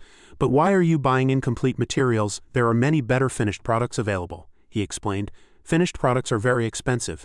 It's cheaper to buy the materials and make them myself. The small fairy smiled brightly and said, understood, but adamantium materials are an exception. It's an unbreakable material and a mineral that even amplifies mana. Isn't that amazing? There's no other material like it in the world. You can inwardly assess. These guys have pretty detailed information. The small fairy continued to speak. If you can just melt it, you'll have some left over even after making an excellent item, won't you? He was surprised and thought to himself, right, what this guy is saying is completely accurate. Because of its hardness and strength, fewer than 10 top blacksmiths can melt it. But due to its extraordinary properties, blacksmiths call it a translucent mineral. The small fairy continued to ask, "Aren't you very close with Hephaestus?" He was curious. "What does that have to do with anything?" the fairy explained. "Of course it does. If you have this, you can make top-grade items to your heart's content. Ordinary people find it difficult to find a blacksmith, and even if they do, they have to pay a huge price. But you don't, do you? So the value of adamantium sold to you should be much higher, shouldn't it? If I calculate all the information, 1.5 kilograms of adamantium is worth 1.5 million points. As soon as he heard this price, his face quickly hardened. "I don't have that much money," the small fairy quickly introduced. "Don't worry, can you borrow at an 11.5 interest rate? Your credit rating is high, so we can lend to you at 10 interest. You said, "Really? Then there's no other option." The fairy was delighted. "A wise decision. Then we'll put the deficient points and interest on credit," he interrupted. "I'll buy it elsewhere." The small fairy broke out in a cold sweat. "Then we can give you a further discount. You might not know, but this item is very rare and difficult to obtain elsewhere," Yugen said nonchalantly. "That's fine, I'll climb the tower without it anyway. I have plenty of time and many minions on other floors. Oh, there are auctions too. If I have to, I can buy other items. Unfortunately, let's forget about this transaction," the small fairy stammered. That, just a moment," you cut her off. "Look, I told you, forget it, I'm not buying it." The small fairy looked at him with a sad expression. "You're too cold." The small fairy didn't give up. "Customer, just a moment, then I'll lower it to 1.3 million. You showed a disgusted expression. The fairy continued to lower the price. "Then how about 1.2 million? He still didn't budge. "I said I'm not buying it. 1 million, no less. That's the cost price." He pretended to be annoyed. "You're bothering me. Fine, if you're so eager to sell, I'll buy it for 850,000 points. The small fairy cursed inwardly with an angry face. "Damn it, this damn guy," the fairy thought. "But when will I find such a big customer again?" You continued. 850,000 points is the most I can pay." Thinking this far, the small fairy was filled with determination. "I must sell it." She lowered her voice with difficulty.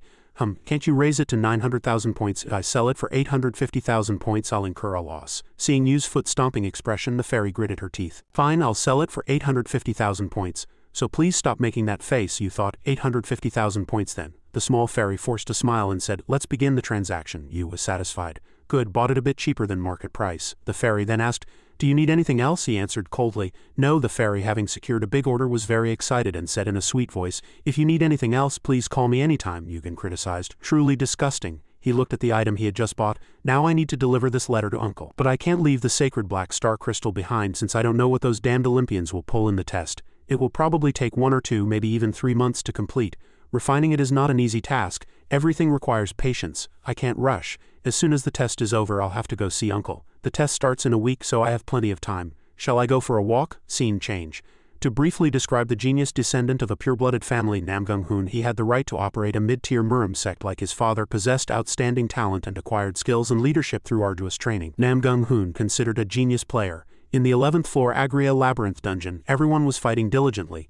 One of them wondered, "Is this the easiest dungeon on the 11th floor?" They murmured. "We're probably the only team that's cleared it this fast. We can probably go all the way. It's not that difficult. Of course, don't forget who's with us." A cold voice echoed, "Hurry up, we need to clear this quickly before the test and rest." The crowd murmured, "But don't we need to prepare for the test? Did you see the squad assignments? Team A is really bad. But Team A has Kim Yugen, he's a big deal. I heard he even passed the Heavenly Demonic Cult's test. So what? His team assignment luck is terrible," Namgung said. "Stop your nonsense and hurry. Whatever the situation, we just need to do our best, that's enough." As he said that, no one argued further. "Yes, team leader, yes, truly trustworthy." Namgung thought, "Kim Yugen, I've never seen his face, but I keep hearing about him. I don't know where he came from, but he must be that talented.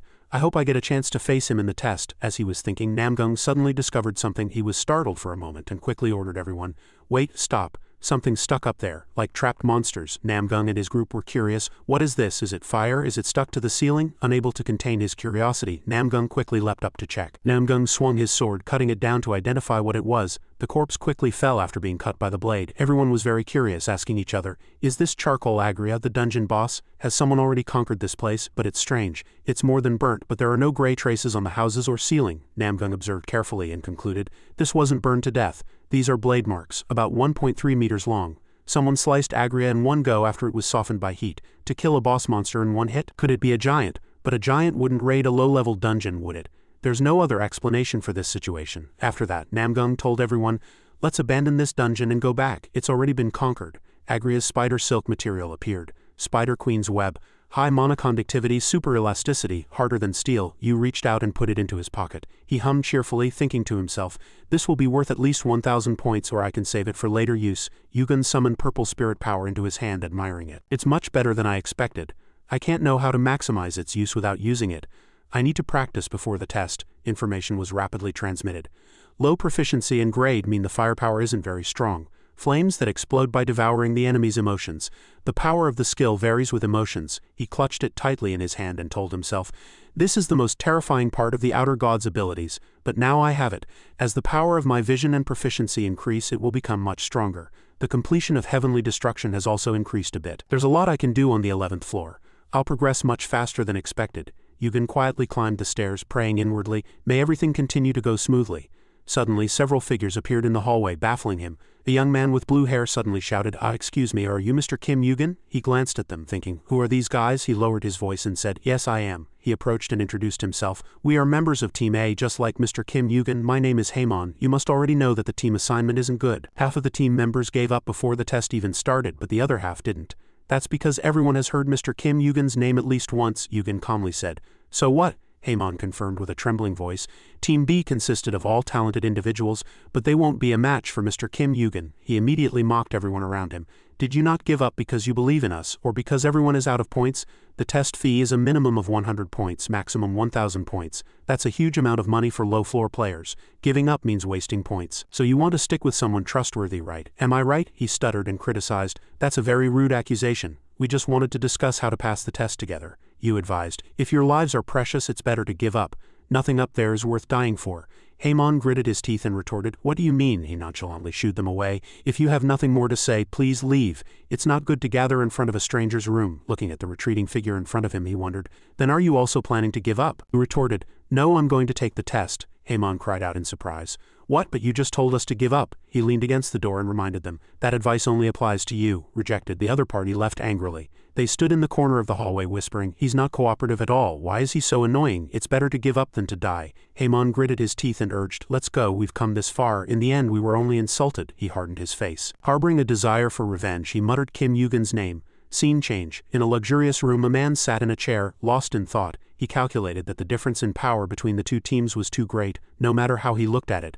"This guy is really unlucky. To get caught in such an unfair test," he pondered deeply. Why did a guy with a bright future like Kim Yugen become a wanted man? This person was Hypnos, the 11th floor test administrator. He recalled the words of the one who had given him orders. "This is an order from the Great Olympus. Eliminate player Kim Yugen. There will be a generous reward upon completion." Having thought this far, Hypnos smiled contemptuously. Just following orders like a dog. As soon as his thoughts ended, he immediately boarded his vehicle. The preparations must be complete. Suddenly, a message arrived for Hypnos. He was surprised. Who sent a message during the test? The message was from Hera, no one else. Scene change. Dark Forest, Elam. The surrounding air was very gloomy. Yugen looked at the report list. There were only 51 participants. He observed his surroundings and realized that more players had given up than expected. Hypnos was surprised. Could he really participate in this trap-like test? After a brief pause, he continued loudly, "Hello everyone." He introduced himself and briefly spoke about a few issues. "I am Hypnos, the 11th floor test administrator. Team A seems understaffed, but nothing will change. We will proceed with 2 teams for now. I will start as soon as I explain the test content." After that, he raised a flag, and this week's test was flag capture. Hypnos continued, "It's simple. Acquiring these flags will show the number of flags collected. Isn't that great? All of this is thanks to magical technology. The question is, where do you get these flags? This forest has been sealed by the administrator for this challenge since ancient times. There are many monsters of various grades, and flags are scattered throughout the forest, on roadsides, under cliffs, on treetops, and even on monsters' bodies. You won't know how much effort we put into creating this challenge. You just need to collect as many flags as possible. The team with the most flags at the end wins. Easy, right? But the name of this challenge isn't flag collecting, it's flag snatching, isn't that right? In this challenge you can snatch flags collected by the opposing team. The method doesn't matter. Robbery, intimidation, and murder are all permitted." Upon hearing this, some players felt fear. Hypnos hadn't finished yet. "Finally, there will be a king in this challenge. 1 player from each team will be randomly selected, and the number of flags held by the king will be counted double. But this isn't chess, so don't worry. Your team won't fail just because your king dies. However, having a powerful king would be very advantageous, so good luck in this challenge. Luck really matters, doesn't it?" Yu thought to himself, "Another luck-based challenge, meaning they'll choose the weakest player as the team's king." Finally, the rules explanation was over. "Shall we begin the challenge now?" As Hypnos extended his hand, a light swiftly enveloped all players like a compass. The system summarized once again. The 11th floor challenge, flag snatching, now begins. You can snatch flags from the opposing team by any means. After 24 hours, the team with the most flags wins. Your contribution points will be calculated based on the number of flags you acquire. If you hand flags over to the king, your contribution points double. If the king loses flags, your contribution points disappear, and rewards will be paid based on your contribution points. Team A, 0 flags. Team B, 0 flags. Halloman stared blankly at his glowing body. What's happening? Am I the king? He was very flustered. What should I do? What should I do? Yugen observed from a distance and thought, as expected. He sighed helplessly. How on earth did that guy make it to the 11th floor? At the same time, Halloman chased after him. Mr. Kim, Yugen, where are you going? Yugen replied coldly. Seriously, are you asking someone else to protect you? I'll protect you, so calm down. You won't have to fight Team B right now. Immediately after, his eyes turned red. Shall we begin then? Namgung quietly observed his movements from this side. Complicated look flashed across his eyes. The people around murmured, Look, we're definitely going to win. The numerical difference is too great. Let's finish quickly and go have some fun. Namgung thought, I understand why they're not worried. Our team has 4 times the number of players as the opposing team in this challenge, but they're losing their vigilance. Suddenly, a voice echoed, interrupting his thoughts. Are you worried? Namgung turned around in surprise. Roel, it's an honor that you remember my name. Namgung observed the person in front of him, momentarily speechless. He frowned. Lilu and Bobmi understand why she's called an angel. Even among the few support players, her ability is extremely rare. Roel continued, Don't worry too much. There's clearly a big difference between the two teams. Relax. Namgung finally spoke. Don't you see, even if it's random, there isn't such a large disparity in ability, Roel said nonchalantly. Isn't it just a coincidence? Namgung cut her off. In my world, nothing is achieved by coincidence without effort, Roel thought seriously. Is that so? By the way, who is our team's king? Since no one knows, it seems like an ordinary player, Namgung said. Do you think they'd be curious about who the king is in this situation? Namgung thought, trying to recall. I think I saw someone emitting a yellow light when the challenge started. Something was off. I have a very good memory and never forget what I see, but I can't recall his face, he asked himself. What did that person look like on this side? Halloman stared blankly at the two teams' scoreboards. Another player spoke up. Fewer flags were released than expected, and all the flags we picked up were in monsters' hands, but we've collected quite a lot. With this number, we can defeat their king and take the lead, Halloman thought. That's right, we have such a person on our team. Kim Yugen, who has the most flags among 59. When I met him last time, he didn't seem cooperative, but as long as I'm king to win, he has to focus on protecting me. He coldly abandoned me, but he told me to sit still and wait, so he'll be back soon. Another player said, But this forest is too vast, making it difficult to even find our way. They talked among themselves. I don't know where Team B started. Let's rest first. Let's meet at midnight. Suddenly, a strange sound was heard, making all the players' faces turn pale. A cunning voice echoed, Caught. I told everyone to be careful. At this moment, the opposing team players were already hunting, and their mission was to protect their flags from enemy attacks. The people from Team A complained, It's really annoying to be on Team A. Even if Kim Yugen is there, if the king is defeated, nothing can be done. Moreover, defeating the king grants a huge amount of contribution points. So one of Team A gritted his teeth and charged. Damn it, don't be afraid, we're 10 people. Before he could finish speaking, a fierce sword swiftly grazed his neck. The man who had just charged was no longer breathing. The others said arrogantly, 10 people, now it's 9. As he spoke, the man looked at the Team A players with a cunning face. Team A was in a frenzy at this moment. Everyone quickly scattered, avoiding the man who had just committed murder. Team B charged valiantly, and one of them laughed loudly, shouting, Where are you running to? Screams quickly echoed, I give up, save me. Seeing him frozen, someone quickly pulled Halloman away. But immediately after, blood quickly splattered and stained his body. The person who had just been leading him away was cut in half. Get out of the way, the king is mine. Halloman, seeing this scene, was so startled he fell to the ground. The man swung his sword fiercely like a hungry tiger, aiming to cut him down. Halloman tightly closed his eyes, awaiting death. But fortunately, you arrived in time. He successfully saved the king. He said angrily, I told you to stay put. Why didn't you listen to me? Halloman shed tears of joy. At this moment, he saw you as a savior-like angel. To be honest, only you could save Halloman here. He shouted excitedly, Mr. Yugen. The people from Team B were momentarily overcome with fear. Yugen, Kim Yugen, damn it. It must be true. Even Kai was killed in one hit. Seeing him approach, one of them shouted, Retreat first. A blade fiercely cut down 2 people. They continued to shout, boosting their morale. You idiot, we have more, just kill him. As soon as he finished speaking, the masked man fiercely swung his sword, aiming to cut him down. But before he could even charge, a blade gently grazed his forehead. The man momentarily couldn't react and was very surprised, and just like that he was decisively cut in half by you. Other players stepped back in surprise. In front of Yu's momentum, the people from Team B trembled in fear. On the other side, someone shouted in surprise, Wait, save me.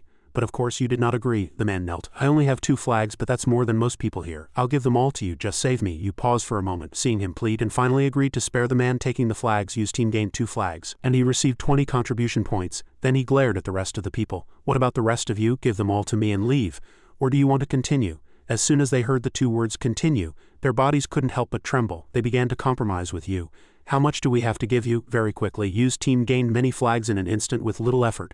Halaman trembled. Fortunately, he's an ally. Really fortunately, he's an ally. I regret glaring at him and gritting my teeth just for speaking directly to him. Yu spoke. Half the game is already over, Halaman said blankly.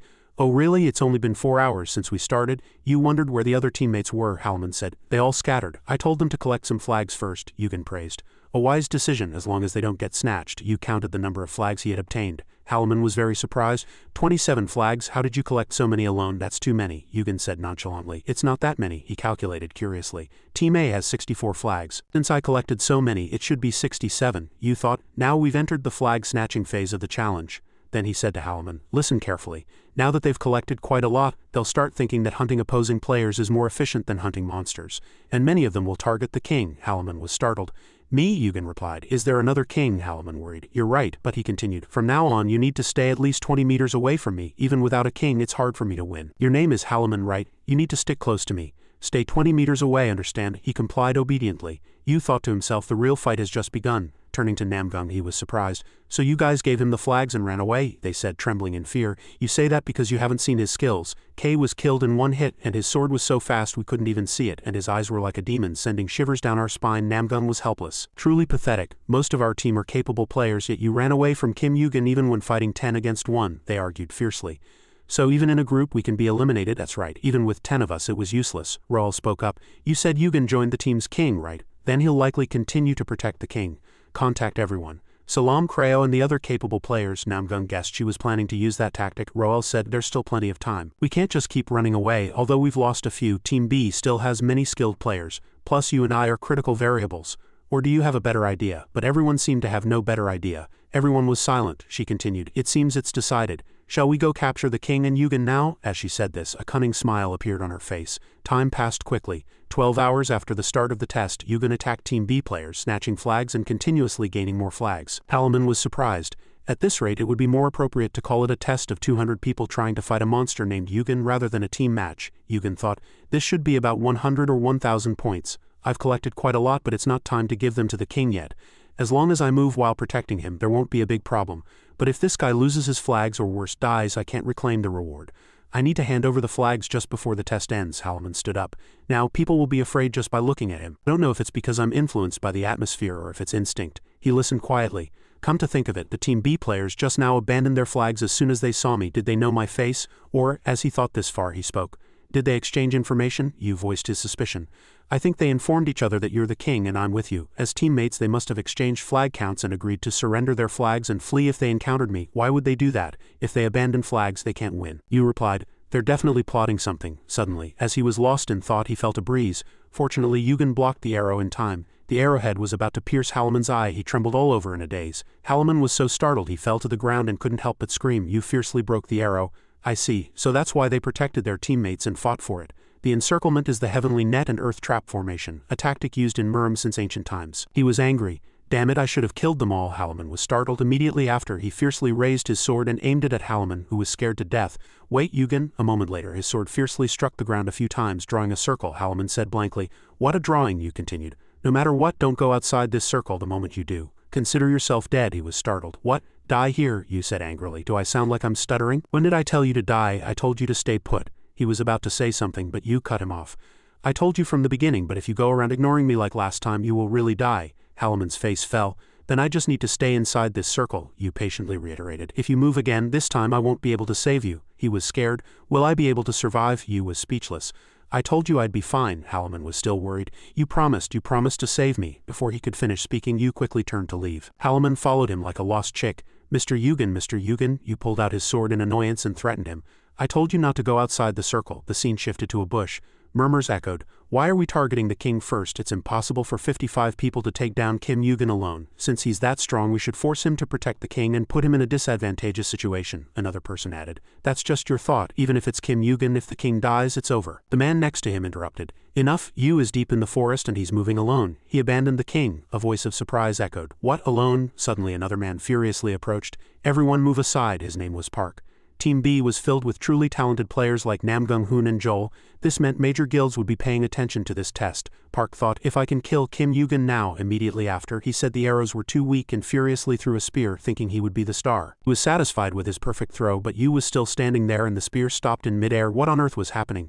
Before Park could even collect himself, the spear returned and plunged into the body of the man next to him. This made him extremely enraged, his eyes turning red. Very quickly, everyone next to Park fell to the ground covered in blood. A quickly annoyed voice echoed, "Only some useless fellows here." Park looked at Yu in horror. Kim Yugen? Just then, he was the only one left alive. Yu's eyes glowed fiercely like a demon from hell. Yu said furiously, "Where is Nam-gung-hoon?" After getting the information he needed, Yu quickly dashed off. The guys who had just fled now cautiously peeked out. He disappeared again. They constantly whispered about Yu. His stealth skill is quite high. You can't even see his shadow. It's so high that he's invisible unless he's standing right in front of you. Is Kim Yugen an assassin? He didn't know when he had arrived, but at this moment he was already standing behind the man. I don't think so. Assassins don't use longswords and they intentionally wear black clothes. Besides, Yu has fiery golden eyes. That's a pretty good skill. As the man looked up in surprise, they cried out in astonishment. When did he arrive? Yugen couldn't help but admire. You have quite capable scouts and you even use good tactics like the heavenly net and earth trap formation. Perhaps you chose such a flawed tactic because you don't have many people. The white-haired man who had just spoken hardened his face and said, "Not many people, are you sure?" Yu followed his gaze, thinking inwardly. They finally arrived. Nam-gung-hoon and Joel. Nam-gung opened his mouth. Abandoning the king and roaming around, have you decided to give up the test and fight?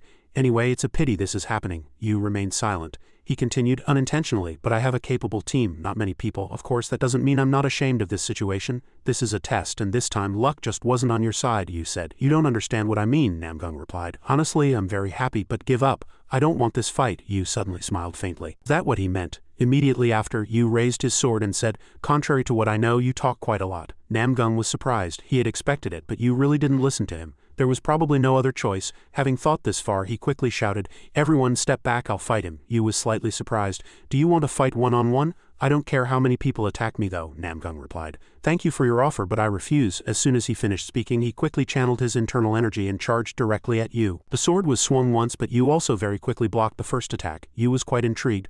Look, an 11th floor player has that much power. What on earth are his stats? His eyes glowed fiercely. Storm-like sword attacks continuously flew at Yu, but Yu showed no sign of counterattacking yet.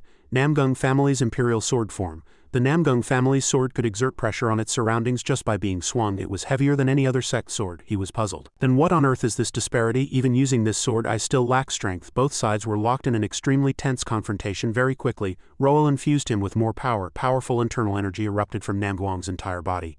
Archangel's blessing empowers you. Your strength, your stamina, your body becomes more agile. Mana recovery speed increases. Nam-gung glared at Roel and said irritably, "What is the meaning of this cowardly act?" She replied, "Aren't you being pushed back even with my buff? Doesn't that mean this fight is already over?" "Look, he seems to think the fight is already over too." She continued to infuse mana. Nam-gung was puzzled. "Over?" Suddenly, purple flames enveloped his surroundings. Nam-gung was startled by the pure flames. "That's the flame I saw in the Agria dungeon. It can't be a coincidence. He's the one." Yu's face still calmly looked at his opponent. Nam-gung was puzzled, but something strange. His swordsmanship just now was different from the one that sliced Agria's body. It's like a different person's skill. With his attack power, he couldn't have killed Agria in one hit. Am I mistaken, or is he holding back his strength against me? Joel was puzzled as the two just stared at each other. Why did they stop fighting after that? She heard Nam-gung's voice. "Let's retreat. It's meaningless to keep fighting. All that's left for us is death." Joel recognized this as a telepathic message. Nam-gung-hoon is admitting defeat himself. Why? From that side, Nam-gung asked Yu a curious question. "I have one question. Are you the one who conquered the Agria dungeon?" Yu replied, "What if I am?" Nam-gung said nothing. Understood. Yu thought he seems to have lost the will to fight. Immediately after, he no longer fought and immediately put his sword back in its sheath. Murmurs echoed. "Agria, the most difficult dungeon on the 11th floor, we raided it, and the one who conquered it is you, World?" Everyone stepped forward with dissatisfaction. "No, Captain, why are you doing this? This isn't like you, Captain. No matter how strong our opponent is, giving up before fighting, if we all charge together, we'll have a chance." Nam-gung said, "What's the point of winning that way? Yuhan alone is covering the absurd numerical disparity between the two teams. Doesn't that mean he's not qualified to pass this test? You can keep fighting, but we're leaving." "Let's go," Joel criticized. "Contrary to what I heard, you're a coward." Nam-gung didn't care. "Say what you want. I value my comrades' lives more than my honor." Everyone was moved. "Captain," everyone murmured, "he's stubborn. It's a bit disappointing, but it's good that the captain has that side to him. Yes, I can always take the test again." Joel had nothing more to say and suppressed her anger inwardly. Yu recalled, "I said it just in case, but it's better for us to have fewer people. It's not good for an adult to get angry before a children's fight. Yes, we're people we'll need later when fighting outer gods. Some of them will definitely become future rankers. There's no need to weaken our side's strength for no reason. You thought that if Hagen were in this situation he would never kill anyone. Not only did he have the ability to do so, but he was also a hero who didn't break promises. I like that about him, but I'm not a hero like him. Yugen hardened his face. I hoped everyone would retreat on their own, but now I'm not sure what will happen, he told himself. I'll do my best, but if I can't avoid it, then so be it. Joel still didn't listen to Namguang's advice. She couldn't accept defeat so easily.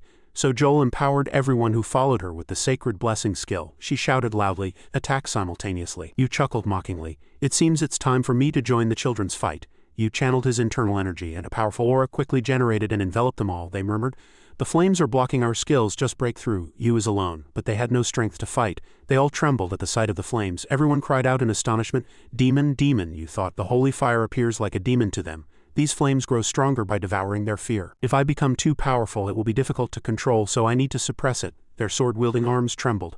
Some forced themselves to shout, we must kill Yugen, Yu calculated. They seemed to be able to endure the holy fire for a while thanks to Joel. Yu looked at Joel. She probably has quite a few buffs. She's buffing the players with all her strength. She really seems to be aiming for Yu's life. Joel was annoyed. What on earth is going on? I'm applying appropriate buffs to all the players, but they're all frozen. I can't even get close to those flames. It's like facing an uncurable AoE. They couldn't even get close to Yu, so how could they hurt him? Having thought this far, she decided to use a killing technique and flew directly at Yu. A massive sword furiously swung down over Yu's head. Joel gritted her teeth and poured all her strength, shouting furiously, die?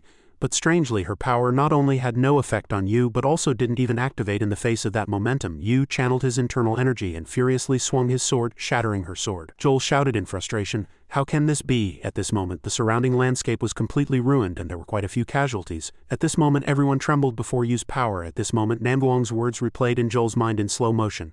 Let's retreat. It's meaningless to keep fighting. All that's left for us is death. Say what you want. I value my comrades' lives more than my honor. A feeling of regret spread in Joel's heart. Namgung-hoon, you were right. Namgung sent a telepathic message. Everyone retreat. We have no chance. If we all die here, even if we catch his king, we will lose. Yugen opened his mouth.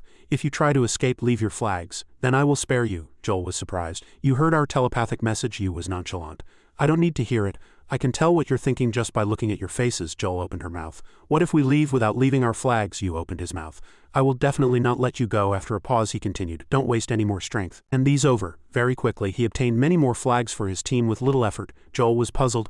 Are you really not going to kill anyone? We might have lost all our flags, but we'll collect more. You're alone and you don't have a king for the remaining time. Yugen cut her off. So, do you want me to kill you? What do you want? Joel said. I heard you refuse sponsorship offers from major guilds, but Gon is on a different level. I'm not sure if you can get better treatment than me, Yu firmly refused. I decline. Joel was bewildered. To refuse so quickly, then at least tell me your player ID. Yu still didn't agree. I decline. I know your goal. Joel was puzzled. Do you know why I'm asking? It's for your future. Seeing that you don't give up even in an unfair test, you seem to have a clear goal. You can't climb this tower alone. Good comrades, a strong guild that will fully support you. That's not enough. Someone like you should know that you need more than just your skills when you set foot in the tower. Why are you trying to walk this difficult path alone? She didn't know how to give up, which was probably how she climbed the tower so quickly. But guilds and sponsorships only hinder me now. Guilds vying for power in the tower can destroy everything due to pride, greed, and distrust, so I can't accept their help.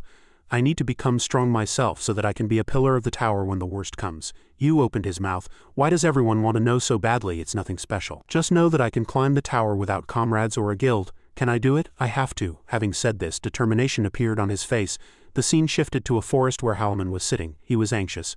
When on earth is he coming back? Since it was a forest, the surroundings were very gloomy and eerie. It's terrible. Is the sky always this dark? Halman looked around, trembling with fear. How long do I have to wait? Trembling and worrying, he didn't notice something aiming at him from the bushes far away. Immediately after, it fired fiercely at Halman, a fireball flying towards him. He dodged. A mocking voice echoed. He dodged. He probably has some reflexes. Unlike what he seems, they walked out from the bushes. Do we want to kill you? Why are you standing there blankly? Let's finish this quickly. As far as I know, even with Namgung-hoon and Joel, Kim Yugen will be hard to deal with. He must be incredibly strong. Halman was startled. He fought Team B alone. He fought those strong individuals. Halman recalled Yu's words. If you keep moving, I won't be able to help you this time. I told you not to go outside the circle. He thought, even if I run, I'll be caught soon. I can't beat them. But if I stay within this circle and buy time, Yugen will return. My only choice is to trust him and do as he said. With this thought, Halman swung his sword and shouted, "Come at me, you bastards!" They scoffed. What's this guy doing? He must have given up. Don't forget, contribution points will be divided equally. Alright, the flags must also be divided properly. Just then, shurikens flew fiercely towards him, but an invisible circle blocked them. Suddenly another guy charged fiercely. Halman was terrified. Damn it, I can't go outside the circle. That guy kicked him in the face and blood flowed continuously. Too easy. Halman squeezed his eyes shut. I just need to not go outside the circle. That guy was puzzled. What on earth are you doing? There's no ill will. You were just unlucky. Now farewell forever. Suddenly a silver smoke rose from behind that guy's back and the guy flew off in confusion amidst countless gazes. They were baffled. What on earth? Is it a demon? This was the heavenly demonic spirit technique. Halaman, relieved to have barely survived, understood nothing. Scene change. He recalled Roel's words. In many ways he was a truly admirable person. I hope to be on the same team next time we meet. Yu was annoyed. The conversation was longer than I wanted, wasting time and money. Anyway, it's good that it ended safely. As long as Halaman keeps his promise, there's no problem. Suddenly a sharp light flashed in Yu's eyes. Now I just need to think about this. With this thought he opened his mouth. Everyone's gone. You can come out now, a voice echoed from the bushes. When did you know? Yugen replied. For quite a while. The man, dressed in clothes that covered his entire body, appeared. Clever as the rumors say. He quickly scrutinized Yu. He used such huge flames, yet there are no burn marks. That power is not only impressive, but I've never seen a technique that can burn specific targets, a flame with will. If he had seen it, he definitely would have wanted it. Yugen opened his mouth and asked, What are you doing here, Administrator? Why are you dressed like that? The man was startled. You can see my face, Yugen replied calmly. Very clearly. The Administrator was astonished by his sight. Is it a skill that can see through the Administrator's illusion? He is truly extraordinary. With this thought he couldn't help but exclaim, My goodness, truly amazing. I thought you would chase the king as soon as the test started, but I didn't expect you to fight all of Team B alone. Yu was wary of Hypnos. He was the cunning one from Olympus, known for his illusion techniques. An administrator interfering in an official test. If the administrator found out about this, along with the incident on the first floor, they would pay a hefty price. Yu scorned. They've decided to make me kneel at their feet, to set such a grand trap for me. Intense killing intent erupted from Yu's entire body, and purple flames enveloped him. Hypnos was surprised. An ordinary player would immediately fall asleep if I unleashed all my mana. His stats shouldn't be that high, so how is he resisting my mana? Is he enduring with sheer will? I thought the executives of major guilds focusing so much on a single player and sending an administrator to kill him was an exaggeration, but now I understand why the higher-ups were so anxious. Looking back, he had received a message from Hera to kill him by any means. Just then, Hypnos quickly used his darkness skill. Covering the entire space in night, the darkness skill cast illusions on all living beings in the area and put them to sleep. He warned, this time will be different from before. It will be difficult to resist. Don't resist any longer, just give up. As he spoke, Yu's body already began to lose consciousness. Hypnos said in an enchanting voice, I'll let you have a beautiful dream. And Yu's eyes closed, he stood there blankly, falling into the sleep induced by Hypnos. If a low-floor player claimed to have fought an Olympian administrator, people would think he was lying. No matter how strong you are, they wouldn't believe a petty fellow got to meet someone from the great Olympus. You are meeting someone you worship like this. If you survive, you'll have something to brag about. Too bad. With this, he had already aimed his sword at his neck to finish him off. Suddenly, Yugen snapped out of his trance, rose up and fiercely slashed Hypnos in the chest, surprising him. Blood gushed out quickly, and immense pain surged, making him grit his teeth. Yugen mocked, Too shallow. Hypnos gritted his teeth. You bastard, did you trick me? Now you're resorting to underhanded tricks, Yugen replied. I don't think that's for me to say. Besides, I have no intention of bragging about fighting an administrator, but I might just tell the story of fighting a cowardly Olympus administrator, Hypnos said. No matter how much you provoke me, nothing will change. Yugen glared at him. That's not true. Simultaneously, Yu's stamina stat increased under the influence of the darkness skill, and his stamina recovery rate increased by 200. After a pause, Yu continued, Because the night isn't yours alone. Yu thought Hypnos was a melee mage who used darkness-attributed mana suitable for illusions. I was able to hurt him, but he's still an Olympus administrator. He gripped his sword tightly and glared at him, but I'm quite confident fighting this type of enemy. The two glared at each other in silence, each lost in their own thoughts. Suddenly, Hypnos quickly charged, and Yu no longer wished to maintain a defensive stance either. The two seemed quite evenly matched, and Yu didn't seem to be losing ground even against an administrator. If you hit me once, I'll dodge once and dodge again. Dirt and stones around them shattered from the impact, scattering in all directions. Yugen's sword emitted a black light at this moment. It was like an apostle of darkness. Hypnos was, after all, an administrator. He finally closed the distance to Yu. A successful strike to the face left Yugen dazed. But Yu didn't back down, quickly gripping his sword tightly and counterattacking. Hypnos also took another slash to the chest from Yugen, and blood continued to gush out. Suddenly Yu felt something was wrong and turned his body to look again. The person Yugen had just slashed was not Hypnos but his shadow, and at this moment the real Hypnos attacked from behind him. But fortunately, Yu was able to dodge. His blade fiercely swung towards Yu's back, but at the same time a massive purple flame erupted from Yu's body, enveloping Hypnos' entire being. He was startled and gritted his teeth. Immense heat quickly surged, and the flames grew larger and larger, as if he were in the middle of a volcano. Not only that, but the flames attacked him as if they had a soul. No matter how much Hypnos tried to evade, the flames still tracked his position and flew towards him. Hypnos was momentarily surprised.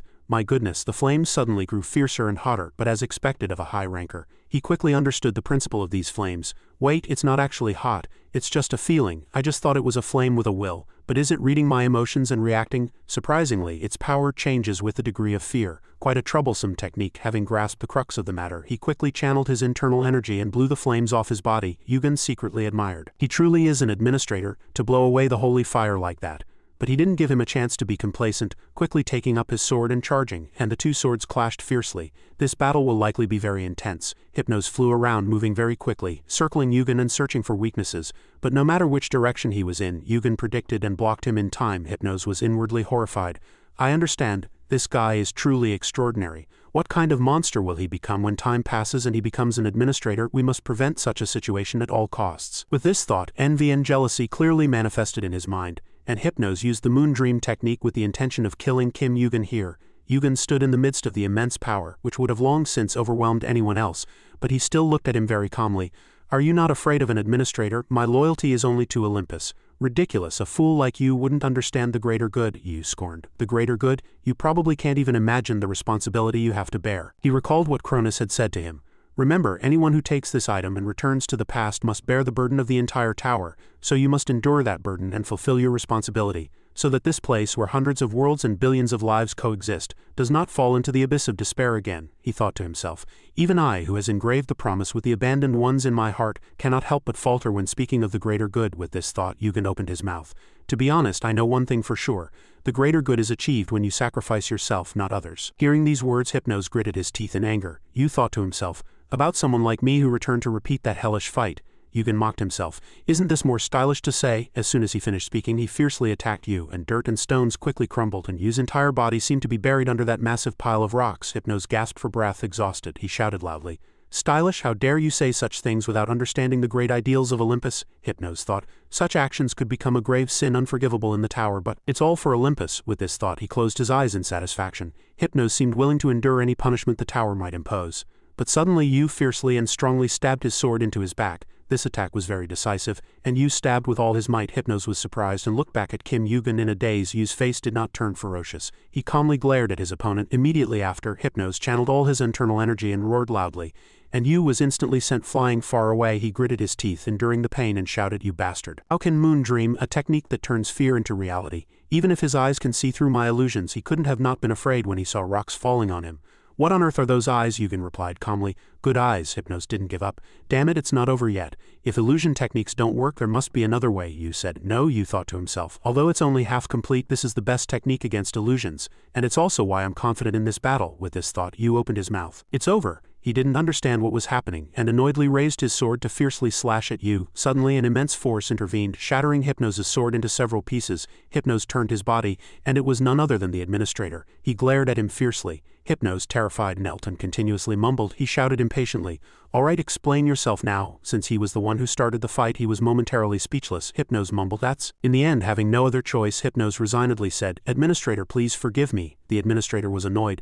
So you know you're wrong. Did Olympus order you? When he couldn't answer, he hinted, Was it Ares or Hera? Hypnos said, trembling, It's all my fault. As soon as the administrator heard this, he knew it was a lie and scoffed. Your fault? You're trying to take all the blame. He cut him off. Even so, I must demand accountability from Olympus. Hypnos, from now on, your position as test proctor will be revoked. Furthermore, all of Olympus's authority over the 11th floor will also be seized. He was unconvinced. Administrator, that's... The administrator's eyes widened in anger, and he shouted, How dare you defy me? His words contained powerful internal energy, and Hypnos couldn't withstand it and flew far away. He crashed heavily onto the ground, and immense pain surged through his body, causing Hypnos to collapse. The administrator rendered his judgment. Your crime of fighting a test participant as a test proctor is unforgivable, so you will suffer the pain of a living death for 1,000 years. Hearing these words, Hypnos couldn't help but be terrified. He desperately went before the administrator and begged, Wait, administrator, administrator. Before he could say anything more, his entire body seemed to sink into the ground. Hypnos' eyes turned red with anger, and he glared fiercely at Yu. But at this moment, whether he was too angry to speak or too severely injured to speak, he couldn't say anything other than Kim Yugen. His entire body rapidly sank into the ground. Yugen calmly looked at him and waved his hand mockingly. After the administrator resolved the matter, he said to Yu, It was you after all, Kim Yugen. As the rumors say, you're an extraordinary fellow. How can you be so confident even when fighting an administrator? He calmly retorted, I faced various problems due to your negligence. He thought, administrators are said to possess power comparable to the highest ranked players who rule the tower. However, as long as they don't break the tower's rules, they fear nothing. You spoke. There are many strange things about this test, starting with the team assignments. Am I right? And I believe the proctor was acting under your delegated authority. He was surprised. My responsibility? You don't mince words. Someone will have to take responsibility. The administrator looked at him with interest. You're a straightforward fellow. Good, you're not wrong. I promise I will compensate you after the test, he asked again. You won't break your promise, will you? He said firmly. I am an administrator. Don't equate my words with others. He noticed someone hiding behind and said, There's quite an audience, so let's end our conversation here. Before leaving, he couldn't help but marvel. It seems a new great wave is rising in the tower, Namgung thought. I merely watched our team's king and followed him, but I saw something unimaginable. This moment he realized all of this was planned. The two people with him wondered. Olympus did that. Even if it was the proctor's doing, this issue is too big. Namgung was inwardly horrified. How can one person cause such a huge problem? Surely those higher up are involved too. So what should we do? If this story spreads to too many people, the tower will fall into chaos, Namgung subtly threatened them. And I don't think you want to start a war between Murim and Olympus, one of them replied. Yes, but how could that person fight someone as powerful as an administrator? You spoke calmly, but inwardly thought, I heard everything. Namgung Hoon thought, this isn't the first time a ranker has been defeated by a player. The great sage equal to heaven, Sun Wukong, also defeated a ranker when he was a player. But considering the opponent is Olympus, Kim Yugen will have an even greater impact than the great sage. Having thought this far, he spoke. Kim Yugen, what are you going to do now? Olympus is in an emergency because of this incident, and that giant guild will now treat you as an enemy. Before he could finish speaking, he interrupted. I will fight until I defeat the king of Olympus. Namgung Hoon was surprised. What? Why do you have a grudge against Olympus? You explained. I merely helped a blacksmith create a weapon that Olympus didn't want to be made. Since then, they've constantly tried to kill me. He trembled in shock. Hephaestus, a blacksmith connected to Olympus? I heard Namgung talk about recent events in the tower. Could it be that this person standing before me is the protagonist of that scandal? Namgung Hoon spoke. Understood. He turned and left. Be careful. No matter how strong you are, your opponent is Olympus. One person stepped forward. Brother Hoon, where are you going? He checked the message. The Murim Grand Tournament is about to begin, so I'm returning to the Namgung clan. On this side, Halaman cried tears of joy as soon as he saw him. Why are you so late? I thought I was going to die, you sighed. But you didn't die, did you? Halaman was delighted. Yes, but he was really strong. He glanced at him, thought for a moment, then stammered. But hearing you hesitate, Halaman was puzzled. What do you mean, but? Did I do something wrong? You chuckled softly. But you didn't give up and we defended well. Immediately after, he quickly took out 618 flags and handed them to Halaman. He was surprised and thought, of course many flags mean many points and rewards. But more than being happy about this, I'm happier that the person who brought about the best outcome in the worst situation praised me. I played my role as king well to the very end. The system notified. Player Kim Yugen has delivered 618 flags to the king. You have received 618 flags. Total flags doubled. You have received 1236 flags. Team A received 12,360 points. Test ended. Total flags. Team A 1236. Team B2. The winning team is Team A. It didn't end there. He received additional points for an unknown reason. You received 10,000 points. You can now use the points shop. The 11th floor leaderboard has been updated. You have gained the right to move to the 12th floor. You can move to the next floor. On the 11th floor leaderboard, he's still ranked first with 22,360 points. The scene shifted to a small room on the 12th floor where he sat observing the leaderboard. You couldn't help but be satisfied. 20,000 points. I would have been happy with just 10,000, but I got twice that. The additional bonus points must have come from the administrator, and all combined I received many rewards. He looked at the person in second place.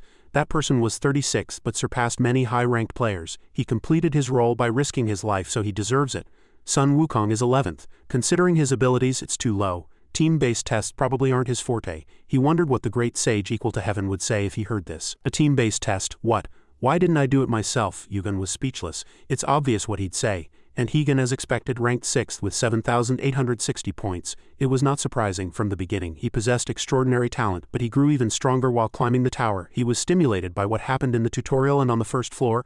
Ah, he's probably changed since I first met him. What does he look like now? Thinking of this uninvited friend, he couldn't help but feel intrigued. Curiosity welled up in his heart. Scene shifted to the Namgung clan, the largest faction surpassing the heavenly demonic cult, the core leader of the Murim Alliance, a prestigious family that produced many rankers and high rankers, and the very person who revived the Namgung clan and brought it glory. He was the clan head, Namgung Jinwoon, a man with a dignified expression. After hearing Hoon's report, he couldn't help but think the 11th floor test was that chaotic. Hoon said respectfully. Yes, even the administrator appeared. I returned earlier than planned because I was worried that transmitting this story through a player's pouch would leave traces. Jinwoon said Olympus was preparing for the Gigas War and sought out Hephaestus but failed to recruit him because of Kim Yugen. He poured a cup of tea and said fiercely, "He truly is a thorn in my side. You mentioned someone in your team was supported by Asgard, didn't you?" Hoon replied. "Yes, it's a fellow named Jebens." Jinwoon continued, "I presume Asgard will hear this news soon too. Kim Yugen, a newly emerged small star, now seems to be standing in the midst of a huge storm. This Murim Grand Tournament seems like it will be quite boisterous." Back to Yugen, he was holding a treasured sword and concentrating his internal energy. This seemed to be a spear-throwing test. After observing it closely once, he fiercely threw it far away. His power was unleashed, transforming into several purple flashes that flew in a straight line. The targets shattered into pieces under the impact of the enormous external force. Everyone couldn't help but be astonished. He hit everything and didn't miss once. Despite being so far away, his speed is getting faster and faster. Truly amazing. How many targets does he intend to break? It's certain he'll set a new record. In an instant, countless stone targets shattered into pieces. The system notified, "You have destroyed 1,000 targets." Yu was satisfied. "This is the perfect place to practice. I'm quite confident in throwing spears, but this is my first time making a spear out of holy fire," and so he passed the 19th floor test. "You can now move to the next floor." The system quickly displayed a level-up notification and additional bonus points. Yu thought, "There's still about 5 minutes left, but there are no more stone targets. It seems I've used them all up." The passing criteria for the test were destroying 100 targets, and I did 10 times that, but the reward is too small. Outside, people murmured, "What was that? It's been a long time since I've seen someone with so many points." No matter which one you choose, you won't regret it. Yu thought, "I earned more points than expected on the 11th floor, so I got the item I wanted. But my grade and achievements were much higher than expected, so I reached the limit faster. I'll probably need to aim for the 20th floor and above to get decent rewards." The previous floors also had high difficulty and satisfactory rewards, but the 20th floor test is quite complex with what I need to do, so I'll have to stop climbing the tower for a while. Now is a good time to increase my mana to 3 digits. At this time, the most effective way to fill the mana bar was to consume a 1,000,000-point elixir. It was the Scarlet Blood Pill, an elixir produced once every 3 years in Murim. According to his information, the place to obtain it was the Murim Grand War. After completing the mission, he quickly left, continuously thinking, "Now that there are only a few days left, I should go." One day before the Murim Grand War began on the 10th floor of Murim, a young attendant excitedly said, "Many people have gathered again this time." The person next to him said, "As expected of Murim's biggest event, it's a festive atmosphere. This year's winner will be Namgung Hoon, right? I hear he's called the genius of the Namgung clan. No matter how good he is, he's still just a member of a Murim sect. He can't compare to the giant guilds. Then is the final winner Hegan? I hear he's climbed to the 25th floor and is waiting for this tournament, fast. At that speed he'll be a ranker in 10 years. 2 people sitting on the roadside shouted loudly, Hey, breaking news, Kim Yugun is also participating in the upcoming Murim Grand Tournament." The other person was startled as soon as he heard this. "What? I thought he was only focused on climbing the tower, but he's interested in events like this?" Yes, he refused invitations and sponsorships from giant guilds, but why would someone who has no intention of joining a guild participate in a tournament that aims to gain attention? Is it for the rewards? He must believe he'll definitely win, but lately his name always comes up in these stories. If Kim Yugun participates, many guilds will come. Shall we bet on which guilds will try to recruit Kim Yugun? Forget it, back to him. All invitations to join Murim guilds were rejected one after another, much to their surprise. The last person rejected was brand new, a ranker of Dragonkin descent and the guild master of the 12 earthly branches. He spoke, "You're too rude. Don't you think we should at least go inside to talk? This isn't a matter to discuss at the main gate." Yugen was annoyed. "Such a hassle," a voice echoed. 12 earthly branches? I hear guild affairs aren't going well these days, so for the guild master to come all this way, that's dedication." Brand new. Hearing the familiar voice, turned around. "Surreal, it was you." He ignored him and looked directly at him. "Then you are Kim Yugun. I am from the John Guild. Are you going to kick me out too?" He was puzzled. Could even the archangels come? Is he that great? Having thought this far, he spoke. "Today is already the 13th. Surreal interrupted. "Understood, but if you change your mind, please contact me. The guild will always have a place for you." He inwardly cursed, "This arrogant brat." "You said, even if you give me that, I won't contact you." Surreal was surprised. "What?" A familiar voice quickly interrupted. "Of course. Kim Yugun is the kind of person who would say that." Hegan laughed confidently and looked at him. "Then me do I have to go too?" Hegan quickly burned his business card. "Long time no see, my friend." Yu frowned. "You go too. You make quite an entrance." He seemed to disbelieve his ears. "What, really?" Yu said without the slightest hesitation. "Yes, really." Brand new was bewildered. Even Hegan from Olympus. Come to think of it, they were on the same team in the tutorial. You couldn't help it seeing him shout so loudly. "Just kidding, come in," Hegan pouted. "You're such a bland fellow." After that, the two quickly went inside and his room door slammed shut. A person behind complained, "Guildmaster, isn't that too much, slamming the door without even offering a cup of tea?" "The guild's reputation," Brand new interrupted. "Stop, our guild isn't the only one treated like that. Let's leave quietly." As soon as he entered, Hegan couldn't help but admire. "The room is really nice. How much is it?" "You're rich, aren't you?" Yu said calmly. "Points keep accumulating. I've stopped climbing the tower and am here resting well." During their conversation, a loud voice echoed, "Mr. Kim Yugun, are you there? Let's talk for a moment." Yu, familiar with it, said calmly, "Don't mind it. If it was really urgent, he would have broken the door down." Higan looked exhausted because of his friend. If this keeps up, I'll only have a nice room but no rest. It seems this kind of thing happens constantly. It just happened a moment ago. He probably guessed it was worse today because of the Murim Grand Tournament. Higan sat on a chair. You're quite famous. It's easy to find out where you live, Yugen continued. If you had asked, I would have told you, brother. Higan quickly frowned. Then it wouldn't be fun. I came secretly to surprise you, but looking at your face, you don't seem surprised at all. Yu was puzzled. Where are your team members, brother? Higan explained. They were hiding in the lodgings. I told them I was going to meet you. Yu was puzzled. Did no one get eliminated? Higan said. Not a single one. We're all going to be rankers. We all have excellent skills, he said again. Forget that. I heard you caused a huge problem, didn't you? Is it true that you prevented Hephaestus from being captured? Even if I'm an ignored entity, you know who my father is, right? I got almost all the information. When I heard the news, I thought you were crazy. Why would you make Olympus your enemy like that? Yu immediately asked. Nevertheless, you came all this way, Higan said sincerely. As you know, I'm not a cautious person. And those who are looking for opportunities are Hera's and Ares' people. It goes without saying that Ares and Hera don't have a good relationship. Having said this far, Yugen interrupted. Then what about Cronus? Does he know about this too? Higan was slightly surprised. I've never heard anyone speak Cronus's name so carelessly, he continued. Father is currently focused on attacking the tower's final floor. He's been out of Olympus for a long time, so I don't know much about it. You thought the tower's final floor might be called that because no one has yet surpassed the 100th floor. That's also why players are called rankers when they reach the 100th floor. I wonder what their faces will look like when they realize that there are higher ranks than the 100th floor. Higan continued, Olympus is extremely furious. Since you saved a criminal, be careful for a while. I'll talk to father when I get a chance. Yu cut him off. Brother, you also call uncle a criminal. Higan was surprised. What did you say? Yu continued. I'm going somewhere now. Would you like to come with me? He was bewildered. What? Where are you suddenly going? Yu replied. I'm going to meet the person you call a criminal, Uncle Hephaestus. In the boy's mind, the image of the blacksmith with his gruff face but warm heart came to mind. The forge still glowed red and Uncle was constantly engrossed in his work. He gripped his hammer tightly. It was Hephaestus's lifelong companion. Sweat continuously streamed down his body, but he seemed not to care. The forge's hot light brightly illuminated the surroundings. At this moment, Hephaestus's face looked a little tired. He thought, it's already been 4 days. Am I overdoing it? But if I don't do anything, my hands itch. Honestly, more than half of the items I want to make are weapons, but I can't stop here. The weapon I'm making for that kid, no, for my benefactor, will be my last. The rumors have spread even to the first floor, so it seems that Guy is climbing the tower again. He said he'd stop by soon, but when is he coming? While lost in thought, a familiar voice echoed, Is anyone here? As soon as he heard that voice, a warmth flashed across Hephaestus's face, but as soon as he saw you, he angrily asked, Were you planning to enter without knocking? Immediately after, Hephaestus's gaze turned to the stranger, Higan. Hephaestus looked at the person who had just entered warily and asked you, Who did you bring? Higan stepped forward and introduced himself. I am Higan. Hephaestus recognized him as soon as he heard, Higan, so you're one of Cronus's sons. He was slightly disappointed. Is it difficult to call me brother? Hephaestus answered honestly. Our brother's fight was so fierce, how could I address you familiarly? Suddenly, a murderous aura emanated from his entire body. Hephaestus became wary and gathered his internal energy. Did you also come to capture me? Higan quickly explained. No, of course not. I don't have that kind of power. I just came to meet you, brother. Hephaestus was surprised. Meet me? Why? Higan confessed honestly. I cannot trust Olympus. Hephaestus couldn't help but be surprised at these words. What? One of Zeus's sons doesn't trust Olympus? Yes, Higan continued. From the moment I was born, I was told that you, my brother, were a criminal. Then I heard that my friend saved you. That friend helped me learn many things, so I wanted to meet you in person and judge you by my own feelings. Hephaestus observed this brother. Looking closely now, his appearance and eyes are exactly like his father's. Is it because he inherited more of Cronus's blood? Hephaestus gruffly crossed his arms. So what do you think? Higan said honestly. I don't know, I've only seen your face. I heard you're not making weapons now, but that wasn't always the case, was it? Olympus has countless weapons made by you. He didn't deny it.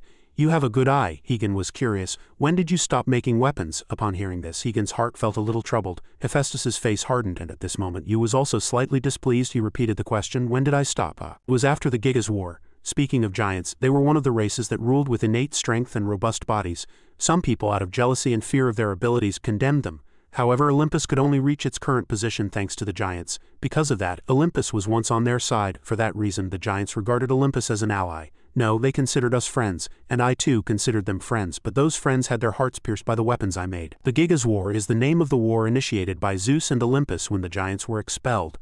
The background of that terrible war was very simple and political. The people's reaction to Olympus was not good, and now Olympus could monopolize the power they once shared with the giants. The giants of Asgard, the giants of Olympus, and rankers from various guilds, everyone fought each other to claim territory. So that war was terrible. The clash of swords echoed like thunder throughout the heavens, and the land within the tower was stained with the blood of countless people. All my friends, the giants, were sacrificed to expand Olympus's influence and to clear Olympus's discredit for having sided with the giants. And that's when I quit my work at Olympus. That's when I stopped making weapons.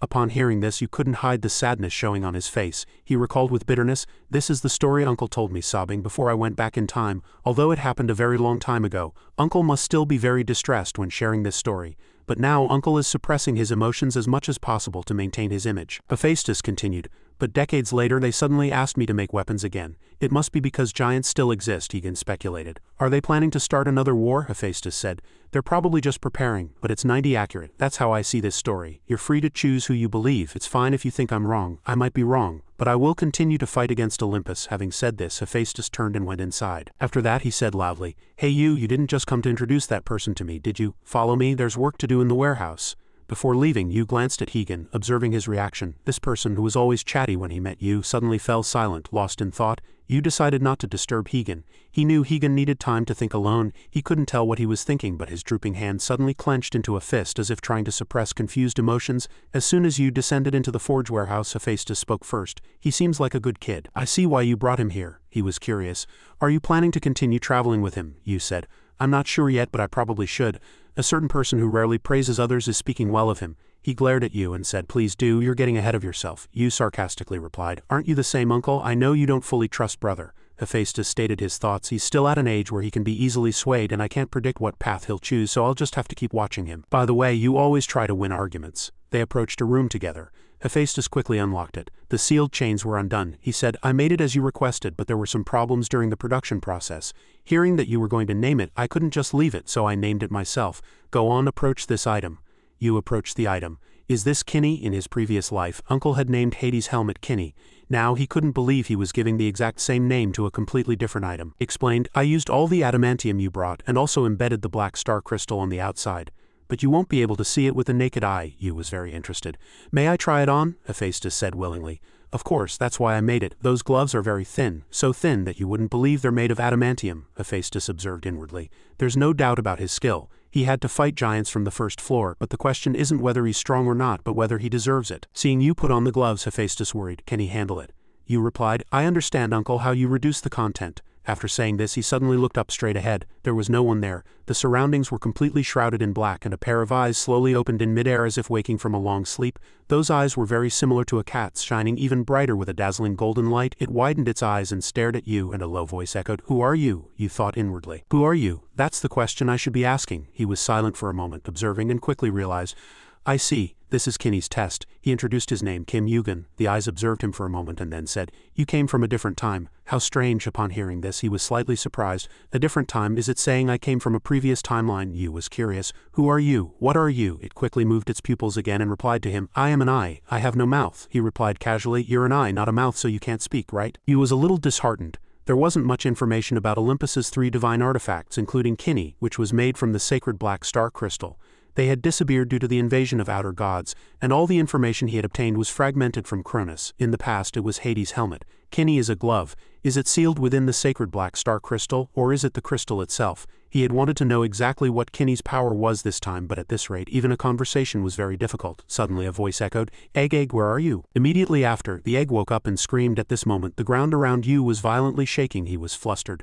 The density of darkness attributed mana is immense. Just grazing it could corrode my body. Dangerous. Holy fire quickly enveloped Yu. He gritted his teeth and thought, "I have to avoid it. Is it not too late?" Yu calculated and quickly decided, "I have to block it with holy fire." A blue flash quickly brushed past his body. Yu was surprised. Was that not an attack just now? The system continuously updated the egg's status. The egg seems like it's about to hatch. At this time, the egg's incubation rate was 41.29. It was constantly singing with joy. The egg's incubation rate had increased by nearly 30, much higher than when it devoured Orochi's corpse. He was extremely tense. No one knew whose egg it was, what would hatch, or how to hatch it. Yu curiously asked the egg, "Did you wake up because you're hungry?" He was silent for a moment. This egg definitely came from an outer god. This fellow might know where they came from. The eyes greatly increased the egg's incubation rate. Thinking this far, he opened his mouth. "Hey, do you know what this egg is?" It stared at him like a strange object without saying anything. As it continued to remain silent, he said loudly, "Say something." The eyes slowly closed and said 2 short words, "Observing." After that, the eyes finally closed completely. Yu shouted loudly, "Wait!" Simultaneously, a vibration resonated, shaking everything. A familiar hammer fiercely struck, emitting astonishing lightning. Yu quickly realized that the person who made this was Uncle. He was shocked and woke up from the confused hallucination. Uncle's hammer had just hit Yu's head, waking him up. Uncle's face was filled with worry and urgency. At this moment he was fully conscious. Hephaestus worried, "Are you alright?" Strange mana suddenly enveloped you. He let out a sigh of relief and laughed loudly. "I'm glad you're alright." You was slightly surprised. "I just came back from hell," Hephaestus continued. "By the way, how does it feel to wear?" You said, "Ah yes, it's very good. The material is so soft that it feels like I'm not wearing anything." Thought with interest. Interesting. He was distracted by meeting that being rather than focusing on the wearing comfort. "I'll have to keep watching." Ah, he definitely said it. Another name for the sacred black star crystal is a fragment of kini. It seems there's an astonishing secret behind it. I'll only know the truth when I gather 2 more fragments of the sacred black star crystal that I remember. And one of those 2 fragments I can definitely gather. You looked at his gloves with satisfaction. The next goal is the fragments of kini. Seeing the 2 people emerge from the warehouse, Egon rushed over in a panic. "What happened?" His place just shook violently. Hephaestus's face hardened. "I don't know." He fiercely raised his hammer and asked that guy. "I only hammered it." Egon was flustered. "Hammering?" After that, he still looked back at you curiously. "Kim Egon, the glove, is it a new item? Are you alright? What is brother saying?" You also said nothing. "I don't know." Egon was bewildered. "You're saying that too? You 2 didn't fight, did you?" You said, "Absolutely not. If I had been hit by that hammer I would have died instantly." Egon reconsidered and realized that was true. You reassured him. "Don't worry. I really don't know what happened." Egon seemed to believe him for now. "All right," you asked him. "Have you finished thinking, brother?" Egon said, "No, not yet. Everything is too complicated. I think I need to meet my siblings first." You was curious. "Who are you talking about? You have many siblings, brother." Egon said, "Apollo and Artemis." Apollo and Artemis, like Egon, were Zeus's illegitimate children and one of the few high-ranking rankers in Olympus. They were also key figures in the Gigas War. He planned to look into this matter more carefully by meeting the 2 people who knew a lot about the Gigas War. Egon hesitated for a moment, then said, "Well, for now I plan to focus on the Murim tournament. Besides the rewards, I need to make my name widely known to gain more power in Olympus," Egon said. "So you've been planning that all along?" Egon said. "Of course. I'm not like Ares. To win people over to my side I have to keep proving my worth. Besides, this Murim tournament has attracted more talented participants than before, and I hear many famous rankers are coming to watch. I can't miss such a big stage. As you know, more than half of the rankers are watching you." You thought to himself, "He seems quite excited." "Is he excited?" Egon continued. "And there are rumors that someone truly great will be coming." You asked curiously. "Who?" Egon answered seriously. "That person is none other than the vice cult leader of the heavenly demonic cult." You remained silent with a surprised expression, and Egon seemed satisfied with this answer. "How about that? Excited?" You was momentarily speechless, dumbfounded. "That's me." Speaking of the vice cult leader, it was a position with the authority to command all followers of the heavenly demonic cult. It's noteworthy that the heavenly demonic cult is currently secluded in Murim. The reason they've hidden in Cheonsan for so long is that a stubborn Cheonma persistently tried to protect the holy fire.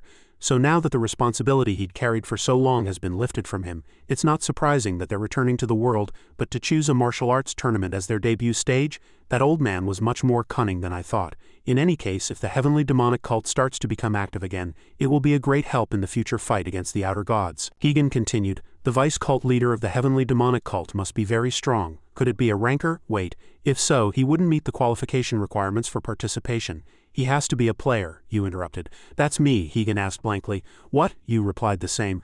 "I'm the vice cult leader of the heavenly demonic cult," he exclaimed excitedly.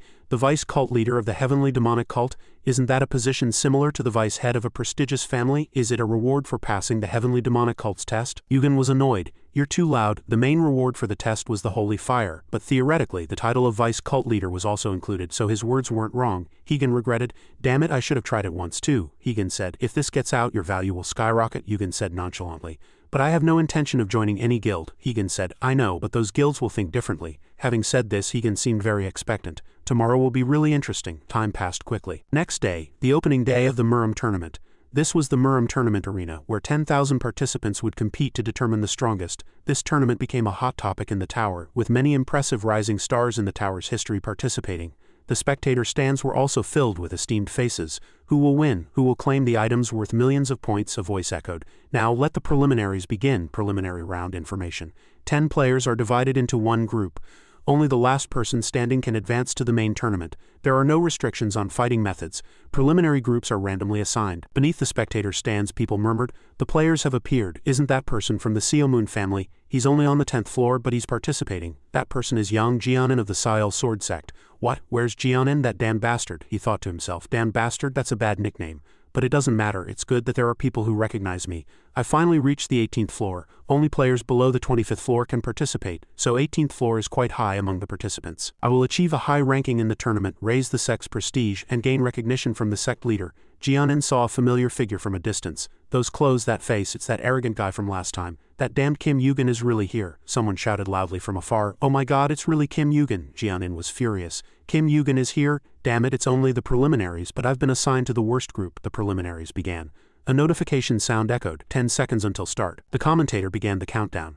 Jianin resolved, since it's come to this, I'll at least take that bastard down. Thinking this far, he shouted loudly, Hey you in the red robe, don't you remember me? I haven't forgotten the humiliation you gave me for a single moment. At the same time, the preliminaries began. Jianin gritted his teeth. If it's fate that we meet again, this time I'll finish you completely. Immediately after, Jianin charged fiercely at Yu with his sword, but Yu quickly dodged. He was too surprised and dumbfounded. Not only had he been punched in the jaw, but, Yu said with a hardened face, Who are you? Jianin was dumbfounded. Does he not even remember me? Immediately after, the two charged fiercely at each other, and the battle became very intense. One of them saw him. Black hair, black eyes, red robe, it's him. He's Kim Yugen.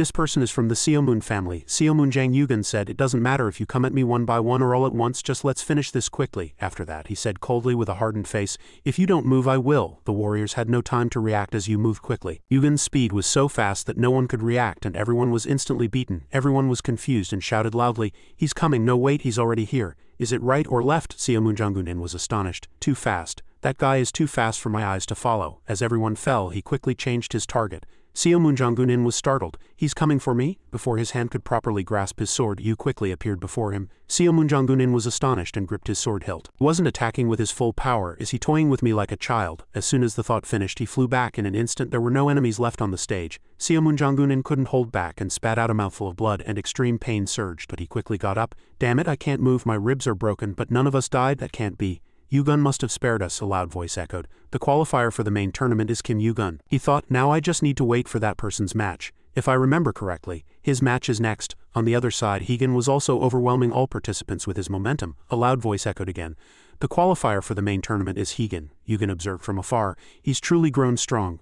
I can see his grades steadily increasing with each floor he climbs. That growth rate is unbelievable. I hear he recently completed the 25th floor, and his skills are already comparable to players on higher floors. If he unleashes his full potential, he will be even stronger. His mana, his lightning control, his skills, even his appearance, everything was as if Zeus had been reincarnated. When he becomes a ranker later, he will surely be worthy of standing shoulder to shoulder with me. A voice was heard. He's here. It felt strangely familiar. The voice echoed loudly again. Found him. Stay right there. Yu was dumbfounded. Who are you? I think I've seen you somewhere before. Jianin was angry.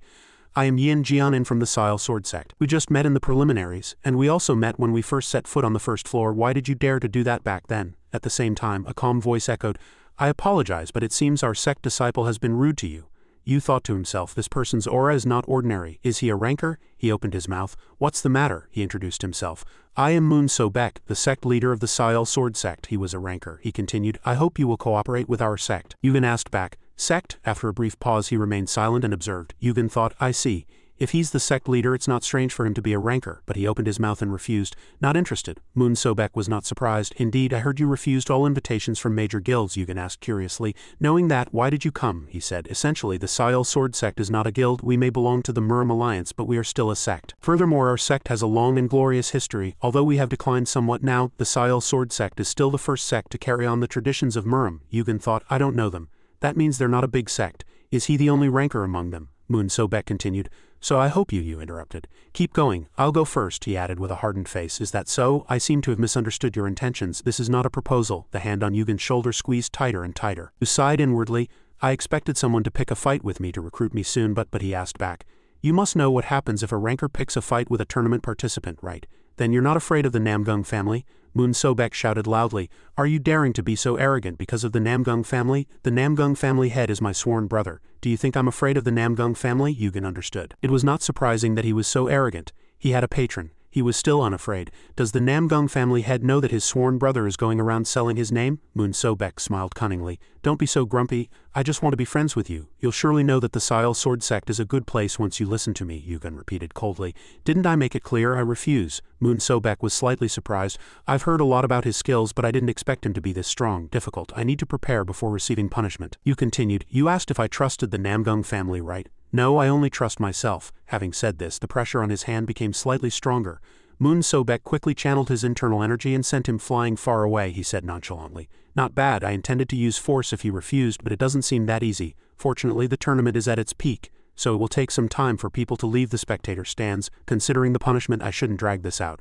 I need to finish it in one hit, you added. Actually, there's one more thing I believe in. As soon as he finished speaking, a low voice echoed, Brother, why are you taking so long? What are you doing here? Vice cult leader, the person who came is none other than Gwanbyuk Rim, the Fist King of the heavenly demonic cult. Moon Sobek was surprised. Vice cult leader, but I thought he didn't belong to any sect. Wait, there's only one place in Murim that uses the title of cult leader. Is Kim Yugen the vice cult leader of the heavenly demonic cult participating in the Murim tournament? I knew Kim Yugen was the only one who passed the heavenly demonic cults test, but I didn't know they would give him the title of vice cult leader. Gwanbyuk Rim continued.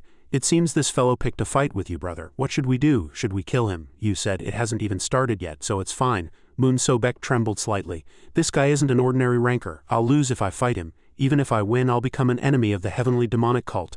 Damn it, thinking this far, he finally retreated. It's my fault. I didn't know that Kim Yugen was the vice cult leader of the heavenly demonic cult. If I had known he already belonged to a sect, I wouldn't have approached him. We're not a sect. Don't associate us with you. He realized he had chosen the wrong person and left.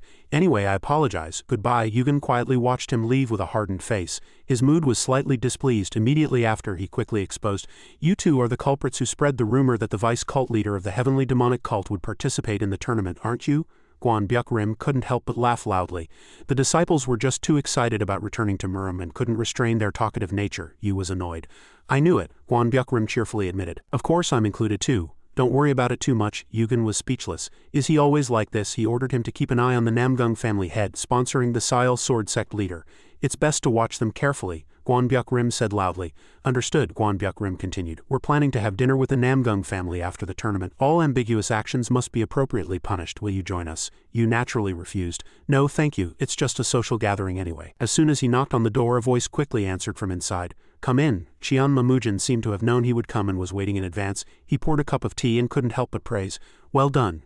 Yu asked curiously, Did you watch my preliminary match? Mujin said. I knew you would win anyway, so I didn't watch. As he remained silent without answering, he asked again, Was I wrong? After that, he raised his hand and poured him tea. Yu replied, You were right. Suddenly, a powerful force quickly enveloped the entire space around him. He felt the heavenly demon's energy pouring into the cup like a waterfall with the tea and thought to himself, It's too heavy. Is he testing me? He gritted his teeth, determined to endure. The teacup seemed about to break under the pressure, but it couldn't. His expression was not good. Kinney's mana was leaking out. Yugen wondered, Is it reacting to my emotions? After a long moment, the heavenly demon suddenly spoke. Then it settled. He stopped his action. Mujin was curious. Why did you participate in the martial arts tournament? Don't your skills far surpass such child's play? Yu answered honestly.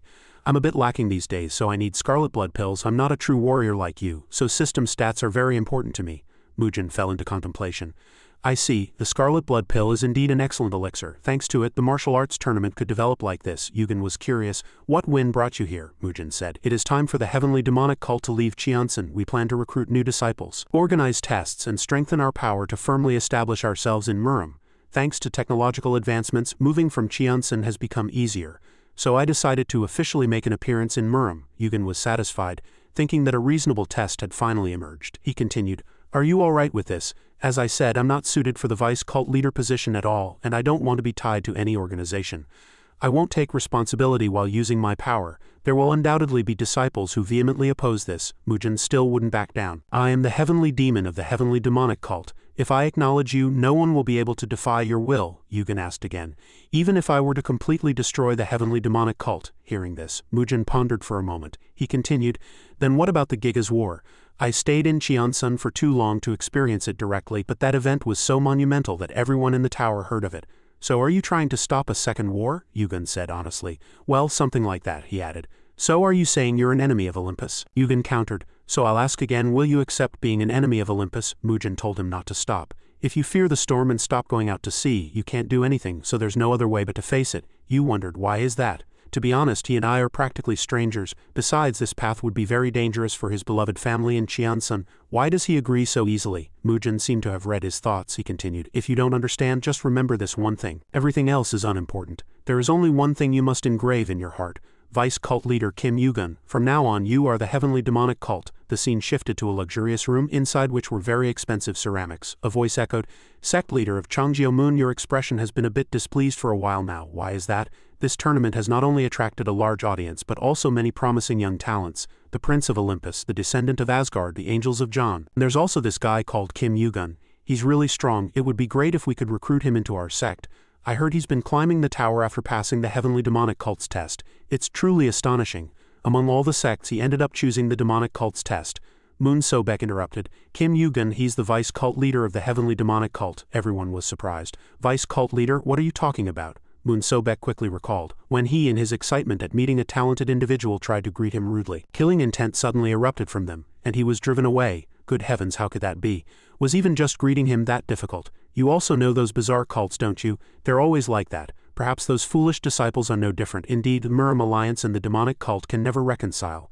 Moon Sobek calculated that for those who had long held political power within the Murim Alliance, the existence of the heavenly demonic cult posed a great threat. Thinking this far, he smiled wickedly. Now no one here will welcome you. Kim Yugun. Having thought this far, he continued, well, as everyone knows, Kim Yugun is the strongest participant and the most likely to win this tournament.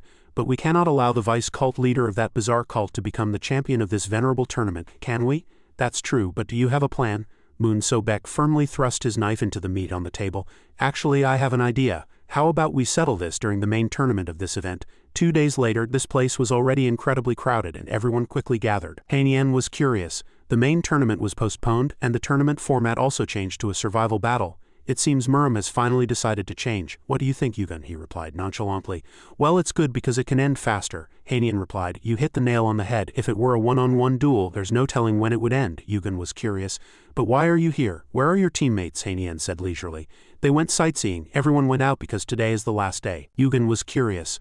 Are they not participating in the main tournament? Hanyan said that upon hearing he was participating, everyone gave up on the test. There's no way they can beat him, right? The sphere announcing the countdown rang. Hanyan said, it's almost time, so let's get ready. 2 immense internal energies erupted in his room. Yugun said, all right, let's go. Seeing him delighted, it was clear he had been looking forward to today, the day the main tournament of the Murim Grand War began. Everyone gathered here to watch this exciting battle. The two moved forward together like a perfect pair. Murmurs were heard all around. Is that Kim Yugun? It's Hegan. You thought many people are watching us. And with the flashiness of the guy next to me, I won't be able to avoid attention. In fact, the usually talkative Hegan had been silent until now, showing that he was becoming increasingly serious. Suddenly, a voice echoed, drawing the attention of both. Mr. Yugun, it's been a while, hasn't it? Do you remember me? It was none other than his old rival, Namgung Hoon, a member of the Namgung family. He stepped forward and replied, you're a hard face to forget. Hegan interrupted. You know this person, Yugun said to Hoon. We participated together in the 11th floor test. We were rivals back then. Hegan was surprised. Rivals, how astonishing. It's also surprising that you're still alive. The two quickly shook hands and greeted each other. My name is Hegan, and I am a great successor of Olympus, Hoon said honestly. I've already heard several people claiming that. Hegan chuckled, covering his mouth. My family is a bit unruly, you see. You didn't know how to react to this. Hoon quickly replied, understood. Hoon looked at you. He remained silent, giving them a chance to greet each other. I'm certain Kim Yugun is the vice cult leader of the heavenly demonic cult. At that moment he overheard them talking. The timing is perfect. The demonic cult started moving after their first test passer appeared, and now that foreign and evil cult is aiming for the champion's title, even if they're not a member of the Murim Alliance. They must have thought their time would come after Yugun passed the test. These evil and cunning bastards. At that moment he recalled the constant murmuring of the people. Perhaps the reason the tournament's starting date and format were suddenly changed was because he had spoken. Has the heavenly demonic cult ever broken the rules? Have they ever used underhanded tricks outside the arena? What's wrong with the most talented person winning? You can't exclude someone just because they're not part of the Murim establishment. That's neither fair nor just. At that moment one of them quickly said, you're really good at playing the good guy. If you're so scared, then get lost. Hoon, he was a member of the prestigious Jinwoon family. Hoon was angry at Jinwoon, that cunning snake. Seeing his arrogant demeanor, it must be the family's demand. The fact that a second-tier family of the Murim Alliance could do this meant that most martial arts schools had sided with them. Unbelievable. Even though they are warriors, both seniors and juniors have agreed to use underhanded tactics behind the scenes. But whatever they do, they will surely bring about their own demise. As Hoon silently watched him for a long time, Yugun spoke. What's wrong? Do you have something to say? Hoon thought, yes, I should at least warn him in advance. I'm not too worried because I've seen your skills firsthand, but you should be careful in the main tournament. Simultaneously, a notification rang. The main tournament of the event is scheduled to begin in a few minutes, so all participants please enter the arena. Again, all participants please enter the arena. Hegan was curious. What did he mean by telling you to be careful? You showed no sign of worry at all. He told Hegan to go inside. Inside, the atmosphere was very heated and everyone began lining up waiting for their turn. As soon as Hegan entered, he shouted excitedly, now I understand why he said that. Seeing countless eyes glaring fiercely at his friend, Hegan couldn't help but tease him. You're really famous, Yugun also quickly realized.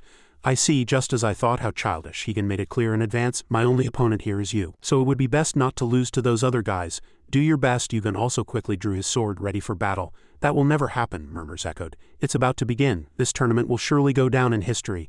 How about we change the tournament format on this occasion? Moon Sobek was satisfied. That's a good idea. You did well, clan leader Yu. We almost let the glory of the Murim Grand Tournament fall to the demonic cult, clan leader Yu sitting next to him humbly added, I didn't do anything special. It's all thanks to your excellent planning. Moon Sobek, I'd like to visit your sect after the tournament, another person interjected. Me too. Moon Sobek laughed heartily. You're always welcome. While they were laughing and chatting on this side, one man still sat silently. Jinwoon thought to himself, these crazy bastards. Murim has now become a place where eloquence is more important than swordsmanship. Even a second-tier family, that evil bastard can expand a force larger than his own family. All of this was due to my shortcomings, so I will take responsibility and bring a turning point to Murim. I will use this tournament as a stepping stone no matter what. Suddenly, someone entered, surprising everyone.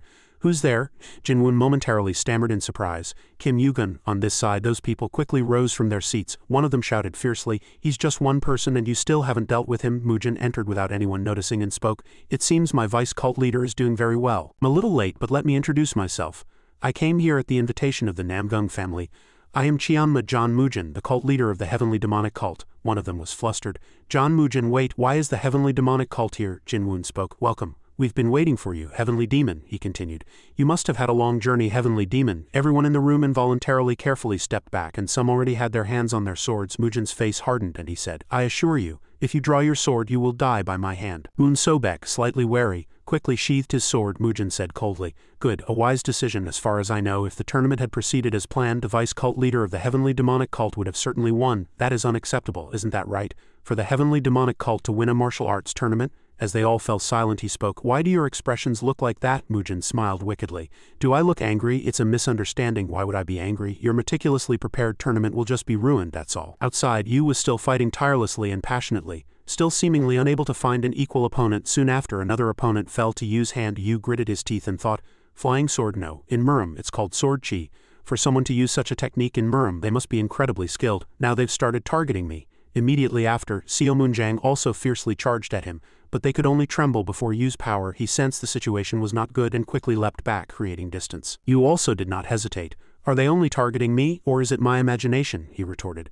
Don't speak as if it's a personal grudge. The heavenly demonic cult and the Murim alliance have simply been enemies for a long time. Yu thought, I see. So that's why the tournament format changed. I don't know who made this plan, but it's simple yet effective. In a competition where thousands of people fight each other, it's very common for many to unite to fight against a strong person. No one will consider that underhanded. Your calculations are quite thorough, however, he continued. Grudges have nothing to do with me. You are all just weak pawns anyway. As he used his flying sword technique, a mysterious energy somewhat weakened its power.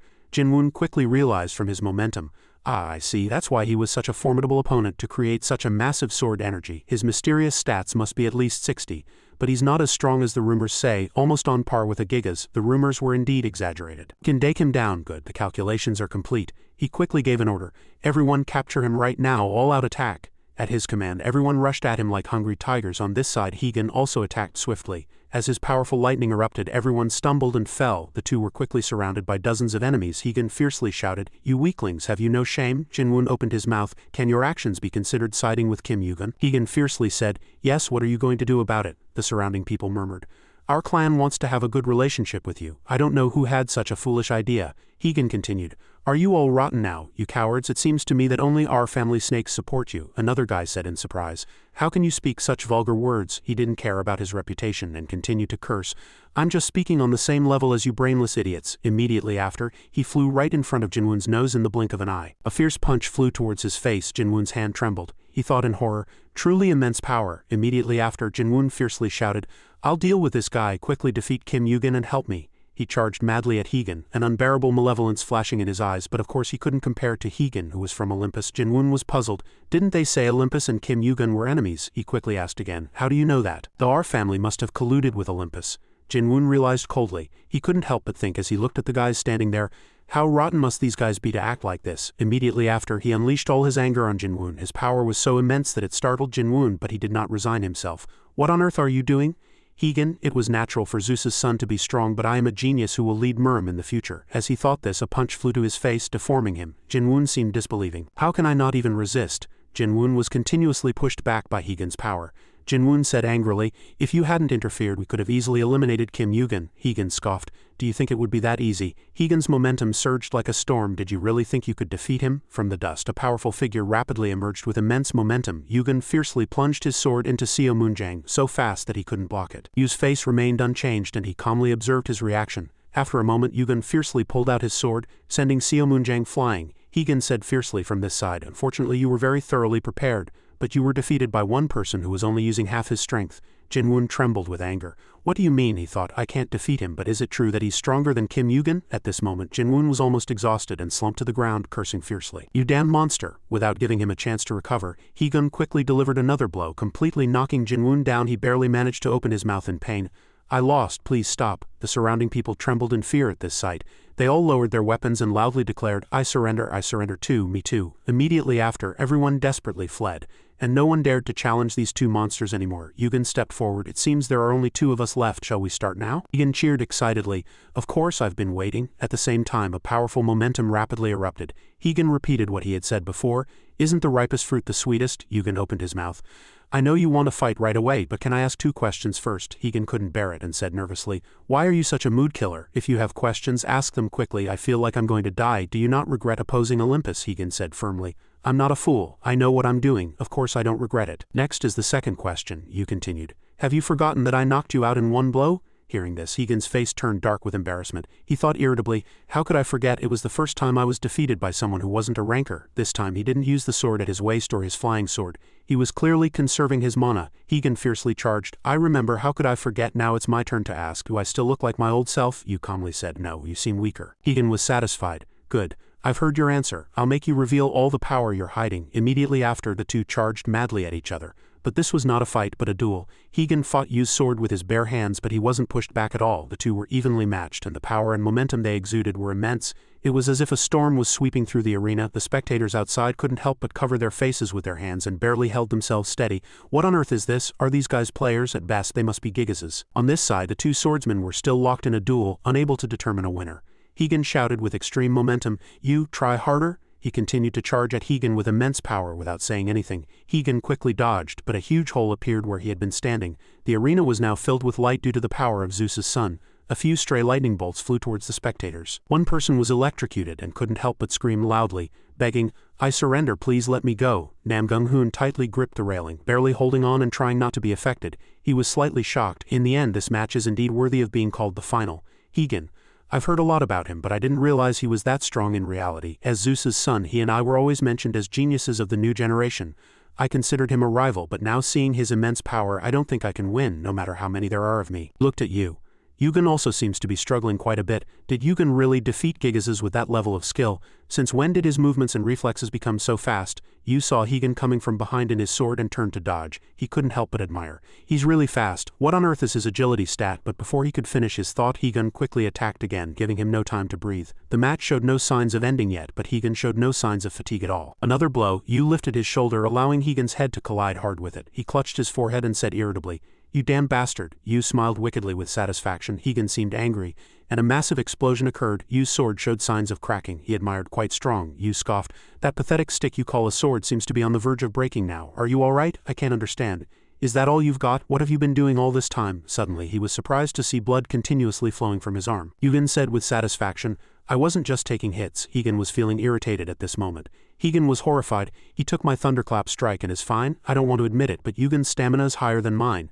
But my mysterious stats are higher than his, so I have to keep going, right? Yugen calmly said, As you wish. Hegan fiercely stomped his foot and said, First I'll break that stick. As he thought this far, he gathered his strength and fiercely brought it down hard on Yugen's sword. Hegan gritted his teeth and massive electrical currents erupted around him. He was not to be outdone. The sword quickly flew towards Hegan. Hegan's punch finally succeeded in breaking Yugen's sword and he cheered inwardly.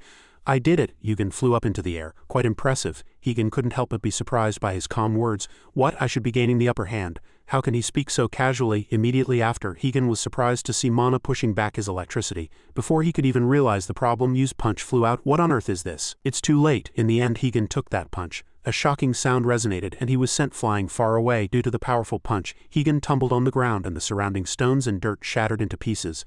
And at this moment, Hegan was completely defeated. Yugen sighed. He looked at the person lying on the ground foaming at the mouth and thought, There's still one guy left. I don't have much time, so I need to hurry. Needless to say, everyone would know the outcome of the match. The referee loudly shouted that the winner of the martial arts tournament was Kim Yugun. His image appeared everywhere. The nameless sword was broken. It was a sword made of various materials. Its mana conductivity was terrible, but the blade was very sharp, suitable for dissection, he regretted.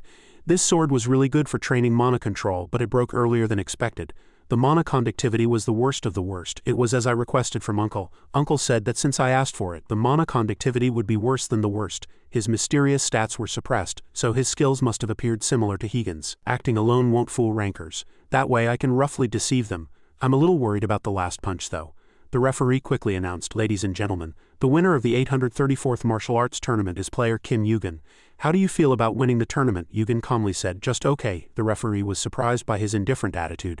"That's all?" Yu replied briefly again. "Yes, it was utterly boring." The referee was bewildered. "Ah yes, thank you for your answer. Now let the award ceremony begin. As everyone knows, the prize is the Great Scarlet Elixir. Shaolin Temple. The people who made that elixir say that this batch is particularly effective," he thought gloomily. "Then it will take quite a while to absorb this. The next floor is the 20th and I have too much to prepare. But for now I need to achieve my target stats first." Speaking of this prize, the Great Scarlet Elixir is a mysterious herb produced once every 3 years at Shaolin Temple. It is made with hundreds of different ingredients and a secret recipe known only to Shaolin Temple. Upon consumption, one can obtain an enormous amount of mysterious energy. The award ceremony was watched by the Heavenly Demon and everyone else standing there. He smiled with satisfaction. Jin trembled with anger. Why is Higan siding with that damned guy? Wasn't he Zeus's son and Kim Yugun's enemy? The surrounding people laughed gleefully, saying the most likely winner won. This tournament was a great success, right? Muram is really lucky, the Heavenly Demon sneered inwardly. The same people who were slandering the Heavenly Demonic Cult a few minutes ago are now calling the vice cult leader of the demonic cult Murim's good fortune. How ridiculous. Jin couldn't help but shout, "Namgung Jinwoon, what are you plotting by colluding with the demonic cult?" he replied. "Demonic cult, isn't that a bit harsh? Their name is the Heavenly Demonic Cult. Furthermore, I didn't collude but proposed a formal alliance," he shouted. "That's the problem. How can the Muram Alliance cooperate with the demonic cult?" Jinwoon retorted. "Isn't it better than relying on Olympus?" Anger erupted from his entire body. Murim's problems should be solved by Muram people. "Do you intend to offer this world to Olympus?" everyone murmured. Olympus, in the end he became enraged. "You should be ashamed of those words, Jin." Before this overwhelming momentum he couldn't help but tremble slightly. Jin thought inwardly, Jinwoon he knew everything from the start, but he remained silent.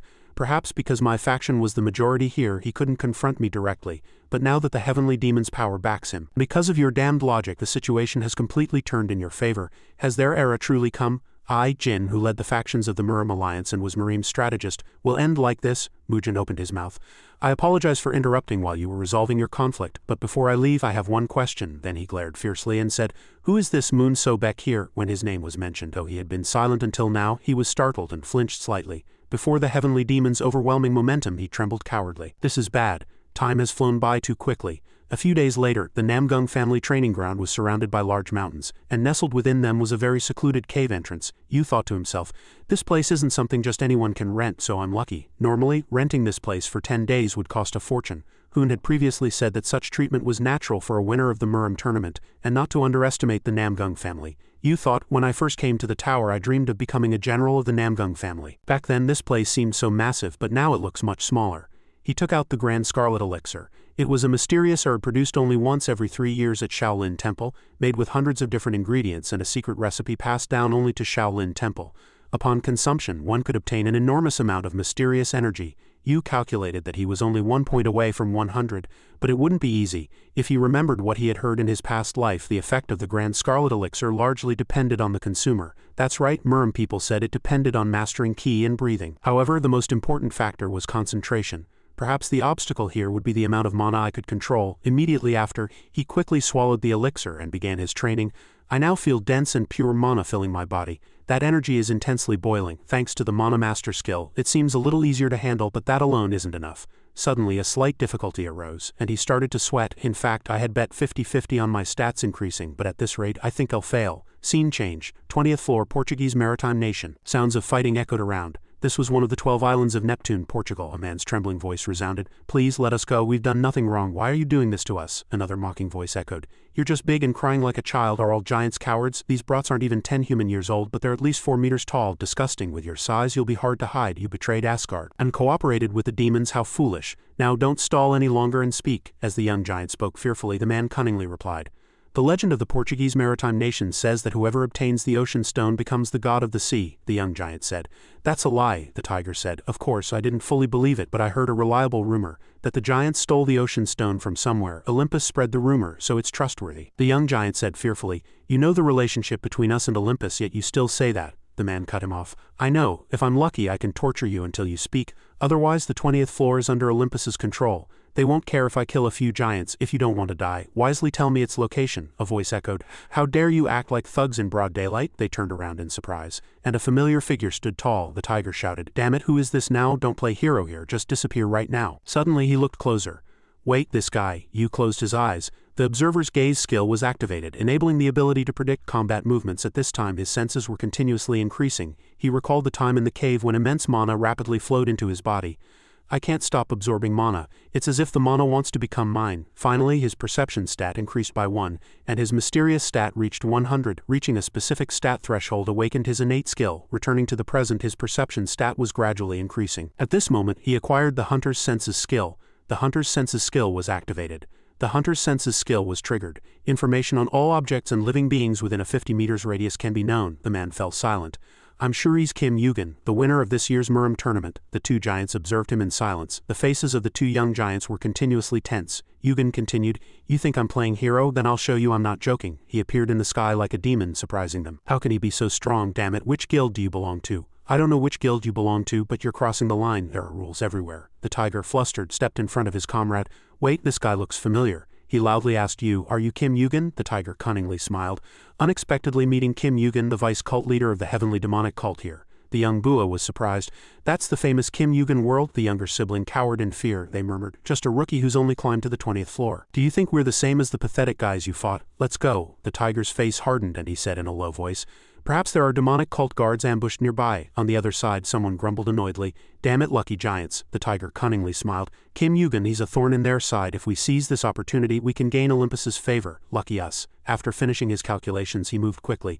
I need to go to the 20th floor headquarters right now. As they disappeared, the young giant Bua stammered, Thank you for saving us. You was curious. Even if you're young, dealing with these guys shouldn't be that difficult. Why didn't you resist? Bua replied honestly. You seem to know something about us giants. Which side are you on, Olympus or Asgard? The young girl said in a low voice. Brother, he's our benefactor. What if we speak honestly like Bua? He's still just a human. Do you think he'll unconditionally help us? You didn't hide it. Clever. Bua loudly said, I knew it. You're also looking for the ocean stone, aren't you? Emmett, you humans are all the same. Why won't anyone believe us? We don't know anything. Why are you targeting us based on some baseless rumors? Yugen cut him off. I know you don't have that stone. I have other business with the giants. After a pause, Yugen continued. Iofa, I want to meet your elder. Bua trembled. The elder isn't someone you can just meet, especially not a human. Get lost, you said it yourself. I can easily crush a few guys like you if I want to. Yugen thought, giants aren't weak. They are born with innate strength. Even though they can fight, they intentionally retreat because they know that unnecessary conflict with humans could lead to another destruction. He's still young but very perceptive. Bua was angry. Let's go. The young slave followed his brother. Wait a moment. Bua looked at the communicator in the slave's hand. Did you contact the elder? The young girl replied. Yes, I thought we should at least deliver a message for him since he saved us. The young girl honestly handed the message to you. It was now up to him whether he would meet the elder. You quietly looked at the orb. He waited for the elder's reply. Suddenly, a message appeared quickly, and the elder finally agreed to meet him. Very quickly, everyone rode 3 large wolves and crossed the forest. Bua gritted his teeth. I don't understand why the elder agreed to meet a guy like him. Enya was curious. Does he have a taming skill or some kind of illusion skill? How could he make the wolves speak so easily? He's definitely not ordinary. I heard he was very outstanding in the Murim tournament too, the young giant said annoyedly. So what? He's not even a general. Fine anyway, I dislike him. It's also very suspicious that he knows the elder. The young giant was silent for a moment, lost in deep thought, and a calculating expression appeared on his face. Enya spoke up and pointed out, Brother, you want to fight him, don't you? You shouldn't do that. Hearing this, the young giant seemed displeased. All right, they arrived. The 3 figures quickly traversed the forest on wolves, and the wolves' speed was impeccable. Finally, they arrived at the giant village deep in the forest. Seeing the wolf lovingly lick Yu's face, Bua loudly shouted, Bad wolf, don't lick him, he's dirty. You didn't pay attention to the young giant. Anyway, we've arrived, so that's good. He looked at the magnificent scenery around him, and an indescribable emotion welled up in his heart. Before them was a massive tree. It was a gigantic Damba tree, and he was very proud. Isn't it beautiful, impressive? This tree will never burn or fall. The young giant boasted a legend. Legend says it's a branch of the world tree, but I don't know if it's true. Hearing this, Yu thought with a heavy heart. The tree that would never burn or fall was reduced to ashes in the giant genocide war before I returned. Lost in thought, he didn't look around, and they quickly dismounted. The young giant loudly shouted, "What are you doing? Hurry up and get down." Yu loudly said, "I'm getting down," Bua warned. "From now on you'd better watch your attitude, otherwise you'll have no one to blame if you get trampled to death. Follow us." The interior scenery was picturesque and the place was very peaceful. Houses were lined up densely, but since they arrived at night not many giants were seen active. The giant residents were startled to see him. "What's this, a human? Did he come with Bua and Enia? He's a guest. How can a human be a guest?" The young girl spoke up to reassure them. "Don't mind it. He's the elder's guest, so there's no need to worry." The elder's residence was not far, and in front of the house were handmade stone steps, making it look very rustic. The three quickly headed there. To Yu, the house was truly enormous. Bua was slightly afraid. The young giant spoke, "Elder, are you inside?" Immediately after, a low, deep voice echoed from inside the house. "Come in." The door slowly opened, Yu thought, finally meeting him. A high-ranking rancor and transcendent being from before the gigantomachy catastrophe. He is called the living history of the giants. Sitting in a dark corner, leisurely stroking a small fox, was the elder of the giants. Iofa. As soon as he saw him, he spoke, "Nice to meet you, human child." The elder asked back, "What did you say your name was? I'm getting a bit old and my memory isn't what it used to be." He quickly replied, "I am Kim Yugen." He spoke, "All right, Kim Yugen. That brat Hephaestus keeps talking about you," he said blankly. "Brat?" Iofa got to the point. "I heard you're fighting Olympus with a child who just reached the 20th floor. You're quite impressive. But that's not courage, it's just recklessness. If you value your life, give up. They can easily crush you with a sneeze." Yu spoke. "I heard you were a pacifist, or are you actually a coward?" The elder said with slight anger. "You're speaking rudely right now," he continued. "You must have heard it too. Olympus is preparing for the next gigantomachy catastrophe. In this situation, will you just sit by and watch your race head towards destruction?" Iofa was slightly surprised. "My mana refuses to touch this child." He looked closely at Yu. Yu exuded an overwhelming aura. The elder assessed that he found no fear in those eyes. He assessed Yu's eyes as very resolute. Thinking this far, he couldn't help but admire. "Indeed, as I heard, you are brave." Yu also thought to himself, "His mana and control ability are truly amazing." Iofa spoke, "You're right, if we keep running like this, the destruction of our race is only a matter of time. Perhaps in 10 years, 100 years, or even tomorrow, who knows? Hephaestus said you were looking for the ocean stone, right? But contrary to rumors, we didn't have it from the beginning.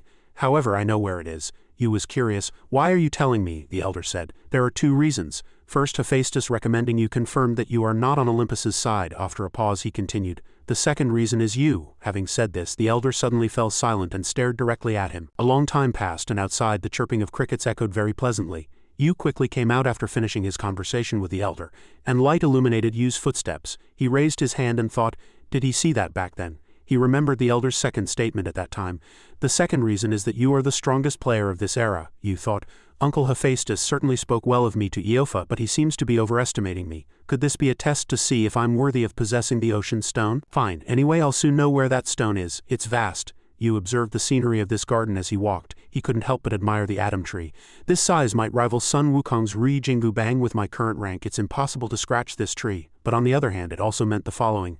"I can go wild as much as I want. I still can't fully control the holy fire. The holy fire will randomly burst out of my control and burn everything it touches." Yu closed his eyes and fell into thought. If that happened, the fiery golden eyes would quickly activate.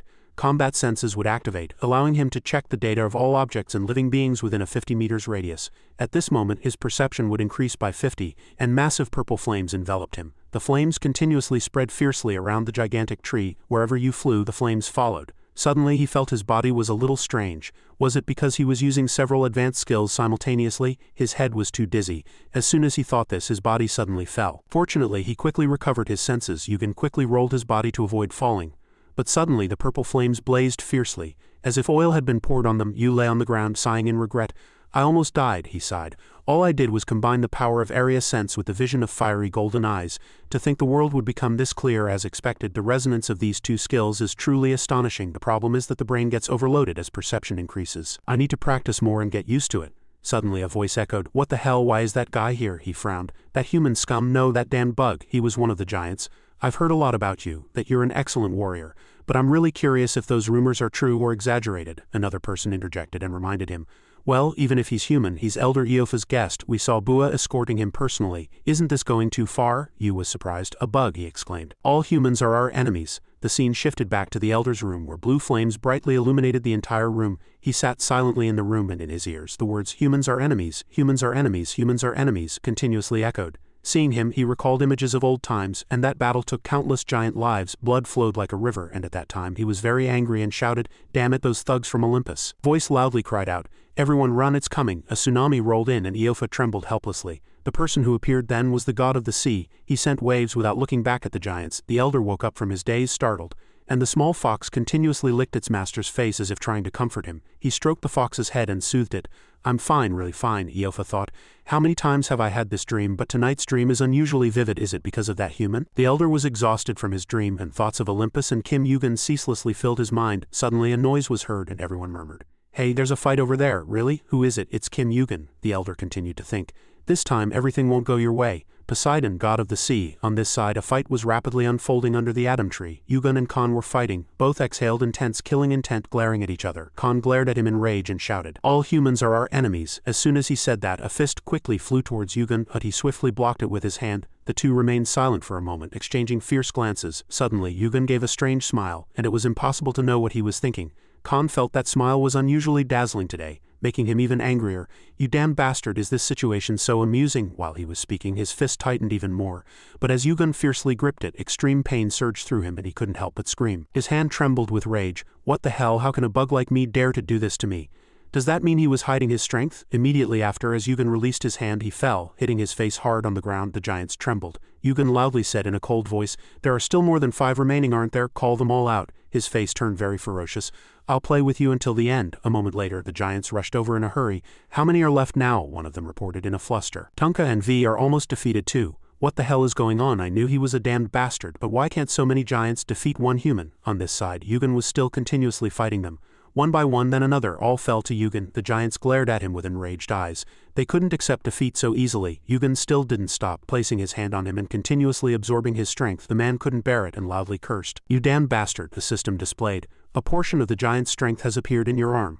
Partial gigantification is activated." Yugen's face hardened and his eyes turned red. "Don't come at me one by one anymore. All of you attack at once. Haven't you given up yet?" He sat alone in the middle of the giant village, but no one dared to approach him anymore. Bua said to his younger sibling, "Enya, I know you don't want to fight him, but if he wants it this much, isn't fighting also a way of treating a guest?" The young girl still trembled. The crowd murmured, "Damn it, are those two going out to fight too? Who would have imagined we'd see direct descendants of the giants fight?" "You thought? I haven't heard of them before. They seem to hold a more important position than I thought." Bua loudly said, "My whole body has been itching since I first saw you. It's time to test how strong the famous Kim Yugen is." Yugen swung his sword. "Test me all you want," Yugen cunningly smiled. "If you're strong enough, that is," Bua shouted excitedly. Audacious. Immediately after, he fiercely charged at Yugen. The speed and strength seemed impossible to ignore. The system displayed, "Fiery golden eyes activates its reading ability, and area sense activates."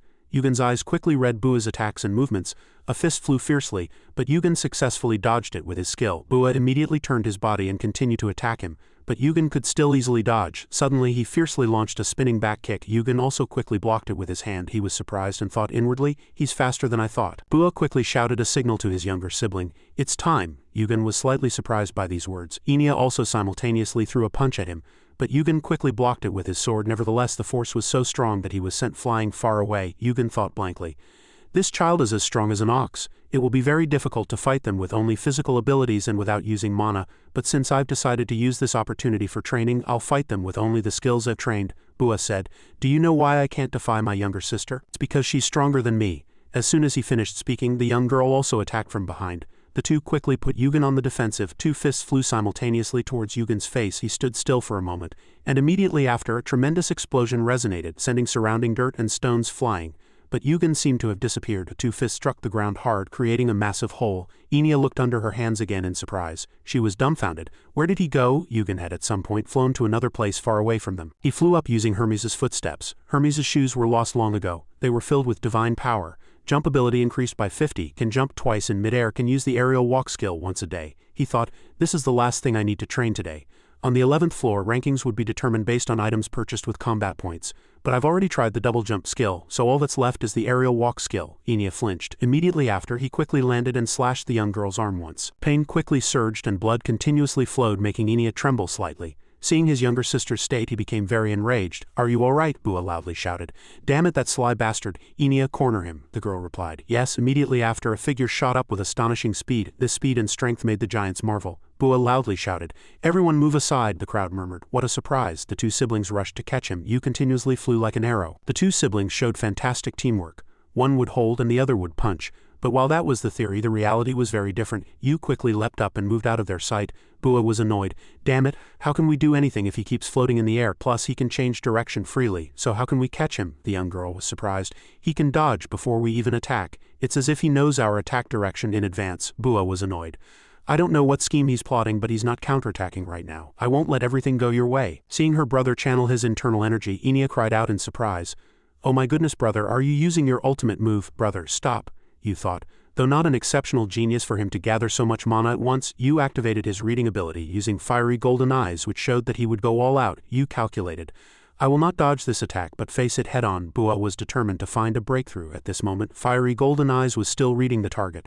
All of Bua's attacks were known to him in advance. Yu calculated the power of this fierce mana storm. Immediately after the attack was launched, Yu plunged in like a moth to a flame, greatly surprising Bua. He stared blankly at Yu and couldn't help but bite his lip.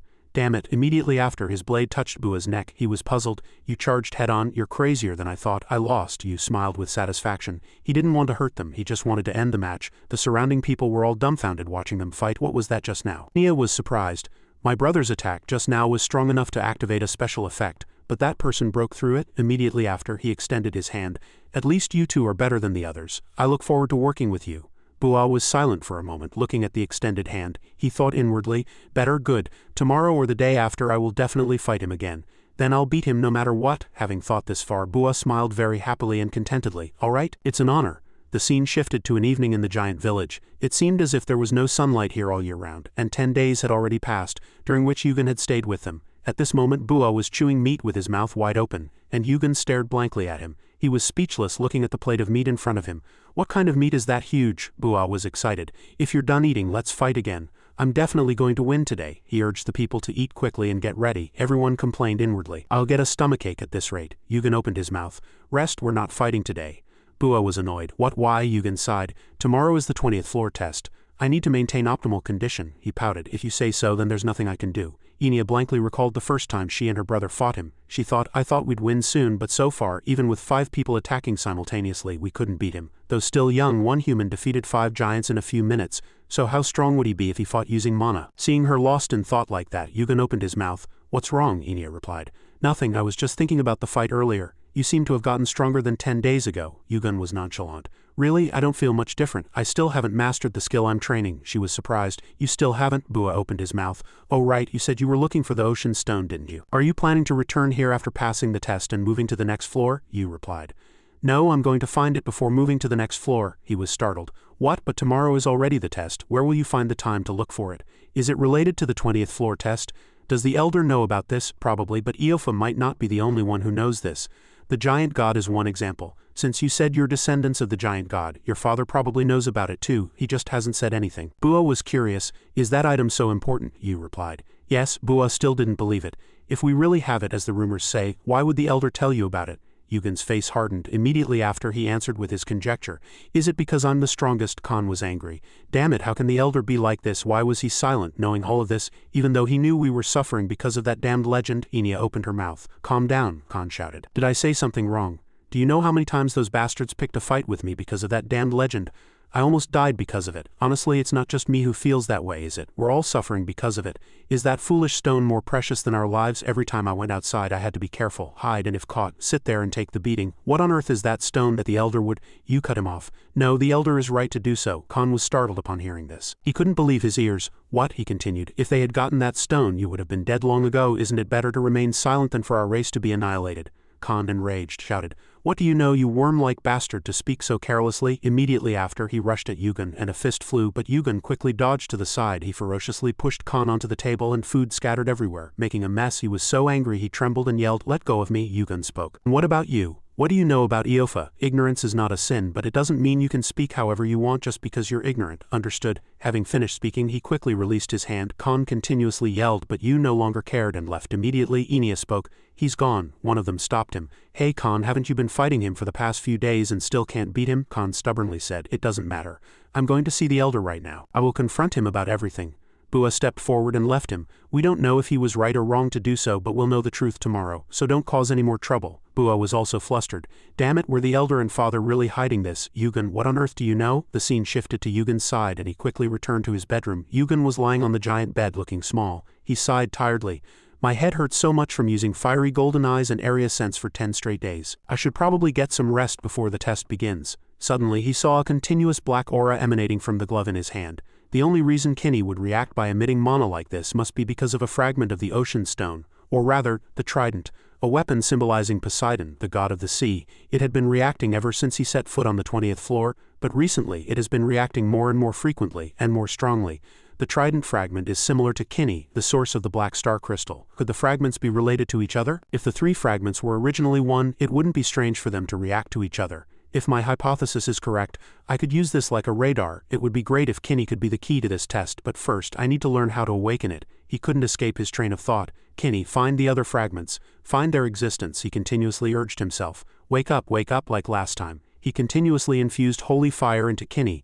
I will make good use of you, enough to make Uncle excited and jump for joy. So don't sleep anymore, wake up. He spoke to Kinney alone, but no one answered. Morning. On a large island, the seawater was very clear and cool. This was Juchin Island, the 20th floor test area. Not only that, but countless gigantic monsters lived here. Yugen was surprised. This island is small but has so many monsters. Bua exclaimed, isn't it very similar to the tutorial island? I think the tutorial island was probably modeled after this one, Enya repeated cheerfully. Remember? You almost died because of the chimera back then. The young boy blushed with embarrassment. Bua explained, anyway, the elder told us to guide you to the test area, so we're coming with you. But there won't be anything here to threaten you. We also passed this test with ease. Yu sighed. Who knows, maybe this won't be a simple test. Enya said, I heard that even giant rankers were interested in this test. But many people didn't come because they were worried this place would become a battlefield. But this test seems bigger than usual. Yu thought to himself, they seem to have made a big decision.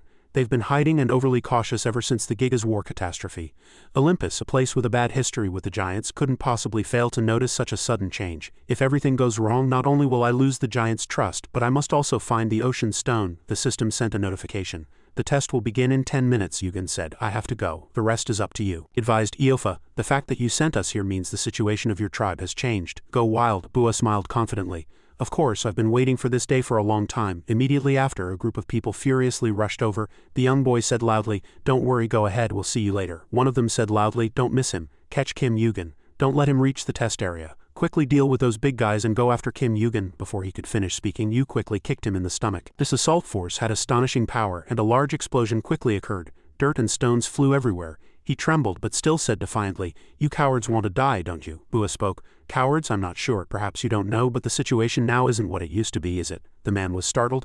What do you mean? But before he could finish speaking, the young girl on this side furiously struck another man's head and blood continuously splattered. Enya usually looked innocent, but at this moment she was like a bloodthirsty monster before her enemies. She looked at them with very eerie eyes. The man trembled. What on earth are those eerie eyes? They're completely different from before, Bua said very mournfully. But from now on we'll fight with all our might, so shall we play a little? Upon hearing this, Bua's eyes also quickly turned fierce. Meanwhile in the sky above the second floor, 2 figures stood observing all movements from above. A voice echoed. So Kim Yugen saved 2 giant children. The one who got this information was the tiger. Is that Juseo, the guild master of Red Wolf and the 20th floor test examiner? The person next to him replied. Yes, your excellency. Furthermore, we just received a report that the giants escorted him to the test area. Juseo said, those mad dogs, no matter how strong they are, they won't be able to stop Kim Yugen. He has made a fool of Olympus twice. I've sent some people to prevent him from participating in the test. While the administrator and his subordinates focus on the test, they'll go after Kim Yugen. The other person quickly obeyed the order, and the person standing next to him couldn't help but wonder. The giants helping a human? This is very strange. Most of the giants despised humans ever since the Giga's War catastrophe. Do they think that deep-seated grudge will easily disappear just because he saved a few children? Juseo spoke. Who knows, he thought to himself. The giants have the ocean stone, that person continued. Become the 20th floor examiner and find that stone. If a lowly fellow like you finds that stone, I will acknowledge you as my son, he said firmly. Father's words cannot be false. He was so obsessed with that stone that he disobeyed Drop's orders. Kim Yugen, a human, teamed up with the giants, and the giants left the forest with him. Could he be related to the ocean stone? There's no other reason for the long silent giants to act again. Simultaneously, a voice echoed. Report. I apologize, your excellency. We lost Kim Yugen's trail. At the same time, Yugen stood on a cliff observing the situation and began the 20th floor test. You thought there were some minor problems on the way, but I finally reached the test area. Those 2 will handle it well. Yes, they've suffered for a long time, so it's natural for them to be excited. This mission was that Juchin, a small island, was filled with sea monsters. Fight monsters for 12 hours and acquire the heart of the sea. Your achievement points will be calculated based on the number of hearts of the sea you collect, he calculated. The core of this challenge is quite similar to the 11th floor flag snatching challenge. The difference is that there's no limit to the number of people who can pass. So many people teamed up, dreaming of advancing to the next floor together. But unfortunately, except for me, they will all be eliminated. Having thought this far, he quickly threw himself into the sea. You slowly sank. At this moment a voice echoed in his head. I heard everything. Hephaestus, he said. You're looking for the ocean stone, aren't you? But contrary to rumors, we don't have it. But I know where it is. You'll encounter countless monsters beneath it. If they wake up, you need to aim for their bellies, not their backs. Even if you survive and overcome them, you'll only have passed one obstacle on the threshold to the ocean stone. Can you do it? I asked Kim Yugun. Are you confident you can obtain the ocean stone? The scene shifted to another group of people who were now fighting a sea monster in the water. The notification window continuously displayed the passage of time. One of them asked, is everyone alright? They gasped, we're fine. This test is easier than we thought. We've collected 15. Each team member got one. The test isn't even halfway over yet. At this rate, we'll be able to collect many more hearts of the sea. It's worth aiming for additional rewards. Find Kim Yugun and stop him. It's a direct order from Olympus, so we can't ignore it. But with this many people, we can't stand against him. He let out a sigh of relief. Fortunately, he's hiding somewhere. I'd rather get my jaw broken by confronting him than be reprimanded later. Wherever you are, just stay there. Immediately after, he said loudly, we've rested enough, let's keep going. We'll split into 2 groups to collect more. Suddenly, a large tremor occurred in the water, surprising everyone slightly. The man was startled seeing the water surging up. What is this? They murmured and shouted. Is it a monster? Is something coming? Prepare for battle. Suddenly, Yugun leaped out of the water behind them.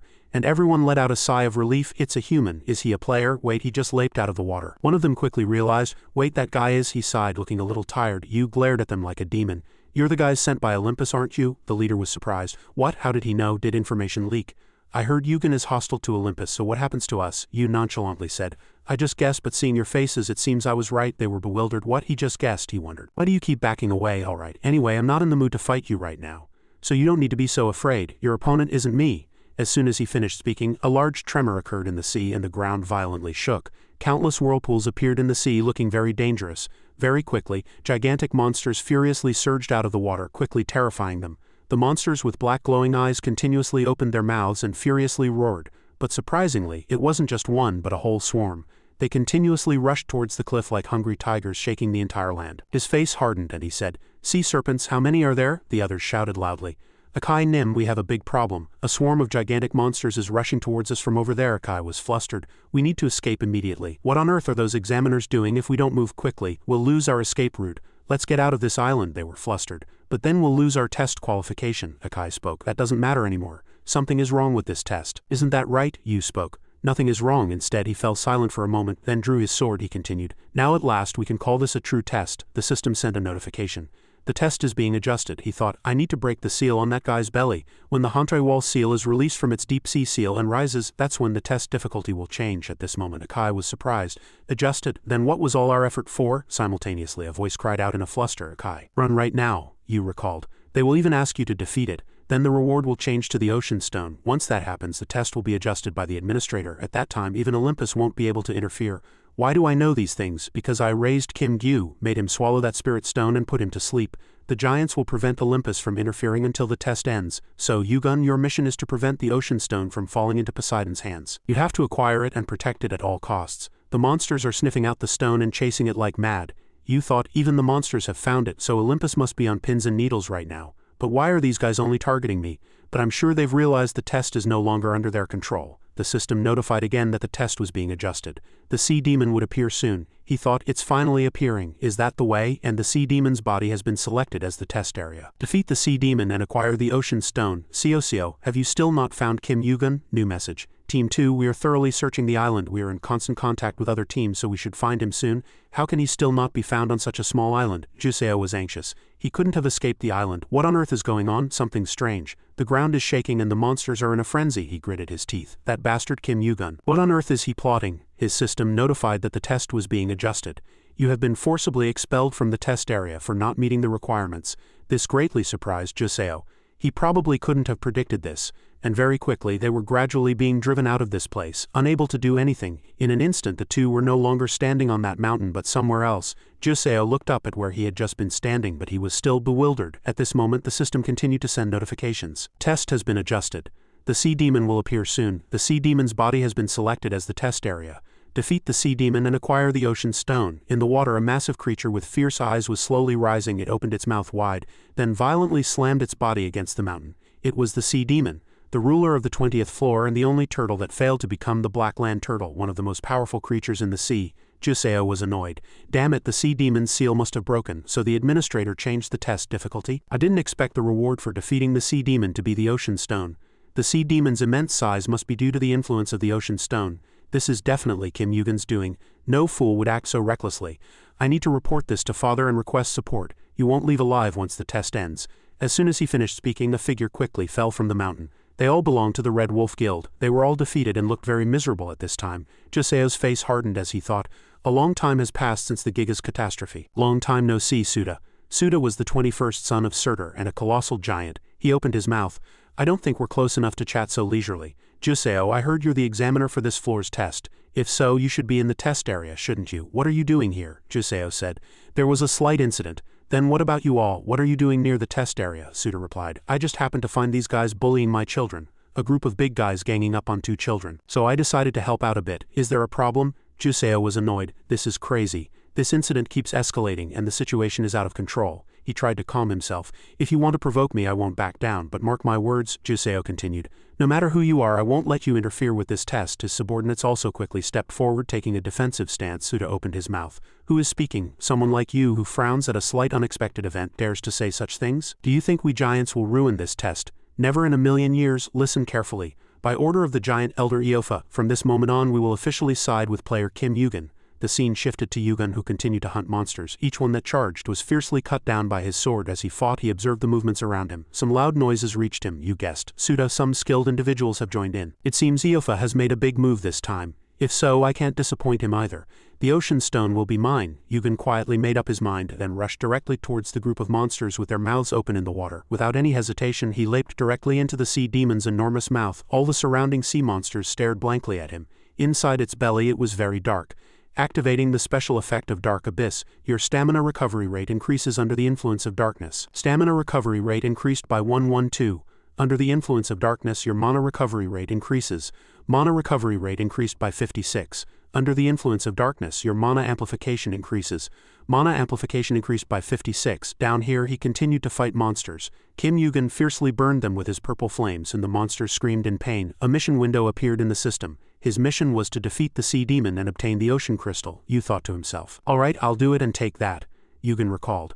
He who possesses the ocean stone shall become the god of the sea. This saying was passed down as a legend on the 20th floor. The more he fought, the more his fighting spirit burned. It seems U-World is controlling the situation. The sea demon swallowing the ocean stone was not just a legend. At least at this moment, the sea demon's very existence was the god of the sea. He didn't know where he was, but it was so dark here that not a single ray of sunlight could penetrate, Yugen thought. Many monsters followed me in, but most of them are drawn to the ocean stone. They're howling again. Including the monsters living inside this is no longer a turtle's stomach, but a dungeon with its own ecosystem. As he thought, water poured into the belly. The monsters here roared madly and fiercely. Yu gritted his teeth. At this size, it must swallow an enormous amount of water every time it opens its mouth. He quickly flew up and escaped the deep whirlpool. You found a way. Ignite holy fire on the tip of the Dark Abyss sword. Activate the special effect of Dark Abyss under the influence of darkness. Immediately after, as thick purple shadows danced in the air, the monsters hesitated slightly. He threw himself forward, gripping his sword tightly, and fiercely stabbed them one by one. Then another. The monsters fell to his sword in a short time. His body moved agilely among them, but there were so many of them here. Yu was satisfied. It's not as good as Hades' absolute stealth, but at least with this I can get out of their sight for a while. One of them fiercely charged as if to swallow him whole. The rest continuously tried to sniff out their prey with their noses. It seemed their eyes weren't very good, so they were relying on their noses. Yu was in stealth at this moment. Scent. Are you so used to this disgusting smell that you can't stand my scent? Am I a virus or something? Simultaneously, the completeness of killing Heaven's will continued to increase, he calculated. I thought I would achieve maximum heavenly star completeness if I completed this challenge. This rate, it seems difficult. Since the situation has come to this, I need to change my hunting strategy. I'll ignore the small fry. He wondered where the ocean stone was. Surely it's not just left in some corner of the stomach, like the most dangerous place is the safest. The core of a massive creature like a sea turtle is also its magical heart. It must be there. Kinney is reacting more and more strongly. It seems to be in that direction. But whether it's the ocean stone or the magical heart, the surroundings must be surrounded by a thick barrier. I don't know how many more monsters will pour in, but I need to break through with minimal injury. Wait a minute. Yu thought again. It's so dark in here that I've been using fiery golden eyes ever since I came in. But if I use it to enhance my vision, my combat prediction rate will drop. What if I give up vision and amplify my other senses? But if I only use it to enhance my vision, my eyes' prediction ability will drop. Then I'll reduce my vision and focus on other senses. As soon as he thought this, he quickly activated his combat senses. Yu stood in the middle of a swarm of monsters. They were too numerous to count. As soon as they caught his scent, they quickly charged. He breathed heavily, satisfied. It's like an anthill. Now open the way and make a path for me. His sword fiercely pierced the monster's chest. He decisively swung his sword and cut them down with a single strike. He successfully split the huge monster's body in two. Yu was slightly tired.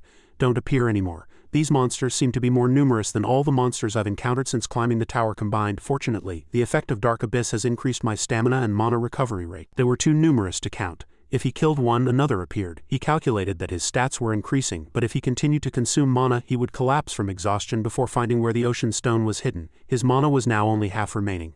I think I'm almost there. Did I come to the right place? Hey, wake up. How much longer can I fight? It's been over an hour since I entered. He was annoyed. He rushed forward and cut them down madly. Come on, appear quickly before my mana runs out. His hand continuously cut and searched. Finally he found something familiar and paused. He rushed madly towards it with all his might. Yugen was delighted. It's here. A fierce red light was emitting from that spot. It was like a huge lump of lava. It seemed to be attracting the monsters here, which surprised him.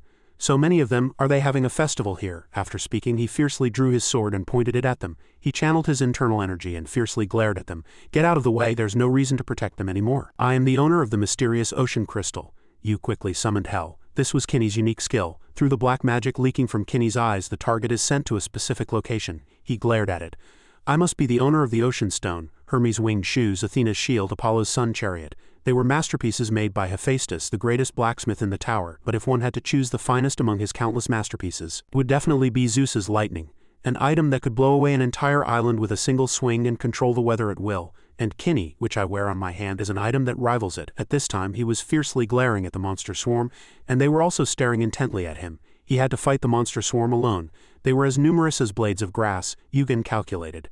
Adamantium can accept all the power of the Black Star Stone, Heavenly Star Stone and Ocean Stone. Of course, the power of an item largely depends on the skill of the person who made it. In the past, Hades' Kinney was made by one of Hephaestus' disciples, but my Kinney was made by him personally. This means my Kinney is far more perfect than Hades. Having thought this far, purple flames fiercely erupted towards the monster swarm and they were momentarily stunned. Very quickly they charged as if to swallow Yugen. Yugen shouted loudly, "You know this is the way to your death, yet you still charge. You lowly creatures only crave what is far beyond your reach." He quickly summoned hell. A massive wave of light fiercely swept over them. Yugen thought, the monsters are disappearing with the flow of magic. It's like they've been swallowed by something, he wondered. Where on earth does this black energy lead? Damn it, my right arm feels like it's tearing. It hurts this much even though my mana is over 100. My body alone is not enough to handle Kinney's power. 2 more times, just 2 more times and I'll be fine. He quickly used his shoes and Hermes' footstep skill. A notification appeared in the system.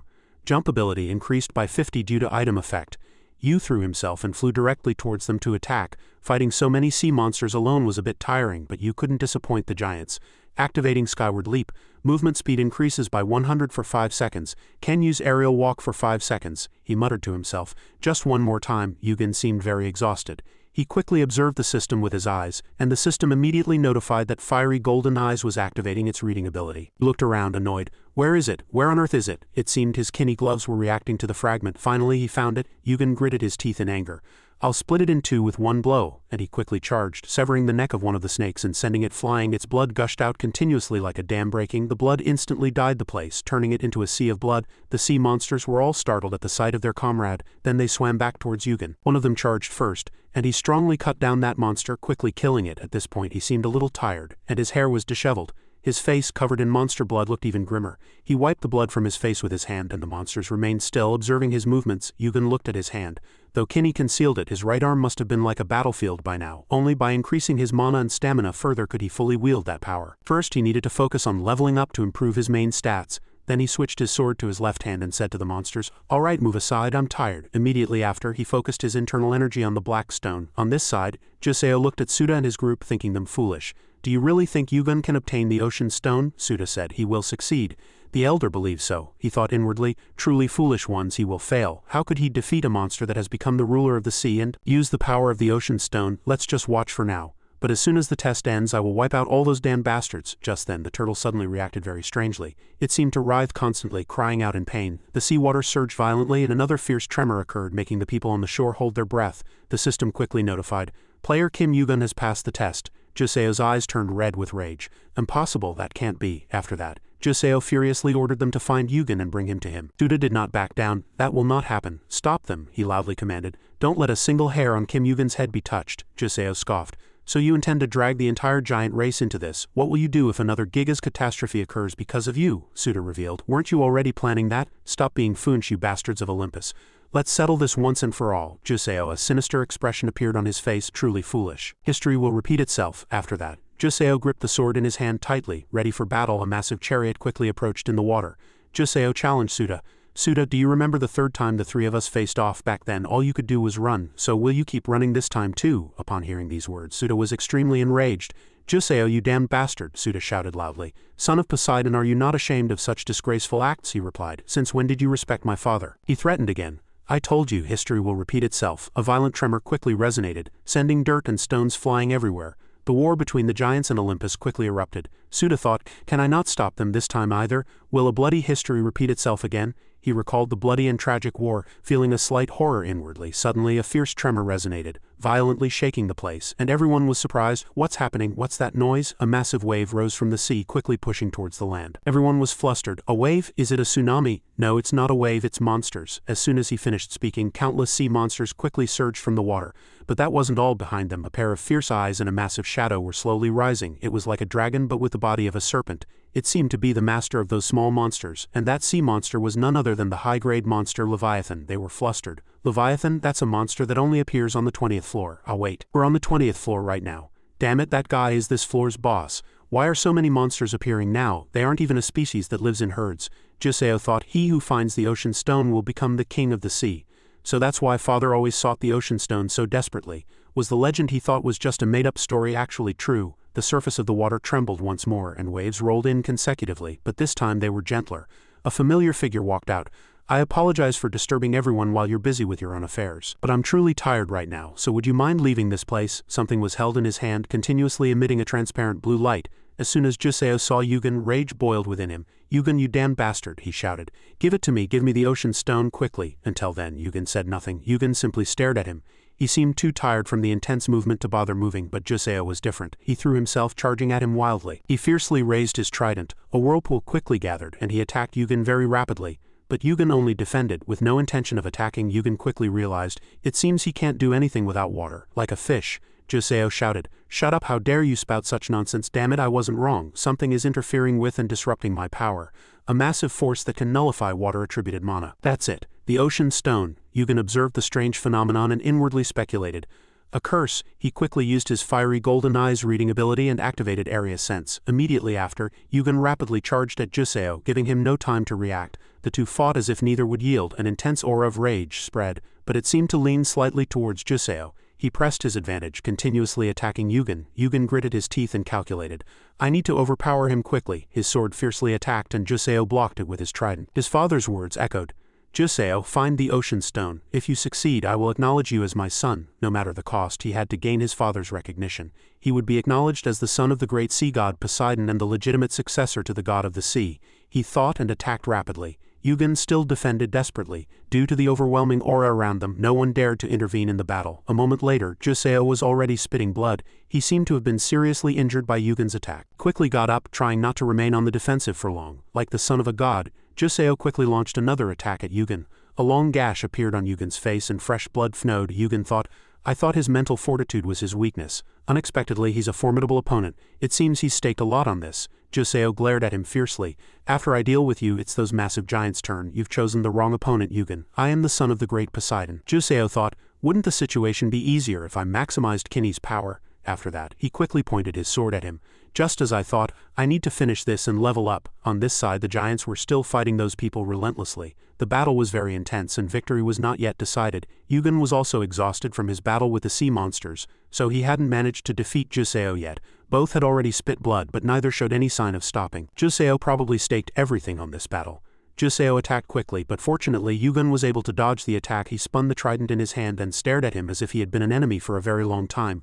A fierce attack flew straight. Yugen threw himself, dodging with Hermes' footsteps. Until then, Yugen still hadn't counterattacked, only continuously dodging. It was impossible to know what Yugen was planning. Juseo shouted loudly in anger, "You cunning bastard," he thought. "Why is this kid so troublesome? He's dodged all my attacks. Not only is he fast, but it's as if he knows my next move before I even swing my trident." Could it be related to his red eyes? At this time his fiery golden eyes reading ability and area sense were activated. Yugen thought, he can't use water-attributed mana because of the ocean crystal, but his power is immense. Is it because he's Poseidon's son, or due to the rank difference? Juseo wondered. Why did you stop? Did you finally feel the distance between us? Yugen retorted directly. Nonsense. After that he didn't forget to scoff. Aren't you just nervous knowing the sea monsters are flocking here? Juseo said, seeing you babble so insolently, it seems you still have a reason to live. I will tear your damned mouth apart so you can never babble again. Suddenly, a hand quickly stopped him. Lord Juseo, he seems to have gone mad. How dare you stop me? Don't block my path, his subordinate said patiently. We need to help the army. Isn't the situation getting worse? Juseo still stubbornly insisted. Nonsense, he must have. Before he could finish speaking, one of their heads was cut off and flew away. Suda stood in the middle of the pile of corpses he had knocked down and shouted loudly. Yugen, pressure them, don't let a single one survive. You can take the enemy's arms and legs as trophies. One side was sea monsters, the other was the enemy. His subordinate urgently said, Lord Juseo, please think calmly. Even setting aside the giants, we cannot face the countless monsters flocking here. We must retreat immediately. Lord Juseo. Though he said that in his heart, he still couldn't give up. He continued to hesitate, unable to make a decision. He gritted his teeth in anger. Are you telling me to run away when what I've yearned for so long is right before my eyes? Yugen saw his reaction and inwardly smiled. He's completely mad. His subordinate grabbed him and said, Lord Juseo, please hurry. Juseo shouted desperately in anger. Let go of me. He was now no different from a defeated soldier. Juseo stared at Yugen. Yugen, trapped in an impossible situation, he had no choice but to retreat. They retreated in a hurry. Everyone quickly get on the sun chariot. Suda shouted loudly with joy. So the day has finally come for an arrogant bastard like Juseo to run with his tail between his legs. He was so full of bravado earlier. Suda quickly chased after him. Don't run away like a coward. Let's end everything here. The chariot quickly flew into the air, fleeing without looking back. Suda and Yugen also didn't chase, watching until they disappeared. Only then did Suda, as if disbelieving, ask Yugen again, did we win? Yugen replied yes. He held the ocean stone in his hand and continued, it seems so. Suda was overjoyed. Understood, this time we weren't defeated and didn't run away, he shouted loudly towards the sea. The giants truly defeated Olympus. The scene shifted to the giant village at night. Everyone was celebrating their victory, having a joyful party. People murmured, bring another barrel of ale, we have to enjoy today to the fullest. Go get it yourself, kid, can't you see everyone's having fun? Everyone's faces were filled with happiness and pride. Yugen was drinking tea alone in his room. He looked tired after the battle. Yugen looked out the window, enjoying the noisy celebration. They threw a party as soon as they returned. It was natural, considering they had waited for this victory for a long time. Should I go and enjoy myself a bit too? No, never mind. This isn't the time to be elated. I lost the battle. If it weren't for the ocean stone, we wouldn't have held out for so long. If the battle had continued a little longer, I would have been completely defeated by him. Suda was the same. In the worst-case scenario, the giants would have died. He looked at his hand. This alone isn't enough to penetrate deep into the heart of Olympus. But somehow everything was progressing better than expected. He had managed to come this far in just 5 years. He quickly handed over the item. Hephaestus exclaimed in admiration, Unbelievable. Is this really the ocean stone? You wizard kid, you're really skilled at finding such wonderful things. Where did you find it? My uncle couldn't find it for thousands of years. He chuckled happily. I guess I was just a bit luckier, he said irritably. Please stop pretending to be humble. You speak as lightly as if you just picked up a coin on the street. Olympus had lost the ocean stone. Furthermore, given his aggressive actions, they wouldn't have the luxury of worrying about him for at least a while. Hephaestus looked at him. You must be truly happy. Yugen smiled brightly. How could I not be happy after being relieved of such worries, he thought. My father must be busy controlling my fuming uncle right now, no matter how clever this kid is. He couldn't possibly know Olympus's internal affairs, yet he once again turned the tables and guided everything in his desired direction. How could he have done that? No, that's impossible to begin with, isn't it? He stared blankly at the yawning young man. Hephaestus examined it. All right, let's see. As expected, the attribute is different, but it's very similar to Cha's lightning, Yugen asked curiously. Can Uncle forge it? The problem isn't forging but needing other materials to create an item suitable for it. He replied bored that it was the same as before.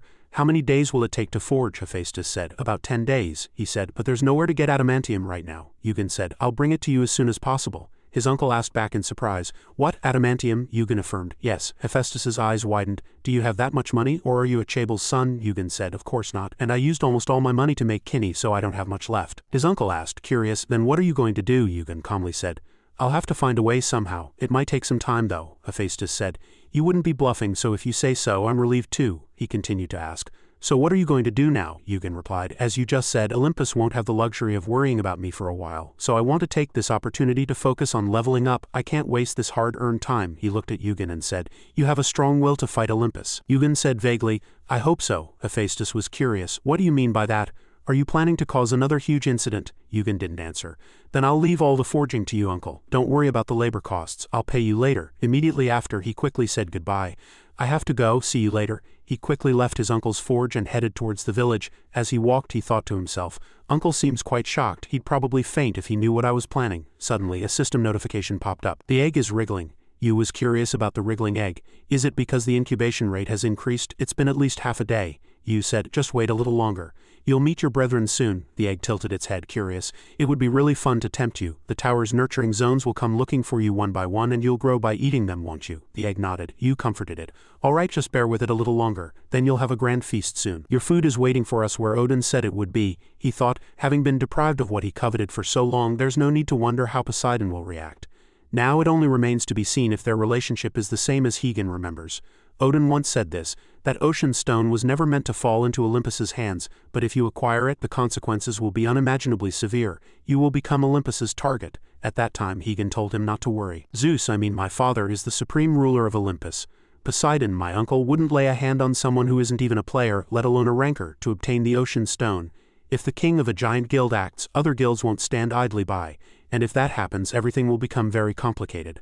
Odin was curious, then what about the possibility of Poseidon acting alone? Hygen said that his uncle wouldn't act easily because his father was in control. The three supreme gods of Olympus all share the same blood but are entangled in endless power struggles. Especially his father and Uncle Poseidon always fought for the top position. But when his father obtained the heavenly star stone, one of the three sacred stones, and made lightning with it, he gained half of Olympus's power.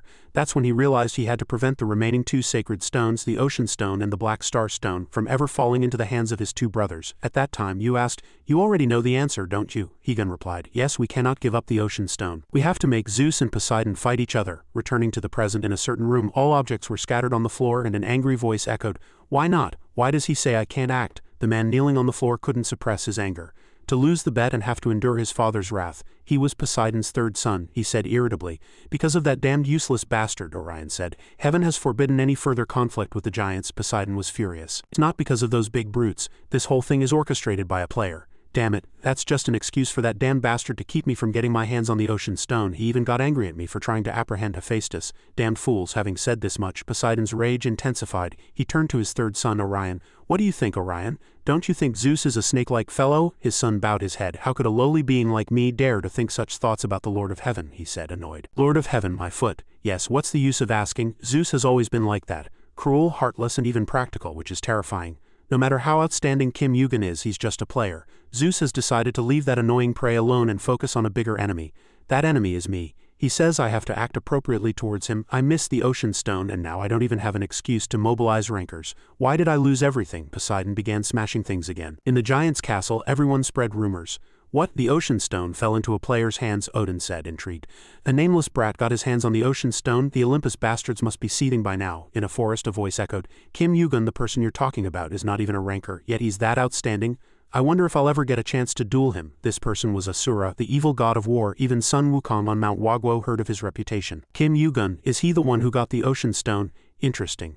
I thought he was just an inexperienced brat. I'm really looking forward to what happens next. Arrived at the first floor of the tower. You have arrived at the first floor of the tower, customer.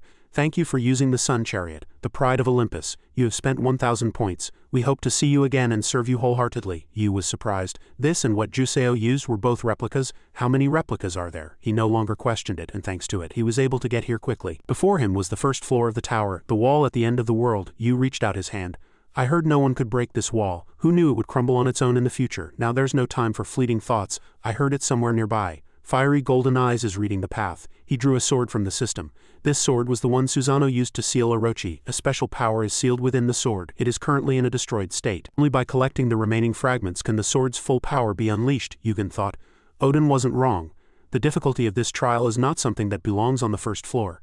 It's Susanoo's dungeon, a ranker ranked 57th and one of the 3 Oni. Before I regressed, the dungeon he created was only discovered 100 years later. Since the other 2 of the 3 Oni retrieved their 3 sacred artifacts, it's not surprising that Susanoo also expected them to find the relic he hid. After all, they are brothers. I feel a little sorry though. I have to get it in this timeline. Having said this much, he fiercely plunged his sword. System notification.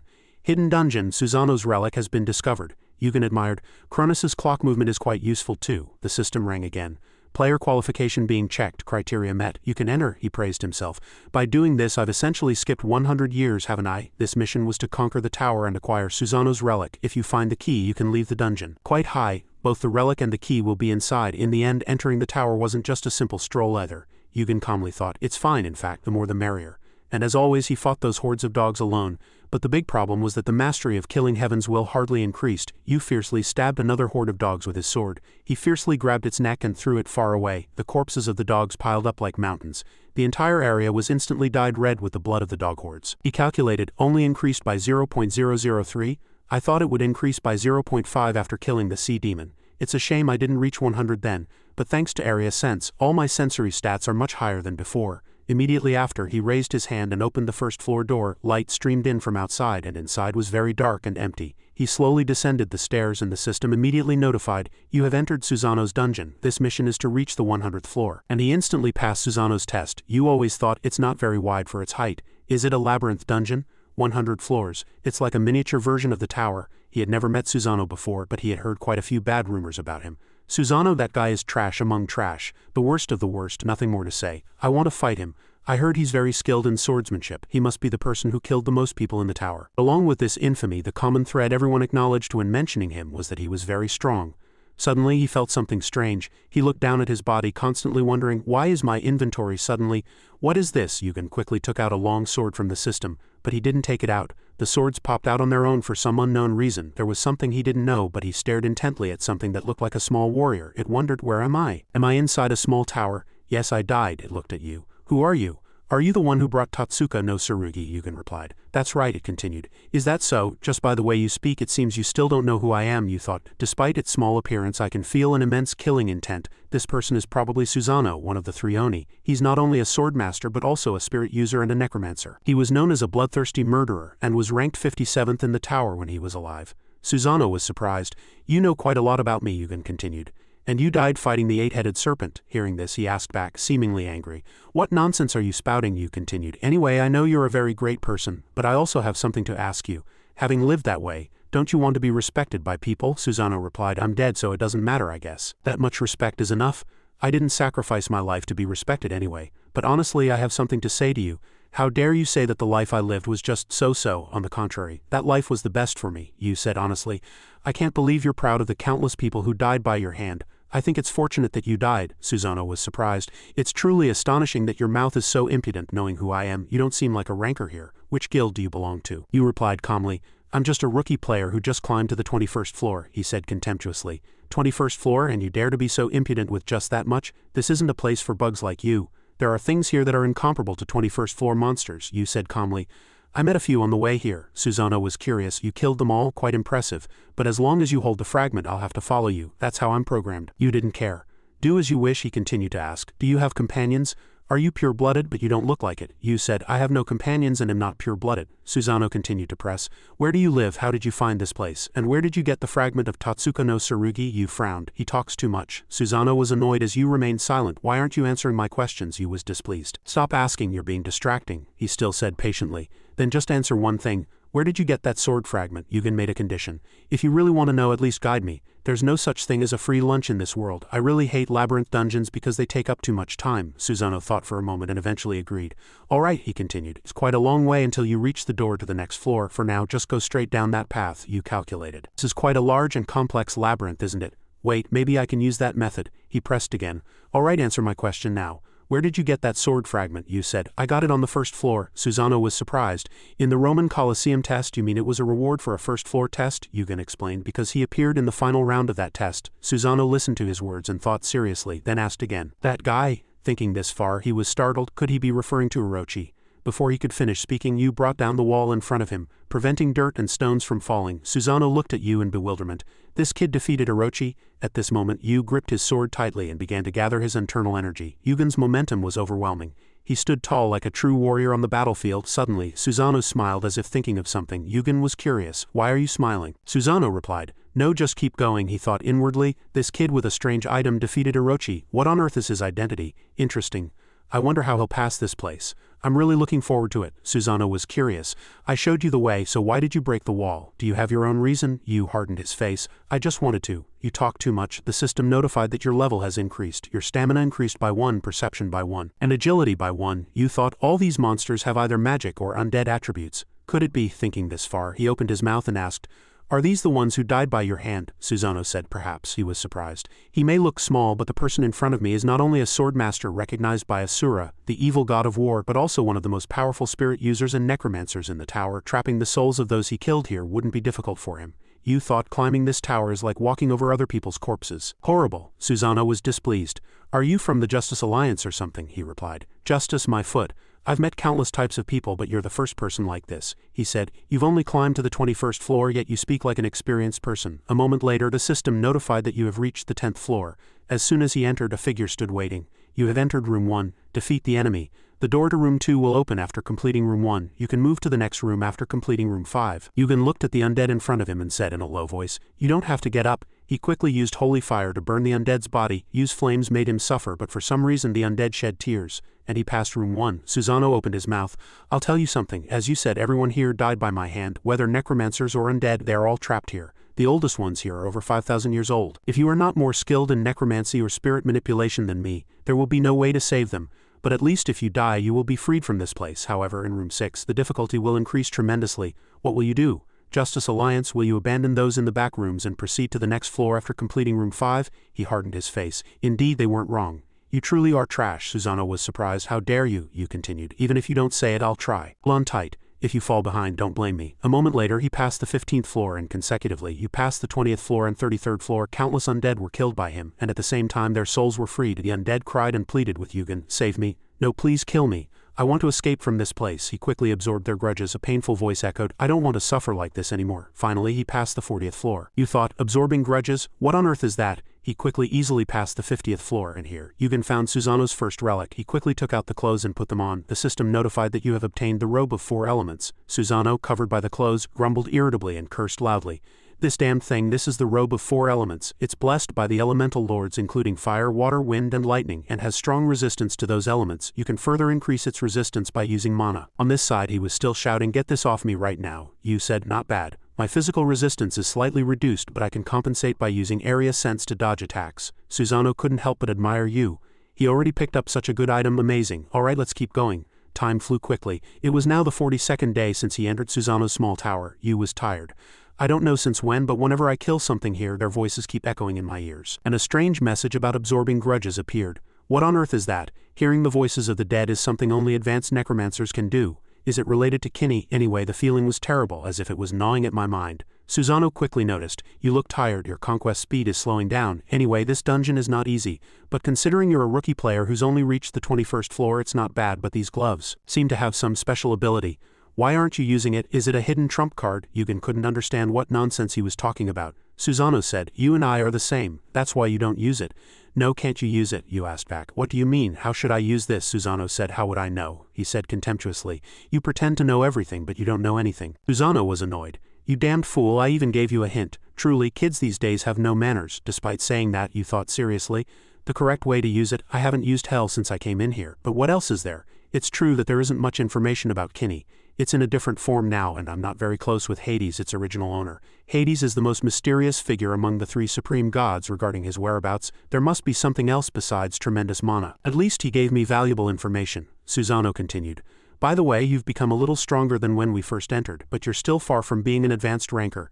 It's a miracle that a player who only reached the 21st floor has come this far, but it's still not enough. He tiredly said, Alright, stop bothering me now. He continued walking to another door, and Yugen also stopped in front of it. Susanoo warned, This time it will be difficult. Are you finally paying attention to my words? Anyway, I just said it. Go see for yourself, you teased. Are you angry? How can you be so narrow-minded? As soon as he entered, the system notified that you have entered the 60th floor. Yugen looked around. What is this? Why is there nothing? Suddenly, his senses felt a little strange, and Yugen was momentarily startled. Nothing. A huge shadow slowly approached him in the darkness. One of its eyes was blue and it glared at you with hostility, but this time was different from before. He emitted such immense internal energy that you couldn't help but take a few steps back. Yugen feared inwardly.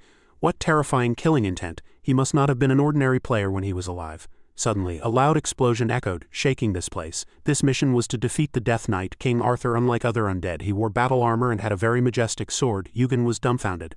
Arthur? Eugen remembered Arthur. Arthur, the first time I met him was when I had just become an official player. His swordsmanship was exceptional, and I could tell he was no pushover just from the aura he exuded. He also commanded immense trust from his comrades. The past suddenly came to mind, and the voice of a young man echoed, "Merlin, are you going to the library again? Stop reading books and go outside and move around a bit." But his friend didn't seem to like it much. "No, it's fine." At that time, the young man forcibly dragged his friend. "Come on, let's go." Arthur's loyalty was stronger than anyone I knew. My friend, I remember him. It was Merlin reminiscing about Arthur long before he met him. Returning to the present, the person standing before him was Arthur, the king of all knights, the king of England and the leader of the Knights of the Round Table. Immediately after, Arthur slowly rose. Yu also finished preparing his battle stance. Eugen was slightly bitter. To think Arthur would die by Susano's hand and be trapped here. Yet that item is still intact even though he became undead. What he was referring to was Arthur's weapon. Legendary greatsword Excalibur. Arthur was not an advanced ranker when he was alive, but I heard he increased his rank at an astonishing speed as soon as he thought this. Arthur took his sword and charged at Yu with immense speed. The strike Arthur rapidly delivered had ice-attributed magic. Yu was startled. Of course he could dodge it, but a loud explosion echoed where it hit. Eugen quickly used Hermes' footstep skill to jump and dodge the attack, simultaneously activating aerial walk. The two quickly charged at each other and fought, neither speaking anymore. Holy fire blazed from the tip of the Dark Abyss sword. The mysterious magic sword was activated. Eugen thought, normally I wouldn't be able to defeat Arthur, but the fact that Susano, the master of these undead, was able to defeat him means Arthur's power has weakened considerably compared to the past. Seeing Arthur momentarily off guard, he opened his mouth and asked, "What are you looking at?" Immediately after, he quickly delivered a powerful attack. Suddenly, Eugen was surprised to find something strange while fighting. Eugen was immensely surprised to see an ice wall instead of Arthur in front of him. He quickly rushed forward. Eugen gritted his teeth and was wary of his excessive speed. Arthur's sword quickly flew towards him. Fortunately, Eugen was able to dodge it. As the sword grazed Eugen's shoulder, fresh blood continuously flowed. He was surprised. "Indeed, the king of all knights. He is an exemplary model of knightly swordsmanship," he proceeded. "I see why he was able to climb to the 60th floor when he was alive." Suddenly, ice swords poured down from the sky and cold water continuously flowed downwards. Due to the large collision, the surroundings exploded once again. Smoke filled the air. At this moment, the system notified that your body temperature was rapidly dropping. You have been afflicted with the frostbite status effect. At this moment, snow began to cover his body, but fortunately, the robe of 4 elements was resisting the cold air. Eugen thought, "I was able to dodge the ice bullets using fiery golden eyes and area sense, but I couldn't dodge the cold air. It's like swallowing a whole block of ice." Attacks continuously poured down from the sky. He assessed that Arthur's attacks seemed simple on the surface, but they were unnecessarily perfect. On this side, Arthur did not stop his attacks. This place was quickly covered layer by layer with thick smoke. It was as if someone had started a fire. Suddenly, an unknown purple flash flickered in that infinite space. The system again notified that your body temperature was rapidly rising. You were resisting the frostbite status effect. Successfully resisted. Eugen was satisfied. A very rational tactic, but immediately after, your arm was reinforced with giant strength. Stamina stats are temporarily converted to strength stats. Your stamina stats are low. Partial gigantification is activated. This time it will be different. Yu gritted his teeth and shouted loudly at his opponent, "There's no need to fight anymore." As soon as he finished speaking, he fiercely swung his sword, striking Arthur hard. His armor quickly melted away from Yu's flames. Immediately after, Arthur's arm was cut off by Yu's strike. Not stopping there, he slashed again, making Arthur lose his balance. He continuously swung his sword at Arthur as if still unsure, and finally victory tilted towards Eugen. He approached Arthur and saw him lying on the ground motionless. "You can stop fighting now." Immediately after, Eugen quickly absorbed Arthur's grudge. Eugen looked up into the distance. "I hope Merlin can meet him again." Suddenly, a voice echoed because of this name. "Merlin?" Yu was surprised. Arthur's voice became even more desperate. "Did you just have a dream? If you grant my wish, I will be your servant for life and accept any contract instead. Please let me meet Merlin. I have something to say to him." Arthur's voice trembled continuously. Lancelot betrayed Britain." Eugen was startled. "Lancelot, I've heard that name a lot. The new leader of the Knights of the Round Table, a high-ranking ranker who made the Knights of the Round Table into the Grand Council. Such a person betrayed Britain." Arthur spoke again. "Will you help me?" Eugen said. "I am not a necromancer. Thanks to this item I can hear your majesty's voice, but I cannot bring your majesty back to life." Arthur was confused. "How can that be?" Yu continued. "But I think we have no choice. I will do everything I can. I'm going to meet Merlin anyway." Yu calculated. "It seems I need to eliminate Lancelot for Britain. Arthur becoming an ally isn't bad." Then Eugen spoke. "I accept your majesty's request." A satisfied voice resonated. "Thank you. I owe you a debt." The system appeared. "King Arthur's request has been accepted. The Britain purification operation begins. Completing this mission will earn you King Arthur's absolute loyalty. You have obtained the soul of the king of all knights." Yu was surprised. "Absolute loyalty? I thought it was just a matter of granting a request, but there was such a hidden piece behind it, Susanoo spoke. It ended anticlimactically. But at least he's one of the useful undead, Yugen asked curiously. You've appeared again. Where were you hiding earlier? Yugen asked with a hardened face. Was it a coincidence that you killed Arthur? Susanoo said ambiguously. It's as you think. When you reach the highest floor, I'll answer your question. Suddenly, he forcefully threw his sword forward. Susanoo exclaimed in surprise. What are you doing? Who puts their own item in their inventory like that? Yugen spoke. My mistake, I was thinking too deeply. Thoughts like how such a damn test could have been designed and that this sword's hilt isn't as bad as I thought. Let's go. I want to finish the test quickly and rest. On the 50th floor of the tower, 2 guards stood trembling in the ranking management bureau. That person, where did he come from? And where is he now? The man slammed his fist on the table and shouted, Stop stammering and answer. Suddenly, another voice resonated, breaking the tense atmosphere. Are you going to keep making a fuss here? Sun Wukong. No, it's more appropriate to call you a clone of Sun Wukong, isn't it? Sun Wukong was annoyed. None of your business, he continued. I am the director of the management bureau here. Shouldn't you at least show me some respect? Or do you plan to smash the ranking management bureau with just a clone? And I cannot answer your question. That is personal information. He was the administrative director of the 50th floor ranking management bureau. Sun Wukong clicked his tongue. Stingy bastards, what's so great about sharing a little information? Immediately after, Sun Wukong left angrily, and the door closed with a loud bang. One of them sighed in relief. The pressure he exudes is truly immense. And that's just a clone? The director replied. If it were his main body, the administrator would have to step in personally. Anyway, no one can disclose information unless they are directly involved. Did everyone understand? Everyone quickly responded. Understood. Even putting aside not leaking information, even we, who know everything about the tower, have very little information about him. Why is there no information about his origins? I don't think it's a system error. It seems the administrators had a reason to be interested in him. It's been almost 3 months since he arrived on the 21st floor. But such a person wouldn't be satisfied and stop climbing the tower, he thought. Kim Yugen, what exactly are you planning? Just then Yugen was still continuously killing undead. Very quickly he completed the 99th floor test. He looked at his evaluation sheet. To have only raised my stats this much, it's too difficult. I'm tired. Only the 100th floor remains since the difficulty drastically increased from the 90th floor. The last floor will be unimaginably difficult, Susanoo spoke. What's wrong? Why are you staring blankly? Aren't you curious what's behind the door? I'm quite excited, Yugen was annoyed. Nagging again. I need to hurry, Susanoo continued. To be honest, I didn't think a rookie who just reached the 21st floor would make it this far. I've seen your skills firsthand, but I still can't believe it. The great fiery golden eyes, and even the holy fire. Could you have been Jian Kaier in the past? Yugen spoke. I am not Jian Kaier now, Susanoo was curious. What do you mean by not now? Very quickly he opened the door to this room. You have entered the final floor. Successfully completing it will earn you Susanoo's relic. Yugen noticed that Susanoo's soul had disappeared. A voice resonated. There he is, the one who killed me. Yugen was startled. Ha, but the one who killed Arthur was. A familiar voice resonated. 21st floor rookie, Yu was surprised. No way, the man sitting casually in the darkness said. Shall we continue our unfinished conversation? Yugen was surprised. It was Susanoo himself. He continued, I have a bad habit of being curious. When you said you weren't Jian Kaier now, were you Jian Kaier in the past? Yu replied. Who knows, the more I think about it, the more interesting it becomes. For him to be the boss of the dungeon he created. Susanoo continued, Stop pretending and answer my question. At the same time, fiery golden eyes was analyzing the target. Yugen spoke. Shall we make a bet? I also have a question for you. The loser answers the winner's question. Any question is fine. How about it? You can refuse if you're not confident. Susanoo laughed heartily.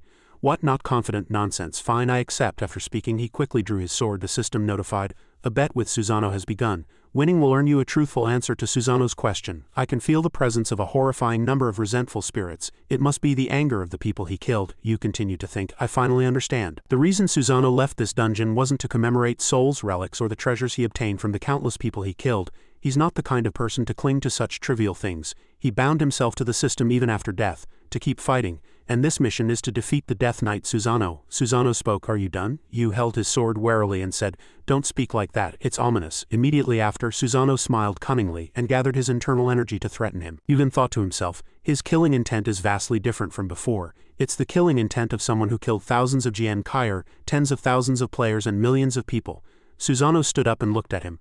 I'm glad to meet someone like you in the tower. Don't disappoint me. Fight with all your might. Immediately after, he raised his sword and struck him hard. Yu held his sword firmly and gritted his teeth, trying to block his attack. Susanoo looked at him in surprise and admiration. You blocked it? The two quickly rushed at each other and fought, and the killing intent spread very thickly. Yugen's sword brightly illuminated the entire space. This was the first time Yugen had fought such a warlike opponent. Susanoo continuously shouted, and Yugen did not back down, rushing straight at him. He used his reading ability with fiery golden eyes and activated area sense. Yu couldn't help but be surprised. He's this strong even though he's just a corpse? He became even more wary.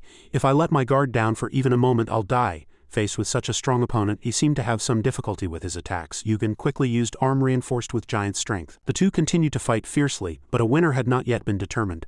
But it was clear that Susanoo's skill was slightly superior to his. Then Yugen couldn't bear the anger emanating from Susanoo and covered his face. In the darkness, a skeletal arm suddenly grabbed him. Susanoo said triumphantly, "Got you." Yu also quickly used holy fire to attack the Death Knight Susanoo. His flames fiercely spewed towards Susanoo. He was quickly surrounded. Yugen thought to himself, "The difference in power and level between me and him is too great," he gasped. "Strength, speed, mana, everything. Even the holy fire has no effect on him." Susanoo looked at his holy fire and said nonchalantly, "That flame again, how laughable," he scoffed. "But it's enjoyable, very interesting. When was the last time I was this excited? Ah, I remember. It was when he was talking to someone in the forest." Susanoo was very surprised then. "So you're telling me to kill Arthur? Just a rookie, not even a high-ranking ranker? Why should I? Who are you to ask such a favor from me in the first place?" The requester's face was covered. "Who I am is not important. What is important is what you want." Susanoo was very surprised then. "What I want?" That person seemed to know Susanoo very well. He said, "War. If war breaks out, you won't have to worry about punishment or the administrator's interference. All you'll have to do is indulge in the pleasure of bloody slaughter. How about it? Isn't it an attractive offer?" Returning to the present, "Yes, there was someone who ignited the warlike spirit within me. Like this kid." He gripped his black sword tightly, and golden light enveloped him. Seeing Yu looking blankly, he spoke, "Where are you looking? Do you still have time to look elsewhere?" Yu was still dodging attacks. "He's crazy. If I get cut by that sword, it'll be more than just bleeding," Susanoo said challengingly. "It's no fun if you just keep dodging. What more can I expect from a rookie who just reached the 22nd floor? If you keep being so boring, I'll end everything." Just then, the sword in his hand broke slightly. Susanoo did not hesitate and struck again, and Yu quickly bent his body, narrowly dodging the attack flying towards his neck. He fiercely rushed forward and raised his hand, striking him hard. But what surprised him even more was that this confrontation became even more intense. Susanoo was satisfied. "Well done, you're finally thinking of using that. Don't die too soon, we still have a lot to talk about." Yu gritted his teeth. "The reason I can hear the voices of wandering souls here, even though I'm not a necromancer. The reason Kinney absorbed those souls and what Susanoo said when he saw Kinney. Anyway, I remember that glove," he said. "It has a very special ability. Why aren't you using it? Is it a hidden trump card? You and I are the same." Yu thought. "The ocean stone has the power to control all living things in the sea, and the heavenly star stone controls everything in the sky, and the black star stone." As soon as he thought this, his eyes changed color, and abundant power continuously erupted from his body. Susanoo said fiercely, "Good. Now the real fight begins, Kim Yugen." Just then, Kinney finally opened its eyes. Yu stared at Susanoo with intimidating momentum and commanded in a cold voice, "Obey." Just then a tremendous momentum erupted like a storm covering the surrounding space. His power at this moment was somewhat similar to Zeus's. Susanoo held his sword and was satisfied. "Good, let's start the real fight." Suddenly fierce eyes widened in the air, staring at Susanoo. He screamed in disbelief and surprise. "What? My resentful souls are out of control? Just a rookie who just reached the 22nd floor?" Susanoo shouted loudly, asking him. "What did you do?" Yu said nonchalantly. "You told me that Kinney's true power was something else, didn't you? It's the absolute dominion over death. Thanks to that, I awakened that power." Susanoo was dumbfounded.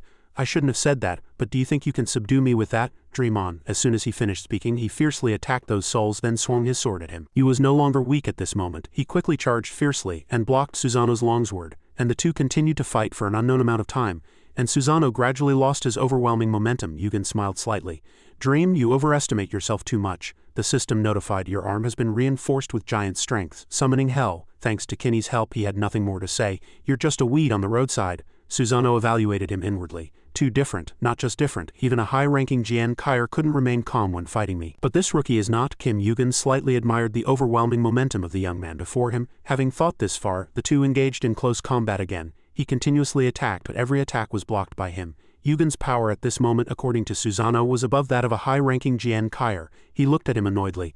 "Damn it, why can't I control the resentful souls?" Suddenly, Susanoo realized something was wrong. He stared blankly at Kinney's eyes, and Susanoo screamed in surprise, "What on earth are those eyes?" The purple flames then burrowed into Susanoo's body, continuously burning him. He screamed in despair, "How can my skeletal body feel pain?" Yugen spoke. "It seems you have something you fear." He briefly explained that the flames fed on fear. Terror and rage drove him mad. Susanoo lunged fiercely at him, determined to stop it. He almost screamed, "How dare a lowly wretch like you?" He said nothing, but a subtle smile suddenly played on his lips. Susanoo raised his sword again, intending to stab him to death in one blow. But what surprised him even more was that when his body almost reached him, it suddenly stiffened and could not move. Susanoo was flustered. "Why can't my body move?" No matter how great a Jian Kaier he once was, he was now merely the soul of a dead man. Yu slowly approached and placed his hand on Susanoo's face.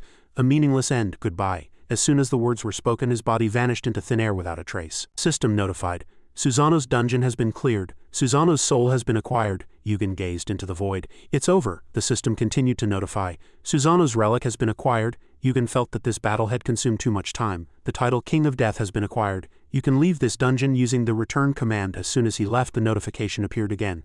The dungeon will collapse in 30 minutes. The scene shifted back to the wall at the end of the world tower first floor, and he had acquired many items after defeating Susanoo. Arthur's voice echoed. Did you truly kill Susanoo? Yu replied. He was already dead. To be honest, I merely separated his soul from his body. Arthur understood. Ah, I see. Yu quickly scanned. Alright, let's see what I got. The first was Kusanagi Tsurugi. Kusanagi Tsurugi, the divine sword rewarded to Susanoo after defeating Orochi. One of the 3 sacred artifacts. It can instantly amplify the wearer's strength, but in the long run it erodes the wearer's life force. I don't like this. This is the title King of Death. I'm too familiar with this title. King of Death, S-grade title. You have become the King of Death, the one who dominates and rules wandering souls. Accept this burden and become their leader. You can control souls using mana. You can infuse souls into bodies using mana. You can summon soul bodies using mana. You can strengthen the dead using grudges. Yugen found the answer. Hades' skills originated from this title. He felt that this was less a reward for clearing the Death Knight dungeon and more a reward for unleashing Kinney's power. I didn't expect to get this. Arthur was curious. What's wrong? You said. I've acquired a title related to necromancy, but I don't know how to use it, Arthur explained. The undead in Susanoo's tower had both bodies and souls. The ability to control those beings. Why don't you start by infusing a soul into an empty body? He thought seriously. An empty body. You can summon soul bodies using mana. You can strengthen the dead using grudges. Yugen was intrigued. It's as if your majesty has become my necromancy teacher. Thank you. Arthur was angry. What nonsense are you spouting, necromancer? Don't equate me with those lowly wretches. I am Arthur, king of all knights. Yugen smiled cunningly. King Arthur, of course. I know perfectly well that your majesty is Arthur, king of all knights. You then summoned the first undead soul to test his new power. A system window appeared. Do you want to name it? Yugen said. Arthur. And Arthur was named. He was angry. What in the world are you doing? Give me back my body, you said. Since Susanoo's tower collapsed, your majesty's original body must have disappeared. For now, please use that body temporarily. Arthur's face was a mix of tears and laughter. This crude body, you thought. It's a shame I couldn't get his body, but this isn't bad. Alright, now let's look at the glove, he continued. Isn't it time for your majesty to come out now? Didn't you promise to keep your word? Susanoo remained silent despite these words, seemingly unwilling to answer Yugen. It seemed he was defiant. I never thought I'd have to pay the price for my actions someday. Disgusting. Susanoo spoke again. All right, what do you want to know? Is it related to that fool behind you? Arthur was angry. Fool, you said. Who asked you to kill his majesty? Susanoo said. Unfortunately, I cannot answer that question. Even I don't know who he is. Yu was slightly displeased. He doesn't know, Susanoo continued. Instead, I will show you my memory. Yu then entered his memory. And Yugen was surprised. This is Susanoo's memory. 2 voices echoed. So you're telling me I have to kill that brat named Arthur? Not a high-ranking GN Kaier, just a rookie? Why should I? Who are you to ask such a favor from me in the first place? Who I am is not important. What is important is what you want, isn't it? I want is war. If war breaks out, you won't have to worry about punishment or the administrator's interference. All you'll have to do is indulge in the pleasure of bloody slaughter. Yugen knew him. A being that could be anything and do anything. An outer god and the oldest god, Tsuchimikado, at this point he continued. How about it? Isn't it a very attractive offer? From the other side the reply came. Indeed, very attractive. Tsuchimikado continued to tempt. The death of the King of Knights will be just a small seed, but that seed will soon spread throughout the entire tower. The other side was Susanoo of the past. He smiled cunningly. A seed, good, I like it. I'm really looking forward to dancing on the stage you've prepared. You felt gloomy hearing these words. You remembered that cruel conversation and quickly returned to reality. He was silent for a long time and Arthur was bewildered, not understanding the situation. Susanoo asked him, how about it? Did you see? Yugen scorned. That old man enjoyed it. He's truly trash among trash, he continued.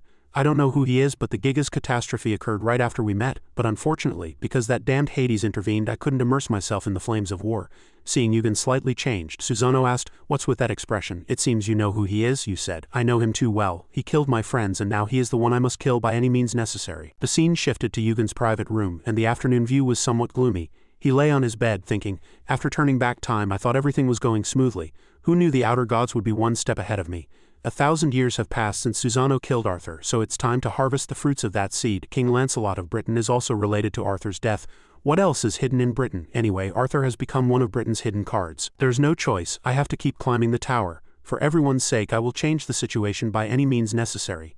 Yu slowly closed his eyes, and the painful images of the past vividly reappeared. At that time he stared blankly at the tragedy around him, bewildered. Yu thought, Merlin and Asura, everyone except me will die here today. When that cruel battle erupted, countless soldiers surrounded him. Yugen trampled countless corpses, and the smell of blood filled the entire area. He and his comrades bravely fought against the outer gods. Yugen scoffed. Astonishing, you're at the forefront, Yu said nonchalantly. I knew it should have been like this from the start, he gritted his teeth. Yes, if I had known this then, how many more people could I have saved, he resolved. No matter what world you live in, no matter when you appear, I will find you and kill you. For everyone's sake. In his dream he was like a valiant warrior holding a sword and charging fiercely forward. This dream startled Yugen awake and he couldn't help but feel annoyed. A damn dream. He then quickly changed his clothes and stood up. Alright, it's still too early to say the outer gods are ahead of me. This is just the beginning. Before going to the 21st floor I should visit Uncle. After a fierce soul duel, Uncle must have completed what I asked for, plus I haven't visited for a long time, so I'll probably get scolded. At the forge, Hephaestus immediately threw his hammer at him the moment he saw him. Yugen didn't expect him to be so aggressive, but he didn't dodge. Intense pain shot through him, making him collapse to the ground. It wasn't just a scolding, Hephaestus yelled. You damn brat, what in the world are you doing only showing up now? Get out, you disgusting brat. You still wasn't angry. Uncle, are you feeling a bit better now? Hephaestus was angry. Why didn't you dodge? You trembled with pain but gently explained. I thought you'd feel better after hitting me, and it was also an apology. He was speechless at Yu's way of thinking, but Hephaestus was still angry. I haven't seen you in the recent floor tests either. What have you been doing for several months? Yu thought to himself. It seems Uncle was really worried about me. He even knows I haven't participated in recent tests, he explained. I cleared a hidden dungeon. It was quite difficult, so it took some time, Hephaestus thought. This damn brat went to some strange place and caused trouble again. He then spoke, asking, but Uncle, what about what I asked for? Hephaestus cut him off. It's done, check it out. Every time I thought of your face I wanted to smash it. Fortunately I held back. Inside the box was pure ocean stone, a purified crystal containing water-attributed mana. Ocean stone. Material grade, ruler of the ocean, converts mana to water attribute and can summon the ocean. Yugen was curious. Except for the attribute, it's no different from the black star stone, but ruler of the ocean? Hephaestus continued. Give me your glove. Yu was curious. My kidney? Why? To attach the ocean stone to it for easy carrying. What else? Yugen flattered. There really is no one like you, Uncle. He jumped up and denied it. I just completed it. Wait about half a month more, Hephaestus said while working. It would be good if Kinney could use two powers simultaneously, but one item can only use one type, Yu replied. Understood, he thought. Should I give Uncle a hint? Yugen then asked. Uncle, can Kinney itself be upgraded? Hephaestus asked back. Upgraded itself, Yu said, for example by adding other materials or mana. Hearing his words, Hephaestus couldn't help but be surprised by this bold idea. Yu looked at his expression, slightly curious. Did he figure out what I'm trying to do? Was the hint too obvious? Hephaestus couldn't hold back and muttered. Is this brat a genius? Yu didn't understand and asked again. Huh? He glared at him. Nothing, he continued. That's a good idea. Sometimes you're quite useful, Yugen teased. You just called me a genius, didn't you, Uncle? Hephaestus fiercely pointed a knife at him and yelled. When did I ever say that, you damned brat? Inlayan. Hephaestus seriously pondered Yu's words, slightly surprised. Upgrade. He remembered Yugen asking him if Kinney itself could be upgraded, for example by adding other materials or mana. He thought deeply. It's entirely possible for a magician, but it's only temporary. The function of the equipment cannot be changed permanently. Even if that were the case, my blacksmithing instinct tells me it's not entirely impossible. He frowned. Truly an unbelievable fellow. While he was still lost in thought, a loud knock echoed at the door. Hephaestus, annoyed, walked to the door and said loudly, Who's banging on someone else's door so early in the morning? Hephaestus suddenly paused, sensing something. It's not those damned Olympus guys. I hear footsteps behind that dust. What the hell is this, an old man's house? Hephaestus, angry, cursed loudly. You damned monkey brat, seeing your pathetic appearance I can tell it's a clone. What are you doing here? Is your main body busy fighting people in the celestial realm? Sun Wukong chuckled lightly. Why are you so grumpy? It's been a long time, just lighten up a bit. Sun Wukong sighed. It's so hot here, but you're doing well, Uncle, Hephaestus asked. Where's the weapon I made for you? What's that stick on your back? He said nonchalantly. I found something better and discarded it. This belonged to the Dragon King. I heard it wasn't even a weapon at first. Hephaestus irritably said. You discarded it, Sun Wukong continued. Yes, but I didn't come here to talk about that. I'm looking for someone. Do you, old man Hephaestus, know the name Kim Yugen? Seeing Hephaestus's expression, Sun Wukong quickly caught on and exclaimed excitedly, Aha, so you know him, old man. Hephaestus thought about his fiery golden eyes, mystic eyes that could see through souls and distinguish truth from falsehood. This clone of Sun Wukong might be weaker than the original, but he was still a clone of Sun Wukong. If Hephaestus lied, he would be immediately exposed. But if it was about that kid, that was another matter. Sun Wukong looked puzzled. What's so funny? Hephaestus decided to hide it.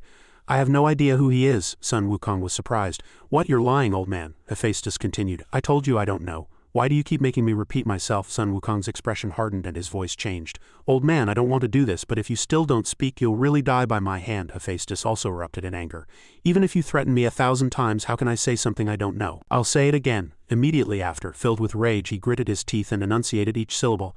I don't know that kid. Listen carefully, you brat. The scene changed, and the players in the cave were constantly murmuring, Is it really him? Hey, look at that red cloak. That item cost 60,000 gold. Who else could it be besides him? But I heard he died. Is he planning to keep climbing the tower? A man's expression hardened, and he said openly, whispering about him in front of others, You all want to die, don't you? One of them swallowed hard in fear and said with difficulty, Is that Kim Yugen? His face looks bright but his words are so venomous. This person was a player named Ren. Immediately after, a system notification appeared. The 21st floor test has begun. A mana crystal has appeared. Protect it from the approaching monsters. There are an unknown number of doppelgangers inside. They will try to destroy the mana crystal. The test fails if the number of players reaches 0 or the mana crystal is destroyed. Find and eliminate all doppelgangers. The test ends when all doppelgangers are eliminated. The players were surprised. Doppelgangers. There are doppelgangers among us, they murmured. No way, it can't be him, can it? Yu said contemptuously. Fools, are you so afraid of this trivial test? He drew his sword and stepped forward. Are you that afraid of doppelgangers? Immediately after, he stood in front of a man in the crowd. The two looked at each other without speaking. What is he curious about? Simultaneously, a strange smile played on Yugen's lips. Without a word, he raised his sword and brought it down decisively on him. But strangely, as soon as his head fell off, he turned pale and resembled a wax figure. All the players were dumbfounded. A doppelganger. Yu opened his mouth. I'll protect the mana crystal here, so prevent the doppelgangers from approaching it. You all deal with the monsters and keep them from approaching. Don't block my path. The people trembled in fear. Look at that killing intent. It really is Kim Yugen. It can't be a doppelganger. He looked at the players with a sinister and eerie smile. All right, shall we begin? Immediately after, countless monsters fiercely rushed towards Yugen and the players. Everyone screamed in fear. They're coming, damn it. This time there are twice as many as the last monster wave. Everyone get ready. Quickly take your positions. One of them rushed over with difficulty and said, does anyone have buff skills? Tankers, quickly go forward. I'll support everyone, another person said in surprise. Look over there, they're coming from that side too. On this side, another man said to the rest, calm down, we just need to focus on the monsters. Yugen will deal with the doppelgangers. The man with Ren said excitedly, Ren, I have a good feeling about this test. Everyone's morale seems to be sky high. Ren said in surprise. Hey, don't let your guard down, Ren inwardly admired. His mere presence has such a tremendous impact. Yu is truly living up to his reputation. Ren, lost in thought, bumped into another player's back. Ren quickly explained, oh sorry, I was focused on the battle and didn't see you. The man seriously said, it's fine, it doesn't matter. Hearing a slightly familiar voice, Ren looked closely and realized it was Kim Yugen. But Ren quickly looked again and said, they're really identical. How can there be two people who look so exactly alike in this world? He opened his mouth. I think I made a mistake, the man said again. Don't you think something is very strange? Ren asked in surprise. What do you mean? The man continued. That Kim Yugen, he hasn't found any other doppelgangers since killing the first one. It'll probably take some time. Isn't it amazing enough that he found one in such a short time to begin with? Ren asked again. Do you think so? Don't you think it was just a coincidence? The man was still suspicious. How does that look like a coincidence? But he thought to himself, it could be. Maybe it's one of his skills. He's a really strange guy. He suspected Kim Yugen was a doppelganger.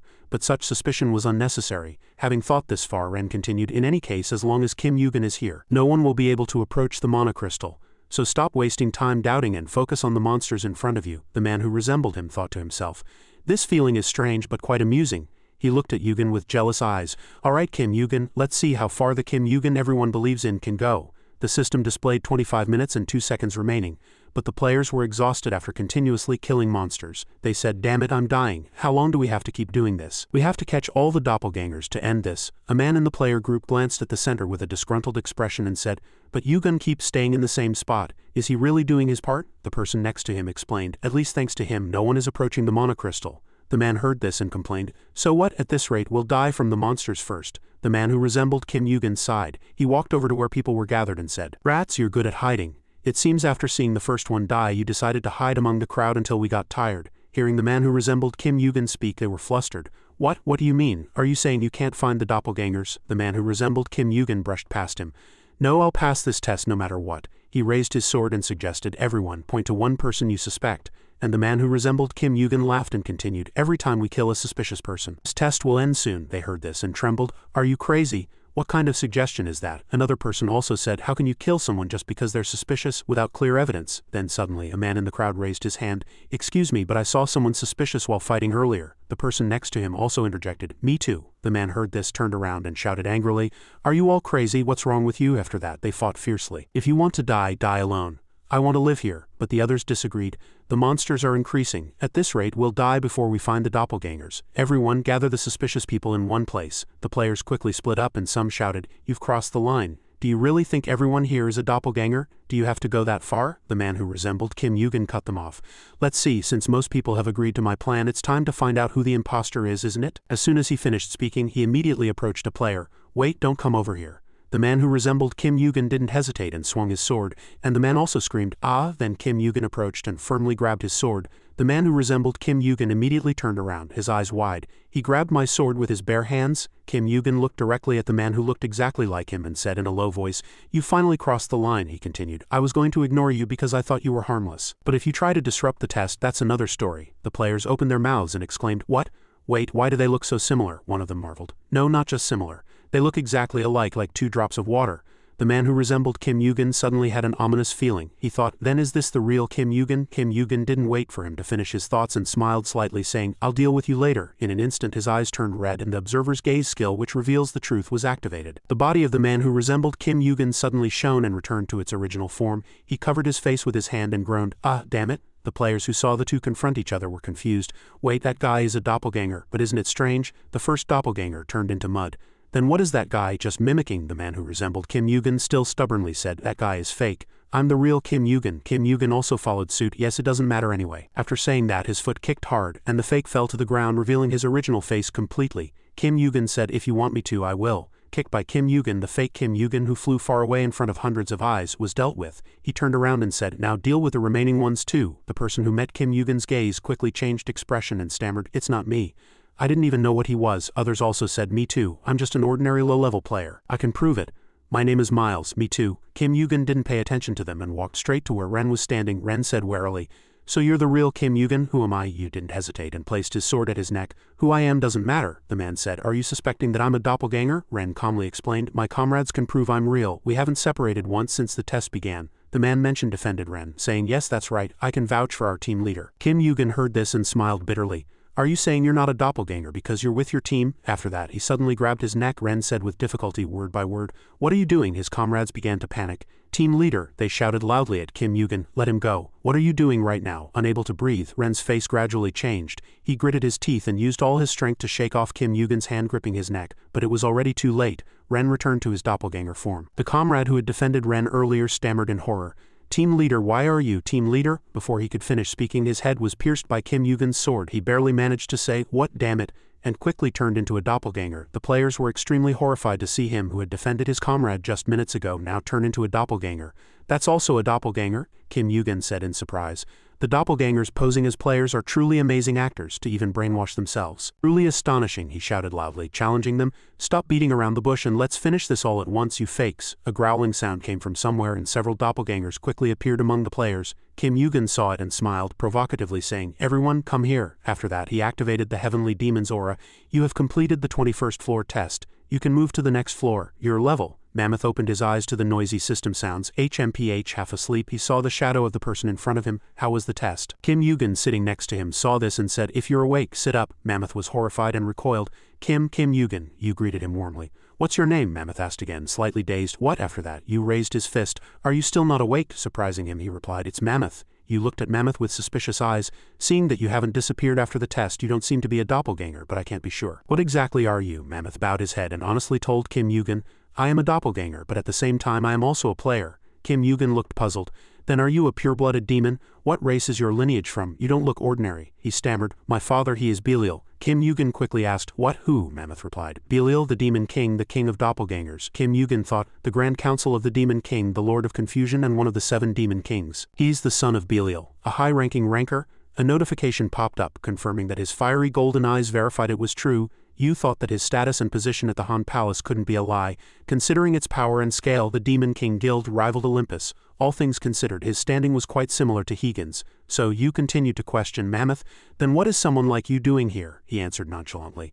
"Well, it's a long story," he then added evasively. "Besides, this isn't a suitable place for a conversation. You found it a little hard to understand." After a brief silence, Mammoth stammered, "But I was a little surprised, though you waited patiently until he finished speaking." Then Mammoth changed his demeanor, his eyes sparkling, and said, "Brother, I'm your biggest fan." You was stunned for a few seconds. "What?" He couldn't hide his admiration and excitedly added, "From the moment I saw you overturn the rankings on the first floor, I was completely captivated by you. And after seeing your performance in the Muram tournament, I became a total superfan." "Oh, but just because I'm your fan doesn't mean you have to go easy on me. What happened earlier was my fault, and I truly regret it and promise it won't happen again." You didn't believe him. He quickly used his fiery golden eyes to verify the facts again. "It's true, I never expected that. Was he imitating me because he idolized me? Yu thought to himself. Anyway, befriending Belial's son has only advantages, no disadvantages. He slowly stood up and said to Mammoth, I'll let it slide this once. Hearing that, Mammoth replied joyfully. Really? Thank you so much. Before he could finish speaking, Yu proposed. Also, he stared blankly at the orb that suddenly appeared before his eyes, then smiled and said, I saved your life, so you have to help me. Give me your number. A month later, Yu received a message from Mammoth. I'm also participating in the next challenge. Semper Fidelis. It was Latin for always faithful. Yu lay on his bed pressing his hand on the inbox he had just read, Semper Fidelis. He asked himself if he ever expected to hear those words in the tower. Then, thinking of the young boy who sent him the message, he mused that this young boy seemed to be an open-minded person. Yu continued to scroll through the information thinking, anyway, I'll clear floors 22 to 24 within the next 10 days. It's just a challenge around the 20th floor after all. Yu raised his head and thought, as long as Olympus doesn't interfere, it'll be a piece of cake. For now, there are no problems climbing the tower. Just then, his train of thought was suddenly interrupted by a new message from someone named Han. His mind was filled with questions about why this man suddenly messaged him. Yu read the content displayed on the orb. Han, I'm on the 22nd floor. Let's meet up for a bit. At an outdoor cafe on the 22nd floor, Hegan was already waiting for you. Yu approached, casually picking up a teacup and said to him, You're early. Hegan, still deep in thought, only looked up when he heard Yu's voice. Yu took a sip of tea, then casually glanced at the table and said, Seeing your teacup empty, I suppose so? Hegan replied without much concern. You're here. He then explained to Yu, I had nothing to do, so I came early to catch some air and sit down. Yu sat opposite him, thought for a moment, and then asked about Hegan's current progress. What floor have you reached? Han answered honestly. 34th floor. Yu looked at him, unable to hide his admiration. That's fast. Hearing that, Hegan said, but now I'm having problems. Climbing the tower is starting to get more difficult. You seem to have heard an unbelievable story. You know how to be humble too. I don't want to hear such words from you. Hegan frowned. What nonsense are you talking about? He then started asking Yu questions. Yu replied, and Hegan seemed to have vaguely heard rumors about Yu. He asked, I heard you have the ocean stone. Seeing Yu's nonchalant attitude, Han seemed to understand. He continued to say to Yu, thanks to you, Olympus is in chaos right now. My uncle and father's relationship is now a mess. Everything has been going badly recently, he added his conjecture. You probably know this too, but due to internal conflicts, Olympus doesn't have the luxury of worrying about you right now. But this is only temporary. You could really die. Hegan then presented him with two choices. Either bow down to Olympus and hand over the ocean stone, or find a place like Asgard or the celestial realm to protect and support him. Yu didn't seem to care much about his words. He stood up and casually asked, Are you done talking? If so, I'll be going first. Han was stunned to hear that. He said flustered, No, I haven't even gotten to the main point yet. Wait, that's not what I mean. As Yu truly started to leave, Han said urgently, No, are you really leaving? Yu retorted, Who keeps asking the same question? Then he asked Han, What about you? Have you decided your path? Han shouted at Yu in anger. I've already decided. Why else would I be sitting here talking to you? If I keep meeting you like this, I'll lose all my dignity as a son of a god. Hegan looked at him, then sighed and reminded him, Anyway, be careful on the 25th floor. He emphasized the core point, especially the heart of Britain. That place is a trap for you. After Yu left, a new message from Apollo appeared on Hegan's orb. What happened? Hearing that, he angrily recounted his conversation with Yu. HMPH, that guy is too stubborn, Apollo asked. Then is he really going to die? Hegan said irritably. Who knows what the hell he's thinking? He then asked about Apollo's current situation. What about Uncle's matter? Apollo replied. He seems to still be thinking. As you know, this matter is very important, so he can't make a decision easily. Hegan seriously asked Apollo, Brother, are you confident you won't regret it? But Apollo seemed to have made his own choice a long time ago. He was confident. But that doesn't mean I'll sit by and do nothing. Apollo reminded Hegan, For now, focus entirely on becoming a general. It's time to build up your strength. Hegan also intended to do so. Understood, I'll do that. He then voiced his concern. I warned Eugen to be careful of Britain, but it seems he let what I said go in one ear and out the other. Apollo just gave a bitter smile and replied, This isn't a game for some insignificant player to do as he pleases. Truly foolish. But Hegan had a different opinion about you. Look at Christ and Hypnos. No one expected such an outcome. After speaking, Hegan smirked at himself. It might be somewhat wishful thinking to say this, but I have a feeling he won't disappoint us this time either. Simultaneously, Yu also began his 24th floor challenge. The mission required players to hold back a herd of cattle. The system then provided some more information. The number of cattle increases with each stage. You gain 10 points for each stage cleared. You gain 5 points for each cattle killed. You can use 10 points to summon 1 cattle for an enemy team. Teams cannot leave the designated area. You are eliminated if you leave the designated area or declare surrender. The team that holds out until the end wins. Stage 1 begins in 5 minutes. Mammoth ran up to Yu. He seemed very excited. It's a defense challenge. We're on the same team, Brother Eugen. Yu simply answered nonchalantly. Aha. He then reminded him, We'll split up from the next floor. Remember that? He asked back in surprise. What? Why? It's a waste. Can't we go together until the end? You quickly cut off his delusion. No, you continued. Besides, once you complete the mission I'm about to give you, you'll change your mind. Mammoth didn't understand and asked curiously, what are you going to do on the 25th floor? With a system notification, a boundary line appeared around each team. Area boundary is being created. Crossing the boundary will result in elimination. Starting points are being distributed. Total points 10. Yu thought to himself, everyone has 10 points, just enough to summon one cattle. His teammates began to let their guard down. Haha, this challenge is an automatic win. With U-World on their team, they started to talk excitedly. We're so lucky to have U-World on our team, we have someone to take our place.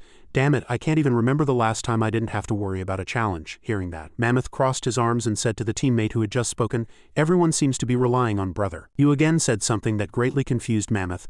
I hope they don't regret it. Numerous notifications appeared consecutively, all announcing that herds of cattle were being summoned. When hundreds of cattle were summoned, the teammates' faces turned pale. They said in astonishment, what is this? Why are there so many?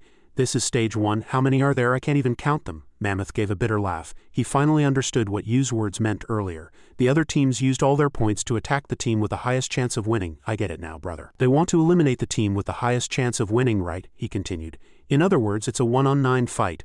Mammoth suddenly fell silent. At this moment, numerous mana orbs surrounded Yu, and he seemed to have activated his mana shock skill. He said in astonishment, brother, are you crazy? I mean, how much mana do you have to be able to fire so many mana bullets simultaneously? Yu cut off his chatter. Talk later. He then began to use the mana orbs to attack the surging cattle. They charged at Yu very ferociously. The cattle hit by the mana orbs quickly disappeared. In an instant, the herd was neatly cleared by him. His teammates felt a strange sense of unease seeing Yu's formidable power. How can this be? It feels like we're just dead weight here. Then one person suggested, I think it's better if we just stand still. Before he could finish speaking, Yu cut him off. Everyone hold out for as long as you can, if you've decided to stay. Shouldn't you at least pass the challenge with a good score? The other players immediately understood Yu's words.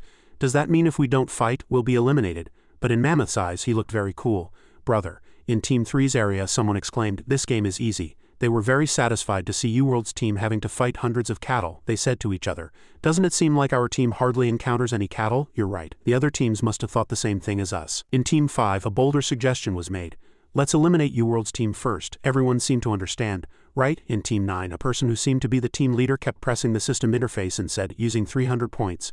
30 cattle will be summoned in the next stage, he gave the order, and his teammates followed suit, determined to eliminate Yu's team. If Yu's team loses, then we'll start the challenge. The system quickly sent a new notification. Stage 9 begins in 5 minutes, resetting areas. Yu's teammates were now gradually realizing the intentions of the other teams. Said anxiously, what is this? It looks like there are 1,000 cattle in just one herd. No team has been eliminated yet. We're going to die. It seems so. Since no messages are appearing, we seem to be the only team being attacked right now. I don't know how many will appear in the next round. Mammoth said, at this rate it'll never end. As he moved to attack, U-World blocked the cattle. Hold out until stage 10. Mammoth asked in a fluster, stage 10? I don't think I can last until then. He asked Yu again, can we really complete this challenge? Yu glanced at him and said, didn't you just say that 100 cattle were just bugs? I finally thought you were acting like a devil. Mammoth broke into a cold sweat and explained flustered, that was then, this is now. When the system notification rang again, U-World's teammates were surprised. One cattle is being summoned, one cattle is being summoned, one cattle is being summoned. Yu's teammates began to complain to the sky. This is truly disgusting. Why does it keep increasing exponentially? Please don't send them to us, you damn bastards. At this rate, I don't think I'll see tomorrow. When will this end? Yu stepped forward and said to his teammates, all right, everyone rest. From now on, I can handle it alone. Mammoth was surprised to hear that.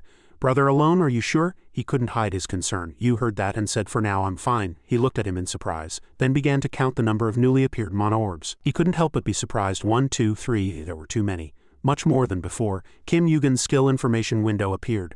Mana Wielder, one of the powers of those who handle mana, grade S, proficiency 21.49, mana recovery rate 10, mana resistance 10, increased mana sensing ability, increased mana control authority. He thought to himself, thanks to this skill, mana control has become much easier, but it's still not enough. Countless mana orbs floated around Kim Yugen. He recalled his pre-regression self. Before regression, he could create 50 without breaking a sweat. How many could he create now? As the system announced that stage 9 had begun, Kim Yugen was already ready. He said quietly, let's begin. The mana orbs instantly dropped, fiercely attacking the charging herd of cattle. Dozens, hundreds of notifications kept ringing.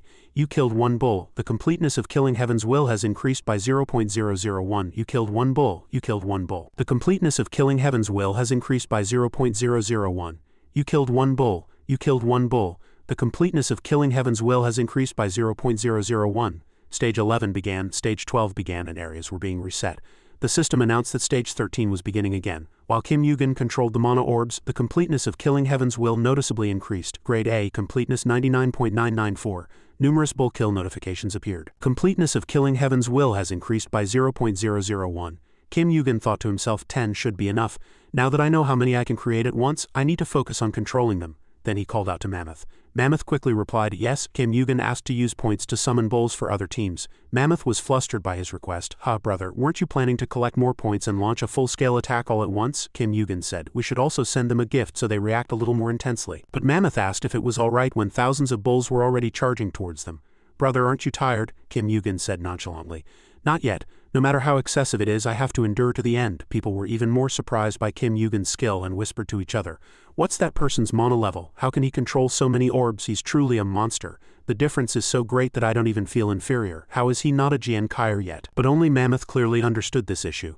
Yes, he was overwhelmingly strong, ridiculously excellent. As a pure-blooded demon, I grew up meeting countless players who defied common sense, but even seeing use abilities directly from a distance, I couldn't help but feel wonder and overwhelming awe. He thought, even if his attack power is lower than a high-ranking Jian Kaier, has there ever been anyone who showed such infinite potential from his player days? The more Mammoth thought about Kim Yugen, the more he admired him. He was even cooler than he appeared from afar. Astonishing, Kim Yugen continuously mowed down the incessantly charging herd of cattle.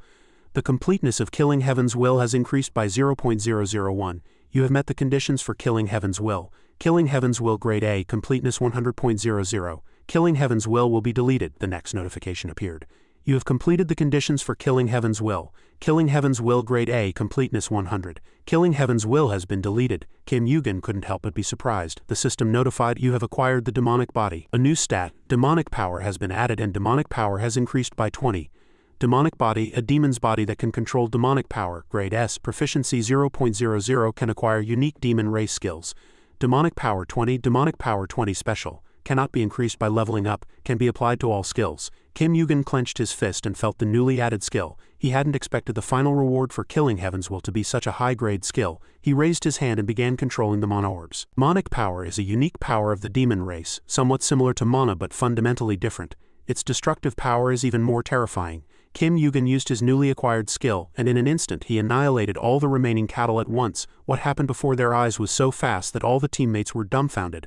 Oh my god, Mammoth with a pale face said tremblingly to Kim Yugen, brother, do you have a demon relic? How can you use demonic power? Kim Yugen replied with a smile. I don't know either. Then he said to Mammoth, I acquired a new skill and I could just use it. People were even more astonished to hear this. How can that be? Is he a demon? I thought he wasn't human.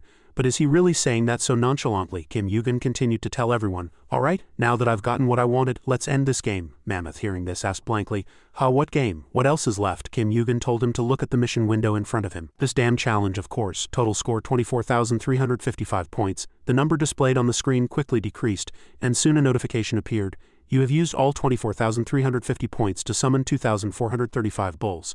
2,435 bulls will be summoned in the next stage. Select the team you want to summon them for. Back to the other team, they still didn't know the gift Kim Yugen was about to send them. They yawned and sighed. Damn it, why is that Kim Yugen so persistent? The person next to him, with his chin resting on his hand, also said tiredly, what stage is it now? I don't know, the man mumbled, using his arm as a pillow. Why is he holding out for so long? It would be easier if he just gave up. Suddenly, a system notification appeared. HMPH Team 2 has used its summoning authority. He sprang up and said irritably to the people around him, there's still time to counterattack, isn't there? Suddenly, tens of thousands of notifications, almost like spam, announced that bulls were being summoned, and they all gaped. Wait, what the hell? In an instant, they were surrounded by a dense herd of bulls and were shocked. Are these bulls from Kim Yugen? People began to doubt their lives, not thinking that Kim Yugen could launch such a surprise attack. That demon bastard, how many points did he collect? Then one person shouted, quickly grab your weapons, I'll take the front, you take the back. People in the back said tearfully, where's the back? They're charging from all directions. Then block all directions. The system notification rang. Team 1 has been eliminated. Team 4 has been eliminated. Team 7 has disappeared. Teams fell one by one at Kim Yugen's hand. Good, the other teams are starting to be eliminated, he calculated inwardly.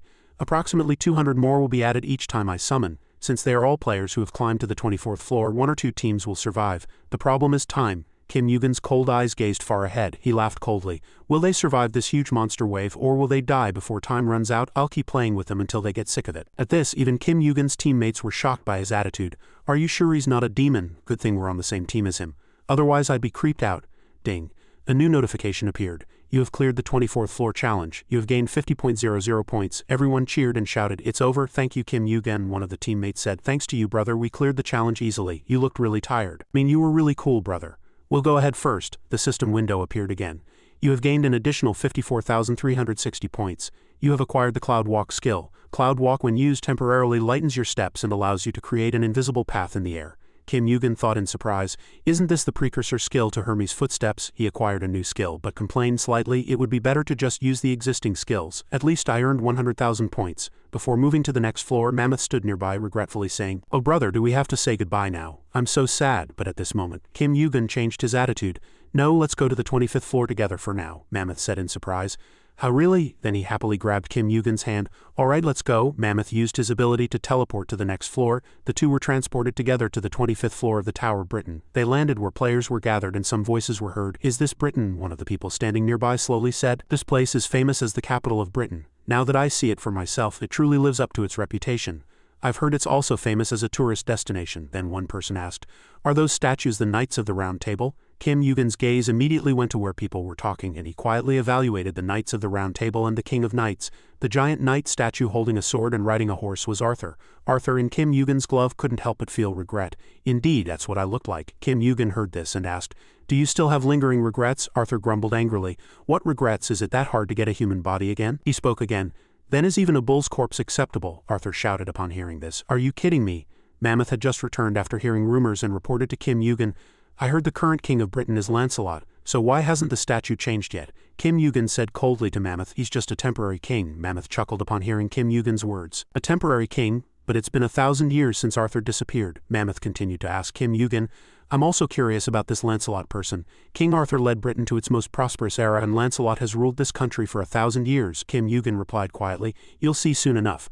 The Knights of the Round Table I know won't stand idly by." As they talked, a shadow approached. The person was riding a stone horse and wearing the armor of the Knights of the Round Table. He said, "You've arrived." Peribon was the 31st Knight of the Round Table. Seeing the many people gathered in front of Arthur's statue, he asked his subordinate, "Are these the ones who cleared the challenge?" The subordinate replied, "Yes." The players recognized his presence and quickly introduced themselves. "I am Tua." "I am Oren. Nice to meet you."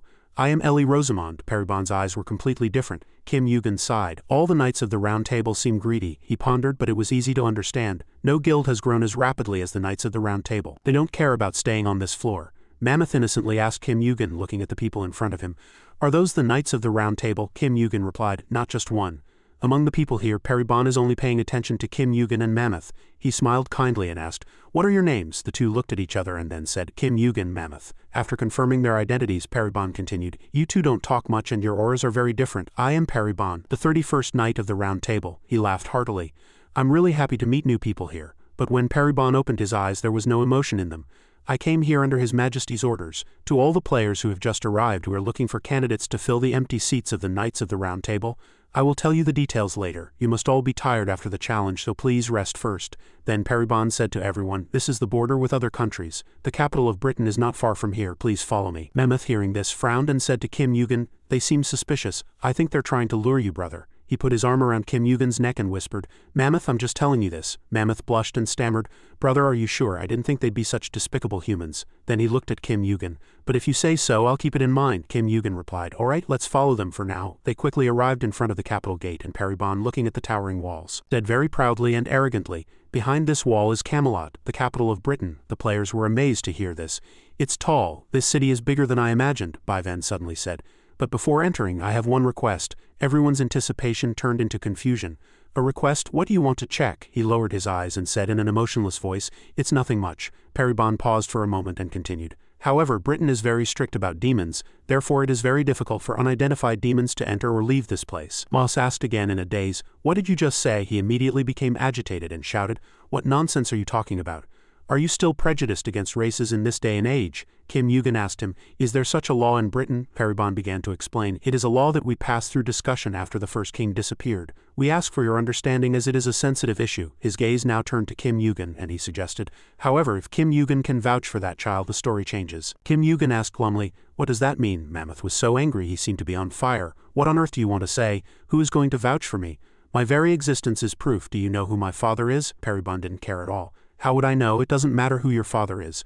When in Rome, do as the Romans do. Mammoth was enraged, as if he was about to burn Peribon alive. He shouted loudly, "My father is Belial, you damned old man. He's one of the 7 demon kings who leads the Demon King Guild, one of the top 100 most powerful guilds in the tower, and I, his son, am. Mammoth, how dare you doubt my identity?" The guard, upon hearing this, broke into a cold sweat and was terrified. "Belial, he means." Mammoth pointed his finger at Peribon. "Just you wait, I'll tell my father." HMPH, is he showing off no matter who his father is? A subordinate warned Peribon. It would be best not to continue this conversation. We already know his identity anyway, so it would be better to just let him pass.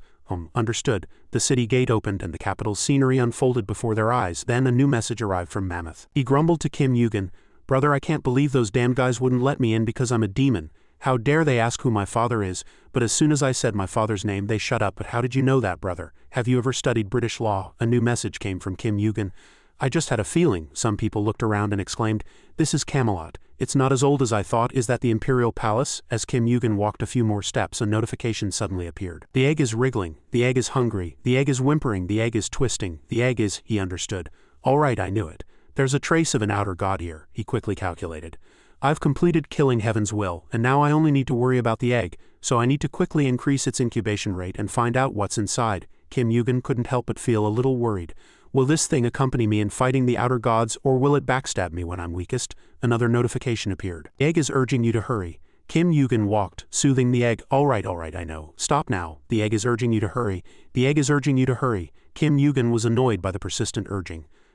Is it because the incubation rate has increased? Why is it so talkative? On a balcony inside Camelot Palace, Britain, Kim Yugen, dressed in royal attire, was conversing with Arthur. "You haven't said anything since we entered Camelot territory. Why are you so quiet?" Arthur's soul form emerged from the glove and replied, "Camelot has changed a lot, but this place is still the same as before." Then his soul form left the glove and circled the room. Kim Yugen looked at him and said, "Your Majesty means this palace? It's just an old castle." Arthur seemed to agree. "Yes, it's even older than me." Kim Yugen was a little puzzled. "But why did you come here? I could have reported your whereabouts to Olympus." Kim Yugen didn't worry. "You heard what Peribon said on the way here, didn't you? He wanted to meet me in Camelot. After I entered the capital, Peribon suggested to Kim Yugen, 'His Majesty wishes to meet you. How about you and your companion follow me to the palace?' Mammoth refused.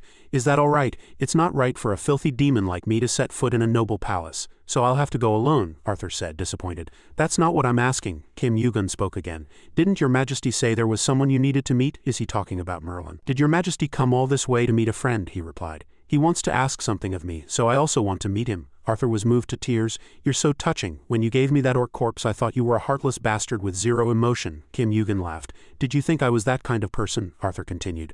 "Not only that, you always overthought the purpose and reason of everything. It was as if you always planned ahead. And you have the ability to do it." Arthur, while speaking, suddenly asked, "Are you doing this for me?" Kim Yugen approached his soul form and said honestly, "Well, I'm not just doing this for nothing." Arthur replied, "Perhaps you lack experience, but even with a strong will, you are still just a low-level player." He added advice, "If you want to become a Jian Kaier, you must abandon weak emotions. You must always maintain an unwavering heart, a clear heart like a diamond." Kim Yugen cut him off. No, then he frowned and said, "I came here with a plan. Just watch how I turn Britain upside down." In a garden, a servant was bowing to someone, thanking them.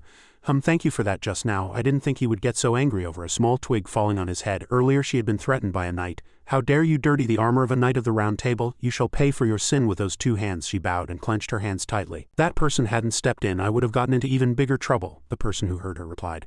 "There are still such trashy knights in the Knights of the Round Table." The person who saved her was an old man with long silver hair and a beard. After speaking, he kindly added, "If you keep getting scolded for such nonsense, you won't be able to bear it soon." The servant urgently said, "Thank you, yes, thank you very much." As he was looking at the flowers, she stood behind him, hesitating slightly, then said, "I haven't worked in the palace for long, but that knight seemed very flustered earlier when he saw your Majesty. So your Majesty must be a person of very high status. May I know your Majesty's name?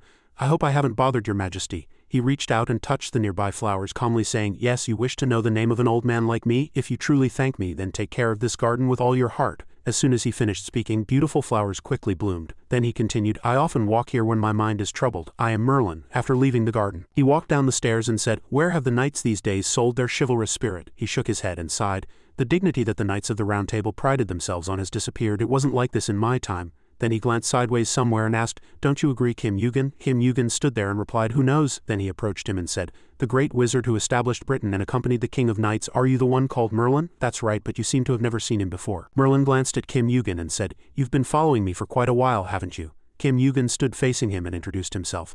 "I am Kim Yugen. Merlin replied, "What? Why are you suddenly saying your name? Kim Yugen? I think I've heard that name somewhere." Kim Yugen said honestly, "I am a new player." Merlin then asked, "Oh, so Lancelot invited you, then why are you looking for me?" Kim Yugen did not answer and took out a sword from his equipment bag. When he showed King Arthur's sword to Merlin, he was startled. Excalibur, his eyes darkened. Where did you get that sword? It's a long story." Kim Yugen placed his hand on the sword and added, "And I don't think we can have such an important conversation in broad daylight. Would you care for some tea at Merlin's residence?" After pouring tea, he opened his mouth. "All right, now explain. Why do you have my friend Arthur's sword?" Kim Yugen calmly replied, "You could call it fate. I found this relic." Merlin repeated, "A relic?" Upon hearing this, he told him the story of himself and Arthur in the past. Merlin was lost in thought. I didn't know if he had disappeared or simply abandoned Britain. There had been no news for 1,000 years. What I felt was not just anger but infinite sadness. Arthur was a friend I could never forget. I miss him so much. Arthur was that important to me. After a long time of drinking tea and eating snacks, Merlin continued, "At least I'm relieved to know that his will has been passed on." Then he raised a question. "But what is your relationship with Arthur? How do you know about our friendship and why did you seek me out?" Kim Yugen calmly explained, "I first met Arthur a few months ago." Merlin straightened his back upon hearing that. "You mean he was still alive a few months ago?" But Kim Yugen raised his hand and said, "No, that's not it." Then he summoned Arthur from his glove. Merlin glanced at Arthur, slightly surprised. "Necromancy, your ability is truly valuable. But why in front of this giant orc?" He asked very calmly, "Did you summon him to kill me?" Kim Yugen calmly replied, "Of course not. Instead of me explaining everything, I think it would be better for the two of you to talk directly." "You want me to talk to him?" Then the orc-shaped King Arthur suddenly spoke. "Long time no see, my old friend." So the two were silent for a while. Merlin gasped, then with tears in his eyes called out the name of the soul inside the orc body. "Arthur, you recognize me immediately." Merlin shot up from his seat and said angrily to Arthur, "You fool, you're the only one who calls me that. Considering how many years older I am than you, don't you have even a shred of respect?" Arthur calmed him down. "Calm down, old friend. You're acting as if you've seen a dead man come back to life." Then Merlin looked at that large ugly corpse and asked, puzzled, "Why do you look like this? Why are you in such a state?" Upon hearing that, Arthur glared angrily at Kim Yugen and said, "It's because of that damned guy." Then Arthur continued, "But I have something to tell you." "What is it? Is it about that damned bastard who killed you?" Arthur swallowed the words he was about to say because Merlin's face looked so terrifying. "Your eyes are a little scary, as if you're going to immediately find and tear apart the one who killed me." "I'm fine, you don't need to avenge me. There's something more important." Then he revealed, "The one who killed my son is in this palace." Upon hearing that shocking news, Merlin's face instantly darkened. He asked again, "Who?" Arthur looked at him and quickly spoke the name. "Lancelot, he killed my son." Upon hearing that, he was unusually silent. But his body's mana surged as if it were about to explode. A hand was placed on his shoulder saying, "Calm down." Kim Yugen advised him, "If you get agitated now, it will only increase the eyes following us." Merlin's face darkened. He replied, "How can I be calm after hearing such a story? Nevertheless, your majesty must endure." Merlin took a deep breath to suppress his surging anger and glanced at the large Arthur next to him. "Then Arthur," he asked, hesitating, "did Lancelot also kill you?" Arthur replied contemptuously, "Dream on. Do you think I would die by his hand?" Merlin said, "Yes, you were much stronger than him then. But now he has become a high-ranking Jian Kaier." Then he continued to explain, "Although temporary, he is still the king of Britain. If we kill him without a plan, Britain and the entire Knights of the Round Table could collapse. That's why I thought you should step forward yourself." But Arthur sighed, clenched his fists and glared angrily at Kim Yugen. "I could if I wanted to, but if I in this damned rotten body were to step forward, he would surely say that I am being manipulated by someone else to assassinate him. Because zombies must obey their master's commands." Thus the conversation seemed to be at an impasse. Merlin asked, "Then what should we do?" "It's not impossible." Kim Yugen asked Merlin, "When will the Knights of the Round Table meeting be held?" "About 10 days from now." Then he asked again, "Can outsiders attend?" Merlin hesitated slightly, then said, "Normally no, but if I intervene, it's not impossible." "Very good." Then he revealed his intentions. "On the day of that meeting we will turn the Knights of the Round Table upside down." Inside the castle, a knight in a red cloak approached the throne. The two people following behind also hurried after him. They asked, "Have you finished your official duties? We are very happy to see your majesty safe." "Your majesty," the knight said as he took off his cloak, "thanks to you two, I've been away for a long time. Has anything happened in my absence?" "No." The person reached out and touched the throne, saying, "Understood. We must always prioritize the interests of the people," he said. Then sat on the throne. "That is the will of the King of Knights, which we must always remember." Those who followed also knelt and obeyed his command. "Your majesty, we are deeply grateful." His face was that of Lancelot, the interim king of Britain. Then the two knights, Roll and Thor, raised their heads and reported, "Peribon has brought a player named Kim Yugen to the palace, according to your majesty's command." Lancelot then asked for their opinion. "Shall we summon him to the great hall?" Lancelot spoke again. "Yes, it would be better to meet him in person." After that, he clenched his fist. "While I was away handling official duties, I heard news of him through Asgard. While most small and medium-sized guilds were scrambling to recruit Kim Yugen, the great guild Asgard was acting cautiously." Lancelot sat on the throne and recounted what he had heard. It was news that a player with no backing and an unclear origin was climbing the tower at an astonishing speed. They found it too suspicious and secretly investigated him, and the investigation was still ongoing. Lancelot began to play his game of turning white into black again. and I heard shocking information related to King Arthur's death behind Kim Yugen. He emphasized that Arthur was the master of the Round Table and the Pillar of Britain. Roll and Thor, hearing this from below, were startled and enraged. Good heavens! They clenched their fists in anger and asked again, is that true? But Lancelot deliberately spoke vaguely. There is no clear evidence yet, but since this information came from Asgard, its credibility is by no means low. Their eyes were filled with hatred. They gritted their teeth and asked, so that was why you summoned him to the palace. As knights of the Round Table we cannot stand by idly. Give us your command, your majesty. Lancelot feigned a sad voice and lamented. When I first heard this news I too could not suppress my rage, but as the king of a nation I worry that Britain will fall into chaos if this truth is revealed. And he acted as if he did not want to get his hands dirty. Furthermore, if a Jian clashes with a player, we will lose the administrator's favor, and it could also negatively affect our relationship with Asgard, which is providing information and secretly investigating. The charade continued, but of course we could not just let him do as he pleased. Roll's and Thor's enraged faces were evident throughout Lancelot's speech. You both clearly understand what I want to say. As knights of the Round Table, no news must be leaked. No matter what happens, they followed orders. Lancelot sat on the throne and said thunderously, your merits will be remembered forever. While I sit on this throne and with the late King Arthur watching, no one who dares to draw a sword against King Arthur and Britain will be forgiven. Still, Lancelot's sinister laughter echoed throughout the palace. He slammed his fist heavily on the armrest of the throne. He sneered. Unbelievable, they are still blind with a grudge from 1,000 years ago. Ha ha ha. That base and ugly sight continued when no one else was around. They are truly dim-witted fools. They are so blind they don't even try to confirm who is friend or foe. After that, he wore an excited smile. This feeling of excitement, this feeling of holding the fate of a great nation in my hands and treating Jian like hunting dogs, the taste of power is truly sweet. Arthur, you once enjoyed this sweet feeling alone. But now it's mine, all for Olympus's sea inner room. Kim Yu was observing all of Lancelot's movements using a Tron saddle. He's already making a move barely a day after entering the palace. Kim Yu then used fiery golden eyes to illuminate his vision and peered through the door. He couldn't help but click his tongue. It's late at night but they're equipped and knocking on someone else's door. It seems I'm quite a nuisance to them. Through his skill he saw two monoflows that seemed about to burst through the door. Their magical power was roaring as if it could explode at any moment. Kim Yu quickly guessed. Boiling rage is suppressing their magical power. Lancelot must have told them something to provoke them. At this moment the two outside the door spoke. Mr. Yu, are you inside? Can we talk for a moment? At the knight's late-night training ground I looked at Kim Yu but there was no emotion in their eyes. Thank you for following us, Kim Yugen said calmly. You're welcome. I can't exactly dance with a sword inside the palace, can I? Thor's face darkened and he quickly drew the sword in his hand and said to Kim Yugen, is there something on your conscience that keeps you from sleeping? Pointing his sword he continued, now I will ask you a few questions. If you don't answer or lie I will cut off your limbs. Thor said, who killed King Arthur? Kim Yugen frowned and asked again, why do you ask me such a question? As soon as he finished speaking he seemed to realize something and quickly dodged the incoming sword. Kim Yugen reproached again, is this how rankers treat players? Thor with a chilling aura said again, I ask again, who killed King Arthur? Kim Yu stepped back. He asked, did Lancelot order you? Thor, consumed by immense rage, roared, how dare you? And he bellowed, startling Kim Yugen, who are you to casually utter his name? At Thor's frantic appearance he quickly drew a sword from his equipment bag and blocked his attack. The two then rushed at each other and attacked. Due to his rude behavior, Thor was quickly penalized by a tower skill. Kim Yugen saw his discomfort and understood, there's a penalty. They weren't just threatening, Lancelot was instigating his subordinate knight's desire for revenge to do his dirty work. It seems his stratagem is working perfectly. He then approached him. I have to take him down first. As he reached out his hand, Thor let his guard down, and in an instant he sent Thor flying with a kick. He frowned, thinking, what was that just now? I lost sight of him for a moment. I feel a chilling sensation. Then Arthur's voice was heard. Don't kill him, he's just being used, he thought. I know it's all born of knightly loyalty. Kim Yugen chuckled slightly. What should I do? Should I let him meet Arthur? But he reconsidered. No, Merlin and Arthur have known each other for a long time, so they will surely trust me. But these two knights misunderstand that I killed Arthur. After that, Kim Yugen looked at the two knights for a long time. No, I need to hide Arthur's existence before the Round Table meeting begins. But then a knight stepped forward unfazed. Koibin, the 42nd Knight of the Round Table, deems you a threat. The 42nd Knight of the Round Table requests a one-on-one duel. Kim Yugen had no choice but to duel them. The battle had to be one-on-one. If a third party intervened, the skill effect would end. The battle began. Kim Yu looked at the remaining person and asked, isn't the other one fighting? Roll said in a supremely righteous voice, my honor does not permit suppressing a single player with many. He laughed upon hearing that. Truly knightly, are you confident you can defeat me alone? Don't underestimate your opponent. Roll frowned and looked at Kim Yugen.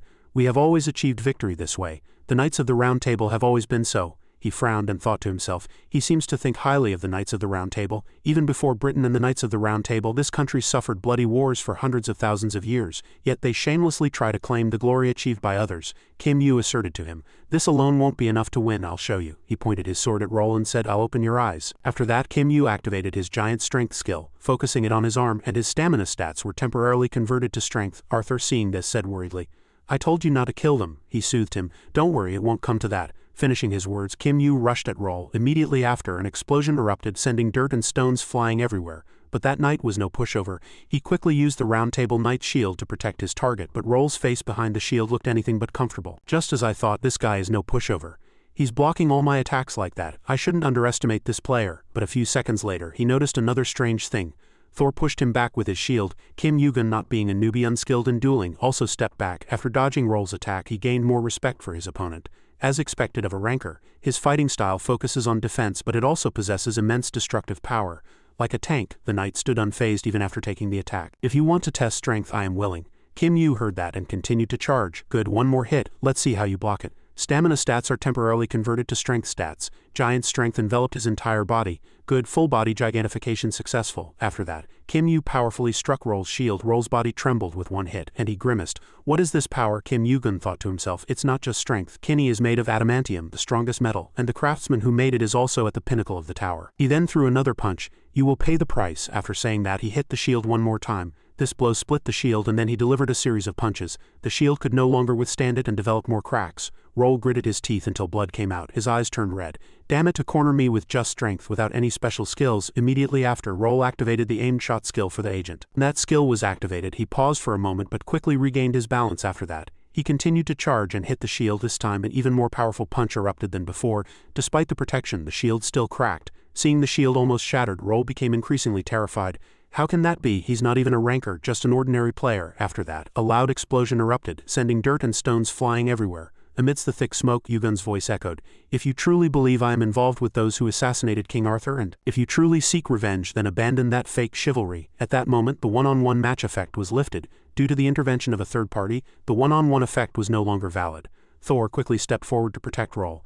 I don't care how many you fight. Yugen raised his hand, touched his torn collar, and said, a solo battle is just stubbornness. Thor quickly excused himself. I know I'm stubborn. He pointed his sword at him and said, but if you say you want to fight both of us, don't regret it. Finishing his words, he used a skill to enhance his sword into a massive blade. Yugen quickly drew a sword from his equipment bag and rushed at him. Thor's massive sword struck the ground heavily. Yugen leaped into the air amidst the thick smoke, activated Heavenly Sense after focusing on his target. Yugen, after dodging the sword in midair, activated his aerial walk ability. Movement speed increased by 100 for 5 seconds. Can move freely in the air for 5 seconds. Fiery golden eyes activated to identify the path. His 5 senses were enhanced. After approaching Thor, Yugen brought his sword down. As the two swords clashed, both were sent flying. Despite dodging the attack, he could not avoid the penalty. After that, they rushed at each other again and attacked, and a loud explosion erupted. The more Yugen fought, the more ferocious he became, and sparks flew as the two swords clashed. Unlike Yugen, Thor was barely able to block now. His eyes were blurry, and blood flowed from his lips. Damn it, the penalty is getting worse and worse. I can't keep this up. I need to find a way to take him down in one hit. But judging by his appearance, he couldn't do that. Yugen then sent Thor flying, giving Thor some time. He quickly called out to his comrade, Roll, let's go. Alright. Before leaving, Roll did not forget to thrust his shield into the ground, and immediately after, a massive sword separated Yugen from them. Roll cursed inwardly. Damn it, the penalty is so severe just for defending. Thor gritted his teeth. But even if this body dies, I will do everything for Britain. Yugen also stopped and assessed the situation. It's dangerous. If I don't handle this properly, it'll be a mess. He gathered strength in his other hand again. Even if I use this to the maximum, it'll only last a minute. After that, he quickly activated his demonic energy. But if I can stop him, it's worth a try. After observing for a while, Yugen saw Roll standing behind his shield. I saw it. There's a convergence point where I can break the flow of magic. The will of the Round Table was carried out, and the barrier disappeared. He swung his sword directly. I have to pour all my strength into that spot. A massive explosion erupted. Even from a distance, the explosion looked as big as a nuclear bomb. Roll and Thor fell quickly after taking the attack. He turned to Thor and asked, Are you alright? Roll asked himself. Did he pass out? Fortunately, he's still alive. There must have been demonic energy mixed in his last attack. He couldn't help but wonder. But how can he use it with magic? It's impossible. He couldn't have survived that attack just now. Then I can't gather any more information. Fortunately, I have a few clues. In Roll's eyes, Yugen was still the suspect in King Arthur's death, and we needed to trace the identity of the demon associated with his demonic energy. From amidst the thick dust, a shadow suddenly appeared, and the person walking out of it was Yugen. Roll stammered in shock, How are you still? Just then, another voice suddenly echoed, This place is completely destroyed. Yugen also glanced behind him, and Roll shouted loudly, Your Majesty, he thought inwardly. He came himself. The traitor knight Roll. He quickly knelt at Lancelot's feet and kept saying, Forgive me, Your Majesty. "I am truly sorry," he slowly said. "Yes, repentance is good, but for the crime of defiling the honor of Britain and the Knights of the Round Table, I sentence you to death." After that, Lancelot swiftly decapitated both men while Eugen watched. Their fresh blood splattered onto Lancelot's cold face. He calmly said to Eugen as if nothing had happened, "These damn bastards are truly a disgrace to the nation." Arthur watched everything, and he wanted to tear Lancelot apart right then and there. Eugen continued to calm him. "Be patient. You must have patience for now," he said to Arthur. "If Lancelot dies here, future generations will remember him as a respected king. You protected Britain's peace in his stead. He wouldn't want that to happen, would he?" Lancelot wiped the blood from his face and glanced at Eugen. Just then, Eugen's egg showed a slight reaction, baring its teeth at him. Did that look mean an outer god was inside his body? This must be Olympus's command. Otherwise, with Arthur's existence still unknown, there's no reason for him to attack me. The more he thought about it, the stranger it felt. Olympus, did they discover something? Or did something compel them? If this isn't related to the outer god, then what could it be? Lancelot stood before Eugen, feigning the role of a wise and benevolent king, and apologized to him on behalf of Thor and Roll. He said, "These knights were unstable due to the recent unfortunate events concerning the King of Knights. Please forgive my rudeness." After that, Lancelot suggested, "It might be somewhat uncomfortable to converse in such circumstances. As the King of Britain, it is my responsibility to hold a more appropriate meeting." Eugen cut him off. "It doesn't matter whether it's now or tomorrow. Just let me know when you're ready." He walked past Lancelot, leaving him stunned. His dismissive attitude further annoyed Lancelot. He began to regret. It was a real mistake. I should have sent more people. Suddenly, Lancelot was overcome by a strange feeling. As Eugen walked, he used a ground restoration skill. He wondered since when, what had happened to the people inside the castle. They were watching Eugen. Suddenly a voice echoed in Lancelot's ear. "What wind brings you here at this hour?" The next morning at the training ground, guards stood together, planting their spears into the ground with some curiosity. Then someone wondered, "The ground feels a bit strange. Was there any repair or maintenance yesterday?" "I don't think so. It's really odd. Stop chatting and focus." They murmured for a moment before receiving a summons for the entire team. Eugen cut his steak, thinking, even though it was far from the castle, Manhwa had surged all night, yet everything was too quiet. Lancelot must be up to something. He put down his fork and said, "This tastes terrible. It just reeks of blood." Lancelot scoffed upon hearing that. "It seems you're not yet accustomed to fine dining. From now on, this is what we'll be eating. This is the treatment you deserve," Eugen said once more. "No, I said I don't want to." Then he quickly changed the subject. "How did you come to know Merlin?" "In the past, he only focused on trivial matters like gardening, so I didn't pay him much mind. But since your arrival, he's become much more proactive. He even appeared at the training ground after you left yesterday." "What wind brings you here at this hour? It's too noisy." "There was just a slight clash because some knights got too excited." "Don't worry," Eugen replied nonchalantly. "Just by chance," Lancelot replied indifferently. "Is that so?" Seeing Lancelot continue to beat around the bush, Eugen reminded him. "Stop with the idle talk and get to the point." Tension immediately flared between the two. Lancelot said, "Get to the point." Eugen frowned at Lancelot.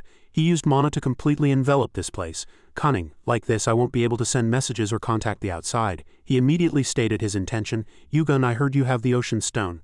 An acquaintance of mine wants it, so I propose you cooperate." Eugen replied, "Poseidon wants the ocean stone?" Lancelot frowned. "Don't utter that name so carelessly." He also revealed a plan he had made earlier.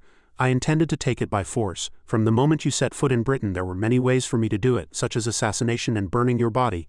What Lancelot said was precisely what Eugen had expected. He had planned to put Mammoth in danger, but he left that task to the knights. "He clearly doesn't know Mammoth is Belial's son." Lancelot began to offer Eugen choices. "The power of the sea seems to have helped you greatly. If you give me that stone and form an alliance, I will forgive everything and support you in the future." Eugen scoffed upon hearing that. "Just yesterday you drew your sword to kill me, so why the sudden change in attitude after that?" Eugen stood up and praised his generosity. "You are truly generous, truly touching. What I kept telling you. Perhaps I should bow to you. If you are so generous, couldn't you gain even greater benefits?" Lancelot's face contorted in anger, and then, unable to contain himself any longer, he cursed at Eugen. "You damned bastard, who do you think you are?" Before leaving, he left one more word. "I know myself well. Only you don't understand what you've become." Eugen left the dining room, continuing to ponder why Poseidon had contacted him first. Considering his position, he could have dealt with him at any time, but his attitude suddenly changed, so there must be a reason. Is he preparing to confront Lancelot regarding a player who possesses the ocean stone and has the potential to become a high-ranking GN Kyer? In other words, he wants my power. He overestimates himself. But in reality, he cannot confront Lancelot alone. The more Eugen thought, the more problems arose. Or does he have another plan? Let them fight each other. That's even better for me. All I have to do is silently fill my stomach after that. Arthur also spoke. "Don't be too angry. I'm not feeling great either," he continued. "But there isn't much time now. Let's wait a little longer. I've already set the stage." Suddenly, a new message arrived. "Remember tomorrow, be ready." The next day at the Knights of the Round Table meeting place in Camelot, Eugen secured a seat with Merlin's help even though he was not a knight. Gaze quickly fixed on Eugen. Is that Eugen? I'm really happy Merlin is attending the meeting after so long, but why did he bring him? After that, the person looked at the 2 empty chairs again. This meeting was very different from usual. 2 knights are missing. Where have Thor and Roll gone? Attending this meeting were Sir Gawain, Lancelot's powerful right-hand man, and once Arthur's right-hand man, and Sir Gaheris of the Knights of the Round Table. Gaheris whispered to Gawain, "Look, that bastard seems crazy." And he looked at Lancelot. "I have a bad feeling about this." Understood. Lancelot suppressed his anger and said to those around him, "Normally a person without a title cannot sit at the round table, but this time I will make an exception for Sir Merlin. Coincidentally, I also have something to discuss with him." After that, he glanced at Eugen. "No one will object, will they?" No one spoke. After that, Lancelot continued, "But even if everyone agrees, the fact that you are an outsider does not change. Eugen, do you understand the value of sitting here? Or whose seat are you occupying?" No. Eugen deliberately placed his hand on the chair next to him and said to him with feigned affection, "I don't know the meaning, but it's probably Thor's or Roll's seat." The Knights of the Round Table began to murmur, "How truly disrespectful, how dare he?" Lancelot continued, "Then you must also know what happened," Eugen said directly. "Of course. I witnessed you killing those 2 myself." The knights were immediately enraged. "Your Majesty, this is truly intolerable. This is no place for him to utter such blasphemous words. We must immediately expel him from here," Lancelot admitted. "Silence. Yes, I took their lives," he continued to say to Eugen, "but I believe everyone will understand why I did it." "Tell the truth, Eugen," Eugen told him honestly. "Don't misunderstand Lancelot. This meeting is not for me but a place for you to pay for your sins." The knights whispered to each other again, "How can he be so calm, even though he's entered the tiger's den alone?" Lancelot clenched his fist. "What are you planning?" Eugen voluntarily stood up amidst everyone's astonishment. "We have a guest." After that, he pushed the door open. "I believe you will be very pleased to see this guest." As the door opened, a man entered. The knights' surprised expressions gradually turned into tears of emotion. "King Arthur, he who disappeared for 1,000 years." The knights immediately knelt before Arthur and saluted. "Your Majesty, your Majesty." Arthur turned to Gawain. "Gawain, how is your son these days? I wonder if he still uses the sword I gave him." But he asked again, "Your Majesty, where have you been all this time?" After that, he looked at Jay. "Has that snot-nosed kid now established himself here?" "Your Majesty, do you know how long we have waited for you?" The people here could not hide their emotion for Arthur. But Lancelot alone could not maintain his composure. He could not hide his trembling. "How can this be? King Arthur should be dead. Why, if this person is real and he wants to reclaim the throne, my life is over. This impossible thing cannot happen. Think. How should I handle this chaos? Think. Lancelot suddenly became extremely enraged, and then, pointing at Eugen, he shouted loudly, "Eugen came to Camelot with a demon possessing Belial's blood. He is claiming that man is a fake in front of everyone." The Knights of the Round Table murmured to each other, "Belial, a fake king? That's right. When I brought players here last time, I clearly saw that he knew a demon." "What nonsense are you talking about? Are you saying you don't recognize the King of Knights' crest? This is the real Excalibur. Are you still doubting?" But Lancelot still stubbornly insisted, "No, this man is clearly a fake." After that, he drew his sword, and the person next to him said loudly, "What do you intend to do now that it's come to this?" After that, he looked at Eugen, who was standing nearby. "What a pathetic ploy, Eugen. No matter how well you disguise him, I can expose this fake." Lancelot lunged forward, intending to strike Arthur down in front of everyone to prove he was a fake, but Merlin quickly appeared and easily stopped him. Arthur, who was standing behind him, began to melt. Swoosh, quick, old man. Arthur suddenly transformed into Mammoth and his lips curved upward.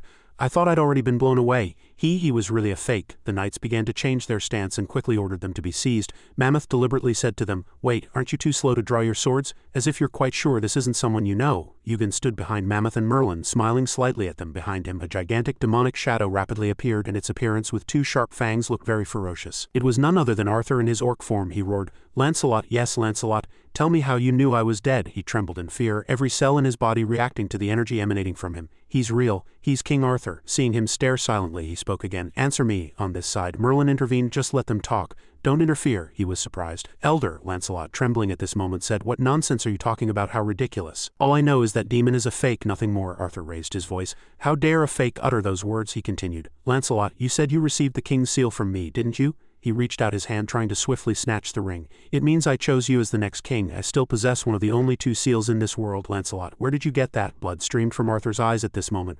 "My son, that seal belonged to Modred Ben Dragon." At this moment, Lancelot could never admit to killing Arthur's son, so he kept averting his gaze. "The seal, this seal." Suddenly he looked at the knights, and everyone wanted to know the truth. The knights' fierce gazes relentlessly pierced through their fake king. Lancelot cursed inwardly, "Damn it." Arthur simultaneously lunged fiercely towards him, but Lancelot quickly fled, continuously muttering, "Damn it, damn it, damn it, damn it." He threw himself through the window and fled, and all the royal knights were dumbfounded for a moment. People murmured to each other, "Damn it, what the hell is happening? Who are we supposed to believe?" "There's no need to ask. Can't you see Lancelot escaping so boldly? Hurry and chase him." Arthur quickly stepped forward. "Wait, everyone, stop. If the entire Knights of the Round Table moves, the citizens will be alarmed. Wasn't the citizens' welfare our top priority? There's no need to chase Lancelot. He won't be able to escape Camelot. His top priority will be to flee Camelot, but he won't give up Britain so easily, so he will certainly hide somewhere and plot at the same time on Lancelot's side. Desperately ran towards the castle gate and opened it. The soldiers were slightly surprised by his appearance here. "Your Majesty," but he didn't have time to explain. As soon as the castle gate opened, Lancelot immediately rushed out. Suddenly something appeared before his eyes, startling Lancelot, but strangely there was nothing in front of him. Lancelot was almost able to escape when a golden barrier suddenly appeared, blocking his way. Seeing him bounce back far, the soldiers hastily shouted, "What's wrong, Your Majesty? Are you all right?" The system immediately displayed a warning. "This area has been turned into a prison. You cannot leave this place." Lancelot ground his teeth in frustration. "Damn it, Merlin, this must be that old man's doing. Everyone get away from the castle." Suddenly, long chains stretched out from the air, intertwining and binding Lancelot's limbs tightly. The soldiers stepped forward. "How dare you desecrate His Majesty?" Merlin said loudly. "Stand back if you don't want to get caught in the crossfire. This man is no longer the king of Britain. He is a traitor." He recalled Kim Eugen's words. "Even if the stand-in perfectly mimics Arthur, the Knights of the Round Table will recognize that the flow of magic is fake. So infuse Arthur's energy into Mammoth's body. That way you can deceive the Knights of the Round Table." Thinking this far, he said to Lancelot, "Confess all your disgusting sins to everyone or be torn to shreds immediately." After that, Merlin glared at the contemptible Lancelot. "But first I have a question. Why did you do it?" At this moment, Lancelot's entire body was bound by countless chains, and he remained silent for a while. Black veins suddenly appeared on Lancelot's face, and he cunningly smiled. "Do you think I had some noble motive?" He paused. Then suddenly his voice, no, his entire body began to transform. "I just wanted to be king." At this moment, Lancelot's eyes were covered with dark energy, and as soon as he transformed, the surroundings suddenly exploded as if someone had planted a bomb. Merlin looked at him. He recalled Kim Yu saying that the demon inside Lancelot was using a different kind of energy, not spirit power or magic power. He speculated that it might be a new energy generated when Lancelot betrayed Arthur. The system notified. "The King of the Round Table has declared sovereignty over his territory. Attacking the king within his territory will result in a penalty." Merlin loudly swung his staff. "You won't escape Camelot, you petty trickster." Immediately after, he dealt a powerful blow to Lancelot, making the spot where he stood explode. His energy did not attack Merlin but flew straight in the opposite direction. Everything in that direction was quickly destroyed in an instant. He ground his teeth in frustration.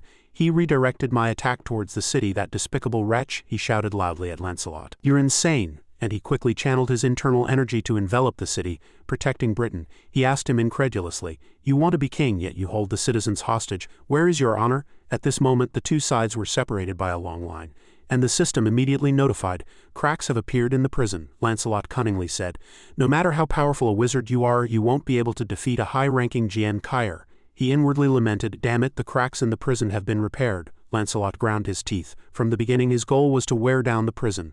At this moment the prison continued to crack and be continuously repaired. Lancelot's eyes were filled with madness at this moment, like a demon in human form. He gnashed his teeth in anger and fiercely attacked Merlin. But the Round Table shield protected him. Kim Eugen's egg was constantly moving strangely at this moment. "The egg is gulping. The egg is very hungry. The egg is very hungry. The egg is hungry," Eugen thought to himself. "This is confusing. I can't let him escape now. Fighting a high-ranking Jian Kaier is still too much for me, but I'm finally surrounded. You damn bastards. I've waited for this day for a long time." Arthur roared. "Lancelot, I will take your life with my own hands." Immediately after, both simultaneously launched powerful attacks at Lancelot. But after evolving, he seemed to have grown even stronger. He blocked Arthur's and Eugen's swords with his bare hands. He taunted Arthur. "You fool, you cannot defeat me with that body, Arthur. I am no longer the Lancelot of old." Eugen quickly channeled his internal energy. The system notified, "You have completed full-body gigantification, summoning hell." Suddenly countless eyes appeared around Lancelot, staring intently at him. He was slightly flustered. Eugen quickly activated Holy Fire. He was panicked. "What the hell is this? It's dangerous." He was almost driven mad. "What? Why am I suddenly hearing voices? He's just like us. My fragment, our fragment. Run away quickly, run away. He's just a player. Use your fear. Run away later." "Shut up, this is a high-ranking Jian Kaier's body. What is there to fear?" "No, it's too late. Your body, your soul, and everything will be devoured by it." Immediately after, sharp teeth slowly protruded from the air. They were the egg's teeth, and it began to feed again. Immediately after, a sharp teeth fiercely bit into Lancelot's body. Each part of his body was gradually being gnawed away. The egg revealed Lancelot's body and devoured the greedy and treacherous Lancelot. His entire body was in unbearable pain. He screamed loudly, glaring fiercely at Eugen. "Eugen, you little brat." Everything here instantly turned desolate, ruined, and abandoned. Merlin watched him being devoured by the egg. He could not help but feel contempt. "How truly pathetic," Lancelot screamed loudly in terror at this moment. "Save me." Of course no one came to help the traitor. Lancelot continuously pleaded, "Please, I'll do anything you want." Arthur could not hold back and said, "Thor and Roll and Modred." They are the reasons you must die, Lancelot. At this moment his body had already been gnawed away by the egg, leaving only black shriveled bones. Finally the bones quickly collapsed, and the system immediately notified. You have eliminated the greedy and treacherous Lancelot. The throne of Britain is vacant. There are 10 days remaining until the new king's selection process. The person who gains the majority of support will become the king of Britain. Your level has increased. Agility stat increased by 2 points. Concentration stat increased by 1 point. You have acquired 200,000 points. Eugen thought that killing Lancelot had given him points. Similar to killing Orochi's head, he was also counted as a boss monster. Moreover, his name was not only Lancelot but also had epithets such as greedy and treacherous, foolish and despairing calamity, reaching the heavens despair, gloomy swamp, and one who cannot be born. The outer gods all seem to have epithets corresponding to their characteristics and abilities. The seed that the foolish calamity planted in Lancelot must have been related to greed. At this moment, the egg, having devoured Lancelot entirely, began to pat its belly and hum contentedly again. Incubation rate, 70 remaining.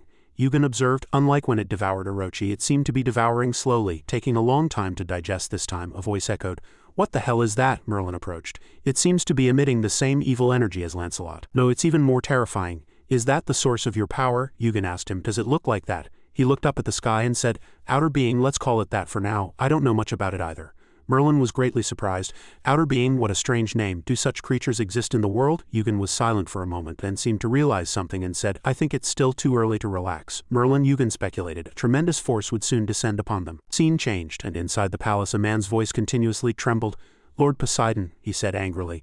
I've arrived and you dare not come out to greet me, he said nonchalantly. I've already opened the way for you, so it doesn't matter, does it? Poseidon said casually. Even if you hadn't opened it, I would have entered myself. How boring. And I have nothing more to say to you. Honestly, what's going on in Britain right now? Rot cut him off. Lancelot is dead. You want to talk about this, don't you? Poseidon was greatly surprised. Indeed, he held everything in Olympus in the palm of his hand. He continued, Then what exactly are you planning to do? Rot said. It would be best to accept this small loss rather than unnecessarily escalating things. We must not leave any evidence to prove our connection with Britain. So it's best to eliminate everything. As soon as he finished speaking, he resolutely prepared to strike the city with lightning. Eugen thought to himself, if he drops that, all of Britain will be destroyed. But, thinking this far, he continued, the administrator will not let this go unpunished. Rot had planned everything. I've already discussed it with him. 1 strike will be permitted below. Eugen and Merlin still stood observing the situation above. He still didn't understand. What do you mean by 1 strike? Eugen explained. Rot, the god of thunder, seems to be preparing to attack this place. Immediately after, the system notified. A new challenge has appeared in the center of Camelot. Lightning will strike Camelot in 10 minutes. Resist this lightning, Eugen scoffed. Indeed, he wants to play like that. The challenge notification appearing meant he had agreed with the administrator. Indeed, a cunning fellow who uses all means to avoid punishment, Merlin said incredulously.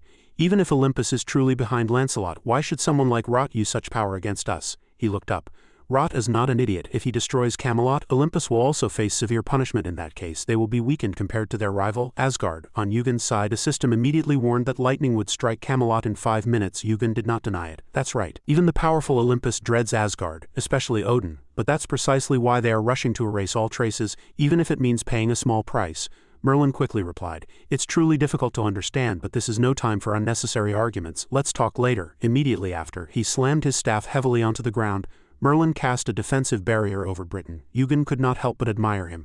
Truly amazing, as expected of a great wizard well versed in numerous spells, but this alone is not enough to stop the lightning. Seeing him standing still, Merlin said, If you can, help me out a bit more. Don't just stare blankly at the sky, Eugen said. I'm not just staring. Immediately after, he activated his fiery golden eyes. Eugen remembered receiving a message a few days before coming to Camelot. Not only was he surprised that he found him so quickly, but he didn't have the confidence to pretend not to know. So he ignored the message, but now he could no longer ignore it. And very quickly an alert appeared. Lightning would strike Camelot in 3 minutes. Eugen telepathically said, You're watching, aren't you? Help me out a bit. At this moment, Sun Wukong's fiery golden eyes were fixed on Eugen. He said jokingly, Help you with what? Eugen said seriously. Then do you want us all to die? Sun Wukong still feigned indifference. So what? Eugen replied. Then wouldn't all your efforts to find me be in vain? He pretended not to know. Oh, you found me, Eugen immediately exposed him. You've been following someone around for days, so you must have something you want to ask. Time continued to pass and the system rang again. Lightning will strike Camelot in 2 minutes. Sun Wukong asked curiously, I heard your escaping skills are quite amazing, so why are you trying to fight here? Eugen said honestly, I cannot stand by and watch this place be destroyed. Please help me just this once. I will repay you later. He remained silent for a long time, thinking, and finally, Sun Wukong accepted Yugen's request. All right, just this once. As soon as he finished speaking, he quickly descended from above. Merlin could not help but admire him. Truly amazing. Sun Wukong is so bold. He introduced himself. Of course, everyone knew this old man, Sun Wukong. More time passed and an alert appeared. Lightning would strike Camelot in 1 minute. He looked at Yugen happily. Finally, I've met you, Kim Yugen. Yugen cut him off. Let's save the small talk for later. Let's deal with the current situation first. He looked at Yugen impudently. Remember, it's only once. There won't be a next time, Yugen said nonchalantly.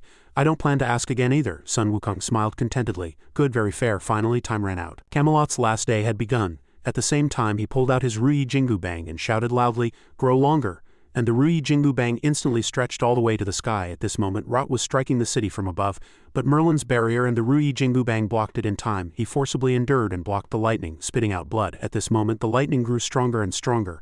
Merlin's barrier was destroyed by the lightning. Now, only the Ruyi Jingu Bang stood alone against the lightning, and the situation was extremely difficult. Sun Wukong caressed his weapon as if cherishing it. Oh, that's quite good, he thought to himself. This Ruyi Jingu Bang is just a replica created by a skill. This clone of Wukong is probably not strong enough to completely block Zoot's lightning yet. Suddenly, his glove showed a slight strange reaction and began to open its eyes. You immediately sensed its abnormality. He picked it up and observed Kinney closely. After looking up and thinking for a moment, he couldn't tell what his premonition was implying, but he soon said loudly, "Just hold on a little longer." Sun Wukong was bewildered. What are you saying? What? Yugen didn't answer. He powerfully stepped on Wukong's shoulder and flew high. His eyes had already turned red. Yugen silently soared towards the sky. Sun Wukong shouted anxiously, "Hey, where are you going? Heaven and earth know he's not that weak, but to recklessly jump in like that, what's the difference from going to die?" As he spoke, he used his fiery golden eyes to observe him, but contrary to his expectations, Sun Wukong was immensely surprised. Couldn't tell what he had done, but the lightning that had covered the sky was now disappearing. On Yugen's side, the system notified that the robe of 4 elements was resisting the voltage. Kinney was reacting to the lightning. The true black star stone was reacting to the lightning. The true black star stone was reacting to the lightning. Yu was satisfied. As I thought, this reaction is exactly the same as when the black star stone is near the ocean stone. This lightning is one of Hephaestus's masterpieces made from the heavenly star stone. This reaction must be due to the heavenly star stone. Everything is clear. Kinney was made of the black star stone. The lightning was made of the heavenly star stone. And finally there was the ocean stone. These 3 jewels must have originally been one. Otherwise the reaction between them wouldn't be this intense. At this moment a voice echoed from the glove. "It's mine, it's all mine." Kinney absorbed the power of the lightning. And after a moment Kinney was filled with the power of the lightning. Yugen couldn't help but spit out blood.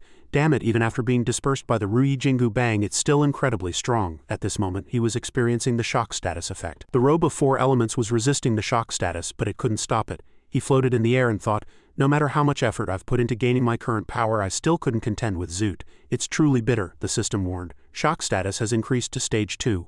The robe of 4 elements is resisting the shock status. He forced himself to endure, but it was rather good. This only further solidified his determination. The system rang again. Unable to resist shock status. Shock status has increased to stage 3. Unable to resist shock status. After a moment the shock status increased to stage 5. Yugo told himself, "I'll catch up to you soon." On Kinney's side it continued to greedily absorb the lightning striking down from Zoot. After a moment the sky gradually returned to its original blue state, and Zoot's attacks were no longer effective. Yu struggled to make Kinney absorb all that lightning. He himself was tattered from the shock. Seeing everything stable he breathed a sigh of relief and fainted. Yu immediately fell from above. Sun Wukong was startled. "That crazy bastard is free falling." Merlin was also flustered. "He's not moving. He seems to have fainted." He quickly flew up, muttering to himself, "As expected, all right." But fortunately his falling speed was slower than Wukong's movement speed and he successfully caught him. Finally the danger had passed and the purification process of Camelot stopped. Everyone seemed to be at peace for a moment. The well above where Zoot was observing exploded, and he couldn't help but feel regret. Who would have thought Sun Wukong would appear? After that, Zoot said to his brother, "I failed." Poseidon was surprised and moved closer. "What? Damn it, why did that great sage appear when he has no reason to be hostile towards Olympus?" Zoot said. "The great sage is an unpredictable person. He doesn't care who his enemies originally are. Even the Grand Council's celestial palace couldn't kill him. It's best not to consider him an enemy just because he interfered with our affairs," Poseidon asked doubtfully.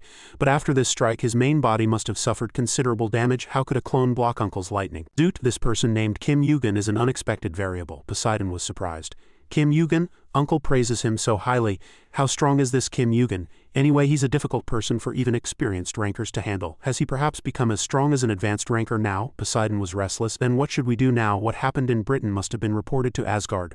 Uncle must have thought of something too." Before Poseidon could finish speaking, Zoot interrupted him. "Yes, there is a way." Suddenly, power poured towards Poseidon, but fortunately he was prepared beforehand. Poseidon shouted loudly, "You damned bastard, I knew you'd do this. Are you trying to sacrifice me?" Zoot smiled cunningly. "I apologize, brother. It's all for Olympus." Immediately after, he activated the lightning.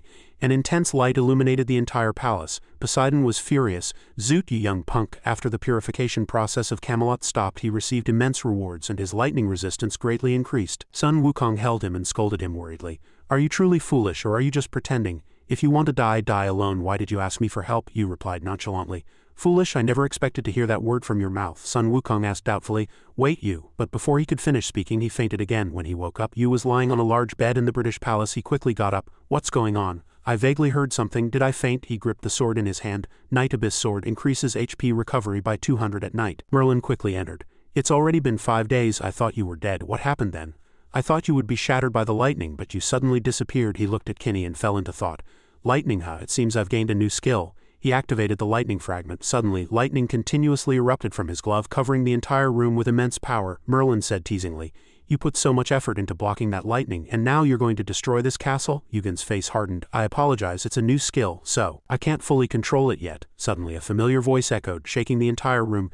"You damned fool, if you're awake, lie down quietly." "Why are you causing a commotion?" Merlin remembered. "Besides, we have a guest who has been waiting for days, earnestly wishing for you to wake up." That guest was none other than Hephaestus. Seeing him say nothing, Hephaestus shouted again, "How did I say something wrong, you damned fool? If you heard me, say something." Yu's face hardened. "Why is Uncle here?" Needless to say, what followed was a storm of Hephaestus's nagging. Yugen and Merlin had no choice but to accept the same fate. Finally, after a long time, Hephaestus's nagging ended. The three quickly sat together. "You told him everything? That's why I ended up absorbing some of the lightning. These 3 divine stones can definitely be combined." Yugen immediately asked doubtfully, "But where is that person?" Hephaestus still seemed unappeased. "That monkey, he's probably sleeping rough somewhere." Yu got to the point. "So Uncle, what's your main purpose for coming here?" "If it's about Wukong, I don't think Uncle can help much." He brazenly lied. "Can't I come to spectate?" Yu didn't believe him for a second.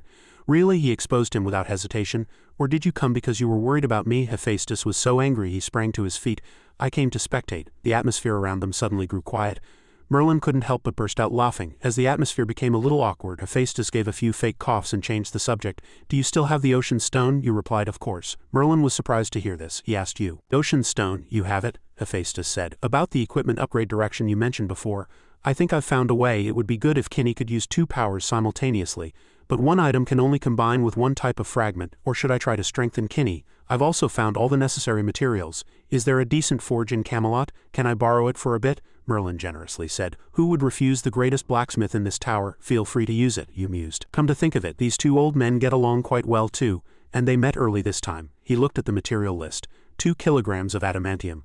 "This should be perfect for drawing out the power of both jewels, and the durability will be very high," Yugen said. "Including the crafting cost, it's 1.25 million gold. How about it?" Hephaestus showed some dissatisfaction. "You damned fool, I brought the materials myself and you're trying to trick an old man. 1.5 million gold. Yu laughed flatteringly.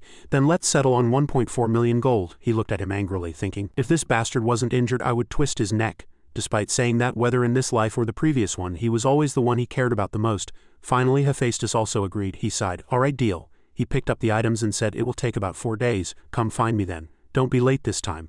"Yes, Uncle." Yu was delighted. He quickly recovered for a while and then went out for a walk. Merlin said, "After the king disappeared, the whole country fell into chaos. You guessed that the Knights of the Round Table must also be having quite a headache." He replied, "Exactly. If news of this betrayal spreads, they won't be calm. You saw them fiercely argue about whether Arthur was real or fake and whether Lancelot was truly a traitor at the meeting.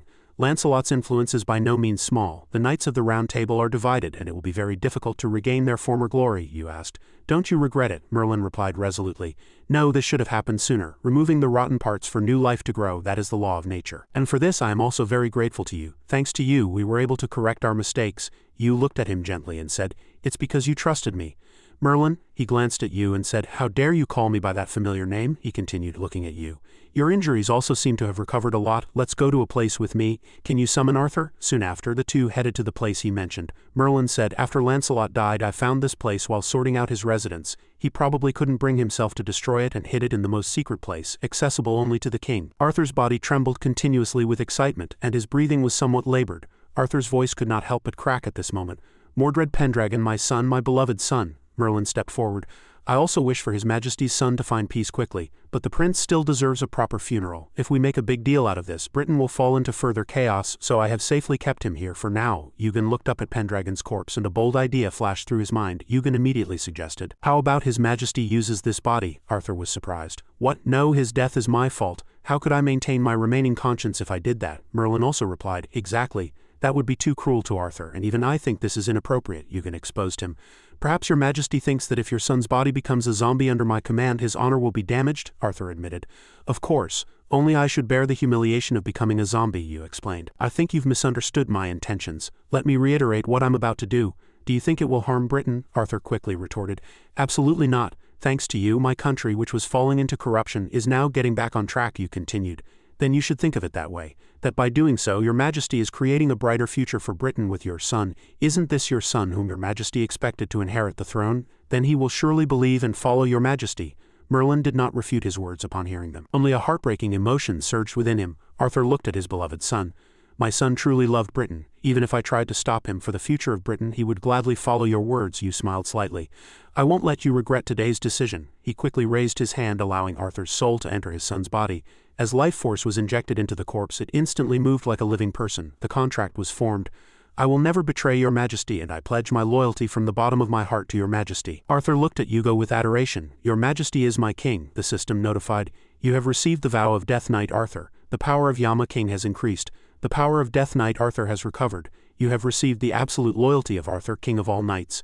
The scene shifted to Sun Wukong, who was recalling his memory of you. "Are you foolish, or are you just pretending? If you want to die, die alone. Why did you ask me for help? Foolish. I never expected to hear that word from your mouth. Wait, you know me. Did we know each other before?" "Hey, wake up." He kept looking at his hands, thinking. It was as if he had known him for a very long time. No matter how bold he was to not show any fear while meeting the great sage equal to heaven, Sun Wukong, and talking to him as if they were close like old friends. The three words "old friends" echoed in his mind, making Sun Wukong feel very uncomfortable. Kim Yugun returned to the present and asked Arthur, "How do you like your new body?" Arthur continued, "It's probably more comfortable as it's almost at the level of a high-ranking ranker. It will probably take some time to get used to it.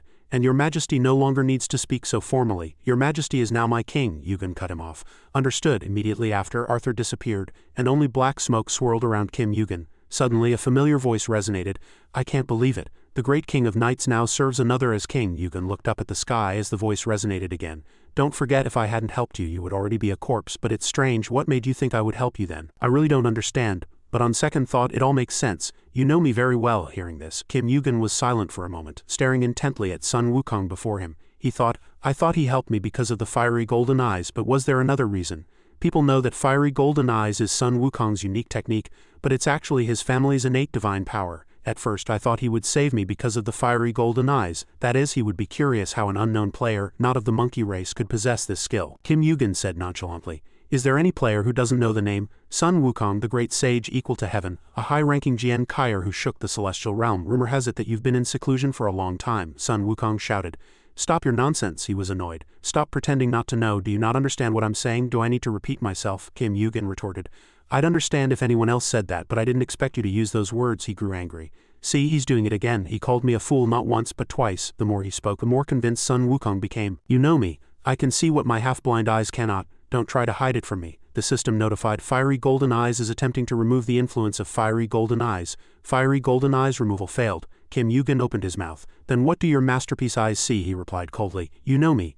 I see my main body standing next to you, and you know my main body very well and even seem quite close." Kim Yugen sighed. "How should I answer? No matter what excuse I make, his fiery golden eyes will see through it all. Perhaps tricks won't work on this foolish fellow." Thinking this far, Kim Yugen reluctantly admitted to him, "Yes, we knew each other in another world I lived in." Sun Wukong was curious. "Another world, and how did we know each other?" Kim Yugen continued. "Friends." Hearing this, Sun Wukong was startled. Fiery golden eyes resonated at this moment. Kim Yugen continued, "We're friends, but rivals would be more accurate." The past suddenly came to mind. The image of the monkey staring coldly at Yugen was vividly etched in his mind. He always lay on a large rock, and Sun Wukong would always arrogantly rush over and ask, "What is this? Hey, are you sleeping?" Yugen would nonchalantly reply, "Leave me alone." He arrogantly shouted, "Then get lost. This is my spot." Kim Yugen still closed his eyes nonchalantly. "No, this is where the sun shines best." Sun Wukong without a word reached out and attacked Kim Yugen with great force, sending dirt and stones flying everywhere. He glared at Kim Yugen with cold eyes, furious. "I told you to get lost." But Kim Yugen also quickly flew off the rock, dodging his attack. This moment Kim Yugen was also slightly angry, and immediately a powerful internal energy flew towards Sun Wukong. This force made him retreat a few steps, and immediately after the two rushed at each other and fought fiercely. It was more like enemies fighting than friends. But Kim Yugen could not match Sun Wukong's incredible speed. He quickly launched a series of powerful attacks at Kim Yugen, making him stumble. Finally, Sun Wukong delivered the final blow to Kim Yugen. A loud noise resonated, startling the birds in the forest and sending them scattering into the sky. Kim Yugen lay on the ground, annoyed at him for scolding him. "As I thought, you weakling, you'll never become a Jian Kaier with that skill. Luckily I didn't kill you." Suddenly, Kim Yugen for some reason laughed loudly. Sun Wukong frowned. "What's so funny?" Kim Yugen opened his mouth. "It's funny." At this moment his face was as if he was looking at the madman before him, and immediately after the two started fighting again. Time continued to pass, but neither of them showed any signs of stopping. Explosions echoed, sweeping through the forest and mountains, and the water surface also greatly fluctuated because of it. They fought on land and plunged into the water, continuing their battle. Two figures streaked through the air at lightning speed. Kim Yugen's body was bruised and red all over at this moment. He gritted his teeth, consumed by rage, thinking, "The current record is 0 wins, 9 losses. I must win this time." Sun Wukong couldn't help but admire. "This kid is fast too." As he spoke, Kim Yugen's fist also flew out fiercely at the same time. Immediately after, he was hit by Kim Yugen's fist and sent flying far away, and Kim Yugen's speed grew faster and faster with each attack, and rain began to fall from the sky. Kim Yugen walked proudly and said, "1 win, 9 losses." Sun Wukong was speechless at his words, seeing Kim Yugen, whose entire body was swollen and tattered at this moment. Looking closely, Kim Yugen had indeed exerted considerable effort to defeat this formidable Jian Kaier. Sun Wukong's body was also quite dirty, but he laughed cheerfully. Good. After that, Kim Yugen reached out and helped Sun Wukong up. This action was very warm. Kim Yugen shared this beautiful memory with Sun Wukong. He couldn't help but admire. "It seems we both really enjoyed it." Kim Yugen said again. "At first it wasn't so enjoyable. Perhaps it was because I was originally used to a solitary life." Sun Wukong was curious. "But why did you follow me? You like to be alone, but are you afraid of loneliness?" Kim Yugen said nonchalantly. "Since I met an opponent I couldn't defeat, what else could I do? I could only follow. But that was truly an unforgettable time. I opened my heart to you, brother." The memories of them playfully fighting and enjoying themselves shattered. Kim Yugen continued, "And then I learned about the outer gods, gods from outside the tower. So I decided to enter." Hearing this, Kim Yugen couldn't help but recall the dark images of that day. Sun Wukong looked at the scene he showed him and asked, bewildered, "Are they all gods?" Yugen said. "Their power is worthy of that name." Sun Wukong quickly surmised.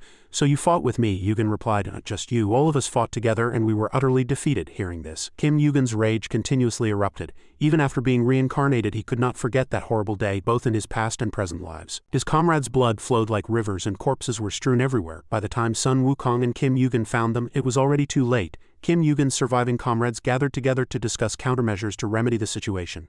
And the reason he returned to the past was revealed. At that moment, Odin spoke. "Now we must decide which of us will return to the past, who can most quickly gain strength to lead us and defeat the outer gods." After looking around, he said to Kim Yugen, "Kim Yugen, it will be you, you go." And at this moment the two quickly returned to reality. Kim Yugen could not suppress his sadness and covered his face with his hand to control his emotions. Sun Wukong spoke.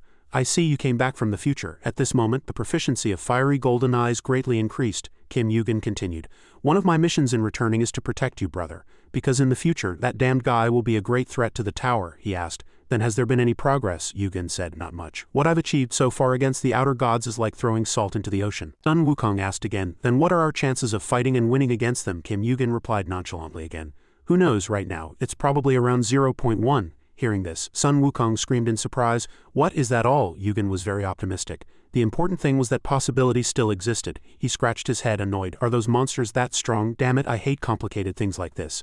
If only I could get my body back." Kim Yugen opened his mouth. "Are you talking about the body trapped on the 40th floor? Hearing this, Sun Wukong was startled and froze. Sun Wukong opened his mouth and asked, "How did you know?" Kim Yugen glared at him. "Were you deaf just now? Really are a foolish monkey," he stammered. You came from the future." The great sage was confused. "I can't believe it. Since you know the situation so well, will you help me now?" Kim Yugen quickly said, "Of course, but there must be give and take." Sun Wukong was surprised. "What? I just saved your life." Kim Yugen chuckled lightly. "This is about helping you get your main body back. That's not enough?" Sun Wukong tried to retort again. "Hey, don't be clever. It's 1 for 1. Suddenly, as they were haggling, an army in chariots appeared from the sky. They came riding on clouds and their momentum was very imposing. The great sage opened his mouth. "What? It's the Valkyries." He was curious. "What happened to Asgard? There are so many of them," Kim Yugen surmised. "They probably came to see the situation with the Knights of the Round Table. They are a grand council protected by Asgard and only Lancelot conspired with Olympus." Hearing this, the great sage was surprised. "Did they send the entire Valkyrie army just for that?" Kim Yugen explained, "It's not that simple. If the leader of the Knights of the Round Table becomes a human enigma of Olympus, the problem will become complicated. Ragnarok led to the destruction of Asgard, and it began with the Knights of the Round Table. Thinking this far, Kim Yugen thought it was all a conspiracy by Olympus. They used Lancelot to harm Asgard, but now that Lancelot is dead I can rest easy. Good, but I still can't let my guard down. The great sage was restless. Ragnarok, did the Valkyries come to fight? Hey, where are you going? Aren't you going to meet them? Kim Yugen said without looking back. There's no point in contacting Asgard now. He followed after him and said, they have a principle. They don't start a war until they are sure of victory. Yugen asked again, but when will that war happen? Before the Olympus civil war, internal strife will occur, and signs of it are already appearing. Hearing this, Sun Wukong's face darkened. He really is constantly calculating. It's chilling. Kim Yugen recalled. The day he returned to the past, the tower's most powerful Valkyries all gathered and imparted their lifelong knowledge to him. It was to formulate a plan to save the tower. But even if he followed every step of the plan and said he came from the future, would he truly succeed, and how many variables could arise? In terms of strength, he was still too far from his goal. But this was the entrustment of the tower's Valkyries. They poured all their hearts and hopes into this hope. As soon as Kim Yugen pressed the system, a voice resonated. Don't worry, we'll reach the 40th floor soon. Kim Yugen used a skill. Invited the administrator for a private meeting. 1,000 points. Accepted. Sun Wukong was delighted. The administrator, yes, this way we can immediately go to the upper floors, but at this moment the system's voice resonated again. The administrator is thinking. The administrator is thinking. The administrator is in silence. After a brief pause, the administrator finally agreed to a private meeting. The scene shifted, and Yugen stood alone on a high castle wall, lost in thought. There was no one around. Kim Yugen thought to himself, this is the border of Britain, the end of the world. The surroundings were covered in grass and trees, all painted in the color of death. Understanding through Professor Kim Yugen's Ragnarok lecture. Once upon a time in the future where Kim Yugen lived, the Knights of the Round Table's ruler Lancelot ordered an attack on the demon race, which resulted in the giant and demon races burning with vengeance. Therefore, the Olympus top brass, Lancelot's patrons, could not stand by and watch the Knights of the Round Table be destroyed. Asgard, which sought peace, decided to intervene upon seeing their rivals start a war. Thus the war continued incessantly, and as a result the tower suffered considerable damage. The power was greatly reduced. Damn it, let's stop fighting and deal with the gods now. So Kim Yugen decided to stop Ragnarok. Even though it was such a simple matter, the great sage of Mount Wagwa's head was still spinning. Kim Yugen glanced at him. Do you understand? He frowned. Understand, I'm going to die. Oh, my head hurts, a voice resonated. Here, if the difficulty is high, you will receive corresponding rewards, but you know that you have to spend quite a few points to check directly through me, don't you? Yugen continued. It's fine, thanks to you exaggerating the challenge and fulfilling Rot's demands. I collected a lot of points, he continued. If I hadn't done that, Grandpa Ma would have struck lightning everywhere. The administrator prioritizes the order of the tower above all else, and then executing challenges.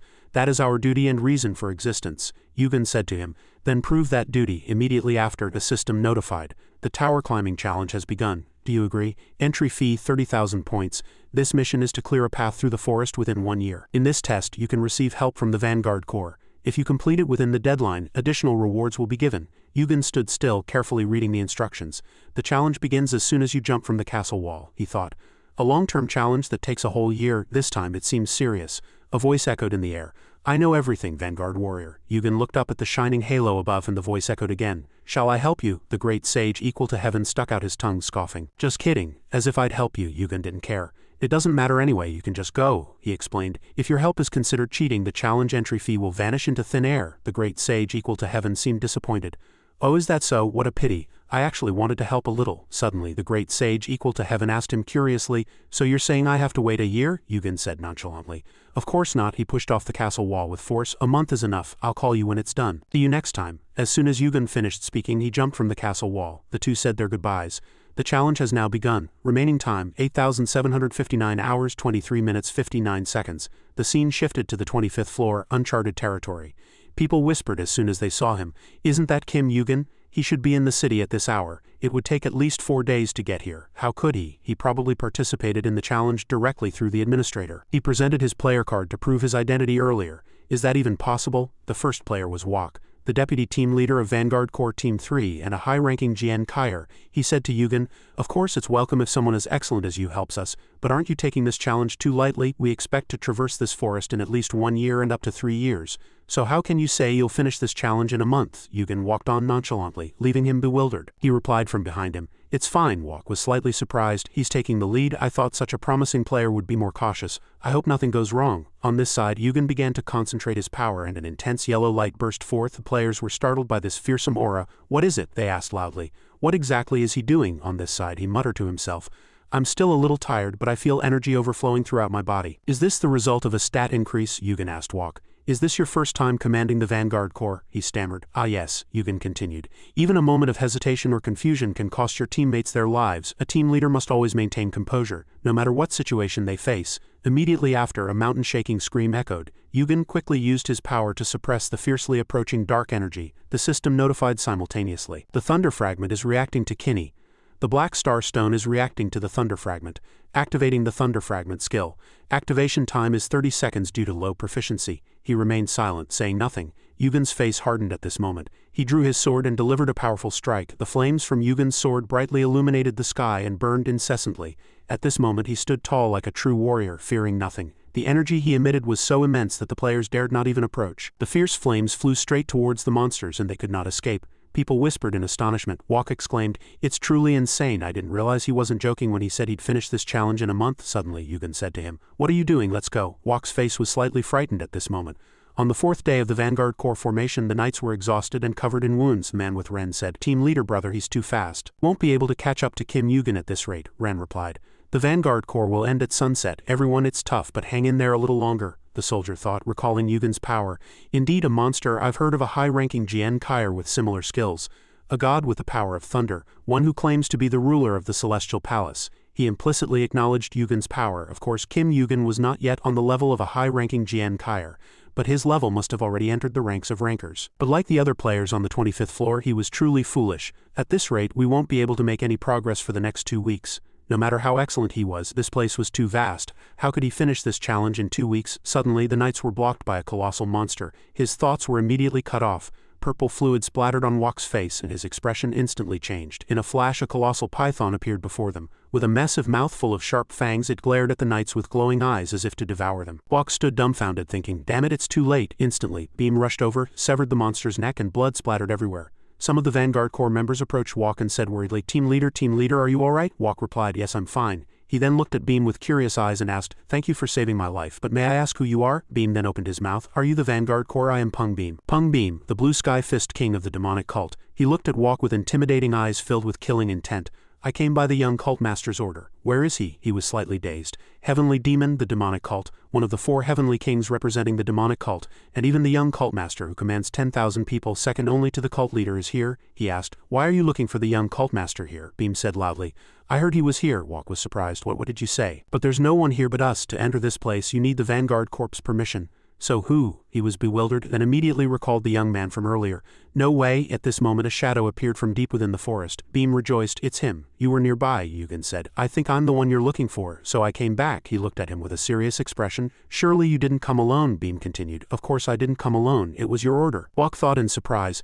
Kim Yugen is the young cult master of the demonic cult. Damn it, I seem to have underestimated him too much. At this rate, this challenge might even end in 2 weeks. Suddenly, a group of people appeared and said in unison, "Cult master, the faithful are ready to offer everything to the young cult master. We bow before the young cult master of the demonic cult." Hearing this, Yugen stopped them, saying, "That's enough," he muttered to himself. "I have to solve this challenge alone. I cannot receive help from anyone outside the Vanguard Corps." A system notification appeared on the screen. Sender, Kim Yugen, request for support for the 25th floor Vanguard Corps. Beam said loudly, "Please mobilize as many troops as possible." He continued to think, "But if I use power in my capacity as the young cult master of the demonic cult, it will be considered using what I already possess." After finishing his thoughts, he spoke as the young cult master. "I command you. From now on, help the Vanguard Corps traverse this forest as quickly as possible." The people replied respectfully in unison, "Understood, Your Highness." As the sky gradually brightened and the white clouds dispersed, they finally found a place to camp and rest at the end of the Vanguard Corps' arduous journey. A small light flashed in Yugen's hand. New message. "Merlin, where are you?" The Vanguard Corps. "Wait, the demonic cult is here too," he immediately replied.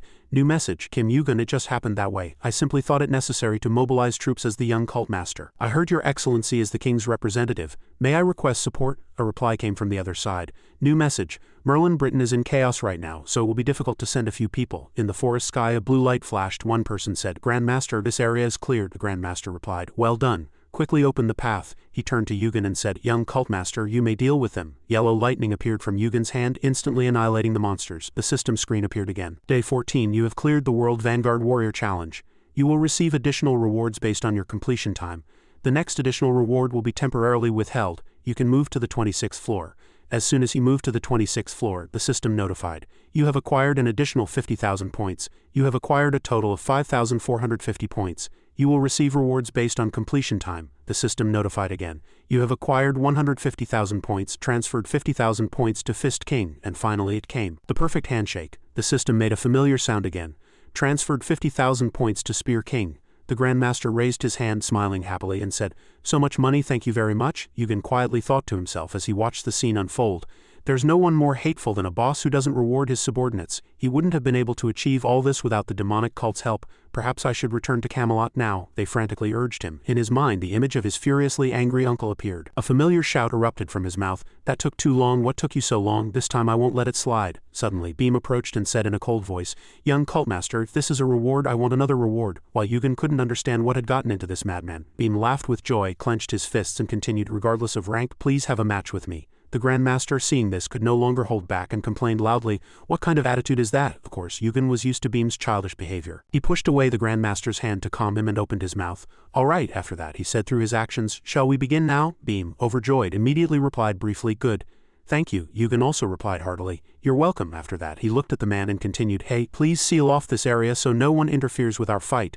Beam laughed triumphantly and prepared to enter the fray, and the system also notified, "Combat has begun by agreement. Penalties are temporarily lifted." Yugen thought of the Fist King's power, the last of the 4 highest-ranking figures of the demonic cult to earn the title of king, one who wielded martial arts symbolizing the fist. Yugen lightly raised his fist and said, "I will not use the heavenly ghost skill. Anyway, it will be difficult to exert 100 of my power in this fight." He watched the blue lightning emanating from Beam and thought to himself, "Energy is overflowing throughout his body. Let's see how much I've grown now around Beam." Numerous blue lightning bolts crackled as if to incinerate Yugen, and he shouted, "Young cultmaster, aren't you putting too much power into this fight?" The two rushed at each other like fierce waves, and as their fists collided, a violent gust of wind erupted. Dirt and stones swirled everywhere. Beam laughed and said, "Aren't you going to use your fire god?" Yugen laughed and replied, "I have already cultivated other techniques." These words touched Beam's pride. He gritted his teeth and said, "You will regret it soon." And numerous powerful lightning bolts flew towards Yugen. The climax was the thunder god's destruction skill. It was truly terrifying. Beam was slightly flustered when he saw Yugen evade that skill. He thought to himself,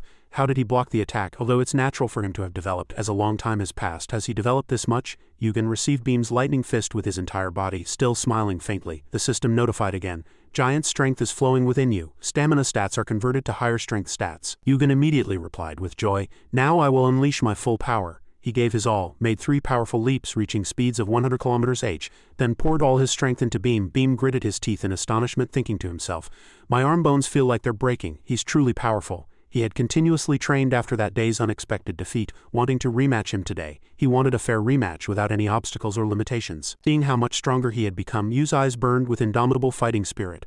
Beam was at a disadvantage but satisfied internally.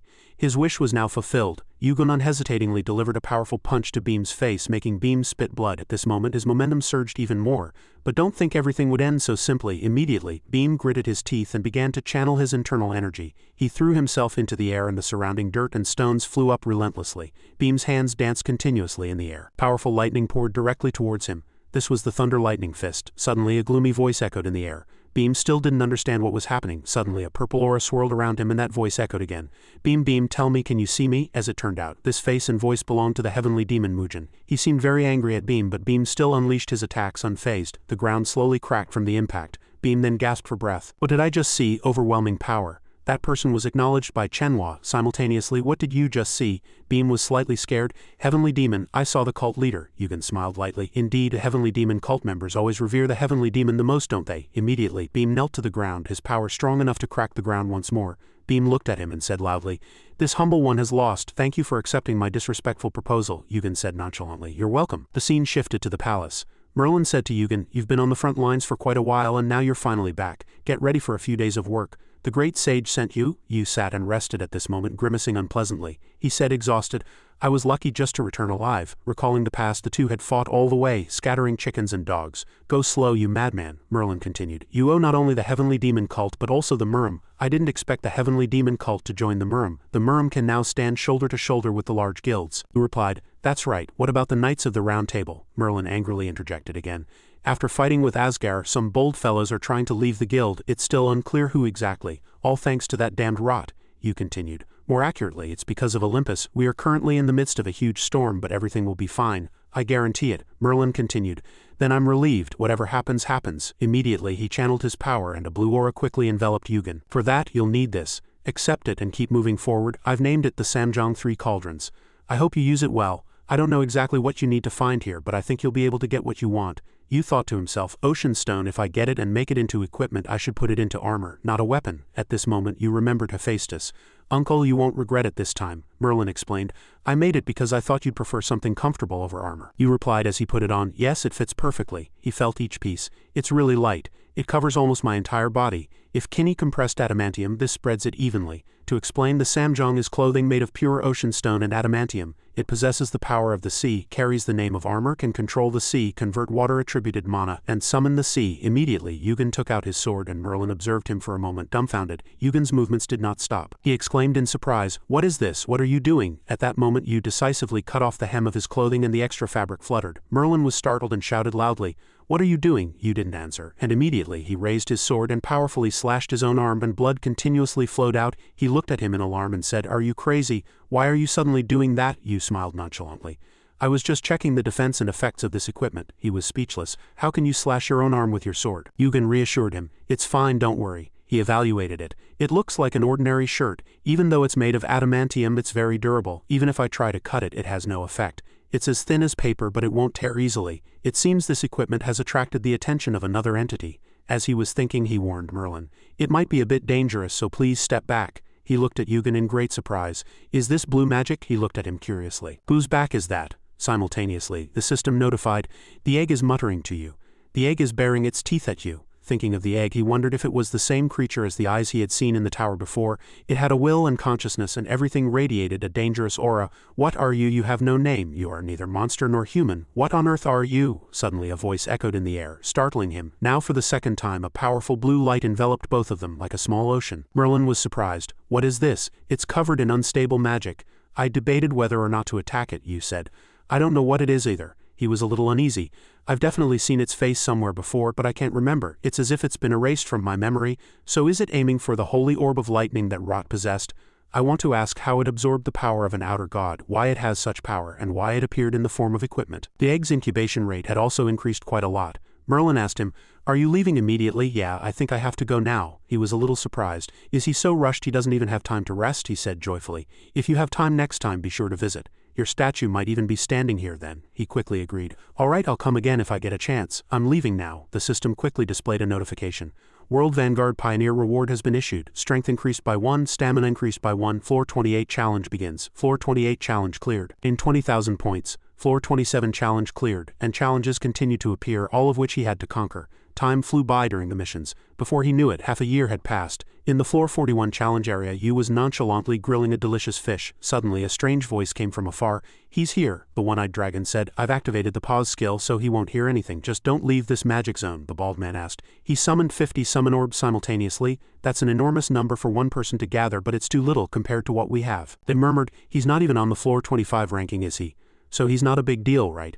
Some people are rumored to climb the tower by cheating, like protected children of large factions. Everyone get ready and take your positions. We should go together just in case." On this side he was nonchalantly counting the stones he had taken out. The people signaled to each other. Weapons were quickly prepared, but Yu already noticed, or perhaps he still knew nothing. Suddenly he combined all the stones he had into one large mass. At the same time the leader shouted loudly, and the group rushed to attack him. On this side he quickly stood up. 3 people attacked Yugen simultaneously. He barely managed to turn his body, but as soon as the one-eyed dragon saw the numbers above his head, he gritted his teeth in alarm and shouted. Yugen turned his body and looked at him with a wicked smile. At this moment his score was 817. The person stammered, disbelieving his eyes, and shouted, "But he only had 50 stones just now." After his cruel flames swept across the ground, there was no one left on the ground. And Yugen returned to peace. He scoffed, "Too pathetic. They were the last surviving team, so I thought they'd put up some resistance. They had so many summon orbs," he calculated with the stones in his hand. "If I separate these summon orbs, the number collected will change, so it's a great idea to use these stones to lure them in. Thanks to them, I quickly got over 1,000 stones.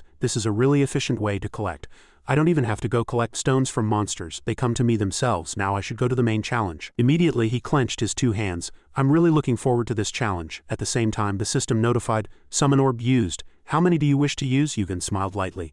"All of them." Immediately the system notified, "Used 1020 summon orbs." Summon Diablo the Archdemon. Red flames slowly gathered and flowed like a stream everywhere around him. He couldn't help but be surprised. Diablo the Archdemon was summoned in the Floor 41 challenge. This challenge was created by the alliance formed by the tower administrators and the demon race for climbers. So it's very easy to execute. but I didn't expect a demon lord above rank 20 to appear here. He's a terrifying existence for an ordinary player to endure. The balance of this floor's challenge is completely broken. Who on earth messed things up? A terrifying voice echoed. I was in a deep sleep, but who dares to disturb me? I didn't expect a madman to use 1,000 summon orbs to summon you lowly humans. Do you know who I am? You calmly faced him. Are you Diablo? The demon replied. Since you know who I am, why don't you apologize quickly? He quickly drew his sword. Isn't my intention already clear? I will defeat you and take all the points you possess. At this moment his face showed no wavering. Immediately he swung his fist forward. Bold words. To dare challenge me even knowing who I am, the system quickly notified. You have entered Diablo's dark tropical region. He continued to threaten. I will reduce every bone in your body to ashes. At this moment your senses are being numbed. You are resisting the domination status condition. Defeat Diablo. You calculated that it was a disadvantageous status condition. It doesn't seem like much fun. I should start by resisting the dark domain. Immediately, the true I resisted the effect of the dark domain and succeeded in resisting. Holy fire was burning the dark domain. At this moment it could be said that his flames and the demon lord's flames were confronting each other. The two quickly struck each other with explosive attacks. He thought to himself if his attacks were effective. Suddenly at that moment a terrifying red hand furiously flew towards him. Dirt and stones shattered and flew everywhere, but fortunately he managed to dodge the attack. The demon lord looked at him and smiled cunningly. Interesting. His sharp teeth were long and terrifyingly exposed. He looked very pleased to see him charge. That's right. You shouldn't fall so easily. After that he furiously spewed fire at Yugen again. Yu swung his sword and powerfully struck the demon lord, and his speed was so fast that he couldn't dodge. The demon lord felt dizzy for a moment and then fell heavily to the ground, shaking the earth. He also lost his balance from the shock, and Yu flew far away. At the same time his long cunning tail swung directly towards where he had been standing. Yugen quickly threw himself to dodge, and at the same time swung his sword again to slash the demon lord. The attack flew out with flames simultaneously. His power was as ferocious as the demon lord's. For the first time in the battle of flames against flames, neither side gained an advantage. The demon lord couldn't help but feel annoyed even as he fought. I hate those flames you use. Immediately he gathered his flames in his mouth and powerfully spewed them at Yugen. He was a little tired of continuously dodging. He calculated, holy fire has no effect on him. Of course the powerful Diablo wouldn't be harmed by such flames. After all, his spiritual power is no different from his main body. However, lightning attacks using Kinney's power seemed to be effective. His body was burning hot as if this guy had crawled out of lava. You terrible coward, where did you run off to? Now I know what attacks are effective against him. Compared to the demon lord's powerful attacks he was really much weaker. Yugen decided to first dodge the attack and then find an opportunity to strike this demon lord. When he didn't see him, he shouted, "You coward, where are you hiding?" While continuously observing Yugen, he finally realized what attacks were effective against him. Immediately he took his sword and threw himself forward. I'll end this fight as fast as lightning. Heavenly sense activated. The system showed the results. Movement speed increased by 100 for 5 seconds. Can move freely in the air for 5 seconds. As soon as he saw Yugen's silhouette, he smiled cunningly. You've arrived. Immediately, a loud explosion occurred, shaking the entire area, and the ground continuously trembled like a disaster. Demon Lord couldn't believe that he was still alive after being attacked like that. He's still resisting. At this moment, his face was very resolute. The system notified, your entire body has been enhanced with giant strength. The Demon Lord was inwardly shocked. No, he's not just holding on, he's charging at me. The Demon Lord shouted loudly, gritting his teeth in rage. No, my body is simultaneously. Immediately, Yugen charged and powerfully slashed his arm. He cried out in pain, you damn bastard. The system notified simultaneously. Your entire body has been imbued with giant strength. Following this, intense explosions echoed around. Yu, seizing the momentum, stabbed the Demon Lord with the sword in his hand, leaving him no time to react. He cried out, amazing, how can you do that as a player? I don't like this. Join the Demon Guild. I will give you the next Demon Lord position as soon as you reach Vanguard rank. Yu was puzzled. I'm human, how can I be accepted into a guild that only accepts demons? The Demon Lord explained, you are immortal, yet also a demon. The evil energy flowing in your veins proves it. As you suspected, you have immense potential to become a demon ruler. Hearing this, Yu felt a slight tension. He realized he possessed dark energy. Yu seriously assessed, Demon Lord, I've never seen such a special guild invitation. He seems interested in me. Just then, Yu brandished his sword and said, no, I am human, and I will not join any guild. He roared and asked, you won't join any guild? I see. You are Kim Yugen. As soon as he finished speaking, another loud explosion rang out. Finally, you defeated Diablo the Demon Lord, gaining 1 million summon points, reaching maximum points. The trial ends automatically. You have passed the 41st floor challenge. You have acquired 100,000 points. You have acquired the Diablo's Horns item. You have acquired the Grace of Diablo, the Demon Lord of Hell and Destruction. This item grants you the favor of the demon race. Enchantment proficiency has increased. Evil energy has increased by 20 points. You have reached the 42nd floor. You began to look around. You couldn't help but think this place is still terrible. The air is damp, it's really suffocating. Just then, a familiar voice echoed, I knew it, didn't I? I don't know why Uncle still lives here. Besides, isn't it too damp? Yu silently looked to confirm if it was the person he suspected. Hegan immediately walked forward, lighting the way with a torch, and said to Yu, "Welcome to hell." The two walked together down the dark path. Hegan couldn't help but speak. "Thinking about it, you're still too naive, brother. You said it was hell, but it wasn't even the 42nd floor. I'm just happy to see you again." Yu was confused. "Is that how he's happy to see someone else again?" Hegan mumbled, "Welcome to hell. That's the nickname of the 42nd floor." Yu thought silently, "I really hate the 42nd floor. Even before I turn back time, in this suffocating world you need food and support, and it's even hard to breathe." Hegan continued, "Hey, I heard something happened on the 33rd floor. You're really amazing, brother. No one has probably ever thrown Olympus into such chaos like you have, brother." Yu was slightly surprised. "You already knew that, brother," Hegan said. "Perhaps it's because I've climbed higher and surpassed many Olympus vanguards on the leaderboard. Now I can get much more information than before." Yu replied, "I see." Yu thought to himself, Hegan's Ankh will be much higher than when he was a player. People will be lining up to form connections with him. Looked at everything before him and was puzzled. "Brother, is this the right way? If we follow the road, there will be too many similar paths." Hegan was confident. "This is an iconic place in Olympus, and I've been here a few times myself, so let's go. Now hell will truly begin." The two looked down into the darkness together. They kept descending but still hadn't arrived. Yu thought, "It's much deeper than I thought. It feels like more than 10 minutes since we started descending." Suddenly something halted their speed. Yu looked back at his companion. Hegan suddenly emitted a beam of light illuminating the place. The whole beyond seemed to be staring at them. Yu silently observed. Yu thought to himself, "There are many. I don't know what he mentioned, but it won't be good." Yu was still slightly uneasy. "I feel like someone is watching me from somewhere. This must be the owner of this place's way of welcoming me." Behind the rocks, numerous three-headed dogs stared at Yu and Hegan from the darkness. Yu didn't let his guard down and began to channel his internal energy. "I don't know if this will work, but there's no harm in trying." As if sensing that they had been discovered, they no longer hid. One of them charged fiercely. Yu powerfully struck Cerberus with his intimidating fist, sending him flying far away. Yu glared at the dog and said, "All right, there's no time to play around here. So let's finish this quickly." As soon as Yu finished speaking, a pack of them barked loudly together and charged at him ferociously. These dogs came from hell, so their strength was not ordinary, but how could Yu fear these dogs? Yu immediately delivered another blow, attacking them. They must have never been hit so painfully by a human, so they temporarily barked loudly in pain. Yu fiercely covered their mouths to prevent them from barking any further. His actions greatly surprised Cerberus. He seemed to tremble slightly, but also looked a little curious. Simultaneously, a notification window popped up. "Cerberus is puzzled about your identity. Cerberus is afraid of giant strength." Yu was annoyed. "Why am I reminding you of your past?" Hegan's image appeared before the large dog. Yu remembered that Hegan had once given hundreds of Cerberuses an unforgettable lesson with his power, causing them to suffer for days. If not for that, the memory of that period wouldn't be deeply engraved in their bodies, and they wouldn't react like this to giant strength. At this moment the fiery golden eyes confirmed their true nature but could not confirm it. Yu calculated, perhaps this is enough. Suddenly an eerie voice echoed from deep within hell, and simultaneously the dogs were startled. "What are you thinking?" Hearing this voice, Yu fiercely threw the dog away. He finally appeared. As soon as Yu saw him, he knew he was the second person at the apex of Olympus, the only high-ranking ranker among the three gods and the most crucial factor in imprisoning Cronus in Tartarus. Hegan, upon seeing him, politely bowed his head and said, "Greetings, Hades, god of darkness and knowledge of Olympus." He stood tall and looked at the two young men with a complex expression. Just then they were invited to Hades' abode. He said nothing, and everyone waited silently for the tea to be poured. The teacups were quickly filled, and Yu politely raised his cup to drink but was puzzled by the black color of the water. Hades, seeing Yu hesitate slightly, explained, "It's good for your health. It helps with mana recovery and stabilizes your body and soul." As soon as he finished speaking, he immediately raised his teacup and drank. Yu immediately followed suit. Just then the system notified, "You have absorbed Hell's green tea.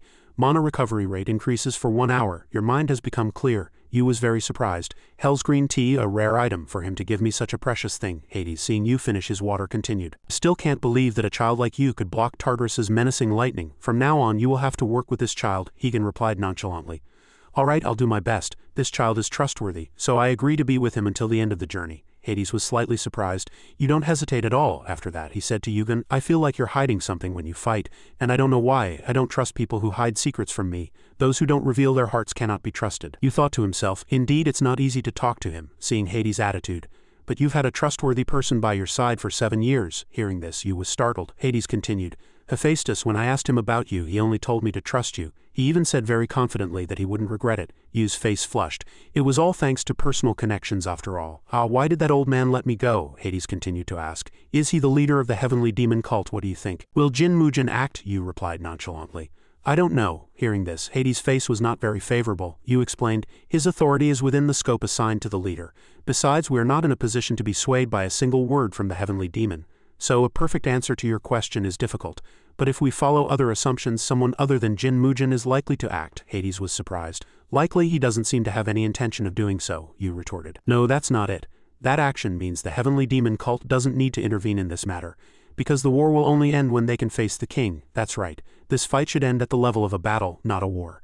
If the heavenly demon cult intervenes and joins forces with Hades, it would mean war. We can achieve the best results with minimal damage if everything stops at the battle level. The upcoming Ragnarok and Gigantomachia wars will be the same, Hades spoke. Only end when you can face the king? Are you saying that knowing his current strength? You suddenly asked. Do you think I'm too greedy? I will do everything to make everything good. Hades doubted. You only blocked the lightning once. Do you think you can do it again? You looked at Hades seriously.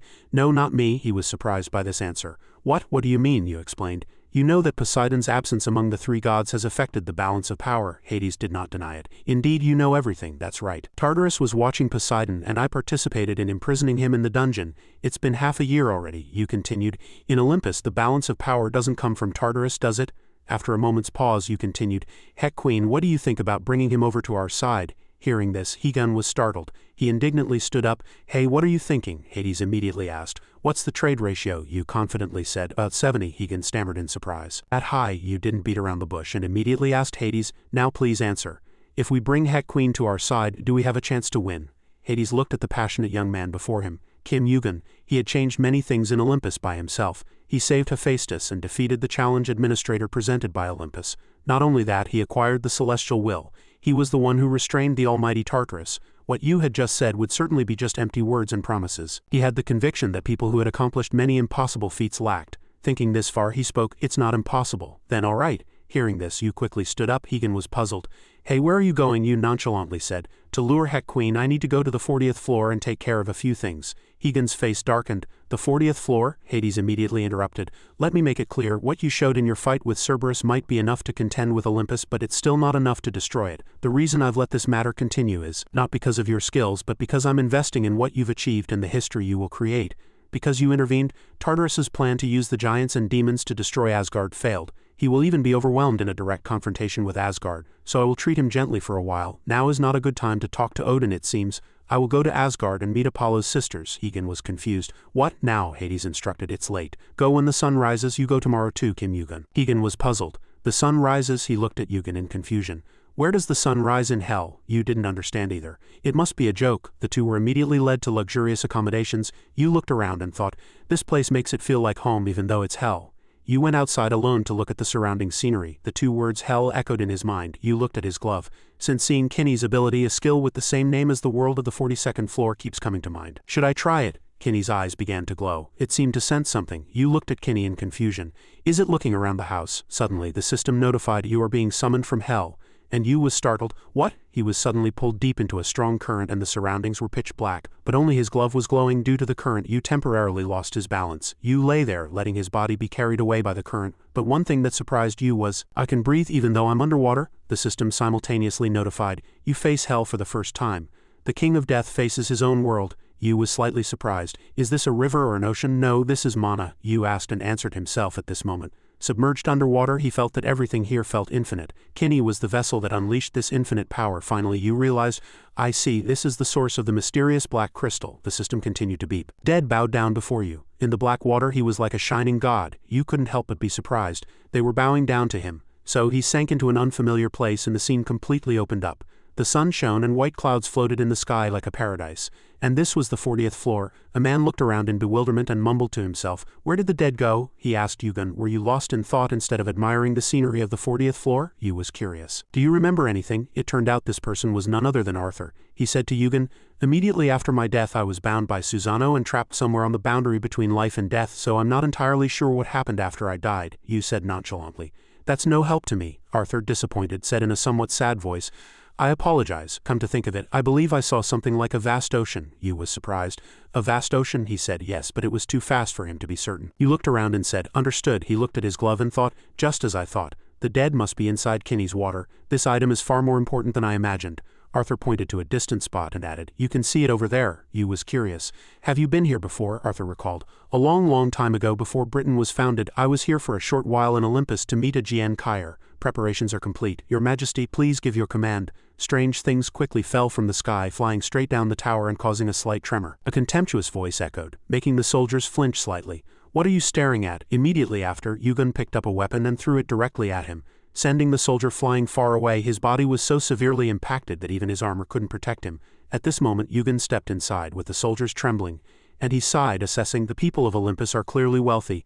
Did they build this colossal structure just for someone who barely became a high-ranking Genkaier, or is it because he is a direct descendant of Zeus and Hera? If so, it's like being born with a silver spoon in his mouth." The soldiers shouted loudly, "Silence!" at his words, insulting their master. "How dare you insult his majesty? State your name and rank." You continued to speak, unwavering. "If your master dislikes being insulted, you should go up and tell him. I am Kim Yugen, and I challenge Ares, the god of war." On this side, a man with platinum blonde hair and dark skin faintly heard the noisy sounds outside. He couldn't wait any longer, grabbed his sword and shouted loudly, "What's all that racket?" But the soldiers still seemed to hear nothing. He asked again, "Didn't you hear? It was the sound of swords clashing and blood flowing." Suddenly, Ares' face darkened as he looked towards the main hall, and he asked with a gloomy voice and glowing eyes, "Who is it?" A subordinate rushed in, panting, and reported loudly, "Lord Ares, Kim Yugen is here." He repeated the name strangely. "Kim Yugen?" Another soldier forcefully shouted, "How dare that man challenge our god Ares?" But before he could finish speaking, Arthur charged. He fiercely swung his sword at the one who had just spoken. People were startled to see his weapon. "Ice sword? That sword is Excalibur. That must be Arthur. Is this a challenge from the Knights of the Round Table?" "But the Knights of the Round Table are under our command. Why would he?"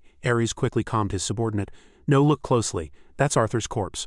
Arthur has become a zombie. Deal with him separately," he quickly surmised. "That audacious fellow clearly orchestrated this on purpose, but someone else is behind it." You drew his sword, moved closer, and praised him in a sarcastic tone. "You're very quick to grasp the situation." Ares asked you, "Are you Kim Yugen? Are you sure you can defeat me? Everyone here is of high-ranking vanguard grade. They're not like those useless fellows outside," you said without hesitation. "Enough with the useless talk. Let's fight, just the two of us." One of the soldiers, not expecting him to say that, blurted out, "How can a player like you be so arrogant?" You replied, "Of course I didn't just come to fight. The winner will take everything from the loser." Ares laughed contemptuously. "What? But I want nothing from you." You replied contemptuously, "Lord Ares doesn't seem very wise. You don't know what I hold in my hand." Of course, as soon as he finished speaking, he extended his hand and showed the item. As soon as Ares saw it, he could feel the aura of the ocean stone, a crucial item he had been searching for. A soldier stepped forward and said, "Master, you don't need to step in yourself. We'll deal with this insolent fellow." Ares raised his hand to stop them. "No one is to interfere in my fight unless I permit it. You all know what I dislike most," he quickly said to you. "If you're offering the ocean stone, you must be very confident you'll win this fight," you said nonchalantly. "That's right." Ares quickly summoned his weapon and said loudly, "Good, I accept your challenge. Collecting spoils of war is essential." He looked at him as if he were a small object and said, "I will kill you and take the ocean stone." On this side, Yugen instructed Arthur. "Arthur, deal with those guys." He charged quickly. "Yes, master." Immediately after, he channeled his internal energy to charge at tremendous speed directly towards the god of war. At this moment, Yugen's momentum was second to none among the top of Olympus. The two quickly engaged in close combat. Fierce power continuously erupted. Ares was very pleased. He cunningly smiled and continuously attacked him. The two fought, and the surrounding dirt and stones continuously exploded, unable to withstand the blasts. As Ares delivered a blow, Yu quickly moved his body to maintain a safe distance from his opponent. He was curious. "You have a zombie as an ally, so are you a necromancer?" Simultaneously, a penalty was issued, and Ares still said quite leisurely, "It doesn't matter anyway, it's fun. You've acquired Arthur, that's nothing short of a trick." Yugen, unable to listen to his continuous chatter, said, "Arthur, charge further." Ares looked at him with a cunning smile and contempt. "You're too overconfident." And immediately after, the two rushed at each other and attacked again. This was the first time a player was fighting a high-ranking Genkaier. Simultaneously, fiery golden eyes was observing the opponent's sword path. All 5 senses were activated to their maximum.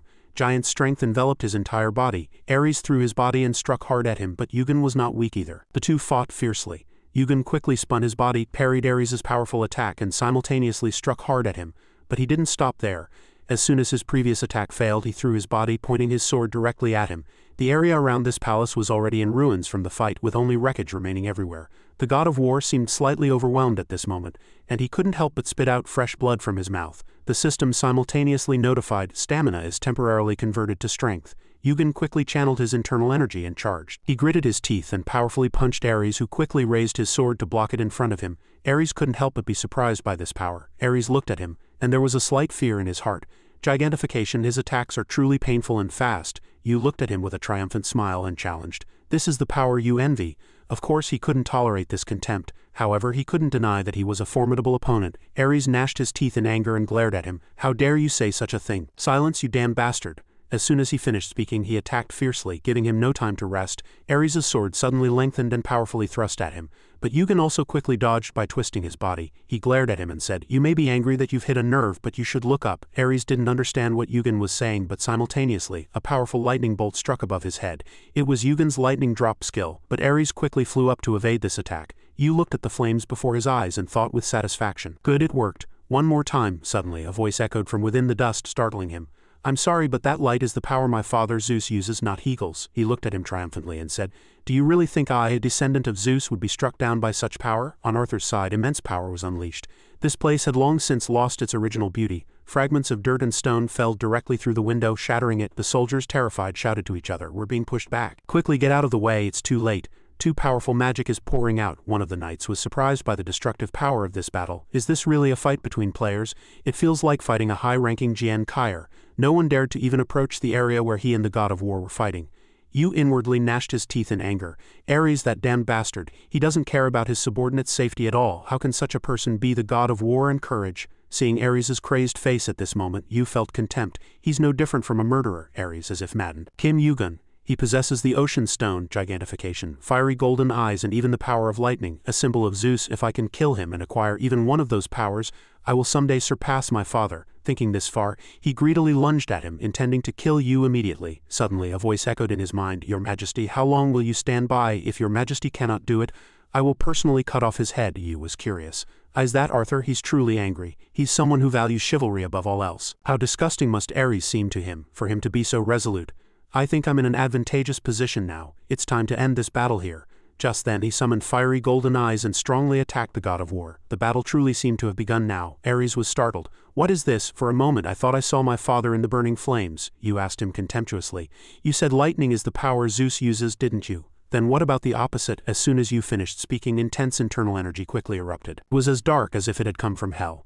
The surrounding dirt and stones continuously scattered with his rage. Yu was like a grim reaper at this moment. The system simultaneously rang. "Hell worships the king of the dead." Ares looked at Yu with awe, assessing inwardly.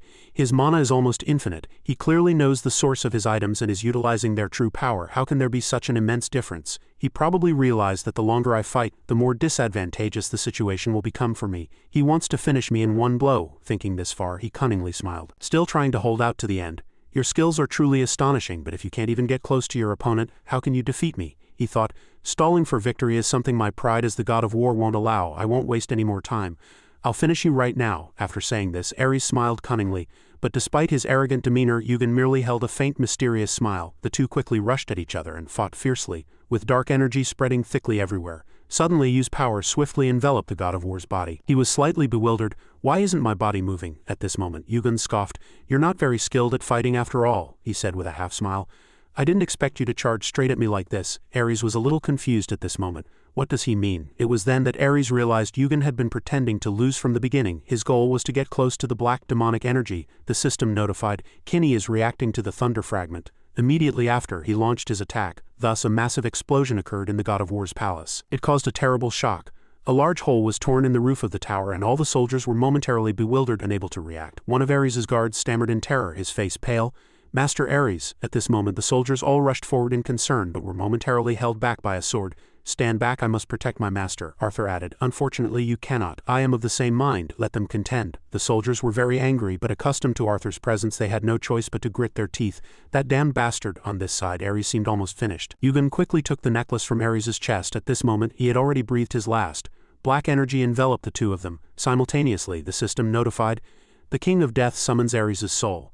Yu thought about the necklace in his hand. "Once I get used to its power, it can even turn a high-ranking Jian Kai'er into dust. This power can be used in various ways." The soldiers who witnessed the situation couldn't help but scream, "Master Ares," but Arthur still prevented them from passing. At this moment, the area around Yu was filled with ruins and soldiers swarming like a beehive, but no one could do anything to him. Yugen silently observed the air, mumbling to himself, indeed he knew. At this moment, shining golden chariots quickly gathered above the clouds, heading towards Ares' palace. A cold voice echoed, "Is it true? You killed Ares, you say?" The woman speaking to him was Athena, a high-ranking ranker and Olympian goddess. Seeing everyone silent, she added, "Answer me. I miss her, didn't I?" The soldiers immediately knelt and loudly shouted, "Long live the god of war." All the soldiers were so terrified by the goddess's aura that they dared not even breathe. She continued, "Is Ares truly dead?" Yu remained silent despite Athena's anger. As he still didn't speak, she confirmed for herself, "That means you are my brother's enemy." At that moment the color of his eyes changed rapidly. Eugen took a combat stance. Simultaneously, both side systems notified. Eugen heard Olympus's summons. Purge begins. Holy fire, resist petrification. Fiery golden eyes, resist petrification. Effect resistance successful. Eugen evaluated the Aegis shield and the Gorgon. This is the strongest shield in Olympus. Originally, its power could be activated just by crying out. Before the intimidating presence of the goddess of war, Arthur was somewhat flustered and in danger. "What should I do?" Yu quickly stopped him. "Wait, it's not our turn yet." He sighed, realizing it's too late. The system voice continued to ring. "Fiery golden eyes, the 12th eye of the great sage equal to heaven is watching you." As soon as he finished speaking, a familiar staff quickly struck down from the air. Eugen looked up. He came quickly. "It's your turn now." The great sage equal to heaven was delighted. The protagonist usually appears in tense scenes. You couldn't help but put his hand to his forehead. "It's fine." The Olympus people on the opposite side loudly shouted, "It's the great sage equal to heaven." Athena glanced at him and told her soldiers, "That man is clearly his ally." The great sage equal to heaven did a somersault and said, "He's not my ally." "What are you going to do now?" Eugen glanced at her. "Nothing special, don't interfere." "I'll do what I have to do," he continued. "Merlin keeps talking about Kim Eugen too. You should worry about your own life." The soldiers on the opposite side asked, "Great sage, are you really going to start a war with Olympus?" Athena then immediately commanded, "Punish all enemies of Olympus." The great sage equal to heaven scoffed and shouted, "Get lost." Immediately after, the great sage equal to heaven's massive staff forcefully struck the goddess's shield, making a loud noise. He said, annoyed, "Hephaestus's equipment is too strong. How much adamantium did he use on it?" "But it's no match for my staff." Suddenly he said to Yu with interest, "This is much more fun than I thought. Kim Eugen, you worry about the other weaklings, and I'll handle the strong ones. You're good at that, aren't you?" Eugen scoffed, "Why do you ask me such a simple question?" Immediately after, he commanded Arthur, "Protect the weak and leave the rest to me." Arthur quickly obeyed the command. "Yes, master." The great sage equal to heaven was very pleased with Yu's actions. "That's right, I like you." Immediately after, the two quickly charged towards the goddess Athena. The great sage equal to heaven couldn't hide his excitement internally. "What kind of fun shall I have now?" The system simultaneously rang. The blessing of Gorgon is activated. The blessing of war envelops the shield. The great sage equal to heaven, without hesitation, directly attacked the shield up close. Athena was somewhat startled at this moment. "If he can break through this shield, I will lose," as she thought. She pushed the great sage equal to heaven away, finding a way to maintain a safe distance from him. Immediately after, Athena flew up and stood on top of the great sage equal to heaven's Rui Jingu Bang, then charged forward and attacked. But what was the use of such things? He quickly scoffed and loudly shouted, "Take this!" With just one attack, Athena was sent flying far away, and she was greatly surprised by this power. Without stopping there, the great sage equal to heaven continued to point his Rui Jingu Bang at her and scoffed, "Get lost." At that moment, his Rui Jingu Bang shot straight into the sky and Athena was sent flying far away. After seeing his spoils, the great sage equal to heaven used cloud travel to fly straight up. Below, only Arthur and Eugen remained to fight. In fact, there were no enemies here that could contend with him except Athena. At this moment, Eugen thought, "I heard Ares was an Olympian, but his power wasn't that terrifying, was it? So those rumors were wrong. I didn't think he would be hit that hard." Simultaneously, the system warned, "True eye is vibrating. Combat senses are enhanced." Yu judged, "I seem to have already reached my limit while fighting Ares. I can't hold out here for too long." Thinking this far, he quickly advanced and swiftly dealt with these Olympus soldiers. "The blessing of the sea envelops you," Arthur said to Yu. "If my top priority is to escape this place, should I only drive them back instead of killing them?" Yu sighed calmly. "You can do that in an emergency, but the important thing is to think about it after escaping for now. Someday I will be able to face the outer gods, so let's retreat for a while now." Arthur was startled. To think the word escape would come from his lips after that, he continued. "Understood." The soldiers on this side loudly shouted. "Block him, don't let him escape," Eugen said. "Have you ever heard of dual magic?" He shouted, annoyed. "What is this? Be quiet, you are enemies of Lord Ares." Immediately after, he created holy fire with mana, and at the same time it swept past Eugen and he continued, "You don't know, but it's okay. I'm tired. Don't block my way anymore." His mind was filled with, "I just want to get out of here quickly and rest." Eugen's eyes glowed red. True eye maintains holy fire. Holy Spirit maintains holy fire. Immediately after, a massive explosion occurred, shaking the entire tower. He looked at the destructive power caused by the holy fire. It burned all the soldiers, making them scream in agony. Yu exclaimed, "Holy fire is truly powerful. Those who aren't high-ranking Jian Kaiers easily burn. Wukong can only hold Ares for a while. It was truly unlucky to meet Goddess Athena here again, but the results I gained are enough. These Olympus bastards have made it really difficult for me. So now it's my turn to get back both principle and interest." He smiled inwardly with satisfaction. "My day of revenge has only just begun, just you wait." Going back to Athena's side, she was concentrating on fighting the great sage equal to heaven with all her might. At this moment, numerous golden swords appeared above the great sage equal to heaven's head as if they were about to strike down. He looked down and was surprised. "What is that?" Immediately after, he muttered to himself, Kim Yugen has escaped, so I don't need to fight anymore. Below, Ares' residence was completely in ruins due to his fiery golden eyes. Most of the soldiers were burned. The great sage equal to heaven couldn't hide his excitement and shouted, "Truly amazing," Athena asked, puzzled. "Did you come here with Kim Yugen?" He calmly said he just didn't want his plan to go awry, so I just helped a little. She was wary. What's with that attitude? Could it be that the great sage equal to heaven participated in this because he knew I was coming? A big question arose in Athena's mind. Why? The great sage equal to heaven stuck out his tongue and jeered. "My work here is done." He looked playfully at Athena and smiled cunningly. "It was quite fun playing here. I'm leaving. See you next time." As soon as he finished speaking, he quickly disappeared on a cloud. Athena stared blankly at the receding shadow and muttered to herself, "See you again?" The scene shifted to the 38th floor, uncharted territory. The air here was very clear and trees bloomed competitively. Yugen quickly arrived here, observed for a moment, and judged that it was somewhat hot here. It was probably because there were volcanoes all around. Who would have imagined that such a peaceful place would hide such a powerful being? Immediately after, he quickly went inside, looking around as if searching for something. Suddenly, Yugen stopped upon seeing numerous giant footprints clearly impressed on the ground. These footprints were somewhat peculiar. "He's here." Yugen continued to follow the footprints, carefully cutting away the obstructing forest leaves with his sword. Yu thought as he walked, if I keep following the footprints, will he be close? Suddenly, he looked around slightly dazed and stopped. Found him. A man with a massive physique and powerful muscles was forcefully striking a tree in front of him. It was as if he was expressing his anger at the gigantic tree, but no one knew his purpose. The man was focused only on the tree in front of him, not noticing anyone around. Yugen silently and quietly approached, observing the man. A powerful but very clear aura emanated from his entire body. The man didn't look back, but he could feel someone standing behind him. Without turning around, he asked directly, "Are you lost?" Yugen calmly said, "Not really." "What are you doing here?" the man replied nonchalantly. "I'm cutting down trees." Yu then asked, "So are you a woodcutter now?" He said, "Yes, for now." Yu was curious again. "Then you live nearby?" He still continued his work and replied, "That's right." Yu was silent for a moment, then he continued, "As you can see, I'm a bit tired. Can I stay at your place for a few days?" Yu looked at the man and thought to himself, it's been quite a while since I've seen this face again, but the emotions are still vivid.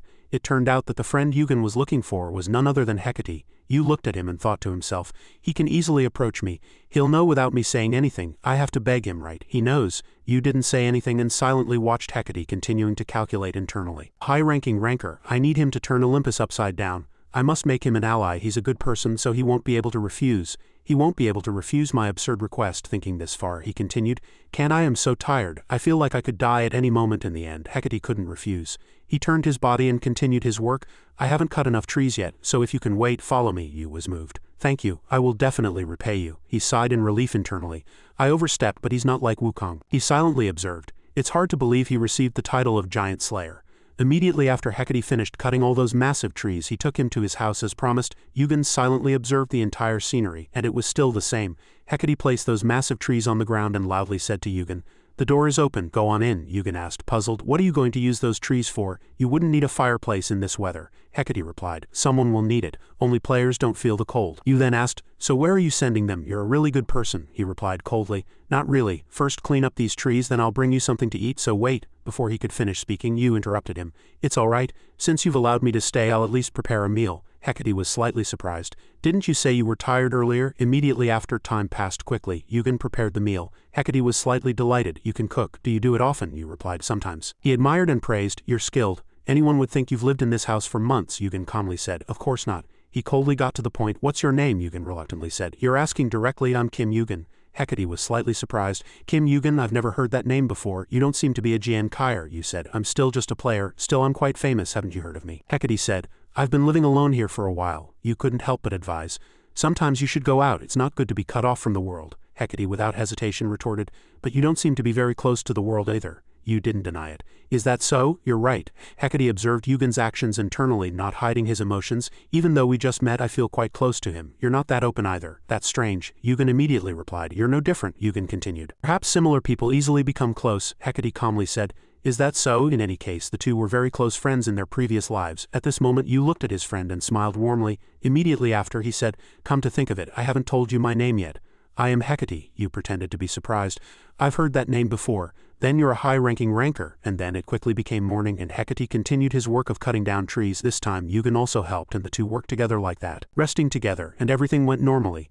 As dusk fell, the two prepared to enjoy grilled fish. Yu was focused on preparing dinner in front of the campfire, and Hecate watched him diligently carry the trees he had cut during the day. His mind was somewhat lost in thought, but he merely observed his friend quietly. The night sky was filled with stars, and beneath them, Hecate's humble wooden house was nestled deep in the forest, and Yugen was also there. It quickly became morning. Yugen was helping Hecate cut down trees at this moment. He complained painfully, "Why is this so heavy?" Hecate calmly said, "It's quite all right. The trees on this floor are heavier and harder than iron, so they're considered top-grade resources." You listened to the explanation and quickly understood. You couldn't help but frown and think, no wonder he's invincible in terms of health. He's carrying such heavy trees with his bare hands every day. Hecate asked, "But why are you still here? I thought you'd leave as soon as you recovered." You said, "It's not so bad living here." Hecate asked, "Are you still far from participating in the trial?" "That's right," Yugen said. Suddenly a change came over his face, "But still, it would be best if you left today before sunset. I'm sincerely advising you." Yugen thought. His eyes suddenly changed. This is his face before he goes into battle? Yugen wondered why today. He explained that this place would become very dangerous. Yugen still insisted, "I can take care of myself," and still didn't give in. "Listen to me, go. I'm asking you." His face was filled with a serious expression. Yugen thought to himself. "It seems he's in quite a predicament. I know he's worried about me getting hurt, but the main reason is probably that he doesn't want anyone else to see him fight." In the end, Yugen didn't want to bother him anymore. "There's one thing I want to ask before I go." Hen stopped and looked at Yugen. Yugen continued, "You're so different from the rumors. Why do you hate the giants so much?" His eyes glowed fiercely.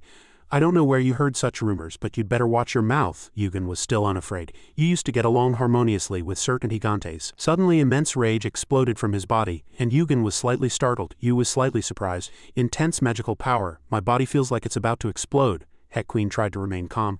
"Don't ask about Han Lin Tin anymore. We're not close enough to wonder about such things. Go. This floor is very different from any place you've been before." Yugen looked at his retreating back and thought, "I've only met him for a few days in this timeline, so it will be very difficult to get close." How truly annoying, he also advised him. If he knew the truth, perhaps everything would change. Hen didn't answer and resolutely picked up his leather hat. Yugen wanted to hear it directly from his mouth. The story of an idol, a friend, the greatest hero. The system announced day 16. The contract between humans and giants has been activated. The ruler of the world is changing. The alien species in this area will receive more severe punishment. Now the ruler of this world is the giants. Below, terrifying hands began to rise from the ground. They were pitch black and in the form of incredibly horrifying demons. Heck warned Yugen to stay put if he didn't want to get caught up in this.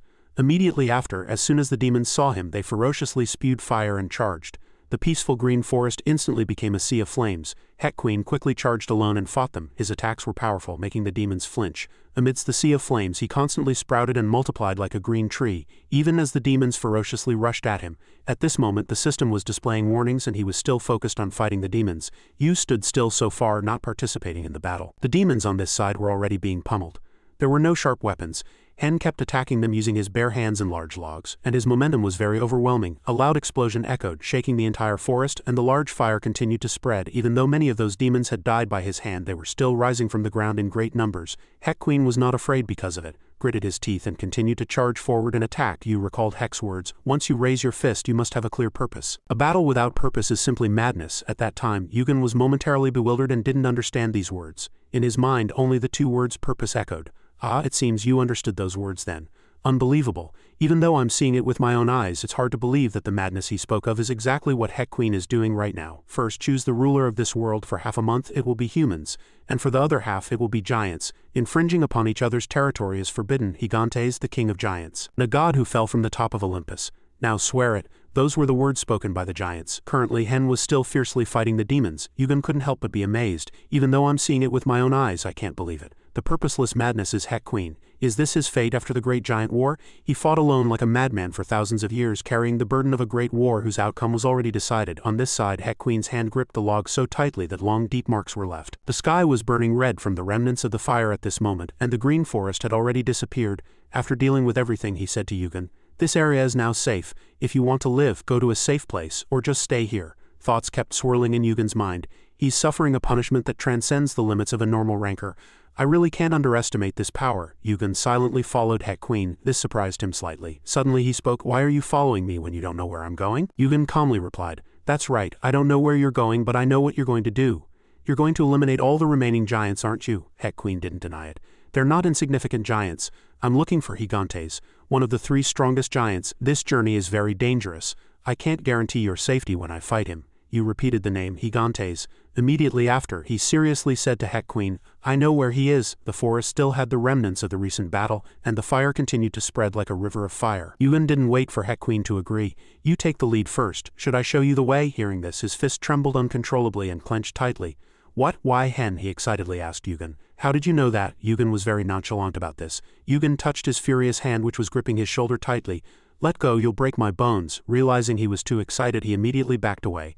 I'm sorry, you know the way. Where is he wondered. Is he in the lava river? I went down there but I didn't see him. No, he's further down, Yugen said, below. Red lava was boiling intensely, seeming to incinerate everything that fell into it. Hen said worriedly to Yugen, step back a bit. Where this? Yugen stood still, bewildered, and let him do as he pleased. Immediately after, his sturdy feet stepped onto the lava without feeling any heat. Yu stood still and watched Heck search for something. Suddenly Heck Queen bent down and struck the ground hard and the lava splashed far away. Those rocks quickly blocked the flow of lava. You thought, he'll be able to block me this week. Still, I should wear this and stand here and wait for him. Heck Queen couldn't help but be amazed and asked him, further down than here, almost there? Yugen calmly continued to point. Repeat what you just did 3 more times. Immediately after, he struck the ground hard again as Yugen had told him, and lava continuously flowed out from within. He kept striking the ground hard and cracks continuously appeared in the ground. Before long a ray of light appeared, illuminating the entire space. The two stood. Heck looked on, bewildered. Is this underground? Below, green trees grew luxuriantly, and the scenery was very cool. The two went down together. Heck was surprised. How did you know such a place existed? Yu only said. I have my own informant, he wondered. An informant? Yugen's face hardened. Even if I told you, you wouldn't believe me. And even if you wanted to see him, you couldn't meet him. Heck Queen wondered. So what? Is he someone from a higher floor that I haven't been to? Yu continued. Just think of it that way, he thought to himself. I'll find out from your mouth in the future. Of course the two could meet, and since it would be hard to believe if he told him, it was best not to say. Yu quickly shook his head. Enough questions now. If you want to know the truth, just follow me. Looking at Yugen's retreating figure, Heck Queen couldn't help but think, I thought I had finally met someone I could talk to after so long, maybe even become friends. But is this a trap? Is he a spy for the giants? What truth is he talking about? Was I deceived by someone before? Even if this is a trap, I will destroy everything. Yu turned back and looked at him. You're quite cautious. You're staying far away from me. Heck Queen was silent for a moment. Seeing Yugen not going any further, he wondered why he stopped. Yu suggested to him if he could punch hard in that direction. You'll know if you just do it. Heck wondered. There's no path and I don't feel any other enemies. Why punch in that direction? Still, let's do it. As soon as Heck Queen punched, his power shook the colossal mountain. He couldn't help but be amazed and sensed this vibration, this power. You were here, Gigantes. Yugen remembered, in the future, Gigantes will die here at Queen's hands. The second great giant war will also begin with this incident. Countless people died because of it, weakening the forces against the outer gods. I must stop this from happening by any means. Yugen asked Hen, are you excited? Will you be satisfied if you get your revenge? Queen radiated killing intent from his entire body and looked at Yugen. Revenge? How did you know about this? Why are you here? Who are you? I still don't know who is who. Before he could finish speaking, a terrifying voice echoed.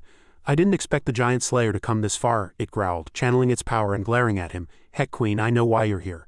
The enemy of the giants, countless giants have died by your hand, and you've stained every corner of this land with your blood. I will cut off your head and throw it to that damned rot. You humans will pay the price for breaking the contract. Seeing the situation quickly grow tense, Yugen interrupted. Wait, Hen. Violence seems to be your common language. He took out the necklace from Ares' neck. Do you know why you have to fight? Gigantes said. Who are you? That man is the giant slayer. He has already killed too many of our kind and he won't stop. Do we need another reason? Yu turned to him.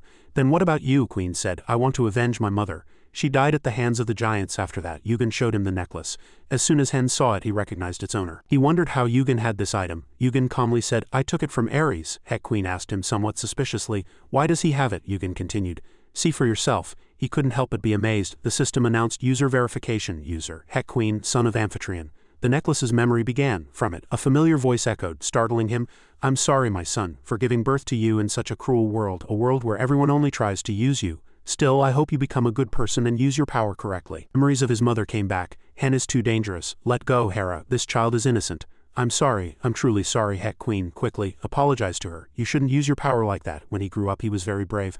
Mom, I passed the test. My rank is higher than Dad's. At that time, she was very happy for her son. Hen, he mastered more. His and his mother's happy faces quickly came to mind. That was probably the happiest moment of his life. Suddenly, a voice was heard behind her. Then, Ha Queen, I heard that child became a Jian Kaier, Amphitryon said sadly.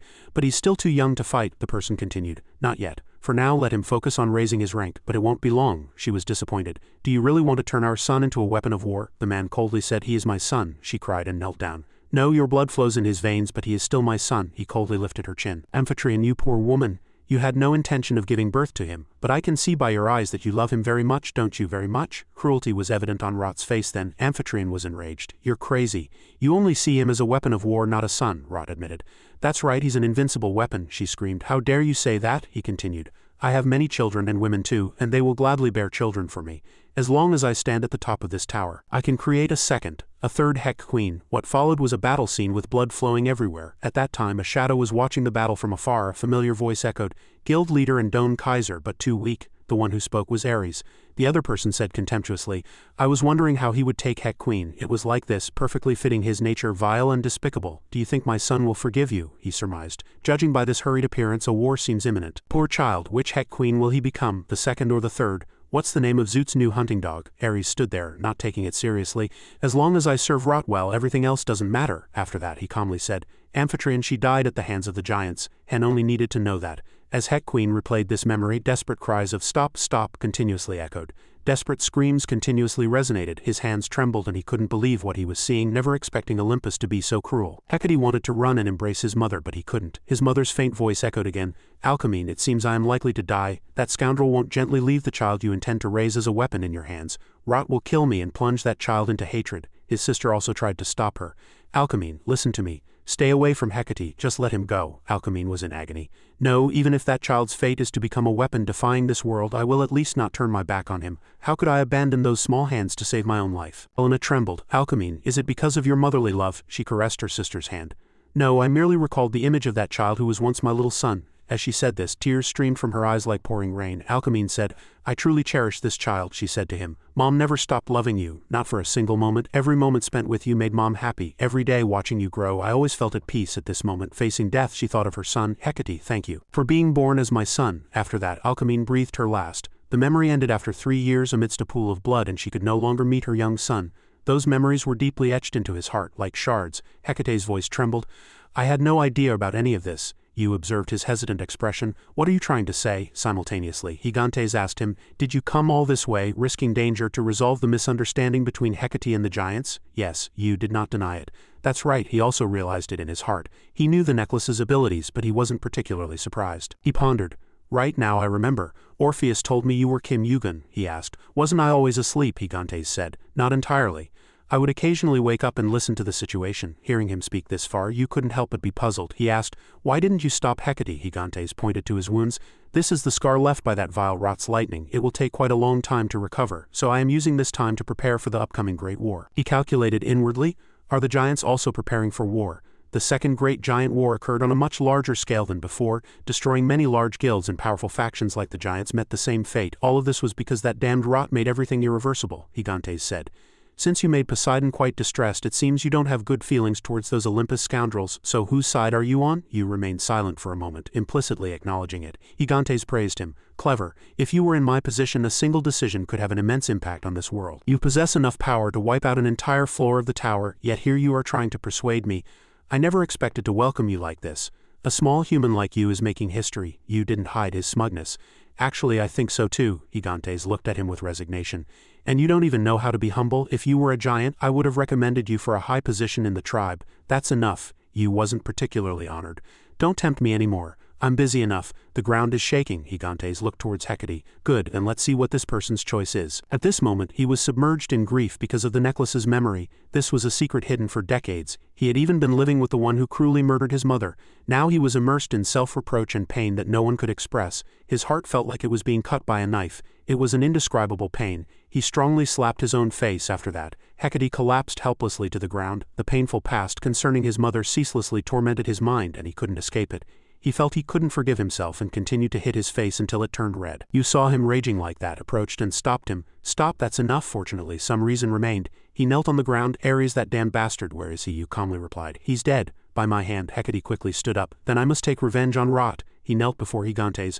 "I apologize for killing your tribesmen due to a misunderstanding. I will dedicate my life to obeying your commands, but not now." Gigantes understood as soon as he heard it. "Are you looking for Rot?" Hecate, immersed in sorrow, said, "Yes, I will kill my father and return to atone for my sins." Gigantes questioned, "I cannot forgive you. Do you know how many of my tribesmen have died by your hand?" He paused, then continued, "However, you and your mother are merely victims of Rot, therefore I will not punish you. But if you wish to atone for your sins, even if it's a small part, listen to my words. Destroy Olympus." Hearing these words, Hecate's spirit somewhat eased. He stood up, placed his mother's last memento, the necklace, around his neck, and said in a resolute voice, "Good, in my mother's name I will certainly do so." The seashell necklace ceaselessly glowed upon returning to its original owner. Hecate looked at you and said, "Thank you, I owe you this time. Without you, this fight couldn't have been stopped." You got straight to the point. "If you feel indebted, let's do this. Are you planning to attack Olympus, brother?" Hecate did not deny it.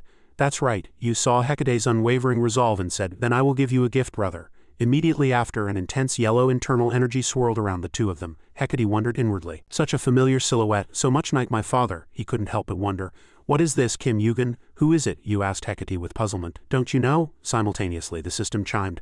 The god of death is delightedly coming to your world, summoning hell. And he realized this was none other than Ares. As soon as he saw him, he shouted in rage, Kim Yugen, you damned bastard, Kim Yugen. Ares gnashed his teeth and glared at him like a mortal enemy. He prepared to lunge, and the system notified again, the dead are bowing down to you. You swung a sword. They say the mind is weaker than the body, but in some cases it's the opposite. Hecate surmised it was the power of will. You explained, when he was alive, Ares was a high-ranking Jian Kai'er. An ordinary person would be writhing in pain by now, but a high-ranking Jian Kai'er is different. Immediately after, he pointed his sword at Ares and said to Hecate, so feel free to hit him as much as you want to vent your anger. Hearing these words, Hecate's eyes suddenly grew cold. He stared intently at Ares, his fist trembling with excitement. Beg for forgiveness, Ares shouted loudly.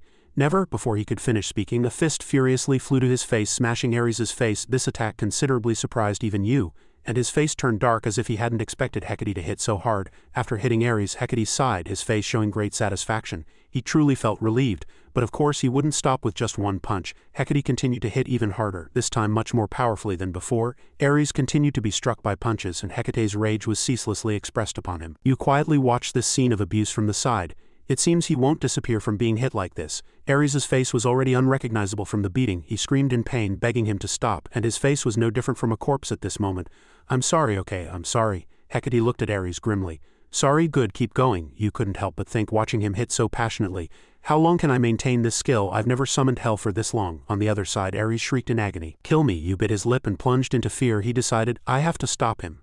Finally, he was able to stop Hecate's rage. Ares lay miserably flattened on the ground. You continued, if you're still not satisfied, tell me anytime. You can hit him as much as you want, he replied. That's enough. He deserves more, but there are other bastards who deserve to die, he sighed. Right? Do you need help? I also have some useful information. Hecate was surprised. What else do you know? His face hardened. Who conspired with whom? Who agreed to Alcmene's death? Who is an enemy and who is a friend now? At this moment, Hecate tightly gripped the hands of Hades, Hegan, Kim Yugen and others. You cut off his thoughts. Don't rush to provoke rot, brother. You won't be able to defeat him alone, Hecate continued. Destroying Olympus, right? I know that's your goal, but you're not trying to persuade me to be patient until your plan progresses, are you? You said, of course. Destroy anything you want except rot. I won't stop you. Call me when you need me, Hecate was satisfied. Good, then I'll start right away, you continued. Then I'll do things my way. Hecate glanced at him without a word. He quickly leapt up and vanished into the air. Ares, enraged, cursed. You forgot you're a necromancer, you damned bastard. You looked at him with contempt and said, watch your mouth. Ares furiously said, how dare you? You quickly threatened loudly. Hecate, it seems this skill is really effective. Ares cowered in fear. Yu's face hardened, and he exuded killing intent from his entire body. As if he could summon Hecate back at any moment, Ares was afraid like a small dog. I'm sorry. Yu was satisfied. That's right. I could have erased your mind and made you a puppet like other specters.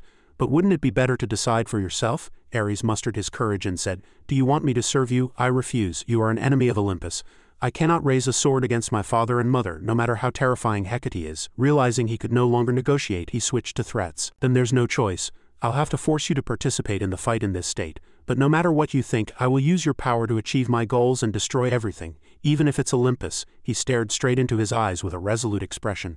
But if you agree to help, I will not involve you in the war against Olympus. I swear on the name of this system, Ares was surprised. What? Your purpose in luring him was that the soul of a high-ranking Jian Kai'er like Ares is very rare, although mental conditioning is a bit difficult. He still wanted to make him a conscious specter. Finally, he also agreed. Good, then make a contract with me. Mere words aren't enough to prevent you from stabbing me in the back. Yu extended his hand. Already thinking about stabbing each other? Good, both of you. Quickly make the contract. The contract was formed. This soul now completely belongs to the player.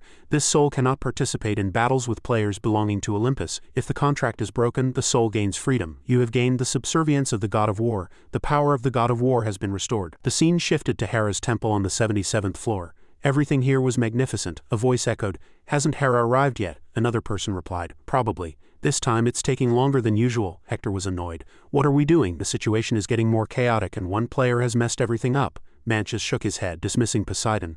How could one of the three great gods fall to such a state? There are rumors that Hades and Poseidon are cooperating to seize dominance. That's right. I heard it too. They're not weak opponents either. Suddenly a green light appeared, causing a massive explosion, and the wall exploded. Hector and Manchus were bewildered by the sudden impact. They asked each other, "What? Are we under attack?" Hecate appeared, shouting furiously, "Where is she? Where is she? Hera." Hera was flustered. "He came here alone, that damned bastard. Which guild do you belong to?" Manchus interjected. "Wait, he's the hero Hecate," Hector exclaimed in surprise. "What? Why is the hero of the giant war here?" Hecate's face darkened, and killing intent permeated the surroundings as he glared at them. "Don't make me repeat myself. Hera, where is she?" The soldiers were afraid in their hearts, not knowing what was happening, but his eyes were filled with such killing intent. One of them replied, "She is not present." "What do you want?" Hecate said in a voice full of killing intent. "Is that so?" As soon as he finished speaking, he charged furiously. "Ares will only return after this palace is destroyed." One of them gnashed his teeth in anger. "How truly rude. A war hero is just a relic of the past. Do we Olympus rankers have to fear such old-timers?" The person next to him stopped him. "If it can be resolved with words, don't start a fight. Our enemy is Hecate." He hadn't even used his power, yet everything here was destroyed. One of the soldiers furiously charged at Hecate with his weapon, but he didn't expect him to evade the attack so swiftly and smoothly, and of course, immediately after, he counterattacked that soldier. Hecate said grimly, "If you want to stop me, come at me, all of you." The sight before their eyes astonished the soldiers. They called him the Giant Slayer, and they weren't wrong. Seeing his sharp gaze, these soldiers groaned inwardly. "We're going to die here." Hecate widened his eyes and said, "Come at me, all of you." At this moment, Yu was exchanging messages with Hegan, and Hegan was surprised. "Good heavens, Kim Yu-gun, you succeeded," Yu said. "Hera's palace was just attacked by Hecate." Hearing this, Hegan teased, "Didn't you instigate it?" At this moment, Yu was lying in bed, resting and waiting for news from Hecate. Yu thought to himself, "Hecate, he's already done it." He said to Hegan, "I only advised brother to start from there. We're on the same side after all." Hegan spoke boisterously again. "Wait, what did you tell brother to persuade him so well? Don't be so quiet. Are you ignoring me?" Yu stopped answering and turned to rest. Seeing him not answer, Hegan shouted again, "Hey, don't pretend to be asleep." Before he could even close his eyes, a message came from Hades. It said that everything was ready. As soon as he saw this message, Yu quickly stood up. It seemed their plan was about to begin. Yu was satisfied with the message. "This is the message I've been waiting for." Hegan was still sending messages continuously. "Hey Kim Yu-gun, what did you say? What floor are you on now? Let's meet." Yu stretched lazily. Everything was falling into place. He calculated that it was time to move the final domino to bring down Rot. Immediately after, he sent a message to Hegan, asking him to come to the 42nd floor. He said he needed help. They quickly arrived on the 42nd floor. Since this was hell under Hades' dominion, everything was secured. Hegan looked at Yu in bewilderment, wondering again. Yu continued, "Brother, I'd like you to participate in the fight against your father, Rot." Hegan was surprised. "A fight? Why?" Yu asked back. "Weren't you also preparing to fight your father?" Hegan stammered. No, that's a completely different story." Hegan spoke about his father, the king at the summit of Olympus, ruler of the skies, the god of thunder, currently ranked 9th. As you know, brother, you understand what being ranked 9th in this tower means. Even if I've climbed the tower faster than other players, it's nothing compared to father's power. My current strength won't be much help. What benefit would there be in participating? Yu cut him off. "Much more," Hegan was puzzled. "I know you're not one to speak nonsense, but I need to hear a clear reason," Yu asked. "There are 2 reasons. Which one do you want to hear first?" The first reason will be the premise for the second, and the first reason will truly surprise you." Hegan fell silent. "Has anything you've said so far not been shocking? Stop beating around the bush and just say it." Yu quickly replied, "All right, Rot truly loved only one child, and that was you, brother Hegan." Upon hearing this reason, just as Yu expected, Hegan was greatly surprised and frozen. It was as if the whole world had stopped. His inner self was continuously screaming. Hegan covered his face. "Oh my god, that's insane," he continued. "Then what do you want me to do? All right, if you say so, then rank won't matter when his only beloved child betrays him, but honestly it's absurd. Even if it's what you're saying." Rage erupted from his entire body. "Why? Father loves me that much? I'm grateful he brought me into this world, but mother raised me. If anyone loves me, it should be mother. Everyone knows what kind of person father is. Look at Hecate. The Olympus I know always prioritizes goals and results over reasons and justification. They'll stop at nothing to achieve their objectives." "But what are you saying?" Yu said. "You don't have to believe it, but it's not a lie," Hegan replied. "I think so too. Everything you've said so far has, strangely enough, all been true. As if you've come from the future. I need a little time to think. Even a few hours or just a few minutes would be fine." It was truly cruel to say this. It remained to be seen if he would make the same choice as in his previous life. Suddenly a message rang. Hegan was annoyed. "I'm trying to think, who on earth is it? This is unbearable." Immediately after, he urgently said to Yu, "Hey, there's a problem. Father just ordered an attack on the heavenly demon cult." The message from Ren read, "Father just ordered an attack on the heavenly demon cult. I heard your friend is the deputy cult master there." Immediately after, Olympus' characteristic flaming chariots quickly sped across the sky. He didn't say anything the whole time. Yu glanced back and finally spoke, "Are you ready?" Hegan said sadly, "No," but he continued to ask, "We must stop this war by any means necessary. I can't just stand by and watch hundreds of thousands of people die senselessly." Yu was impressed. It's a relief he thinks that way. Hegan asked, "Did you contact the heavenly demon cult? The situation is really bad," Yu said. I just told them I was going to the 10th floor and warned them to be careful. Jang Mujin is there, so they'll be fine. There are other high-ranking vanguards, so nothing major will happen, he reassured himself. Right, nothing major will happen. Even as he said that, his inner self was still uneasy. You couldn't understand. Then why am I so uneasy? He calculated that the Apollo brothers were targeting Hades. In that case, Rot wouldn't move them. So would it be Athena, Hegan, or Dionysus? Hegan wouldn't ask other Grand Councils for support. At this point, no Grand Council would want to get entangled with Olympus. You asked Hegan, will Rot use that card? Hegan was surprised. What? Another story only you know, you spoke again. There's a high-ranking Jian Kaier who has been imprisoned in Olympus for a very long time. Even within Olympus, only a handful of people know about him. Hegan was annoyed. Then how do you know? Don't speak so mysteriously. And why do you think Father will use that person? You said. Because that person is no longer valuable. The next great giant war won't happen. Hecate has switched sides and the three great gods are divided. Rot couldn't even bring in Hephaestus, who would have been a tremendous help in terms of weapons. War might still happen, but it will take thousands of years for Olympus to strengthen its forces, so it's not difficult to predict that Rot will use that person, even if it's a double-edged sword. That will surely be his trump card. Hegan opened his mouth. But why would Father be in danger if he does that? You told him. You'll understand when it happens. You walked thinking, I need to hurry a bit more now. The scene shifted to an Olympus warship which had successfully infiltrated heavenly demon cult territory. At this point, the one leading the army was Athena. She stood inside, observing the situation ferociously, her face filled with malice. She immediately ordered to deal with Kim Yugun first and then destroy the heavenly demon cult. Athena recalled past memories and said, since Jang Mujin and the great sage equal to Heaven's clone are on Kim Yugun's side, we'll need at least 4 high-ranking Jian Kaiers. Another person quickly agreed. We'll take Odysseus and Hegan and bring one more tomorrow. Athena said with malicious intent, it's time to eliminate all of them, and that woman too. Suddenly, a voice echoed simultaneously, distracting Athena. This is annoying. What trivial matter did you call us for? She gritted her teeth. Don't be lazy. Focus, the person complained. But I hate fighting. He was Hermes, the god of freedom and thieves, a high-ranking ranker of Olympus. But he soon agreed, all right, if we fight quickly and finish quickly, won't there be less bloodshed? Suddenly, a tremor occurred and a powerful light split the warship in two. Hermes was startled. The warship's speed quickly decreased. It was still a bit far from the target, but it could no longer proceed. At the heavenly demon cult's base, a powerful force was felt encompassing and protecting the surroundings. Athena shouted in panic, why didn't you move the warship to a safe place? Hermes opened his mouth. Wait, I didn't not do it. I couldn't do it. I've never seen anything like this, not even in the giant war. At least I steered it to fall in front of the heavenly demon cult instead of crashing into a cliff. Athena glared. Jang Mujin of the heavenly demon cult, I thought he was secluded in the mountains, but he hasn't been idle at all. He's grown even stronger. The one with half the power of Murm finally spoke. After today, the heavenly demon cult's rank will surely change. Immediately after, Mujin quickly drew his sword. It was just a light greeting. He glared at Athena. Cultists, protect Heavenly Mountain and our heavenly demon cult. Immediately after, all the people of the heavenly demon cult quickly rushed out at the heavenly demon's command. They were now ready to begin a war to protect their land. Athena quickly unleashed her power. Her scepter, connected with 2 snakes, emitted an immense aura. She was, after all, the goddess of war. In the face of this aura, the Sword King and Fist King were slightly surprised. Immediately after, numerous attacks flew fiercely towards the heavenly demon cult members, but the casualties were minimal due to the long distance.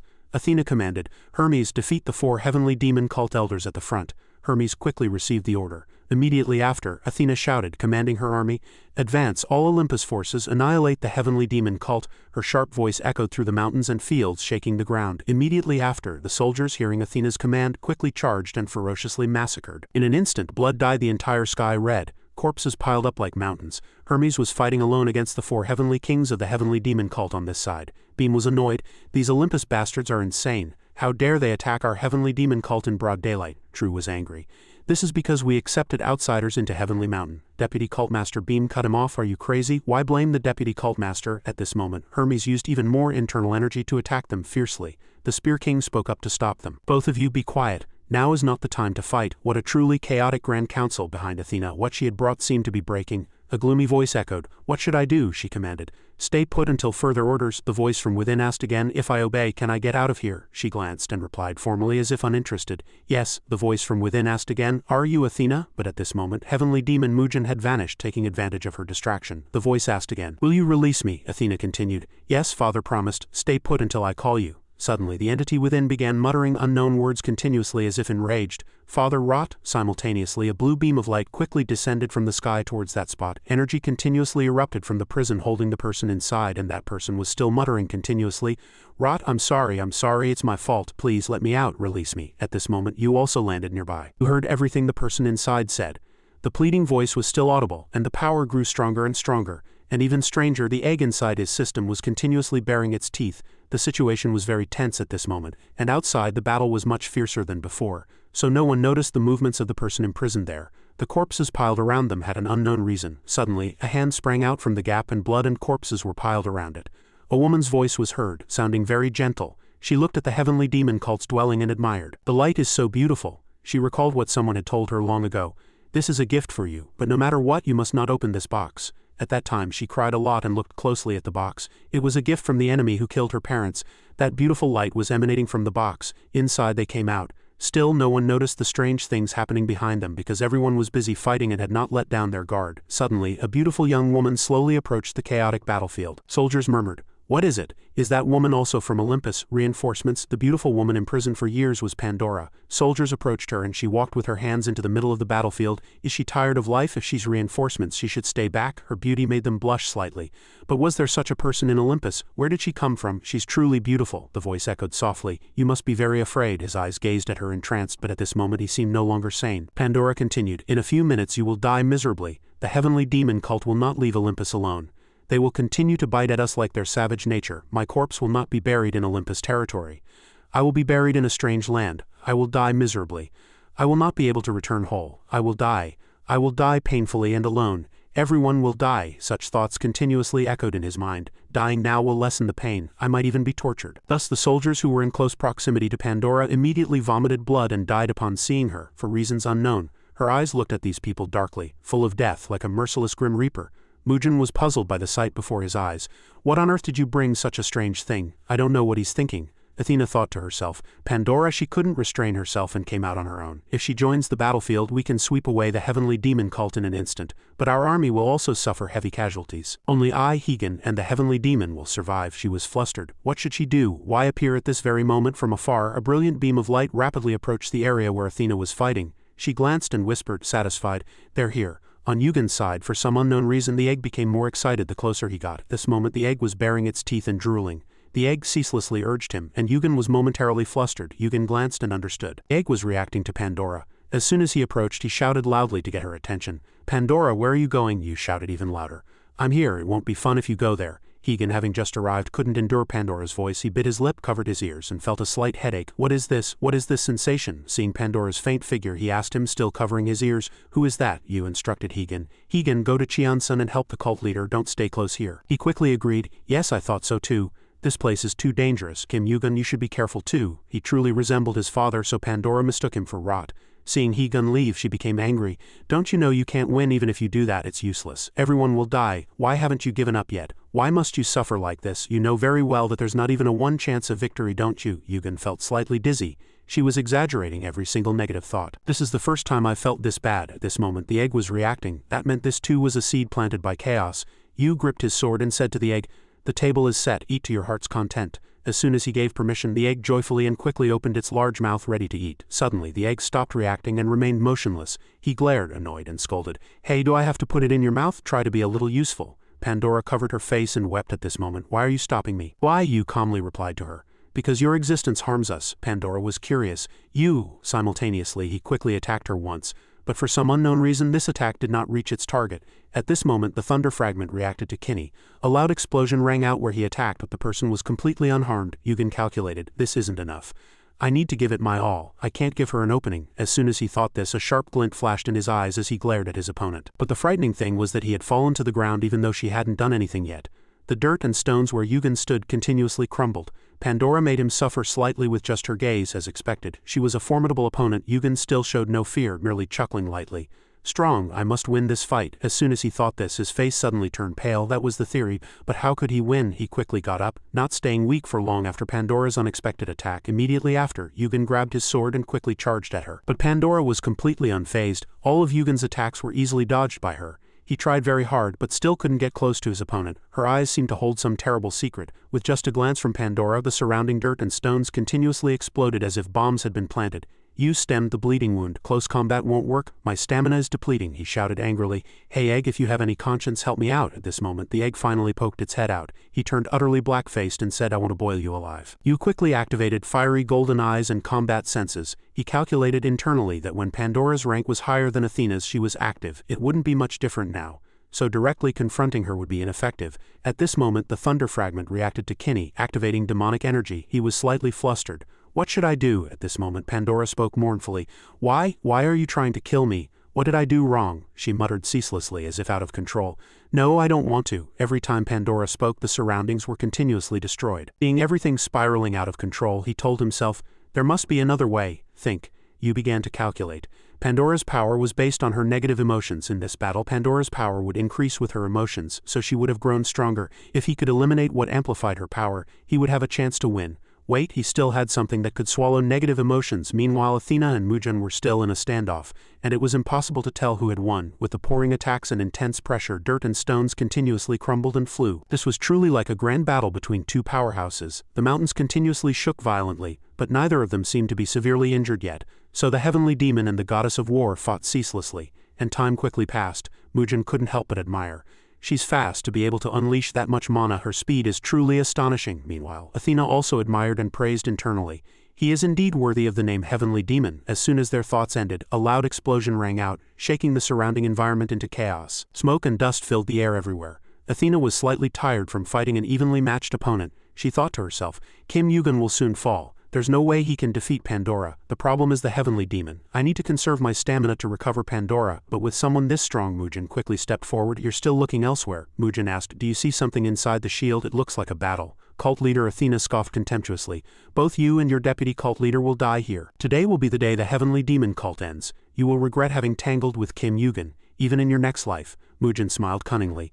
The Heavenly Demon cult has been too quiet for too long. Even grand councils like Camelot disregard us. Kim Yugen's skills surpass most rankers. That's why he earned the title of cult leader, but that's not all. Kim Yugen's special talent lies in his strength and determination to find a way to overcome any difficult situation without giving up. You will never understand that. You are all the ones who will be defeated. At this moment, you thought of a way to use holy fire to stabilize Pandora's mind. Before his imposing flames, she cowered and trembled in fear. The hot sensation slowly consumed Pandora. Yugen looked at her reaction and whispered, satisfied, it's weak but it can be swallowed. The reason he decided to use this flame was that holy fire reacts to the enemy's fear. All the emotions Pandora currently possessed would be delicious food for the holy fire. As long as Pandora's emotions didn't change, the holy fire would grow stronger and stronger. Right at this moment, even as he spoke, Pandora fiercely attacked him once, giving him no time to react. Pandora's destructive power was still too strong, and he couldn't help but spit blood. Pandora shouted loudly, get lost! Fortunately, at this moment, the egg finally moved. The egg was continuously drooling. Yugen chuckled lightly, satisfied. It's finally hatching. Is it finally ready to swallow? Immediately after, the egg's sharp teeth moved quickly. The egg coiled around its owner's body as if to protect him. This time, Pandora seemed unable to react. She simply watched the egg gnawing at her body. Simultaneously, the egg's incubation rate was also slowly increasing. It seemed as if it would hatch any moment now. Yugen observed quietly internally. The incubation rate keeps increasing. It seems to be eating a lot, he thought, slightly surprised. Is it swallowing Pandora's power? It's different from when it ate Chimaru and Lancelot. If the egg hatches, will an outer god appear? At this moment, after eating its fill, the egg finally began to hatch. The egg slowly floated into the air and glowed. A small hole appeared in the middle of the egg. Two shining eyes gazed at him. The egg was hatching. He was also the first person it saw. A cute voice rang out. Where is this? Did Daddy bring me here? You used fiery golden eyes out of curiosity, but couldn't see anything. But it seemed something was hatching. Finally, the egg successfully hatched, and he quickly made a contract with it. At this moment, the egg was at stage 1 with a small, angelic body that had not yet developed anything. Yugen observed cautiously, dumbfounded. What emerged from the egg was completely different from what he had imagined. It wasn't a terrifying monster but a small baby. Was this an outer god? The child's eyes looked at Yugen with affection. Daddy! Suddenly, the child's eyes flashed, and a cunning smile quickly spread across its lips. Immediately after, a powerful internal energy flew straight towards Yugen, sending him flying far away. His eyes turned into fiery golden eyes at this moment. Yugen's surroundings were enveloped in purple power. He raised his hand and touched his chest. It felt as if something had just passed through his body. He sat on the ground, staring blankly at Pandora. At this moment, she lay quietly on the ground, a gentle blue aura emanating from her. Now there was no sign of injury on her. He asked himself curiously, is it over? Simultaneously, a voice rang out. What is this? What did you just summon? Hermes couldn't help but be surprised by the sight before his eyes. His face turned pale and his entire body continuously trembled. Hermes felt goosebumps at this moment. You glanced and wondered, Hermes. He wondered, is it because there's no hostility that I can't feel any mana? As soon as he thought this, he asked, not going to fight? Hermes, you came quickly. You had just spoken. Don't you know I dislike meaningless fights? You're not here on orders, are you? Hermes glanced. Now that Pandora is gone, what's there to fight about? Besides, those shoes are mine. I won't ask for details, but tell me briefly. I didn't know where you'd been for so long, but to think you had them. His face hardened. Who knew? He thought to himself, it's not a lie. I don't know the identity either. Hermes was annoyed. Why do you say that? Suddenly a voice rang out. Step back, and a loud explosion shook the surroundings. Beam stepped in front of him, annoyed. This sly fox, pretending to run away and then coming back for a sneak attack. Hermes stood up and said nonchalantly, no one is fast, but I surrender. This statement surprised Beam. What? He smiled brightly. I don't want to fight anymore. I've already expended a lot of stamina in battle. Besides, what if that strange thing comes back? Simultaneously, another tremor rang out, throwing the surroundings into chaos. The voice of the person who had just appeared rang out. Kim Yugun, it's you again. He showed an inexplicable attitude. Why is everyone falling from the sky? Athena was furious. The Heck Queen incident was your doing, wasn't it? How did you make an Olympian god betray Olympus? He calmly sat with his legs crossed. I didn't do it. It was all your doing. I merely spoke of what Rot had done. Athena cut him off. Don't be rude to my father. You are responsible for throwing Olympus into chaos. He was helpless. It's like talking to a brick wall. Did Athena not know the relationship between Zeus and Hegan? Immediately after, he quickly used fiery golden eyes to confirm the truth. Seeing Athena's attitude, it seemed she truly didn't know. Hermes, on the other hand, showed a lack of interest, so he was confident that even if Olympus fell, it wouldn't matter to him. He thought, if Athena knew the truth, would she oppose Rot? Athena is the one who led the Gigantomachia War and many other wars. She would be useful. Let's keep her for now. Thinking this far, he quickly commanded. Heavenly demon cult members and gods seize Athena and Hermes. Yes, everyone quickly followed the command. Yes, cult leader. Athena gritted her teeth in suppressed rage and glared. Hermes shook his head. Sister, we lost. The heavenly demon cult members quickly seized them. All the survivors gathered in one place. Pandora slowly woke up at this moment, but there was no longer any anger or resentment in her eyes. The first person she saw after waking up was him. Pandora said in a small voice, Save me, Yugen. Whatever Pandora's past, her appearance showed only extreme suffering. The scene shifted to a magnificent and colossal castle. But today the atmosphere here did not seem very clear. Inside, two people knelt, not daring to even breathe deeply. Apollo continuously thought, why did Hegan choose Kim Yugun as his only friend? Artemis also had her own thoughts. I don't know why he keeps being summoned. It's truly a coincidence. On this side, Rot was watching the situation where Athena and Hermes were fighting. Seeing his two children defeated and captured, he calculated again. I'll have to wait another 3,000 years. As soon as he thought this, his face turned utterly black. Sorry, I'll have to bear and raise 3,000 more children. I have to make them all top-tier GN Kaiers. I have to wait until Olympus's power recovers. Artemis was very angry. Indeed, as I thought, that old man called us to bind us with some oath. Seeing her cruel father, she trembled. Artemis calculated, I must escape. If I can ride the sun chariot, even father won't be able to catch me easily. Immediately after, she and Apollo exchanged glances. He's here. A chariot engulfed in crimson flames quickly descended towards them, but Zeus shattered it with his lightning. Both were startled. Zeus said, disappointing. I meet my family after so long and you're already trying to leave. Not stopping there, he changed his target to his two children. You refused to participate in the war and now you're secretly meeting someone. Though his tone was soft, Zeus was in fact angry. He said in a low voice, I'll ask again, whose side will you be on? The scene quickly transitioned to night and everyone set up camp to rest. Inside the tent, familiar noises continuously echoed, and Hegan stammered and shouted. He kept pointing at Pandora saying, why is this woman here? She won't leave even if I chase her out. She doesn't speak. Can't I just leave her alone? Yugen sighed tiredly. Do it yourself, Hegan shouted again. How can I leave a high-ranking ranker alone? Immediately after, he ran away. I'm leaving. Unlike you, I want all my organs to stay in place. Yugen was dumbfounded. He ran away, Yugen muttered to himself. I have to be alone because of this too. The little egg quickly touched his face. A cute baby clung to his face, continuously saying, Daddy, Daddy. Yugen reluctantly said to Arthur. Immediately after, a voice resonated. I'm here. Yugen continued, guard the door and the tent. Don't let anyone in. On this side, the little egg kept whimpering, Daddy, Daddy. Arthur quickly obeyed the command. Understood, Yugen exclaimed. Pandora, I'm not talking to you. She calmly replied, but I heard. Yugen was displeased by her attitude, but he didn't know why. Suddenly, the system notified him to name the egg. Yugen was surprised. He hadn't even thought about naming this egg. At this moment, the baby, seemingly very excited, continuously repeated, Name, name. Yugen looked at the baby's face and suddenly the three words cunning fellow popped into his head. Yugen muttered to himself, it looks like a character from League of Legends, which I used to play a lot. Yugen said to the baby, Danpeng, from now on your name is Kim Danpeng. The system quickly updated. Name has been given. Danpeng loves this name very much. Contract complete. Kim Danpeng can now share some of its abilities. Pandora was speechless. What a strange name. Suddenly her voice resonated, startling Yugen. It's scary. Yugen didn't understand. Scary. He looked at Danpeng in his hand. This little thing, perhaps it's instinctively rejecting it because it's been exposed to outside influences for so long. Suddenly a strange purple light appeared in the baby's eyes, enveloping the surroundings. Yugen blankly looked around and observed. He surmised, is this the same space as before? These strange things were just coming out of Danpeng. He asked, did you do that? Danpeng was delighted. Daddy, Daddy, Daddy. Yugen stared at the small baby, reluctantly curious. Is it calling me daddy? Immediately after, he stood in the middle of Danpeng's sharp teeth. Yugen couldn't help but scoff. Little Danpeng, already baring your teeth at daddy. Look at your filial piety. He seemed to have just lost consciousness. Danpeng cried out, daddy, daddy, making Yugen slowly open his eyes. He lay in the middle of a pile of sharp teeth, asking himself if he had been attacked. But Yugen quickly realized he was still healthy. It turned out this baby had no intention of eating its daddy.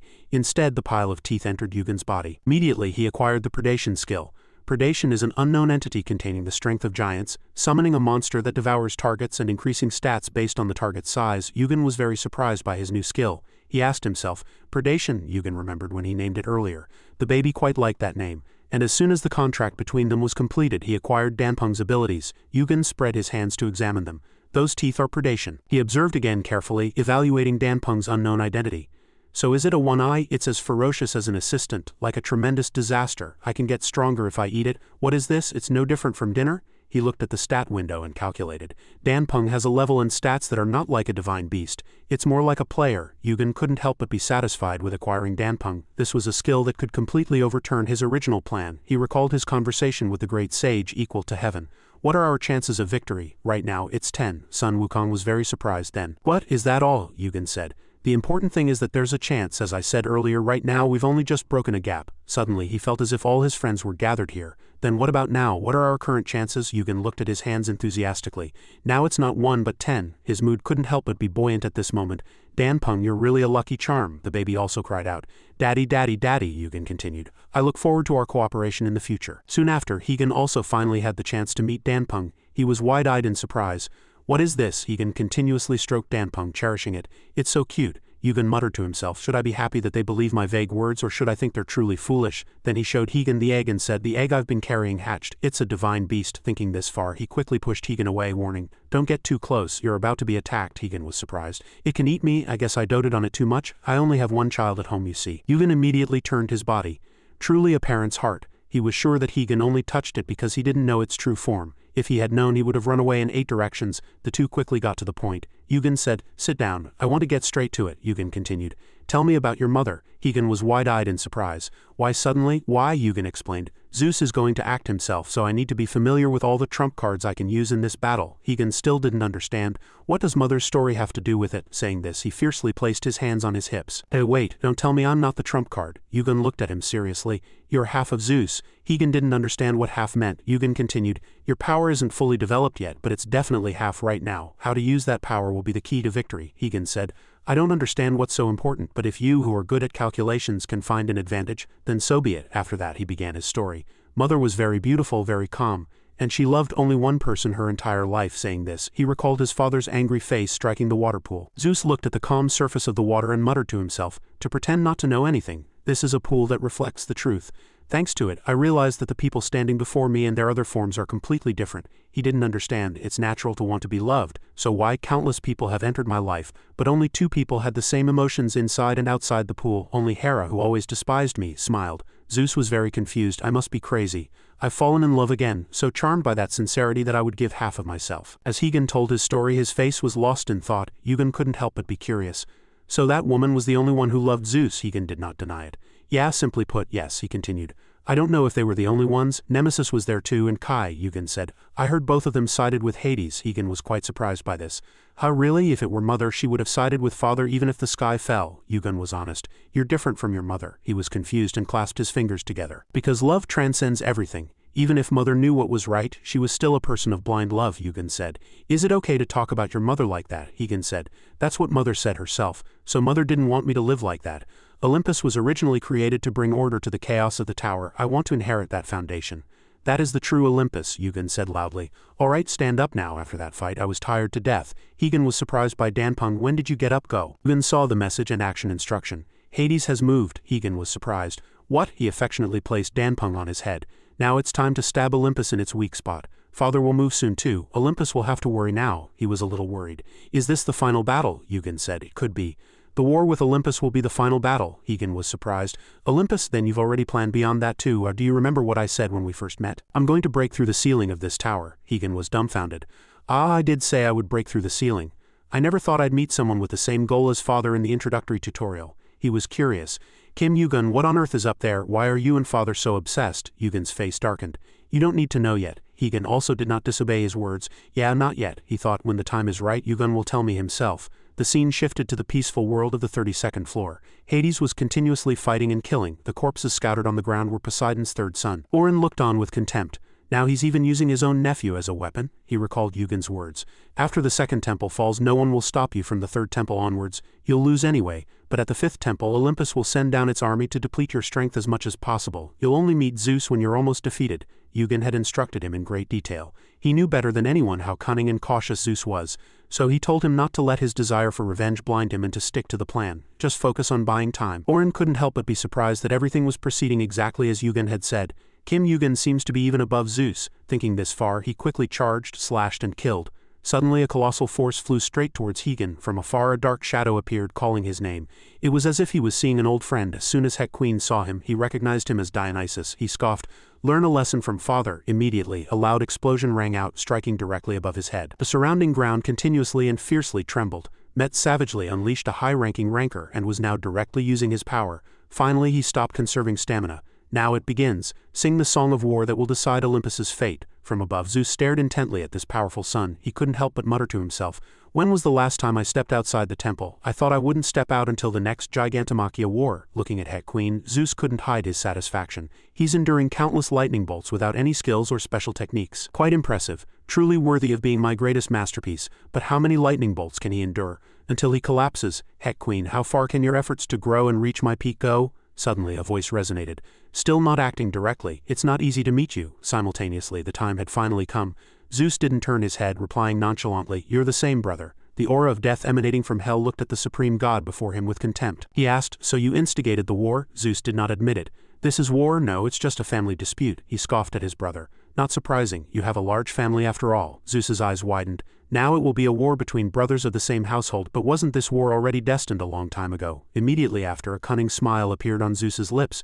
"You've never beaten me anyway." And very quickly, fierce lightning flew straight towards Hades. Killing intent emanated from his entire body. "Yeah, you know that too. But you can't call this a war between brothers, not without this person." As soon as he finished speaking, a colossal wave surged from the side, clearing a path. This wave looked very familiar. It was as if he had seen it somewhere before. It was blue yet contained a furious aura. Poseidon, Zeus's brother who had been imprisoned for a long time, he looked at his beloved brother and the flames of hatred rekindled. "I've waited for this day for so long." Zeus, as soon as he saw him, memories flooded back. "How dare you imprison me in a dungeon?" His trident furiously flew, but Zeus quickly dodged it. Hades couldn't help but admire on this side. "Although it's just part of the wager, everything is flowing as he planned." He recalled what he had said. "We need to free Poseidon from Asgard's prison. If they don't intend to release him, we'll have to negotiate with Asgard. We need Poseidon to attack Zeus together. Zeus must be a thorn in the side of many there. It's an internal conflict within the alliance that they're most wary of. Moreover, if it causes discord among the three gods who represent the apex of Olympus, they'll have no reason to refuse." Hades said then. "Odin probably anticipated the three gods attacking Asgard. We can't waste too much time trying to convince him." Yugen explained. "If we can bring Heck Queen to our side, they won't suspect the three gods forming an alliance. After all, they know the tense relationship between Zeus and Heck Queen." Hades was very surprised then.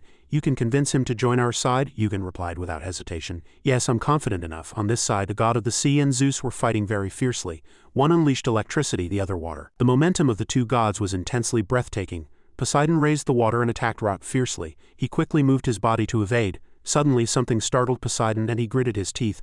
Lightning permeated through Poseidon's violent waves, surprising him. In an instant, the blue waves were completely covered by furious lightning. Poseidon thought to himself, "Is the lightning conducting through the water?" And at that very moment he was electrocuted by his own attack, his entire body paralyzed. In the face of Poseidon's rage, Rot continued, "You seem to have forgotten that you and I are two opposing poles." As soon as he finished speaking, Rot delivered a powerful punch to his brother. Having used too much force, Poseidon was sent flying far away. Rot stared at Poseidon furiously, but his expression puzzled Rot. Was he smiling? On this side, Poseidon muttered, "Damn troublesome guy, keep focusing on me." Simultaneously, Hades landed a quite painful punch to Rot's chest from behind. He asked in a low voice, "Then what's our compatibility, brother?" At this moment, veins continuously surged on Rot's face. He glared at Hades, saying, "A wise move, but it has no effect on me." As he said this, ferocity and rage filled Poseidon's eyes. He immediately channeled his internal energy, sending Hades flying far away, and everything around them exploded. Hades flew far away, thinking ceaselessly, "I can't even defend. Counterattacking is even more impossible. Is the gap between us really this wide?" Rot looked at his brothers with contempt. "It seems my brothers have been neglecting their training. I haven't even touched them yet." As he said this, a fierce power quickly erupted. It was the power of the one who dominated the sky. A seemingly light attack swept away everything in its path. A corner of the sky was covered by the powerful light Rot created. Hades fell from a high place and a large hole was created in the ground from the impact. Poseidon said, annoyed, "Rot, that damn bastard, he's playing with us." Rot scoffed, "You two brothers are truly disappointing. You haven't made any progress at all." Poseidon, filled with rage, shouted, "Is that something for someone who idles away in a temple to say?" Rot thought it amusing. "Idling away, it might seem that way to my brothers, but it's you two who are complacent and unwilling to strive." Poseidon shouted, "What are you saying?" Rot continued to ask. "Have you two ever once thought of climbing higher than the summit of Olympus? I will always do everything possible to reach new heights, and when that day comes, I will truly be the king standing at the top of the tower." Hades was puzzled. "You're already the king of Olympus, isn't that enough?" Rot replied. "A life without progress is no different from being dead. Especially here, inside this tower, looking at you two, content with the present fills me with contempt." Hades continued to ask, "So because of your boundless greed you want to start another Gigantomachia war? There are no other peaks, don't speak such nonsense." Rot laughed nonchalantly. "Whether you two believe it or not doesn't matter. Higher floors definitely exist." Suddenly a voice echoed, "Higher floors definitely exist." From above, Yugen finally arrived. He stared intently at Rot. "Finally met him. That monster." Rot turned his head to look at him. "You said higher floors exist. What exactly do you know?" Yugen gently stroked Danpung, praising him. "Very well done." The baby cooed happily. Poseidon watched him from afar. His face was not very pleasant, but the god of the sea knew that the person who had just arrived was Kim Yugen. For some reason, Hades, a god like him who ruled hell, slowly relaxed upon seeing him. "Finally he's here." Yugen stood before the three gods completely unfazed, his eyes unwavering. Rot looked at Yugen, asking again with an annoyed expression, "What exactly do you know?" Yugen did not beat around the bush. "More than you do," Rot said, displeased. "What a vague answer. Tell me what happened here." Simultaneously, waves slowly surged behind him. Rot did nothing, but this attack didn't reach his body at all. Hades observed, "At this rate I can't get close to him." Poseidon said, annoyed, "Rot, that damn bastard." Yugen was astonished internally. "He's no different from a monster. This overwhelming presence is absurd," but he still maintained his composure. "It seems he's a little curious. He prepared this stage for me." Yugen looked at him seriously. "Rot, it won't be much different from what you know. The only difference is that you learn from them, but I find out for myself," Rot said, surprised. "Really? I finally understand why an ordinary player, not even a Jian-Kaier, could turn Olympus and everything else upside down. You're not just talented. You're seeing a bigger picture than I am. I apologize for underestimating you." At that very moment, Rot channeled his internal energy.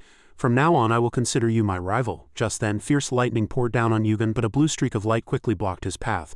Pandora said in a low voice, "Rot, because of the words you gave me, I endured all the pressure in the world. What did you do to me?" Her appearance puzzled Rot. "Is that woman your other pawn?" Yugen replied nonchalantly. "No, Pandora is the karma you created." Poseidon stood dumbfounded. "How did Pandora end up on Kim Yugen's side?" Hades said. "I can't be sure, I don't know either." Hades observed his brother internally. "The waves have started to surge. Rot is no longer paying attention to us. Like a chessboard, he's only focused on Yugen." Hades imagined that if the king fell, the game would be over. This thought showed that Hades rated Yugen's abilities very highly. He even considered him equal to his brother Rot, the king of the sky. On this side, Rot was still fighting Pandora, and she remained completely unfazed as she fought him. Two colossal powers collided, creating a massive shock. Only a handful of people in the world had the opportunity to fight Rot directly. Just then, Poseidon also quickly channeled his internal energy and joined the attack. Thus, Rot had to fight his brother while simultaneously fighting Pandora. This could be said to be the largest-scale battle Rot had experienced with a player. Water and lightning clashed once again. The surrounding atmosphere grew very dark. Perhaps Rot, the god of the sky, was angry. As Rot had said, his power and his brother's power were in stark contrast. Hades did not just stand by and watch. He quickly used the power of hell to attack his stubborn brother. Rage was evident on his face at this moment. This was truly a battle among the gods. While everyone fought fiercely, hell was summoned. From the other side, a sea was summoned. The effect of the mysterious black crystal was being amplified. Seeing her stand still, he said worriedly, "Pandora, can you fight Rot?" She replied silently, "Yes," Yugen thought. "My mission is to make a difference in this battle, even a small one. The first step is to prepare a stage where Poseidon and Hades can maximize their stats." Hades was puzzled. "What exactly are you doing? I saw you use the power of the mysterious black crystal, and it's affecting my power." Yugen chuckled lightly. It seemed Hades was shocked because he didn't know about the mysterious black crystal. He said jokingly, "If I tell you, will you take it?" Hades was curious. "If I desperately want it, will you give me Asgard and make me a prisoner like Poseidon?" Yugen replied, "Of course not." He continued to ask, "Then what are you trying to do? Do you think you can defeat Rot with just this?" Yugen said again, "No, but I can increase the winning probability from 0 to 1, Hades said contemptuously. "Too low." Without giving others a chance to talk for long, lightning quickly poured down on Yugen. The surrounding landscape at this moment was no different from a ruined city.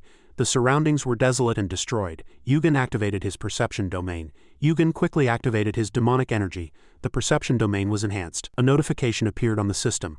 Fiery golden eyes is observing you again. Simultaneously, Hades and Poseidon continued to charge. At this moment, the thunder fragment reacted to Kinney. Rot was fighting 4 people alone, but victory still seemed to lean towards him. Pandora said loudly, "Still not enough," Yugen thought to himself. Indeed, is it ineffective, he recalled Hen's words. Father's greatest fear is an invincible armor. That lightning isn't just a weapon, it's a spear, a shield, and an armor. It's the embodiment of Father's power. At this moment, he was like an invincible mountain god. According to Hen, without destroying that armor, they couldn't touch his father. Yugen was lost in thought and didn't notice the fierce attack approaching him. But at that very moment, a sturdy hand timely supported his shoulder, allowing Yugen to regain his balance. It was Hek. Finally, he too arrived, and now it was time for the battle between father and son to begin. Hek said with a face full of rage, "I'm a little late because I was dealing with the gift you sent, father." He looked at the person before him, saying with a cold heart, "So we meet, father." And at that very moment 2 shadows soared into the air below. Everyone could only see 2 streaks of light mingling, Higen observed from afar. As they say, there's always someone stronger. Is this the battle of top-tier Jian Kaiers, he thought gloomily. Kim Yugen, what do you want me to do? Higen recalled the words he had instructed him. There's only one thing for you, brother. Catch Zeus's lightning fragment, Higen wondered. Is that even possible? Yugen was confident. Brother can do it, in fact. Only you, brother, can do it. As I said, you will inherit half of Rot. At that very moment, Hek held his spear and charged at Rot, attacking him fiercely. Powerful energy continuously erupted, but he was immediately sent flying far away by his father. Yugen watched from the side, surprised. Hek stared with sharp eyes, the system notified simultaneously. You have witnessed the power of gigantification. The giant's strength roars in battle. How could Hek Queen surrender so easily? He quickly rose. Gigantification was reacting to the opponent's intimidation. Yugen watched him warily. A technique truly overwhelming enough to awaken a passionate soul. They were still strong even after fighting the vanguard sent by Rot. Perhaps I should use the opponent's mana consumption to counterattack when necessary. But waiting like that didn't seem very good at this moment. The 2 streaks of light in the sky were continuously clashing. Yugen looked around, calculating. Rot might not be at his peak strength right now. He's probably using his nearly infinite mana to suppress his opponents. In the sky, Rot's shining streaks of light were flying around. Yugen thought, it seems the winning probability is 30. Finally, it's my turn. On this side, Hen was still silent, observing the situation. His heart was also beating faster at this moment. He frowned, recalling the words Yugen had instructed him. There's only one thing for you, brother. Catch Zeus's lightning fragment. You can do it, brother. Only you can do it.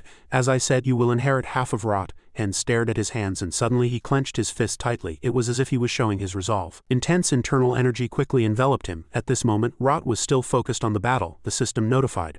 The thunder fragment is reacting to other fragments. The thunder fragment is trying to return to its original form. The thunder fragment has chosen its owner. He hadn't noticed until now, being caught up in the fight, but now looking to the side, Rot unexpectedly saw a familiar figure. The person standing there was none other than Rot's beloved son, Higen. As Yugen had said, he stood quietly looking at his esteemed father. Rot asked Higen, as if disbelieving. At that very moment, he had to fight the 3 people on this side again with all his might. Everyone charged together. Seeing Rot off guard, Poseidon shouted loudly, "Are you distracted? Are you underestimating us?" At that very moment, 3 different internal energies poured out from 3 directions simultaneously. Rot was surrounded alone, emitting colossal power. Suddenly, in the urgent situation, blade-shaped flames erupted and flew straight towards Rot. It was Higen. He emitted colossal power from afar, causing an explosion on the other side. It seemed he had also put in a great effort to unleash this colossal power. The entire chariot moved. Hen groaned with difficulty, as if he could no longer endure it. Yugen looked up, thinking with satisfaction. Well done, he got it. Higen was playing his role well as a decoy to provoke the opponent. Yugen gritted his teeth.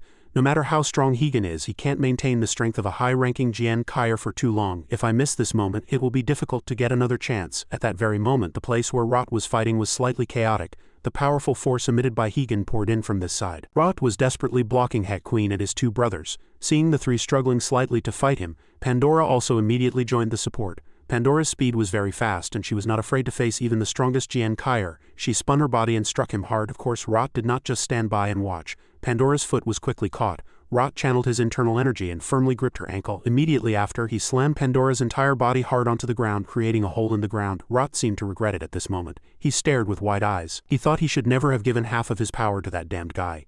If he hadn't, he wouldn't feel as powerless as he did now. Rot straightened his posture and stood firm on the ground, but everything was already over, so there was no need for regret, only to continue fighting. As soon as Rot finished his thoughts, Poseidon attacked quickly. Rot still dodged, but seemed to have missed slightly. He still found it quite difficult fighting his talented brother. Poseidon gritted his teeth and glared at Rot. Amidst the clash of water and lightning, another fierce explosion echoed. This fight would have been unbearable for an ordinary person. Poseidon's trident continuously grew, powerfully piercing Rot's attack, but this time the god of the sea's trident seemed to affect Rot. It dug deeper and deeper. The moment Rot couldn't dodge, suddenly a hand grabbed his. Rot seemed to be in a dangerous situation now, surrounded by people who wanted to kill him. Rot shouted in fury, his eyes burned with rage at this moment, and his internal energy condensed and exploded. The power pouring from Hegan towards Rot grew stronger and stronger. He seemed to have poured all his strength into this attack. It was the first time he had done such a thing. Hegan, with his head bowed, struggled not to fall on this side. Poseidon and Hades gritted their teeth, and a fierce, murderous glint continuously sparkled in their eyes. Hequeen firmly gripped the weapon in his hand, struggling not to be pushed back by Rot.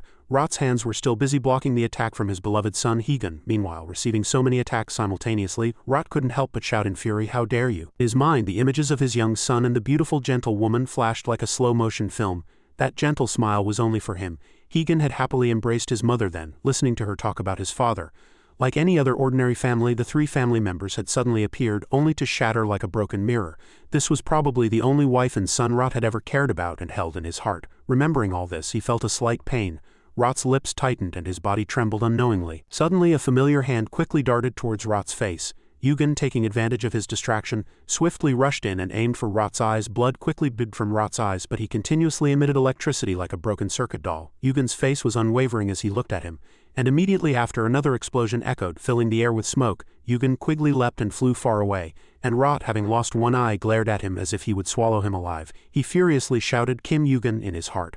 On this side, Poseidon couldn't help but be surprised. Why did he attack his eye? Is he still joking at such a crucial moment? Amidst the ruins and dark landscape, Rot's colossal energy was now faint. Eugen remembered what Hequeen had told him. His father had never hidden the secret of his lightning. On the contrary, he had always shown it to them. At this moment, Eugen smiled triumphantly and said, "Fiery golden eyes, think about the meaning of that. Ocean stone lightning. Who would have imagined he hid them in his eyes?" In his hand was now Rot's other eye. He looked at the eye and explained, "Now that we've obtained the lightning authority, our chances of victory have increased to 70. Hades was very surprised. "What? That's lightning?" After that, he looked at the weakened supreme god standing across the way. He didn't have much time left. Rot, he could only clutch his one eye and glare at Eugen like a snake that had lost its head. Immediately after, Hek quickly raised his staff and swung it fiercely at Rot. Rot, with a slight exertion of force, raised his arm and blocked the attack. Hequeen couldn't help but feel contempt. It was completely different from a few minutes ago. His father was now too insignificant. As soon as he finished speaking, Hequeen quickly launched himself and attacked his father fiercely. Indeed, it was truly different from before. Now he could easily attack Rot.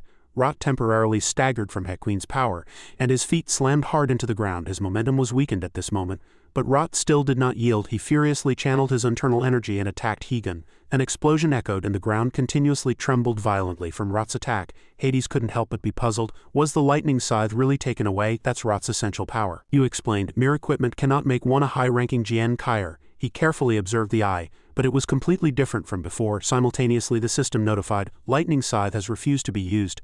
Blessing of the Sea has failed to resist. Yu was silent at this moment, thinking, does this mean I can't control the lightning scythe fragments? Can it not be activated without Rot's mana? This was something I hadn't expected. Suddenly, a thought flashed through his mind and Rot froze. Wait, Rot's mana. Immediately after, Eugen looked up at the sky. At this moment, lightning covered the sky everywhere. He didn't know what he was thinking, but he looked at Pandora. Throw me up there, she asked in surprise. Throw you? Really? He was confident. Yes, with all your might to the sky, Eugen thought. It will be faster for Pandora to throw me than to jump with heavenly sense. Considering she could knock him down with one blow, her physical strength must be considerable. Just then, Pandora firmly grasped his hand and she channeled her internal energy, her face also becoming serious. Throw, he said somewhat blankly. Ah, gently. She was silent, and in just a few seconds Eugen was thrown straight into the air. Pandora seemed to have done it very lightly, without any effort at all. Indeed, her strength was not to be underestimated. At this moment, as he was almost at Hegan's chariot, Yu used fiery golden eyes to read the path and finally found his target over there. He immediately activated Heavenly Sense. Immediately after, Eugen quickly moved forward. His movement speed increased by 100 for 5 seconds, and he could walk in the air for 5 seconds. Hegan was focused and couldn't help but be surprised to see him land on his chariot. He looked at Eugen with a serious expression. Is it over? He said nonchalantly. Almost. Good job, you can rest now. At this moment the system notified, lightning scythe is reacting to its own afterimage. Eugen was satisfied. Good, it's reacting properly. Immediately after, he made up his mind and clenched his hands tightly, gathering everything. From the chariot, powerful lightning poured down at tremendous speed. This power was a bit excessive. Yu gritted his teeth. The system displayed, owner's mana resists the lightning scythe. Mana damage reduced. Lightning scythe fragment resists the power of the lightning scythe.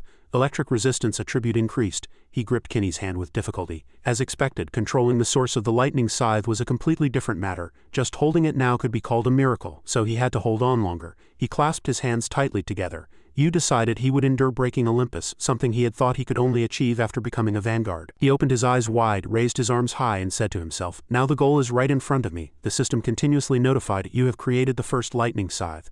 The lightning scythe acknowledges you slightly. Yu was slightly intrigued. Does the lightning scythe have consciousness? He couldn't help but chuckle at this moment. Even he didn't know about this. Currently, with his stats, he could only use the lightning scythe once. Right at this moment, a powerful lightning energy was fired. Yu shouted loudly, "Take this, Rot." As soon as he finished speaking, he leapt down. This is the power Yu used. At this moment, Rot couldn't dodge in time and was hit by Yugen's attack. Rot's face was filled with killing intent at this moment, and fierce rage emanated from his entire body. An explosion echoed, and the ground continuously trembled violently, the surroundings continuously growing hot. Immediately after the attack, a colossal crater was clearly carved into the ground. This time, Yugen's attack seemed effective. Poseidon looked blankly at Hades. He couldn't help but be surprised. What on earth is this crazy power? The ruler of the underworld was silent. This wasn't merely a matter of strength or weakness. Top-tier equipment, a top-tier ranker like Rot. Suddenly a green aura erupted. Hades was surprised. He can use this to this extent. Purple light emanated from his remaining eye, and Rot, after the attack, looked like a grim reaper from hell. Higan was gloomy. Strange, he seems to have grown bigger. Hades stood nearby and was startled. Pandora stood quietly at this moment, and when the blue light surged, she reacted somewhat strangely. Bati was trembling and she stared at it. What? That box is the same as what was inside the box I opened. Poseidon was losing patience at this moment. He shouted loudly, "You're making me crazy with your stubbornness." Immediately after, he raised his trident and launched himself, shouting loudly, "This time I will finish you." Suddenly, a terrifying aura erupted, startling Poseidon, and he looked at his brother in surprise, a huge question forming in his mind. What is that? Is that really Rot? Immediately after, Yu rushed forward and blocked Poseidon's attack. "Step back, he is my opponent." He couldn't help but be surprised as he looked at the passionate young man before him. "Kim Yugun?" Poseidon loudly expressed his dissatisfaction. "What do you intend to do with such skill?" He gritted his teeth and simultaneously used fiery golden eyes to reveal the truth. He was confident that he would not hand over this fight to him, so he loudly called out Danpeng. Yugen quickly rushed towards Rot and ordered Danpeng, "Eat it all." Immediately after, the small creature revealed its sharp teeth and quickly wrapped itself around the target. The system simultaneously notified, "Predator has revealed its sharp teeth." And those sharp teeth quickly wrapped around Rot's entire body. Purple mana gradually approached and enveloped Rot's green energy. Before this strange power, he was startled and blank. Suddenly, as if sensing something, Rot's body trembled slightly at this moment. Rot quickly extended his trembling hand and seemed about to do something, but a hand fiercely gripped Rot's wrist. Rot looked at him and asked gloomily, "Kim Yugen, do you also possess all the power of this summit?" He replied nonchalantly, "It's not at the summit, it's outside." As soon as you finished speaking on this side, Danpeng quickly began its hunt, and right at that moment a powerful aura appeared. The system continuously notified that Danpeng had leveled up. The sharp teeth slowly opened in the air and thousands of eyes gazed at the target. Yugen gazed at the surrounding situation, and a voice echoed in his mind, "You made a mistake." At this moment, Yugen gazed very intently. "Whatever it was before, now I am a greater predator than you." Rot's green energy was now gradually being swallowed and disappearing. Once again, the surrounding dirt and stones exploded with a colossal wave of power. Danpeng was very satisfied at this moment. The small creature happily stroked its full belly. Not only that, but the level of holy power and mana growth also increased. The system quickly notified, destroyed despair and swallowed dreams, gained 300,000 points. Yu was very calm at this moment. The outcome of the battle had already been decided, and the surrounding landscape became a little quieter. Hades silently looked at him at this moment. In fact, he had always valued Yugen's abilities. Even Poseidon, who had just been contemptuous of him, now merely observed the situation in silence. Higan, from the carriage, quickly landed on the ground at tremendous speed. Anyone could see the result, but he was still Rot's most beloved son. Seeing his father in this state, he wasn't very pleased. Hecken also had his own thoughts. He looked at the wreckage before him and smiled faintly. Yu was not excited, rather he was very calm. His fight ends here. Now the end is up to them. Rot stood in place and quietly bowed his head after the recent attack. His hair had turned white from using too much of his abilities. After being slammed hard to the ground by Yu, Rot finally had the opportunity to look up at the entire sky. What did the sky look like from such a height? Rot looked at Heck Queen, the son he had only considered a tool of war for years. "Do you hate me?" He did not answer. He continued, "But I don't regret anything I've done." The two father and son faced each other at close range, and Rot didn't know what he had done wrong. "In fact, you should be grateful to me for letting you live as a pure-blooded descendant and inherit the Emperor's power." Higan had never had good feelings for his father, but hearing these words directly from his mouth, he trembled slightly. Higan gripped the log in his hand tightly, and his voice also stammered slightly. "You don't deserve to be a father." As soon as he finished speaking, he furiously swung the log at Rot. Rot's strength had indeed significantly diminished after the previous battle, so even blocking Higan's attack was difficult for him. His feet struggled to keep him from falling. Eugen continuously swung the log at him. All the rage that his mother and he had to endure was now being repaid, and after the battle the reputation of the tower's most powerful guild built over thousands of years shattered. Ironically, it was restored so quickly that no trace of its long history could be found immediately after in Asgard. The place most interested in this war appeared with the Valkyries. Suddenly a fierce force poured straight to the ground, once again shattering rocks, and this time Thor stood at the forefront taking their place. Vidin then looked at him irritably and shouted, "Kim Eugen, give me the sea crystal orb." Eugen sighed. "If you have the skill, come out and take it." And with his remaining mana sealed, Rot was imprisoned in Asgard's deepest dungeon. He appeared to be struggling greatly at this time. Eugen asked Het Queen, "Don't you regret it? Be honest about not killing Rot." A satisfied expression appeared on his face. "But I want to stop here. I want to stop here.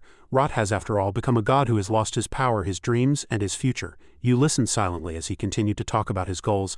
"I will now live without thinking about revenge anymore. I'm too tired." Eugen opened his mouth. "That is a very appropriate decision for you, brother." But Eugen knew that Het Queen still harbored deep sadness. The once brilliant glory and the once slightly happy moments, a bright castle built from fragments of various memories. Hades stood silently for a moment, looking at the completely destroyed castle landscape. Rot himself had destroyed it. The residents remaining in the castle found comfort in their own ways. At this time Han clenched his fist, determined that Olympus would rise again and spectacularly revive. His face now held the resolve for a new beginning. As soon as the battle ended, you removed his cloak and gloves and took out Zeus's eye. In the forge, Hephaestus gazed at the items you had left behind, recalling what you had said. "It's okay if it's completely destroyed and fails. Make it freely, as Uncle wishes." Eugen was smiling then. "You need to be that happy to find the best items." Back to the present, he resolutely put his beer mug down on the table. A thought flashed through Hephaestus's mind.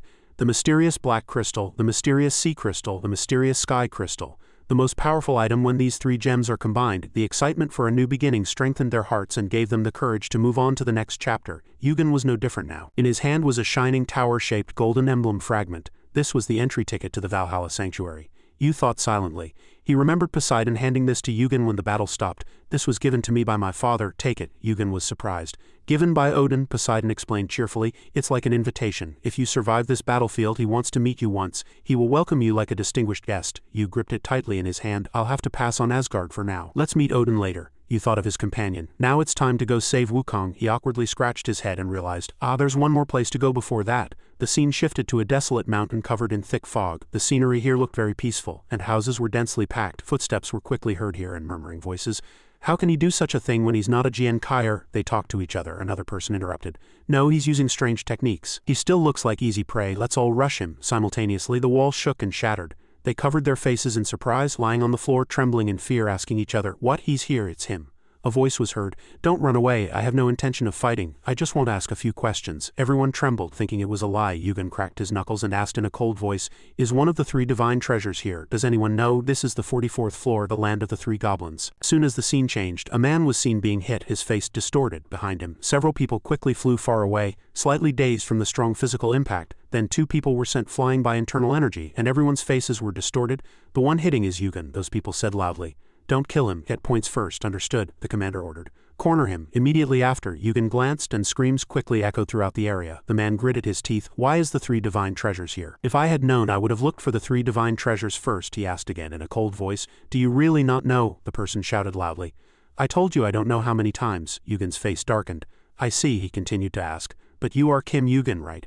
How can a player who isn't even a Jian Kaier be this strong?" Eugen put on the brightest smile he could. And the man's end was already clear without anyone needing to say it. He was brutally beaten. The scene shifted to a room where Eugen was sitting comfortably. He couldn't help but be satisfied. To be able to rent a private house for 12 points. This place is really cheap. This was the land ruled by the three goblins, and the right to rule was given by the administrator. He sighed. A world more chaotic than Hell's 42nd floor, left unattended in the name of freedom. But nothing has changed in the end. Annoyed, he didn't return here before turning back time.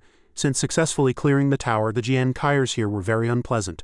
Numerous people had attacked to steal points and items, so it was perfect for a decoy. He thought unfairly. You attacked first. Memories of moments of self-defense. No, rumors that Kim Eugen was looking for the three divine treasures must have spread widely. Among the three divine treasures, the one owned by the three goblins was Amaterasu's Yasukani no Magatama. He raised his sword, and one of the remaining two they were looking for was in his hand. Eugen closed his eyes and thought, if Susanoo finds out that the item he should have is here, he'll surely go mad. At this moment, Danpung also poked its head out. Danpung was continuously noisy and Eugen was annoyed. He covered its small mouth with his hand. Eugen, accustomed to the child's habit of whining, refused. No matter how much you whine, it won't work. Even if you bow down and beg, it won't work. He couldn't help but lightly chuckle. Now every time I see you, I don't know what to feed you next. It's truly scary. He looked at Danpeng's face and continued speaking. There was a marshmallow experiment where I lived. I'll put a delicious marshmallow in front of you. If you don't eat it and wait until I come back, you'll get two, so just wait a little longer. The child was still complaining unhappily.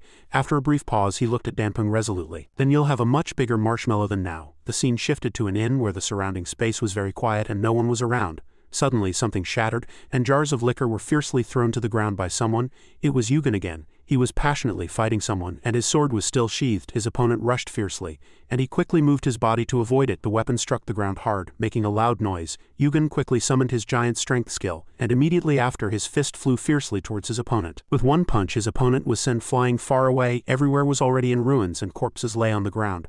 The two people standing nearby couldn't help but tremble at his momentum. He knocked down a Jian Kaier with one punch. Yugen said nonchalantly, "Don't cause any more trouble. If you've had your fill, go, have a good time." The survivors looked at him as if he were a demon, and they screamed, kicked open the door, and quickly fled outside. Yugen calmly straightened his disheveled clothes and said, "This place is too chaotic. Should we move to another place to talk?" Suddenly a voice was heard. "No need," he glanced and thought to himself, finally caught in the trap. The person sitting across seemed to be a strong opponent. He silently looked at Yugen. Yu smiled triumphantly. The lure was successful. That person was Amaterasu, rank 52, owner of the Yasakani no Magatama, the center of the three goblins. He looked at Yugen and said, even without saying anything, "You know why you came to find me, right? Where is the Yata no Kagami, one of the three divine treasures?" Yugen said nonchalantly. "I don't know either." "You don't know, that's why you came looking for it." Yugen was silent. "Is that all?" the person replied. "Nothing more." Amaterasu then asked, "How did you know the three divine treasures were here?" Yu said, "I found out from the 43rd floor trial reward. It's reliable information obtained from the administrator." He seemed not to believe it. "Really? Surprising, but you don't seem to intend to answer my questions honestly." This man looked very mysterious, but Yugen was not afraid and spoke frankly. "Anyway, you probably know more about the three divine treasures than I do." He was curious. "Do you know who I am?" Yugen said silently. "Amaterasu, a high-ranking Jian Kaier, a member of the three goblins, owner of one of the three divine treasures." He silently listened as Yugen continued. "I heard you don't reveal your true form. And it seems to be true. That face isn't your real face, is it?" He observed Yugen for a long time. "I heard you defeated Ares, and it seems to be true. Or are you relying on the heavenly demon cult behind you? Your attitude is truly arrogant." Simultaneously, the system notified that holy fire, fiery golden eyes, and the robe of the four elemental spirits resisted the sun mark. However, the worrying thing was that the resistance to the sun mark failed, and an abnormal burning state began. Yugen was not afraid. "He's starting a fight as soon as I enter." Danpeng came out from his collar. Yugen transmitted internally, "No, Danpeng, we have to lose this fight." Yu was confident that he wouldn't harm him because he had a clue about the three divine treasures. Then he opened his mouth and asked, "Why are you doing this? Are you trying to take the treasure if you find it?" Simultaneously, the system warned again that the burning abnormal state had increased to stage 2. Amaterasu placed his hand on the table and asked again, "Take it, it originally belongs to the three goblins." Just then he quickly approached Yugen. "Give me the clue you know. If you cooperate, I will spare your life." Yugen was still nonchalant. "I can cooperate, but if I give it all away, I'll be at too much of a disadvantage." Amaterasu hardened his voice. "You're mistaken. Even if you get it first, I will destroy the entire heavenly demon cult to get it back." Yugen didn't care. "Really?" After a brief pause, he continued. "Do you think only the heavenly demon cult is behind me?" Simultaneously, he took out the golden tower from the system. As soon as Amaterasu saw it, he was inwardly shocked. The mark of Valhalla, not just anyone can have it. Moreover, he received it directly from them. Thinking this far, he was slightly uneasy. Troublesome. If I get entangled with Asgard, the situation will become even more complicated. Amaterasu looked at Yugen and said, "In that case, I can't force you anymore." Thinking this far, he continued, "Even so, I cannot give up the Yata no Kagami. Tell me, what do you want?" Yu had achieved 50 of his plan at this moment. He asked again, "Can you give me something equivalent to the three divine treasures?" Amaterasu listened to his question and thought silently. He seemed quite serious. Immediately after, he continued, "I will kill 100 people you want, that is, until you find the mirror. I will be your sword." Yu began to calculate. "To be able to wield a top-tier rancor like a sword, that's a truly amazing offer. You seem determined to get the mirror no matter what." He asked again, "But what if it's about saving lives instead of killing?" Amaterasu continued. "Saving lives counts as only 10 people. I truly dislike such things." Yu also quickly agreed. "Good." The two quickly shook hands, and from this moment the deal had begun. A voice asked him in surprise, "Do you believe Amaterasu?" Yu replied, "I don't." Susanoo couldn't help but be curious. "But you're cooperating with him," Yu continued. "There's no reason to refuse, is there? He and I are just wearing the same masks." He couldn't help but think, "Ah, is this a Tokori? It's been a long time. He's really like a fox." Susanoo asked again, "Are you using the three divine treasures as bait to lure others? Wasn't that why you kept starting meaningless fights? What do you want? Are you planning another big scheme like when you destroyed Olympus?" He explained, his face darkening. "Yes, but one thing is wrong. A bait without bait is bound to fail." Susanoo was surprised. Don't tell me the Yata no Kagami really isn't on the 44th floor? At this moment he smiled faintly and Yugen ultimately did not deny it. Yes, it's here. Susanoo couldn't help but be curious. Is the Yata no Kagami really on the 44th floor? Can you use it even if you don't have it? Yu looked at the message and said, yes, it's a very sure bait to lure Amaterasu. The points have already been calculated. Susanoo couldn't help but admire him. He's truly cunning, both in his fighting style and his way of speaking. I hate humans like you, Yu asked nonchalantly again. What kind of humans am I? He explained. We are perfectionists. We only fight battles we can win, and battle is inherently about risking one's life. Only then is the sword at its sharpest and strongest. Yugen retorted, that's not convincing at all. You also died with that fighting style, didn't you? Susanoo refuted. No, what I was most ashamed of was not fighting until death. Yugen couldn't help but be curious.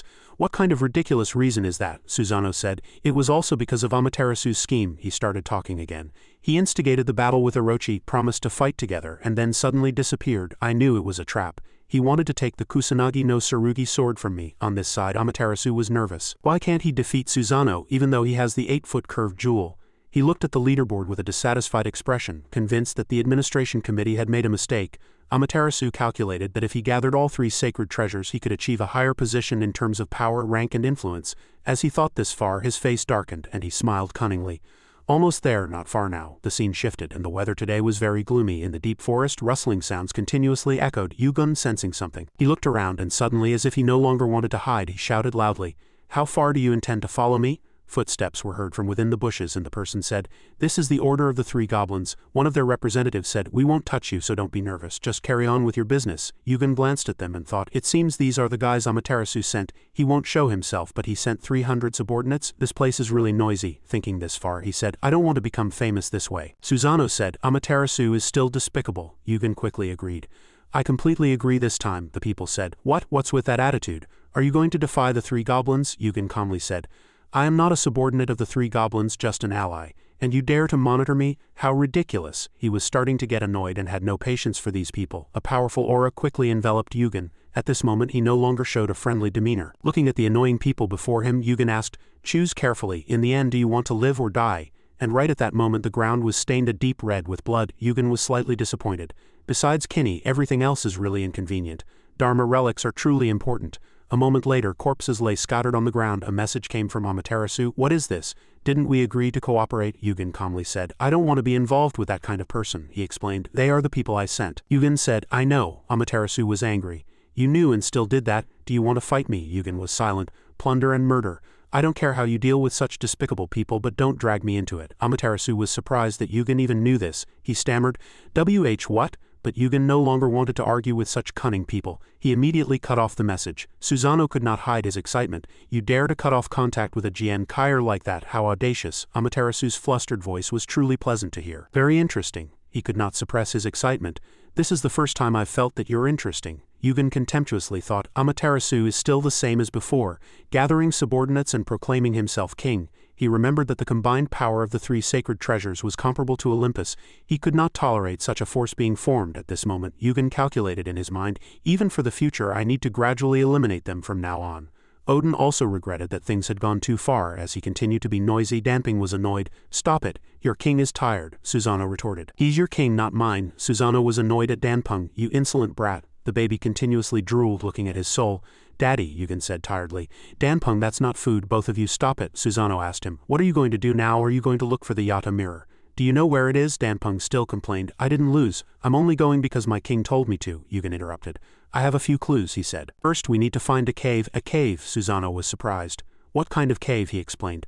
The Yata mirror is inside a cave. Susanoo was surprised, saying, oh, but he was curious. How do you know that? Yugen pulled a weapon from the system and said, I have a way of knowing everything. Immediately after, he tightly gripped Susanoo's sword and a powerful aura enveloped Yugen. At this moment his eyes turned red and he activated fiery golden eyes to illuminate the path. Perception domain was activated. Immediately after, he found the direction far away. Yugen went deep into the forest alone. The trees were lush and somewhat eerie. Yugen raised his sword and fiercely cut away the branches. He was surprised that he could cut them with just the will of his sword. Indeed, a ghost sword lives up to its reputation. Susanoo looked at him and quickly asked, What are you doing cutting bushes with such a good sword? He complained. A sword is born to cut living things, and this sword is the pinnacle of that philosophy. Yugen continuously cut down trees, he said loudly. Are you listening to me? Yugen replied as he walked. These trees are also living things, so I'm using it properly. Susanoo was speechless. Damn it. Suddenly the wind blew and leaves scattered everywhere. Far away across the cliff the entrance to a cave seemed to appear. Yugen saw it and slowly approached to observe. Very quickly Yugen arrived at the cave entrance. Susanoo was wary. Isn't it too easy to find? The entrance was easy to find. He stood in front of the entrance and, after carefully observing, he concluded, but the problem is inside. Suddenly, the sword felt a bit strange. Susanoo said, "What? The sword is trembling." Yugen tightly gripped the sword. "It's reacting to the Yata mirror," he said as he went inside. "The three sacred treasures are different in appearance, but they were originally one. Only when all three are combined can they unleash their full power." Amaterasu knew this, which is why he was frantically searching for it. Seeing Yugen speak so skillfully, Susanoo could not help but admire him. "You know so much, I really don't understand." After a moment of thought he asked, "Haven't you met Amaterasu after acquiring Kusanagi?" Susanoo contemptuously said, "That's right, if I had I would have been caught in his despicable scheme and lost Kusanagi." The two went quite deep. He continued, "Even if I die twice I will never hand it over to him." Yugen asked, "Is that why you hid it so deeply? I had a really hard time finding this." Suddenly Susanoo spoke, "Kim Yugen, you'd better do well, both the Yata mirror and the Kusanagi sword. If they fall into Amaterasu's hands you're dead." His face was resolute. "That won't happen. I will claim them myself." He was surprised. "I never thought the day would come when I'd root for you." Yugen stopped and said, "Are you just going to root for me? Why don't you act decisively?" He looked at him and said honestly, "If there's a chance to defeat Amaterasu, please help me just once. If you help me this one time I won't force you again." Thinking this far, he thought, to complete an undead the soul must be completely subservient. I have both Susanoo's body and soul, but if I force him, he won't be able to unleash his full power. That's why Susanoo had to accept it voluntarily.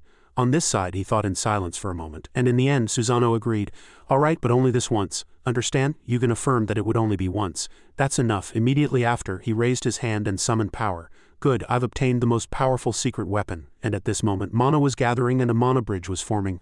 A colossal internal energy quickly erupted. Yugen controlled his internal energy and attacked straight forward. The cave entrance still remained quiet, Yugen calculated.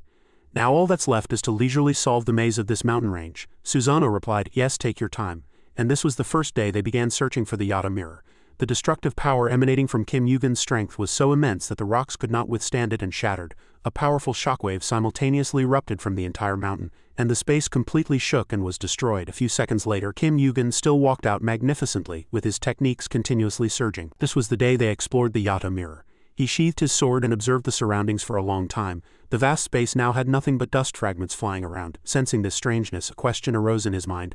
"I haven't seen anyone for days, no monsters, not even a single insect. The monsters on the 44th floor don't even give experience points now. It's not annoying, but it's not comfortable either. But if even the things that should be there aren't visible, that's a bit troublesome." Outwardly he was very calm, but in fact he was very anxious. "Where on earth is it?" The sword in his hand suddenly shook violently. This reaction clearly meant it was close. Good, it's acting as a good compass. Kim Yugen's footsteps suddenly paused. Danpung's eyes suddenly flashed as if it had discovered something. The baby ran out with a very serious expression. Ah. Seeing the baby flying around and continuously saying, "Daddy, daddy, daddy," he was very curious. "What's wrong? You've been quiet until now." Yugen's eyes turned red and he quickly realized, wait, if Danpung suddenly reacts. System also sent a notification. Fiery golden eyes is perceiving the truth. Perception domain has been activated. As he placed his sword on the ground, Yugen discovered that the ground was completely different. Mana was activated and his power continuously changed. Fiery golden eyes was enhanced. At this moment, a huge mirror-like object reflecting the shape of a sword appeared beneath the ground, and the perception domain was enhanced. It turned out that this entire colossal space was what Yugen was looking for. And just 1 second later he received a notification that he had found the Yata mirror. Yugen was merely a tiny existence within this hiding place. He was slightly confused. This space itself is the Yata mirror. Looking at what was before him, he asked himself, can a mirror be this big? Inside the space, a colossal faint barrier slowly appeared. Yata's dungeon has been activated. Yata's trial begins. The system then sent him a temporarily incomprehensible request for what would happen next. Defeat yourself. Yugen slowly walked, recalling the figures who currently worried him. Sun Wukong Horko's monsters on par with Odin, 2 Jian Kai's in the top 10. He closed his eyes, his face more serious than ever. My future self, suddenly. A very familiar voice was heard from behind. Kim Yugen, right? The Yata mirror not only reflects outward appearance but also penetrates the inner self. So is my true self like this? A faint smile appeared at the corner of Yugen's mouth. Something is wrong. The Kim Yugen before me is not my current self. Facing that figure, his mind was filled with conflict. If the trial requires me to defeat myself and my future self appears, does that mean it cannot accept my current self? Back then I was on a completely different level, really troublesome. Staring intently at that entity, Yugen asked him, is it a doppelganger?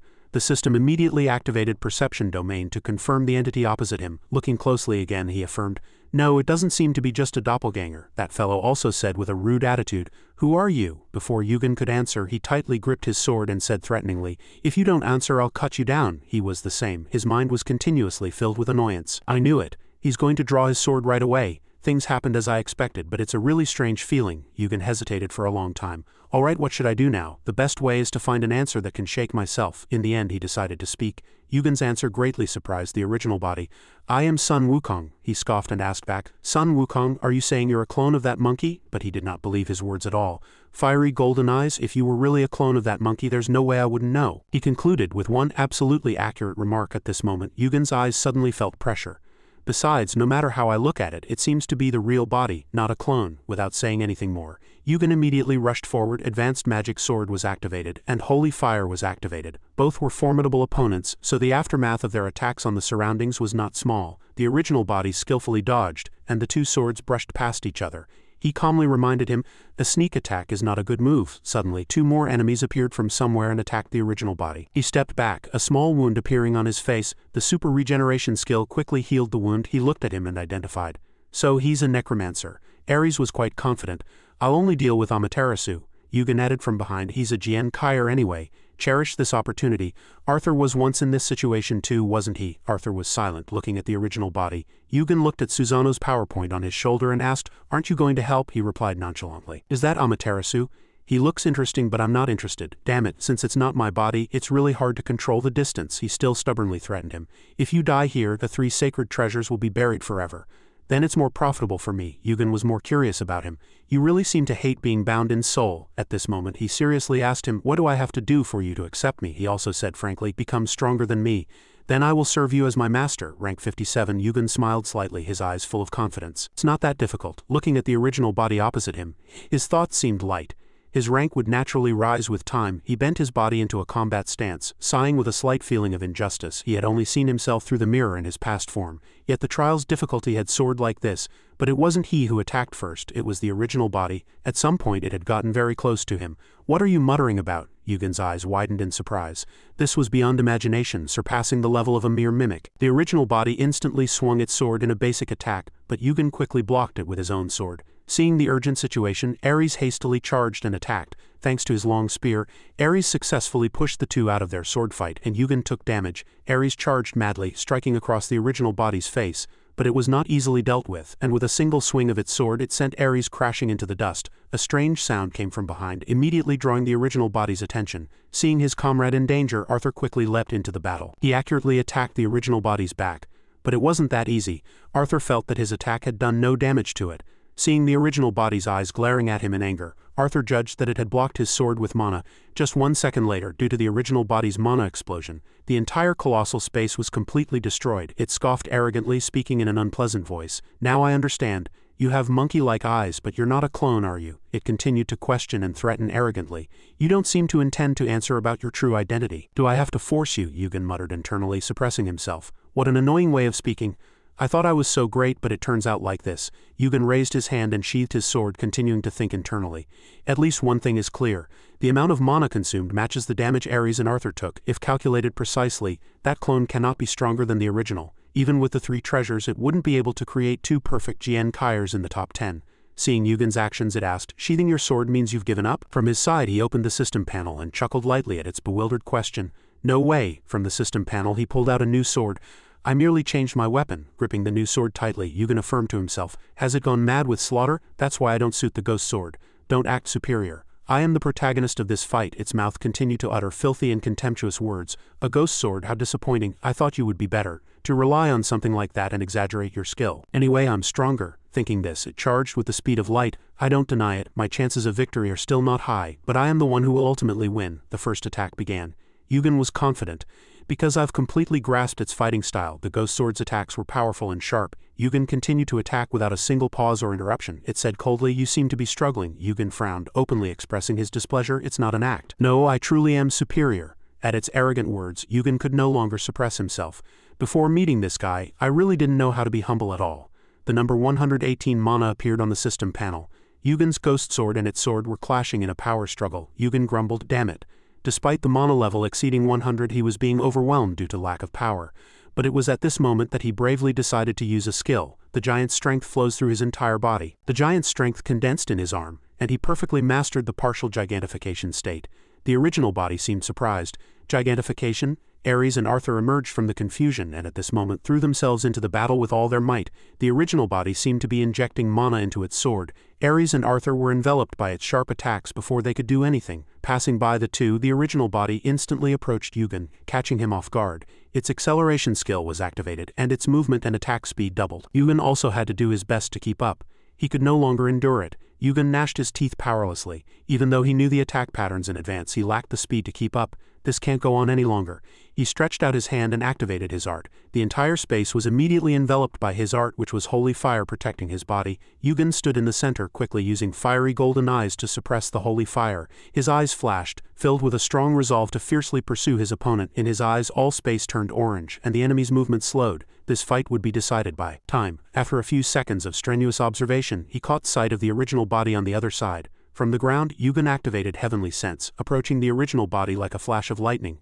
Movement speed increased by 100 for 5 seconds, and Advanced Magic Sword was activated. In the air, a battle unfolded that couldn't be caught by the naked eye. The next moment, the two descended to the ground, still clashing swords and struggling with their arm muscles. Yugen's arm grew stronger and stronger, and the system continued to send notifications. The giant's strength flows through his entire body. Monic energy was activated, and gigantification was enhanced. The two fought like lightning, their power continuously erupting. Worry began to appear in the original body's eyes. The more their swords clashed, the more its internal doubts turned into conviction. It quickly realized that it was gradually being understood by him. Its attack patterns, its next techniques, everything was being read by him. The battle grew increasingly fierce, and the fear in the original body's heart also grew. Why? The opponent is evenly matched, so why is the battle lasting so long? Each technique was eerily identical. So similar, yet not a clone. Blood splattered once more, and seeing the wound on its face, the original body realized that he was itself. Yugen became truly serious. His eyes were focused, free of any extraneous thoughts. The original body's mind grew increasingly confused. It continued to question itself, unable to focus on the battle. If so, why am I losing in a battle of wits that I myself set up? Meanwhile, Yugen continued to use his skills. As he expanded his perception range to its maximum, the original body grew annoyed and lost control. If that guy really is me, it realized. Staring at the ghost sword in Yugen's hand, the Yugen before its eyes became extremely difficult to deal with. The truth it realized was slowly killing it. This is the only entrance. Seizing the opportune moment, Yugen resolutely swung the ghost sword, delivering an absolute strike in one go. At the same time, his other hand was activating his art. Just 1 second later, he struck the original body directly in the chest, giving it no chance to attack. The power of the holy fire emanating from his hand seemed to burn every cell in its chest. The attack fiercely exploded, sending the original body flying far away. It gnashed its teeth and fumed, but had no chance to counterattack. Its eyes were filled with a strong will to defeat Yugen. Yugen was the same. His resolve was 100 times stronger than its. After that, the two once again threw themselves into battle like mad. The fight continued for a long time. As Yugen attacked its flank, it was completely overwhelmed. Blood furiously gushed from the wound, and it immediately requested system activation of super regeneration. But unexpectedly, a recovery impossible warning message appeared. It painfully collapsed to the ground, and the sword in its hand fell weakly. As Yugen extended his hand, the sword immediately flew to him. Seeing the sword being controlled by his power, the original body couldn't hide its surprise. Haha, is that sword control art? For those who don't know, sword control art is a martial art technique that uses mana to levitate and freely control a sword in the air. Yugen calmly asked it, "You know this technique well, don't you?" Beneath this vast space, his mission was almost perfectly completed. At this moment, Yugen said without hesitation, "Although it's not efficient due to high mana consumption, it's very suitable for assassination, so I've always kept it as a last resort." The original body bowed its head, reproaching itself. "At this point, I have no choice but to admit it. If I lose in a battle of wits against myself, it means I'm the fake." Stopping the sword control art skill, he dropped the sword at its feet. It gripped the sword with trembling hands. Its subsequent impulsive action surprised and shocked Yugen. It stabbed itself in the chest with the sword, committing suicide. Before logging out, the original body cautiously urged, "I don't know what you intend to do, but you must win." As the original body's physical form completely disappeared, Yugen received a notification. "You have passed Yada's trial." As soon as he sheathed the ghost sword, he muttered in surprise, "Is it over?" Seeing his hands all scratched after using the ghost sword, he sighed. It really is a sword that gnaws away at the user's lifespan. The sword's murderous aura doesn't distinguish between friend and foe. He suddenly recalled what Kronos had once said. Once you leave this place, you cannot return, so live your best there. Don't linger on this place. He stood silently for a while, his heart heavy. Even though the time here was much shorter than before the time regression, I thought I was focusing on the present, but it seems I still have lingering attachments. It's truly not easy. From behind, Yata's mirror fell out of the space. Only then did Yugen mutter in relief. Finally, I've found it. The system sent a notification. You have acquired Yata's mirror. Amaterasu, gripping the glass orb tightly, walked slowly, but his heart was anxious. No news from Kim Yugen for several days. Recalling their encounter, he thought, is he dead? No, he couldn't be dead. He has the potential of a ranker of rank 2. And finally, a crucial thought flashed through his mind, making him uneasy. Did that guy perhaps find the mirror? The mere thought infuriated him. And he thought, he's just a player, he wouldn't dare betray me so easily. Was he planning to trust Asgard and stab me in the back from the beginning? The dark space before his eyes made Amaterasu's sinister expression even clearer. Does he think everything will go his way? All of these were negative thoughts projected onto Yugen. He will surely try to reach the top of the tower. With such power, he wouldn't be able to stay in one place. He activated his power, injecting it into the glass orb, and demanded that the area around the arena be monitored. Prevent Kim Yugen from advancing to the next floor, and the answer he received was, Kim Yugen is still on the 44th floor. The water in the glass shook at someone's hand, touching the wooden table. Yu put the glass to his lips but didn't drink immediately. He felt curious about the gaze intensely fixed on him from the side. Pandora was still silent, but her eyes never left him. After a moment he noticed a few differences. Finally, her face has expressions. Hen also approached at the same time. She's been like that ever since you left Pandora with us and disappeared. She seems to be getting better, Yu replied with satisfaction. I'm glad she's improving, he continued to advise. Please visit whenever you have time, for Pandora's sake.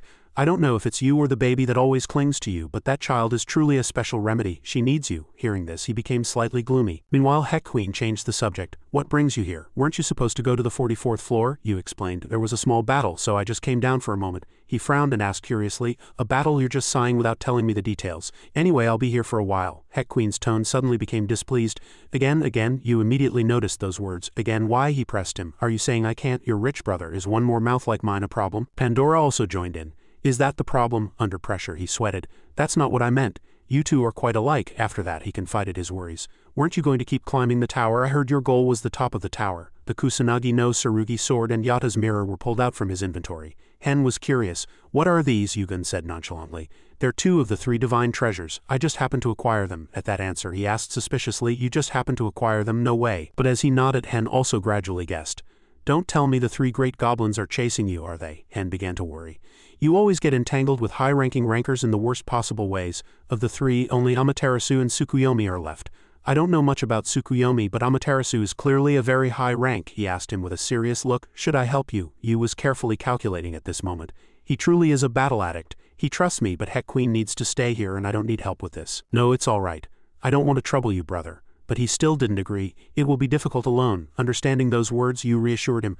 I also have a plan, Heck Queen casually said. Normally these kinds of battles aren't worth watching, but for several reasons, I think you'll win. Pandora nodded in agreement, and he was surprised. You think so too, brother? Yu explained some of his plans. Anyway, I need more time before fighting the strong ones. I'm leaving some items behind and training. I have to wait until those items are completed. He was slightly surprised. You left a few things behind, he nodded with a very confident expression. That's right. That's why I'm going to be here. And while I'm here, help me test a few things. Pandora sat and observed, then suddenly received a message. What is Hecken doing? Yugen went out to the clearing with him. As you know, my gigantification is still immature. Wouldn't it be logical to learn from an adult like you? The other person honestly said he wasn't good at teaching. He corrected the thought. You don't need to teach me. I'll figure it out and learn myself. Hecken also immediately got to the point. So you want my help with gigantification training? Before that, he cautiously asked again. So we're fighting barehanded now? He replied nonchalantly. Roughly, just don't kill me. Once he confirmed, he slowly extended his hand. Don't worry. As he clenched his fist, strength began to surge through his muscles. The pressure emanating from Heck Queen suddenly exploded furiously, pushing even Yugen back a few steps. He had only just begun, but he coughed up a lot of blood. He painfully collapsed to the ground, and the surroundings also cracked from the impact. He was deeply buried, and the ground was almost completely destroyed. Hen shouted from above, "Just don't kill me. I'm sorry, but it'll be quite difficult." The trail of blood flowing from his mouth curved along the corner of his lips. Yugen merely smiled faintly at the warning. He fiercely threw a punch, continuing the battle. This attack was dodged, but it left a strong aftershock. He tried to seize this moment to counterattack. Every punch was a critical hit. He attacked the opponent's face directly. He also carefully assessed the situation. Even after a blow to the chin, he didn't waver.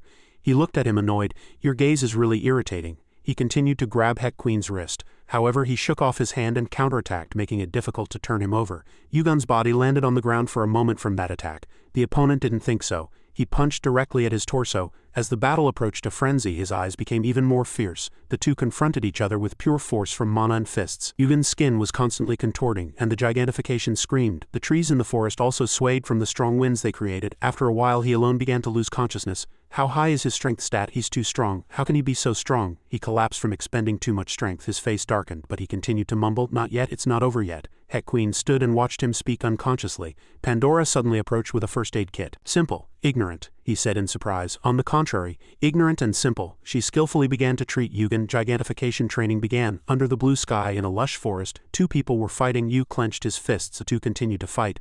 The system kept notifying. Gigantification mastery has increased. Gigantification has evolved to a new level. He gasped for breath listening to the notifications. Gigantification mastery has increased. Gigantification mastery has increased. The water was still boiling, the giant said. Gigantification strengthens your muscles. Yugen was puzzled. "My muscles? How?" he explained. "You use force like this and poof and absorb. That's how you do it." Birds chirped in the air. Pandora gave seeds to a bird. She was still watching the two fight. The bird that ate the seeds suddenly evolved rapidly. The power seemed to transfer to Yugen. The screen displayed, "The power of a giant has permeated your body. The power of a giant has permeated your right arm. You have materialized the arm of a giant," the giant explained. "You're concentrating gigantification in one place. Quite clever, but the strain on that arm will be considerable." Yu replied, "This time it will be different." "Come on," the two continued to fight. In a wooden house by the river, Pandora was treating Yugen's wounds. "Foolish. Simple." Yu was puzzled. "Didn't you just say that the other way around?" The giant looked at them tiredly. "She's saying it backward on purpose," she instructed him. "Do nothing for 3 days," Yu was surprised. "What 3 days?" she replied. "That's right, just sleep." Yu was outside the room. The giant scratched his head. "Was I too harsh?" He looked at his scratched hands in surprise. Pandora hesitated. He replied, "It's okay, this much will heal on its own," she faltered. But he reassured Pandora. "I said it's okay," she replied. "All right," the giant looked at his hands. "I didn't get this hurt even when fighting giants," he mumbled. "Am I creating a monster?" Pandora was puzzled. "A monster?" He was deep in thought. "I mean, he's not good at teaching gigantification, but he's learning and increasing his mastery through practice. An ordinary player can only reach level 10 at most. Like the time he spent in the tower, he's throwing himself into everything to learn." Pandora asked him if he was afraid. The giant honestly replied, "A little." She was puzzled. Even so, he was lost in thought. Yugen's goal. He's seeing a bigger picture. Olympus and those 3 precious children are just obstacles, but he never talks about what he's preparing for or what he wants to fight. He doesn't show the player's yearning to get stronger at all. He has a goal so big that he can't rest for a single day. "I just can't figure out what he's chasing." Yu suddenly appeared. "That's right, I'm curious about that too," Pandora scolded him. "I said 3 days, Yu sighed. "A little movement won't hurt, only my hand is injured anyway," she retorted. "But wouldn't it be better to rest?" Yu firmly replied. "I'm not going out to fight, and it's easier than I thought, but I think I need to go down to the first floor." The early morning blue sky covered the houses, and in the blurry space the doors were tightly closed. A voice came from behind the door. "Everyone, what's wrong?" The giant still held a large iron ring in his hand. Pandora said nothing. Dan Peng excitedly exclaimed, "Bisabia," a group consisting of the god of destruction, an almighty player, the lady of ruin and a cutie appeared, overwhelming the old man. "What kind of team is this? Everyone, are you from the tower?" Yu replied. "When we knocked on the door, you didn't even answer, old man. You're a bit much, old man." The old man also scratched his head. But the 2 people you brought are even more troublesome," he asked him. "Old man, didn't you sleep a wink all night?" He was so happy that he said, "I was so happy I couldn't sleep, and I wanted to finish it as quickly as possible. Follow me behind you." Yugen thought to himself.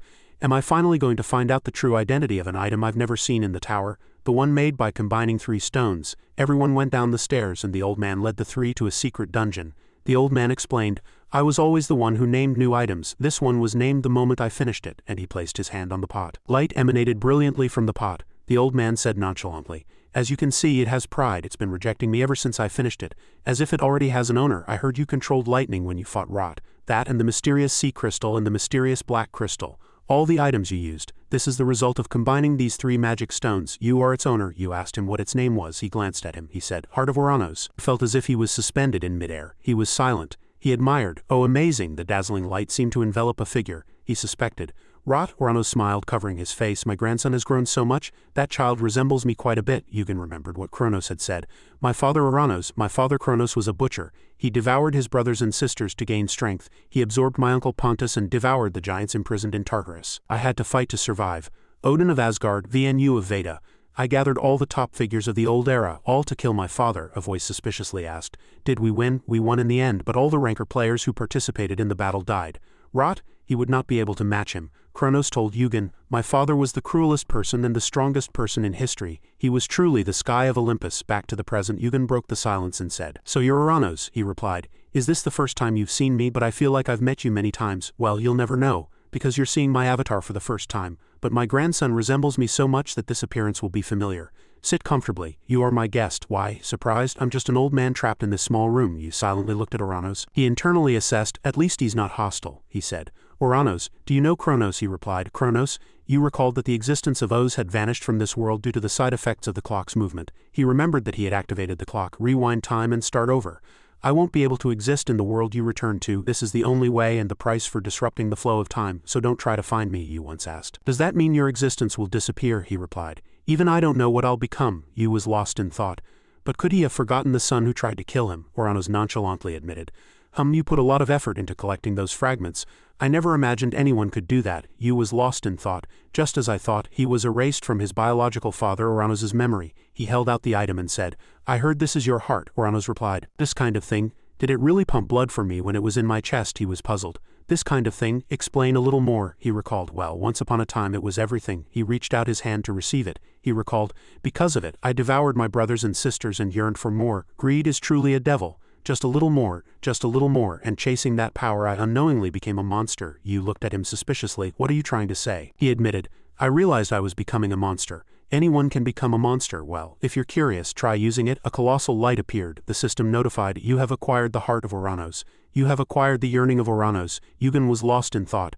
Familiar but strange. It's so unstable and primitive that it doesn't seem like a seed planted by the gods. It's like a child raised just to grow in size. He suspiciously asked again. So the monster you're talking about is just this? Anpeng appeared excitedly. Daddy, the system notified, the predator has revealed itself. Uranos stared at him. You received that blessing? Oh, you have quite an interesting thing, Yugen suddenly spoke, startling him.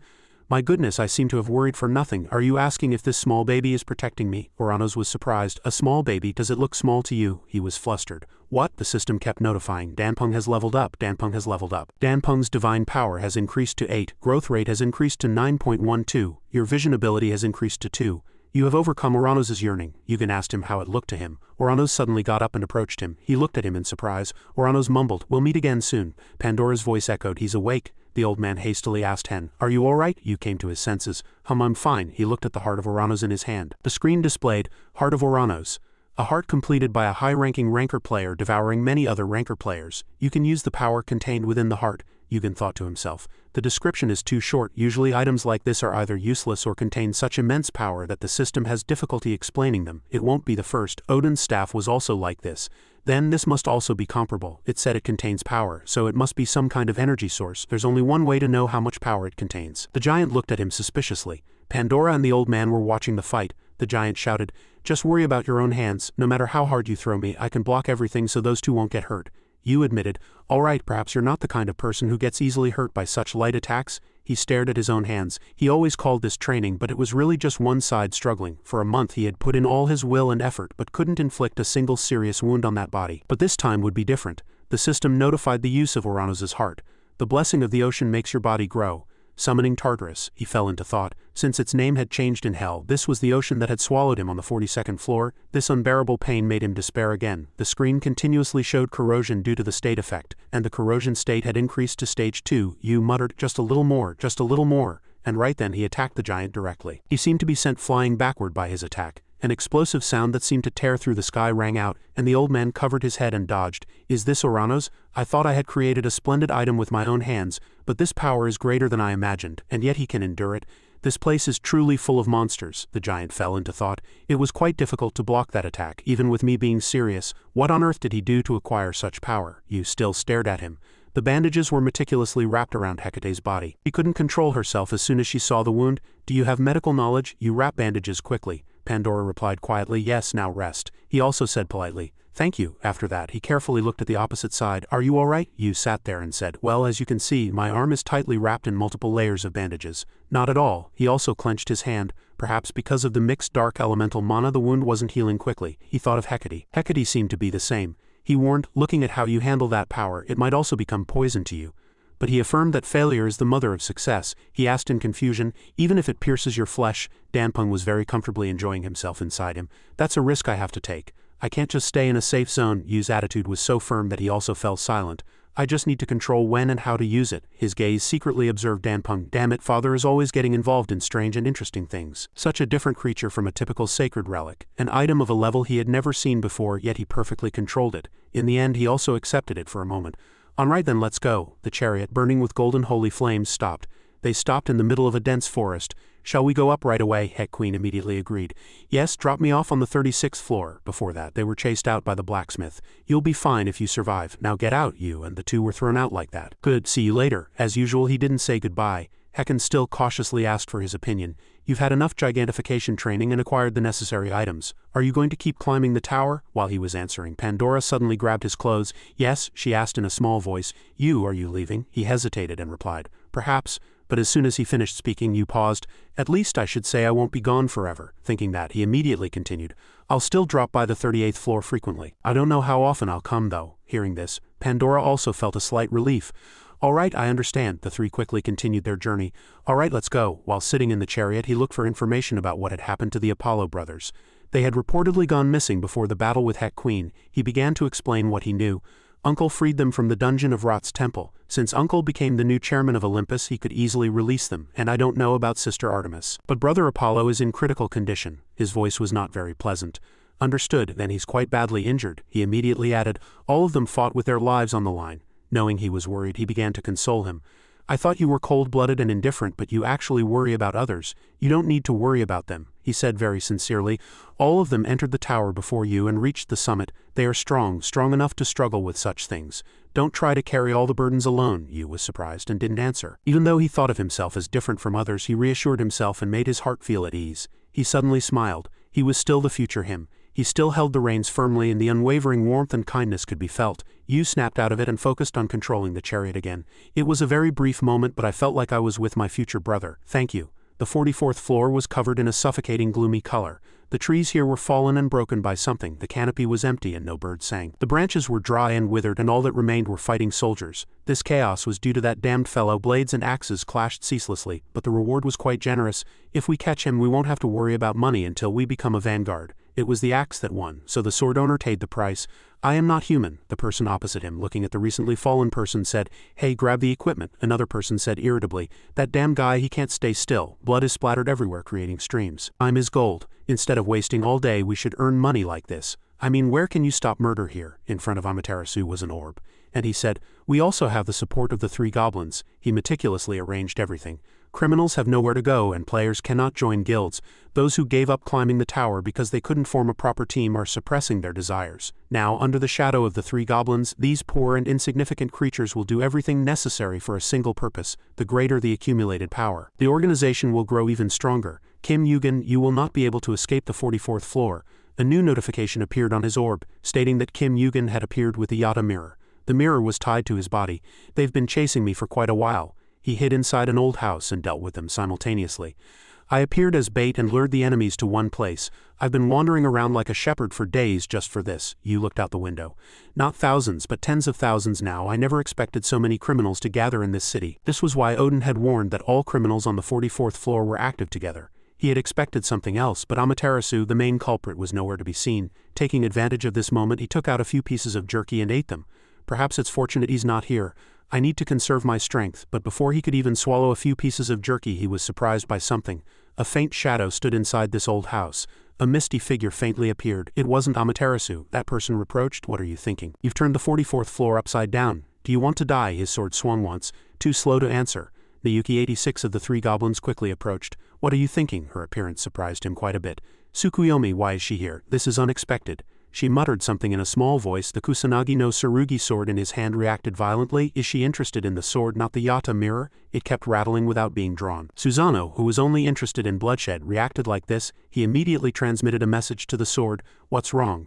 Happy to reunite with a friend after thousands of years? Tsukuyomi suddenly wore a very aggrieved expression. What's that expression? Hold on. He turned to Susano. Hey, do you like her? He immediately denied it. No, but you've already seen through it. Yes, he still weakly denied it. I said no. You continued to argue even though he was already acting. Who are you trying to deceive? Tsukuyomi immediately rushed and tried to grab the sword, and when she failed she showed a very displeased expression. At this moment Yu came up with a new plan. It doesn't seem like Susano has a crush on her. If Tsukuyomi is also interested in him, she will be a powerful ally to defeat Amaterasu. The the two began to growl at each other. Amaterasu used Yamata no Orochi to kill Susanoo. A cold aura emanated from the sword more and more. Tsukuyomi, which of the two allies will you side with? While chasing them, he asked her. Amaterasu used Yamato no Orochi to kill Susanoo. She clearly showed her displeasure. Tsukuyomi, which of the two friends will you side with? She paused for a moment and asked, Brother, do you know something? Did Amaterasu really kill Susanoo? You said that he wasn't directly killed by him, but he was involved. That person asked in confusion. What do you mean? He explained the incident. Yamata no Orochi Amaterasu was the one who made Susanoo fight that monster. He continued to speak. They promised to fight together. He didn't show up and Susanoo fought alone, but Tsukuyomi still doubted. Susanoo is a battle-crazed fool, but he's not stupid enough not to recognize the brink of death. Tell me, why are you so sure? At this moment he presented the most certain evidence. Because I heard him speak. She was surprised. What? Directly at this moment the soul imprisoned in the sword was released. If you don't believe me, go ask him yourself. Susanoo's figure immediately appeared before her eyes. Tsukuyomi was too shocked to speak. Brother, he smiled casually. What's so surprising? Surprised that a dead person came back to life? No, he didn't come back to life, she greeted him with difficulty. Brother, you were foolish, but it's been a long time. Before they could do anything more, a loud noise came from outside. You informed them. It seems we've been found. Susanoo was as urgent as he was. It seems we don't have much time to talk, he hastily urged. Just one question. We'll at least have that much time. Tsukuyomi bowed her head and slowly replied. All right, given this situation, is it true that Amaterasu was involved in your death, brother? Susanoo immediately replied. He was not uninvolved, she asked suspiciously again. Then what he said wasn't true, nor did he force you. You listened and quietly evaluated. She doesn't believe him. Well, she wouldn't want to doubt another friend either. Tsukuyomi said sadly, We've been friends for thousands of years. Why? Susanoo reminisced and said that she also felt that man had changed after acquiring the Yasakani no Magatama. At first I believed he would come as promised, but as time passed something felt off. He kept making excuses that he would be late, and in the end he didn't show up, he said very confidently. He's not the Amaterasu I know. I thought it was just a hunch for a moment, but I was eventually convinced. Susanoo Tsukuyomi asked, Then what happened afterward was also told by that man? He appeared when I was dying. His face was so cunning. To find the Kusanagi no Tsurugi sword. His greedy eyes were fixed on the sword. He only searched for the Kusanagi, not even looking at me as I lay dying. Of course I risked my life to get that sword. I hid it in a difficult place so it wouldn't be stolen. He probably doesn't know that fact. Susanoo didn't force her. Whether you believe me or him is your choice, but I'm not deceiving you. Tsukuyomi was silent, her eyes trembling with surprise. Outside the shouting grew louder and louder.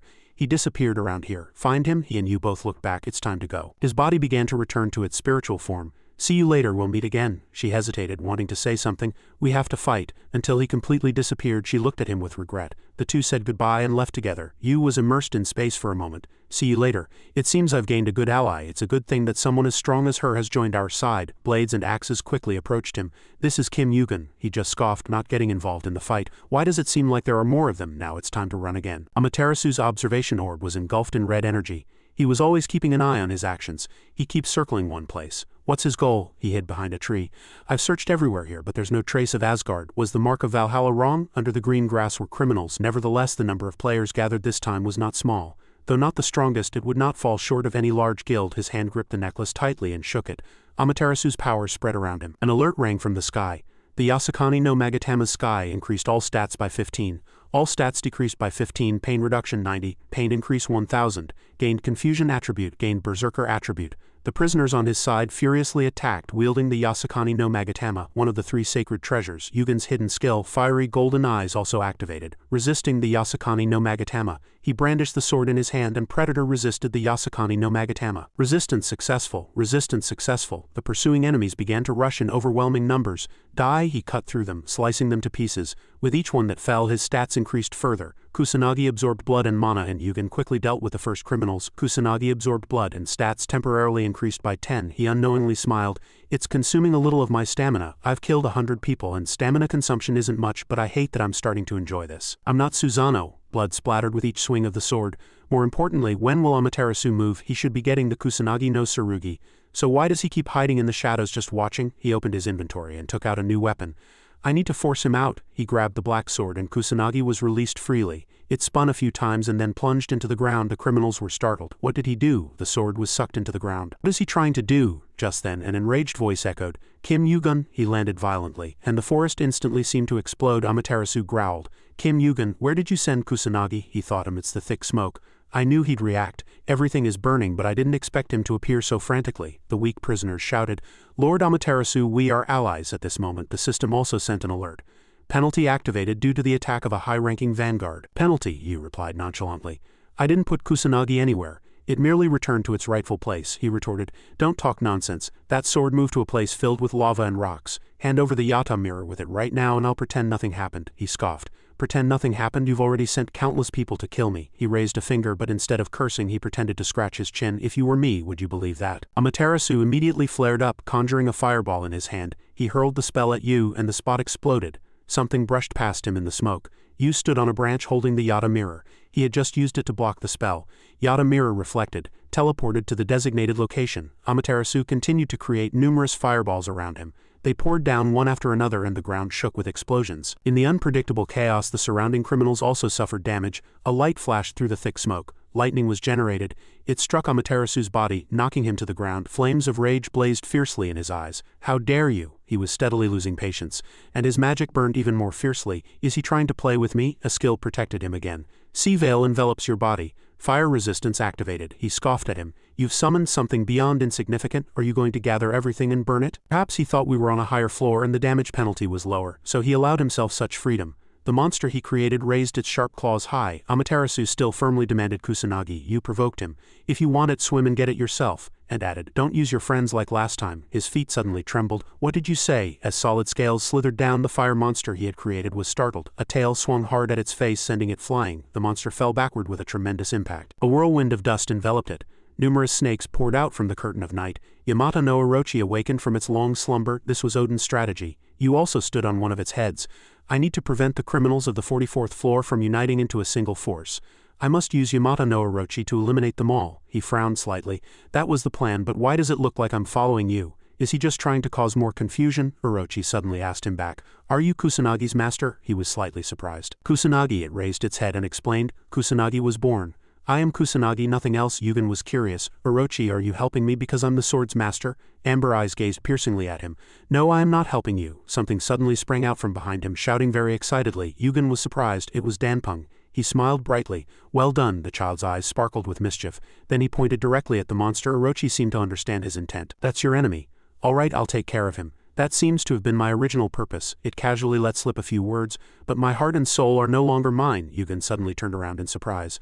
Amaterasu was crouching below. Kim Yugen, you planned this from the beginning along with Kusanagi. A small flame slowly rose from his two hands, but before he could complete it, a cold sword poured down. Susanoo, transformed into human form, struck him with a powerful blow. Amaterasu quickly recognized the familiar person. New, he also smiled contemptuously at him. I wanted to escape the fight with you, so I'm really glad to have this opportunity. Both simultaneously crouched down, maintaining a certain distance. The first thing he said was a reproach. Why did you do that? Why did you do that to me? His face darkened. Why? He recalled what he had said before. Amaterasu, you are afraid. If you weren't so afraid, you would be much stronger. It's dangerous. Stay with Tsukuyomi. Susanoo resolutely charged forward. I'll clear the way. Those words made him grind his teeth in hatred. Why? Amaterasu unleashed that rage. Because I don't need you anymore. Amaterasu's mask came off and he reverted to his original form. His appearance and attire changed to his previous form. Small explosions occurred around them, making a very irritating sound. Susanoo was quite satisfied. All right, thanks for telling me. Because of me, they won't have to constantly compare swords. I won't hesitate any longer. Amaterasu waved his hand, throwing scattered rock fragments around. Susanoo immediately cut them down. He quickly took the initiative and charged at him. Tremendous sounds and pressure erupted from the battle as if to blow everything away. Amaterasu reached out his hand, trying to hurl a spell at him. The way you charge fearlessly is the same as when you were alive. Your strategy is tedious now. He resolutely clenched his fingers. This once worked, but not anymore. Red flames shot from his fist, but they all merely grazed his opponent. He continued to attack fiercely. Oh, like those who are eternally trapped in the moment of death, like you. He engulfed the area where they stood in fierce heat.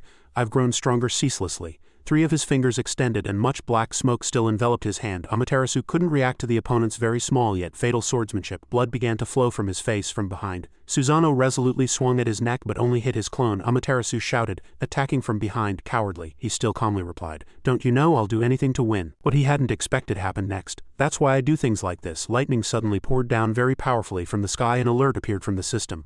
Amaterasu's flame absorbs lightning, he said in surprise. Kim Yugen, the remnants of that lightning are disappearing. This lightning is strange. Is there a dark attribute mixed in? You can control 2 elements simultaneously? This crazy bastard, he cautiously calculated. But Susanoo is more dangerous. He's a skilled master. You won't be able to maintain that level of undead for long. The two fought, dodging the lightning. Amaterasu's flame absorbs lightning.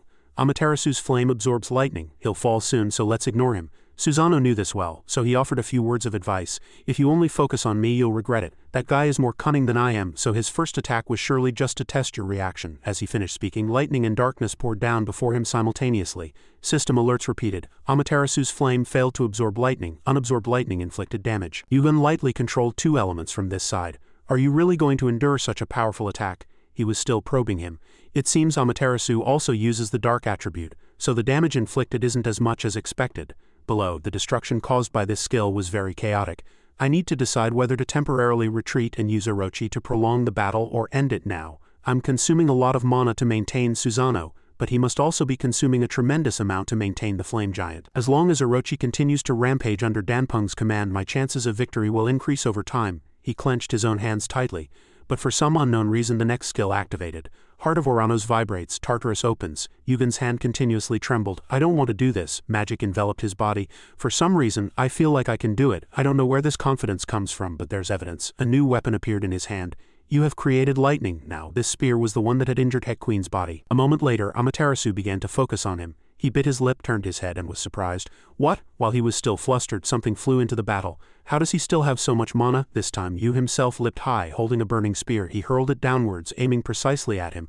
Amaterasu seemed surprised by his unexpected attack. He gritted his teeth. What? Why does he still have so much power left? In the urgent situation, he hastily raised his hand. That attack is dangerous. I need to avoid it, but another person grabbed him, preventing him from doing so. Numerous swords flew around him. Tatsuka no Tsurugi cleaved the flames. He shouted in rage. Susano, he smiled triumphantly. I'm already dead. Even if I get hit by lightning, that guy will revive me. He firmly gripped Amaterasu's arm. So I'm taking you with me. The spear flew towards them with tremendous force. After the earth-shattering attack, his necklace fell. Yasukani no Magatama recovered. His lower body was crushed along with the dirt and stones. Your health is recovering rapidly. Your wounds have partially healed. Unlike his miserable appearance, Susano nonchalantly scoffed. He seems quite afraid of that snake. He only used Yasukani to control giants and was late to protect himself. Amaterasu could only growl in pain.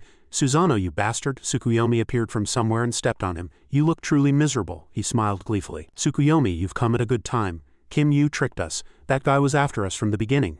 But what returned to him was disgust. Not us but you, Amaterasu. He looked at her in surprise. What? She continued to reproach him. Why did you kill Susano? Why did you kill your own man? Answer me. Amaterasu gave a wry smile. Did you really need to go this far to ask that question? Why, did you think I'd have a good reason to justify betrayal? It couldn't even be called betrayal. At this point he revealed his true feelings. There was no one here I could call a friend from the beginning, Amaterasu said unfairly. Because one was the woman I loved, he was jealous of the beautiful figure next to Susano, and the other was a rival in my love. Between the two of them he looked like a lamp that was neither too little nor too much. From then on he harbored unconcealed hatred. As the flashback ended, a small piece of metal hit his head. Susano said coldly, don't worry. You won't go to a good place, but death isn't as bad as you think. A sharp blade touched the opponent's shoulder. Goodbye. He decisively cut off his life with a single strike and blood splattered everywhere. Yugen also approached that side. Now that this place was taken care of, there was only one remaining problem. The Orochi suddenly went berserk, continuously biting. Jaws with sharp teeth opened wide as if to swallow their prey whole. A massive tail violently slammed into the ground. Yu and Danpeng flew high. Danpeng, do you remember the marshmallow experiment? The little one nodded very intelligently. You wanted to eat it right away, didn't you? Help me. Yugen instructed it to conjure a purple flame. Mix the divine power from his fingers into the flame. Holy fire, but I haven't even used a skill yet. Danpeng used it herself. The system continuously notified you have absorbed divine power. Mana has been partially recovered. You can use a portion of the mana's divine power. This brought back some old memories for him. Holy fire was an external power from the start. Danpeng enjoyed controlling them immensely. It also had its pride. It wouldn't comply with the demands of those it didn't respect. Could the true owner of the holy fire be? Yugen clenched his fist and scoffed. This wouldn't take too long. He immediately told her to stay by his side. Let's go, Danpeng. A more malicious smile appeared on Danpeng's lips. Everything was leading to a different perspective and there wasn't much left. What was that small thing? This seemed to be another forest. Not much left, was that what he said? As his senses stabilized, the system quickly reported, Danpeng's 7 eyes are observing you. The ordinary eyes of the mysterious people in the house agree. Good, everyone's gathered, they replied. Good. The great sage, equal to heaven, narrowed his eyes. Good, then once Kim Yugen finishes his business, let's go to the celestial realm. The great sage, equal to heaven's 3rd eye, is observing you. Tsukuyomi's hand gently caressed Susano's wound. Yugen was unconscious and his owner looked very weak. He naturally replied, controlling someone like me is bound to deplete mana. She suddenly grew suspicious. What was that just now? It was a truly bizarre sight.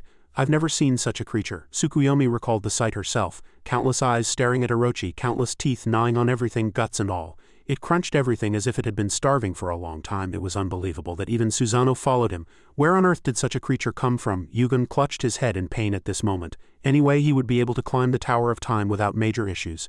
Danpeng ate her fill inside his body. Danpeng has leveled up. Danpeng has leveled up. Danpeng's divine power has increased by 7, growth rate has increased by 10.11, mana has increased by 4, he thought tiredly. Of course, Susanoo and Danpeng's help was great, but Tsukuyomi couldn't be underestimated either. His eyes gradually turned golden. Now it was time to summon the one who had been watching from early on. He quickly closed his eyes and fiery golden eyes resonated. The great sage equal to heaven immediately appeared in phantom form. "Hey Kim Yugen," he asked arrogantly. "Are you Kim Yugen?" Yugen stared intently at the opponent, who didn't immediately recognize him.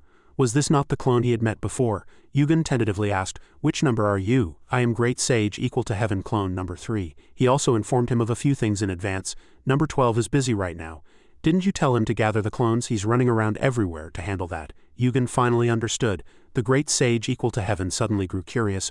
"Are you preparing to rescue the true body? All but 3 clones have gathered. Will it be okay?" The young man with an incomprehensible expression said, "What do you mean okay?" The opponent immediately explained, "You will certainly face the celestial realm, those who imprisoned the true body. Even with all the clones gathered, it won't be easy. Do you have a plan?" Yugen suddenly muttered. "It seems number 12 is the smartest clone among you." Hearing that, he stomped his foot and shouted, "What? Hey!" But he immediately moved on, continuing, "Time is running out." It seemed the celestial realm was starting to notice the clones gathering. Yugen calmly replied, "Of course I have a plan." "Don't worry." The Great Sage equal to Heaven raised an eyebrow and listened to him.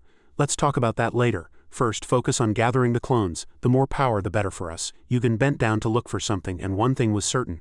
If we could only rescue the true body, there would be no need to fight the celestial realm. He tilted his head. How? Yugen didn't answer anymore. "I said I'd tell you later." He walked right past him. "It won't take long to climb the tower, as long as I don't get caught by the celestial realm before reaching the 50th floor. He growled, lost in thought. What? He's causing such chaos, yet why is he so calm? Is he from the future and accustomed to it? The background shifted to a desolate and secluded place, with dry earth and rocks scattered everywhere, and faint smoke enveloping the surroundings. Many stone pillars were not in their original form. For that reason, this trial would now be converted into a solo trial. This was the 44th floor tower's victory hall. As everyone knew, there had recently been an unfortunate accident on the 44th floor. Normally this place would be bustling with participants. But this time it couldn't be helped. The guide clicked his tongue and complained, "Damn it, if the number of participants doesn't match, shouldn't they adjust the difficulty? What kind of logic is this? Playing alone must be really fun, huh?" Participant Kim Yugen. The 44th floor Polaris raised both arms high. "Anyway, I hope everyone understands." His command was activated. "Now everyone prepare and proceed to clear the way." The system notification panel appeared simultaneously. "The 44th floor victory challenge begins now." Sonic break. While many were still flustered, he watched very calmly. "How many monsters are there anyway? Where should I even start?" His palms trembled in rhythm. "Damn it, it's partly my fault, so it's not entirely wrong. Honestly, I don't know what to say. I don't like interfering in other people's affairs, but let's make an exception today." A dazzling light suddenly erupted from where he stood, further disorienting the surroundings and stiffening his opponent. He said regretfully, "My workplace is covered in dirt." Monsters here were swept in, roaring fiercely, and flames burned like a disaster.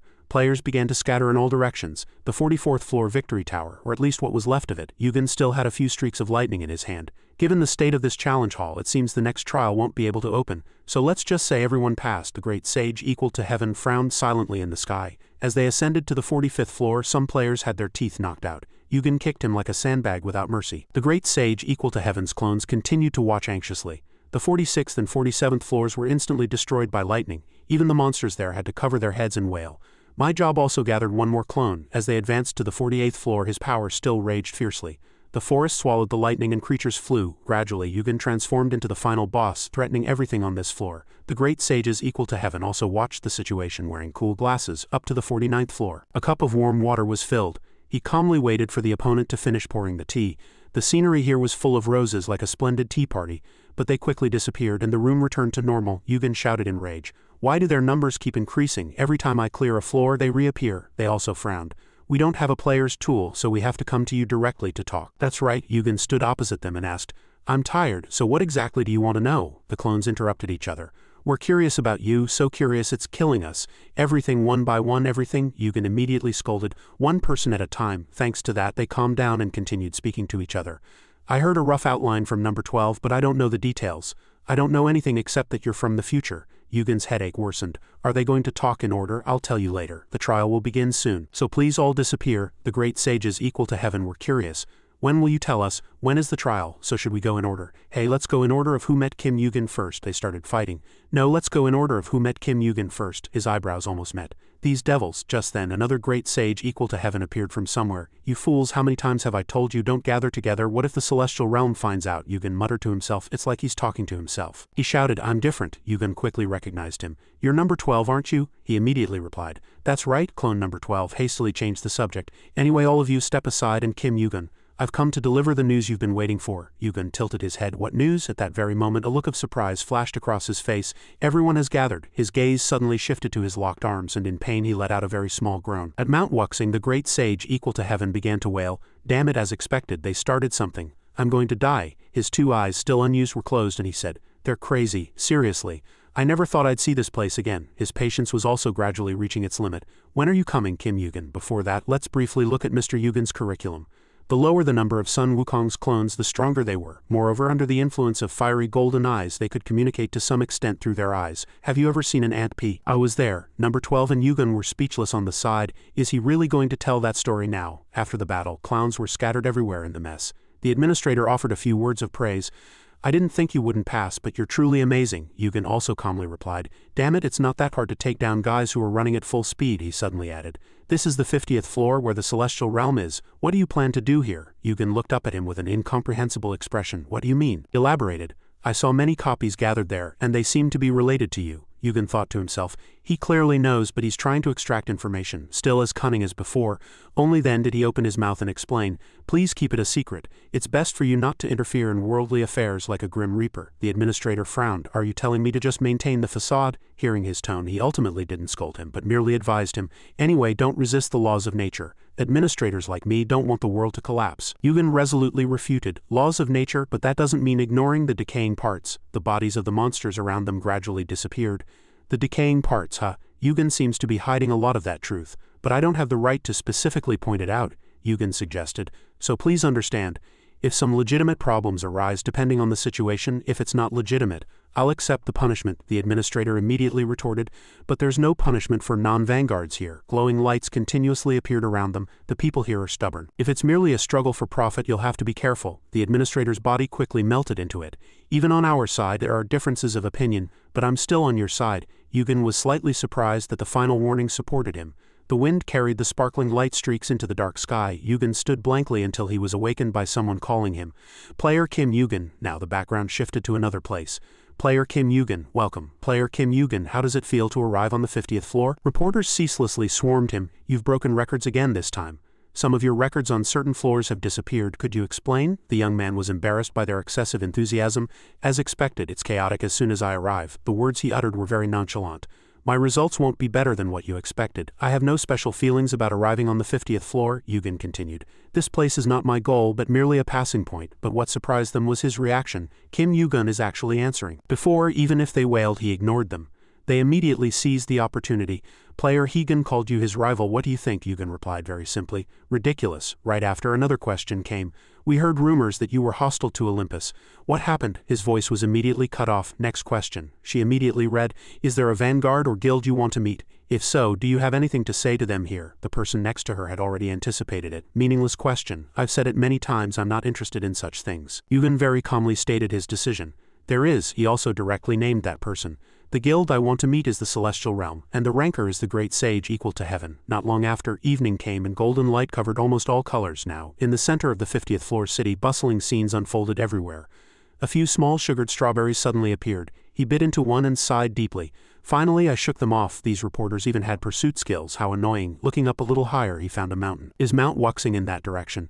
The dizzyingly steep cliff obscured what lay behind it. Was it the Forbidden Zone where the Demon King was sealed, or the Monkey King? So many names. Great Sage equal to heaven, victorious fighting Buddha. The name Demon King didn't suit him at all. He continued walking along the main road. He tried to stay quiet to avoid drawing attention, but after about 3 days he was bored to death. There was no one to play with. The images of the great sage equal to heaven and the administrator came to his mind. What did he do before meeting them? The more he thought, the more he missed them, and just imagining them made him feel noisy. By now it would be time for him to be fighting Asura one-on-one. Passing a bakery, a plump dumpling drawing was on a wooden sign. It reminded him of the great sage equal to heaven. Looking back, that guy really loved the dumplings here. The strawberry jam was long gone and he stood there lost in thought.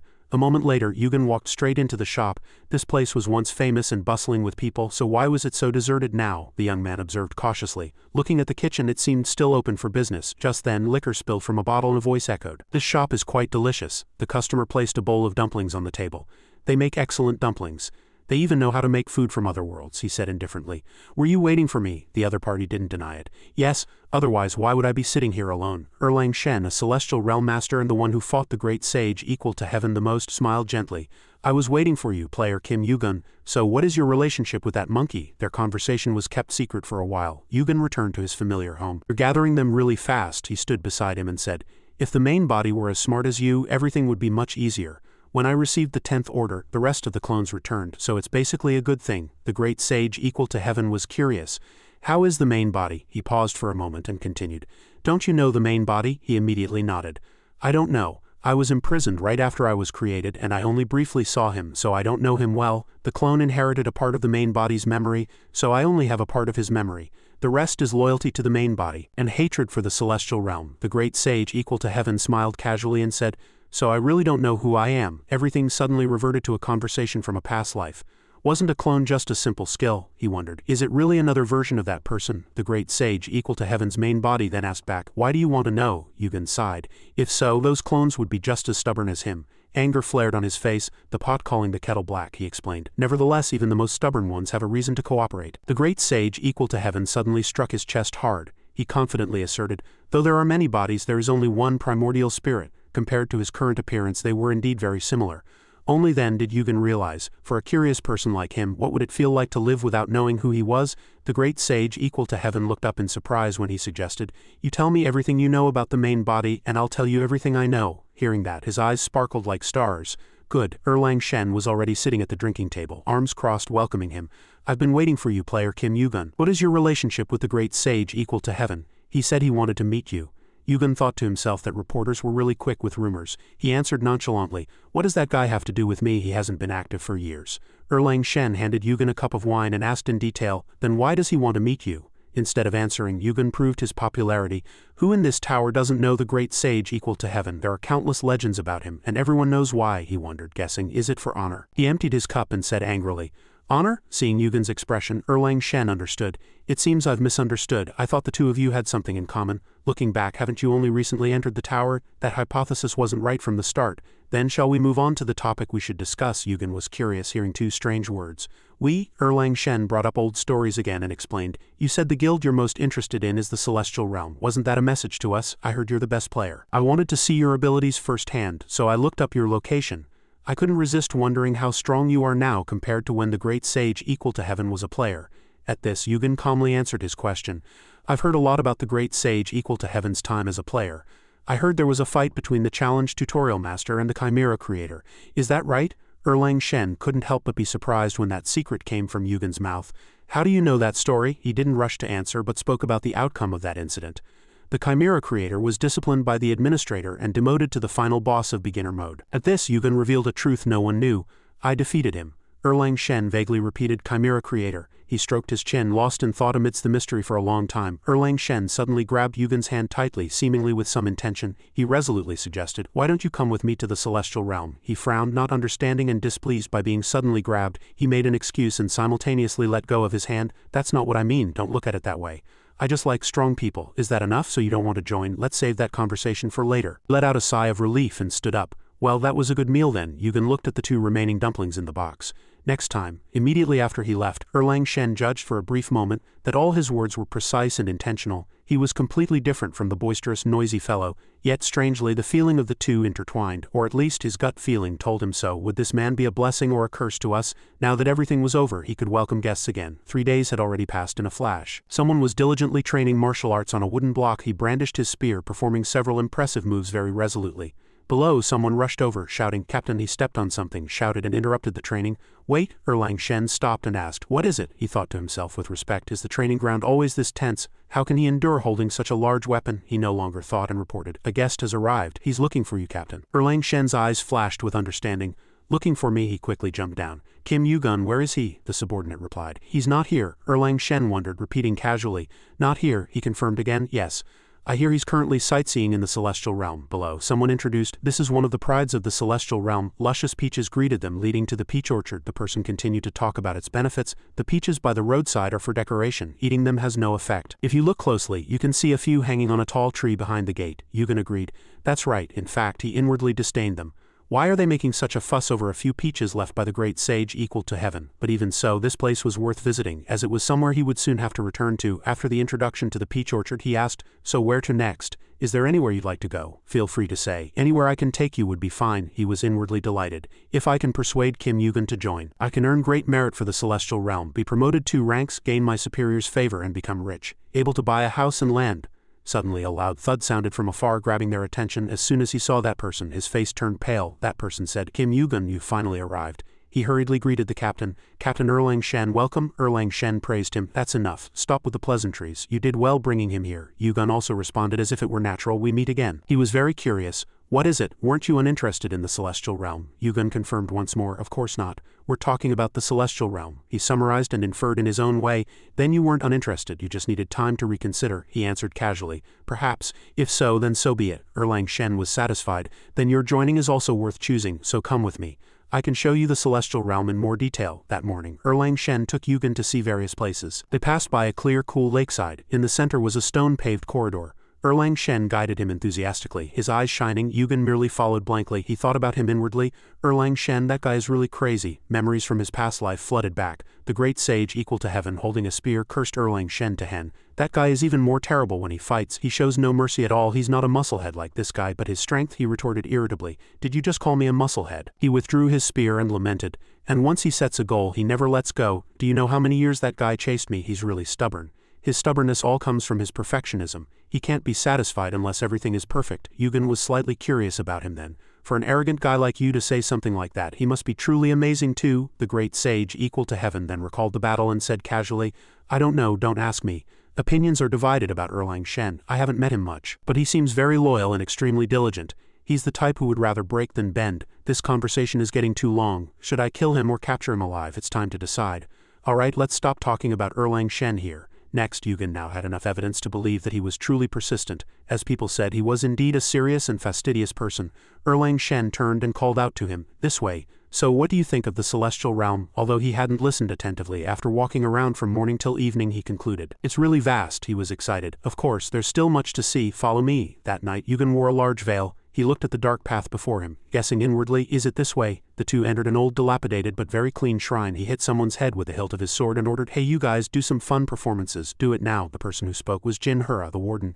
"These idiots, calling themselves high-ranking rankers, yet they can't even understand orders. Go and refine your souls." Thinking they were useless, he chased them out. "Get out, go clean up, damn it. Do you know who I am? I have to be trapped in this boring place for over 10 years with these useless idiots." Suddenly, a strange sound came from afar. He wondered, approaching to check. "What is it? Where is the sound coming from? This area is restricted to administrators." He quietly approached and called out to her.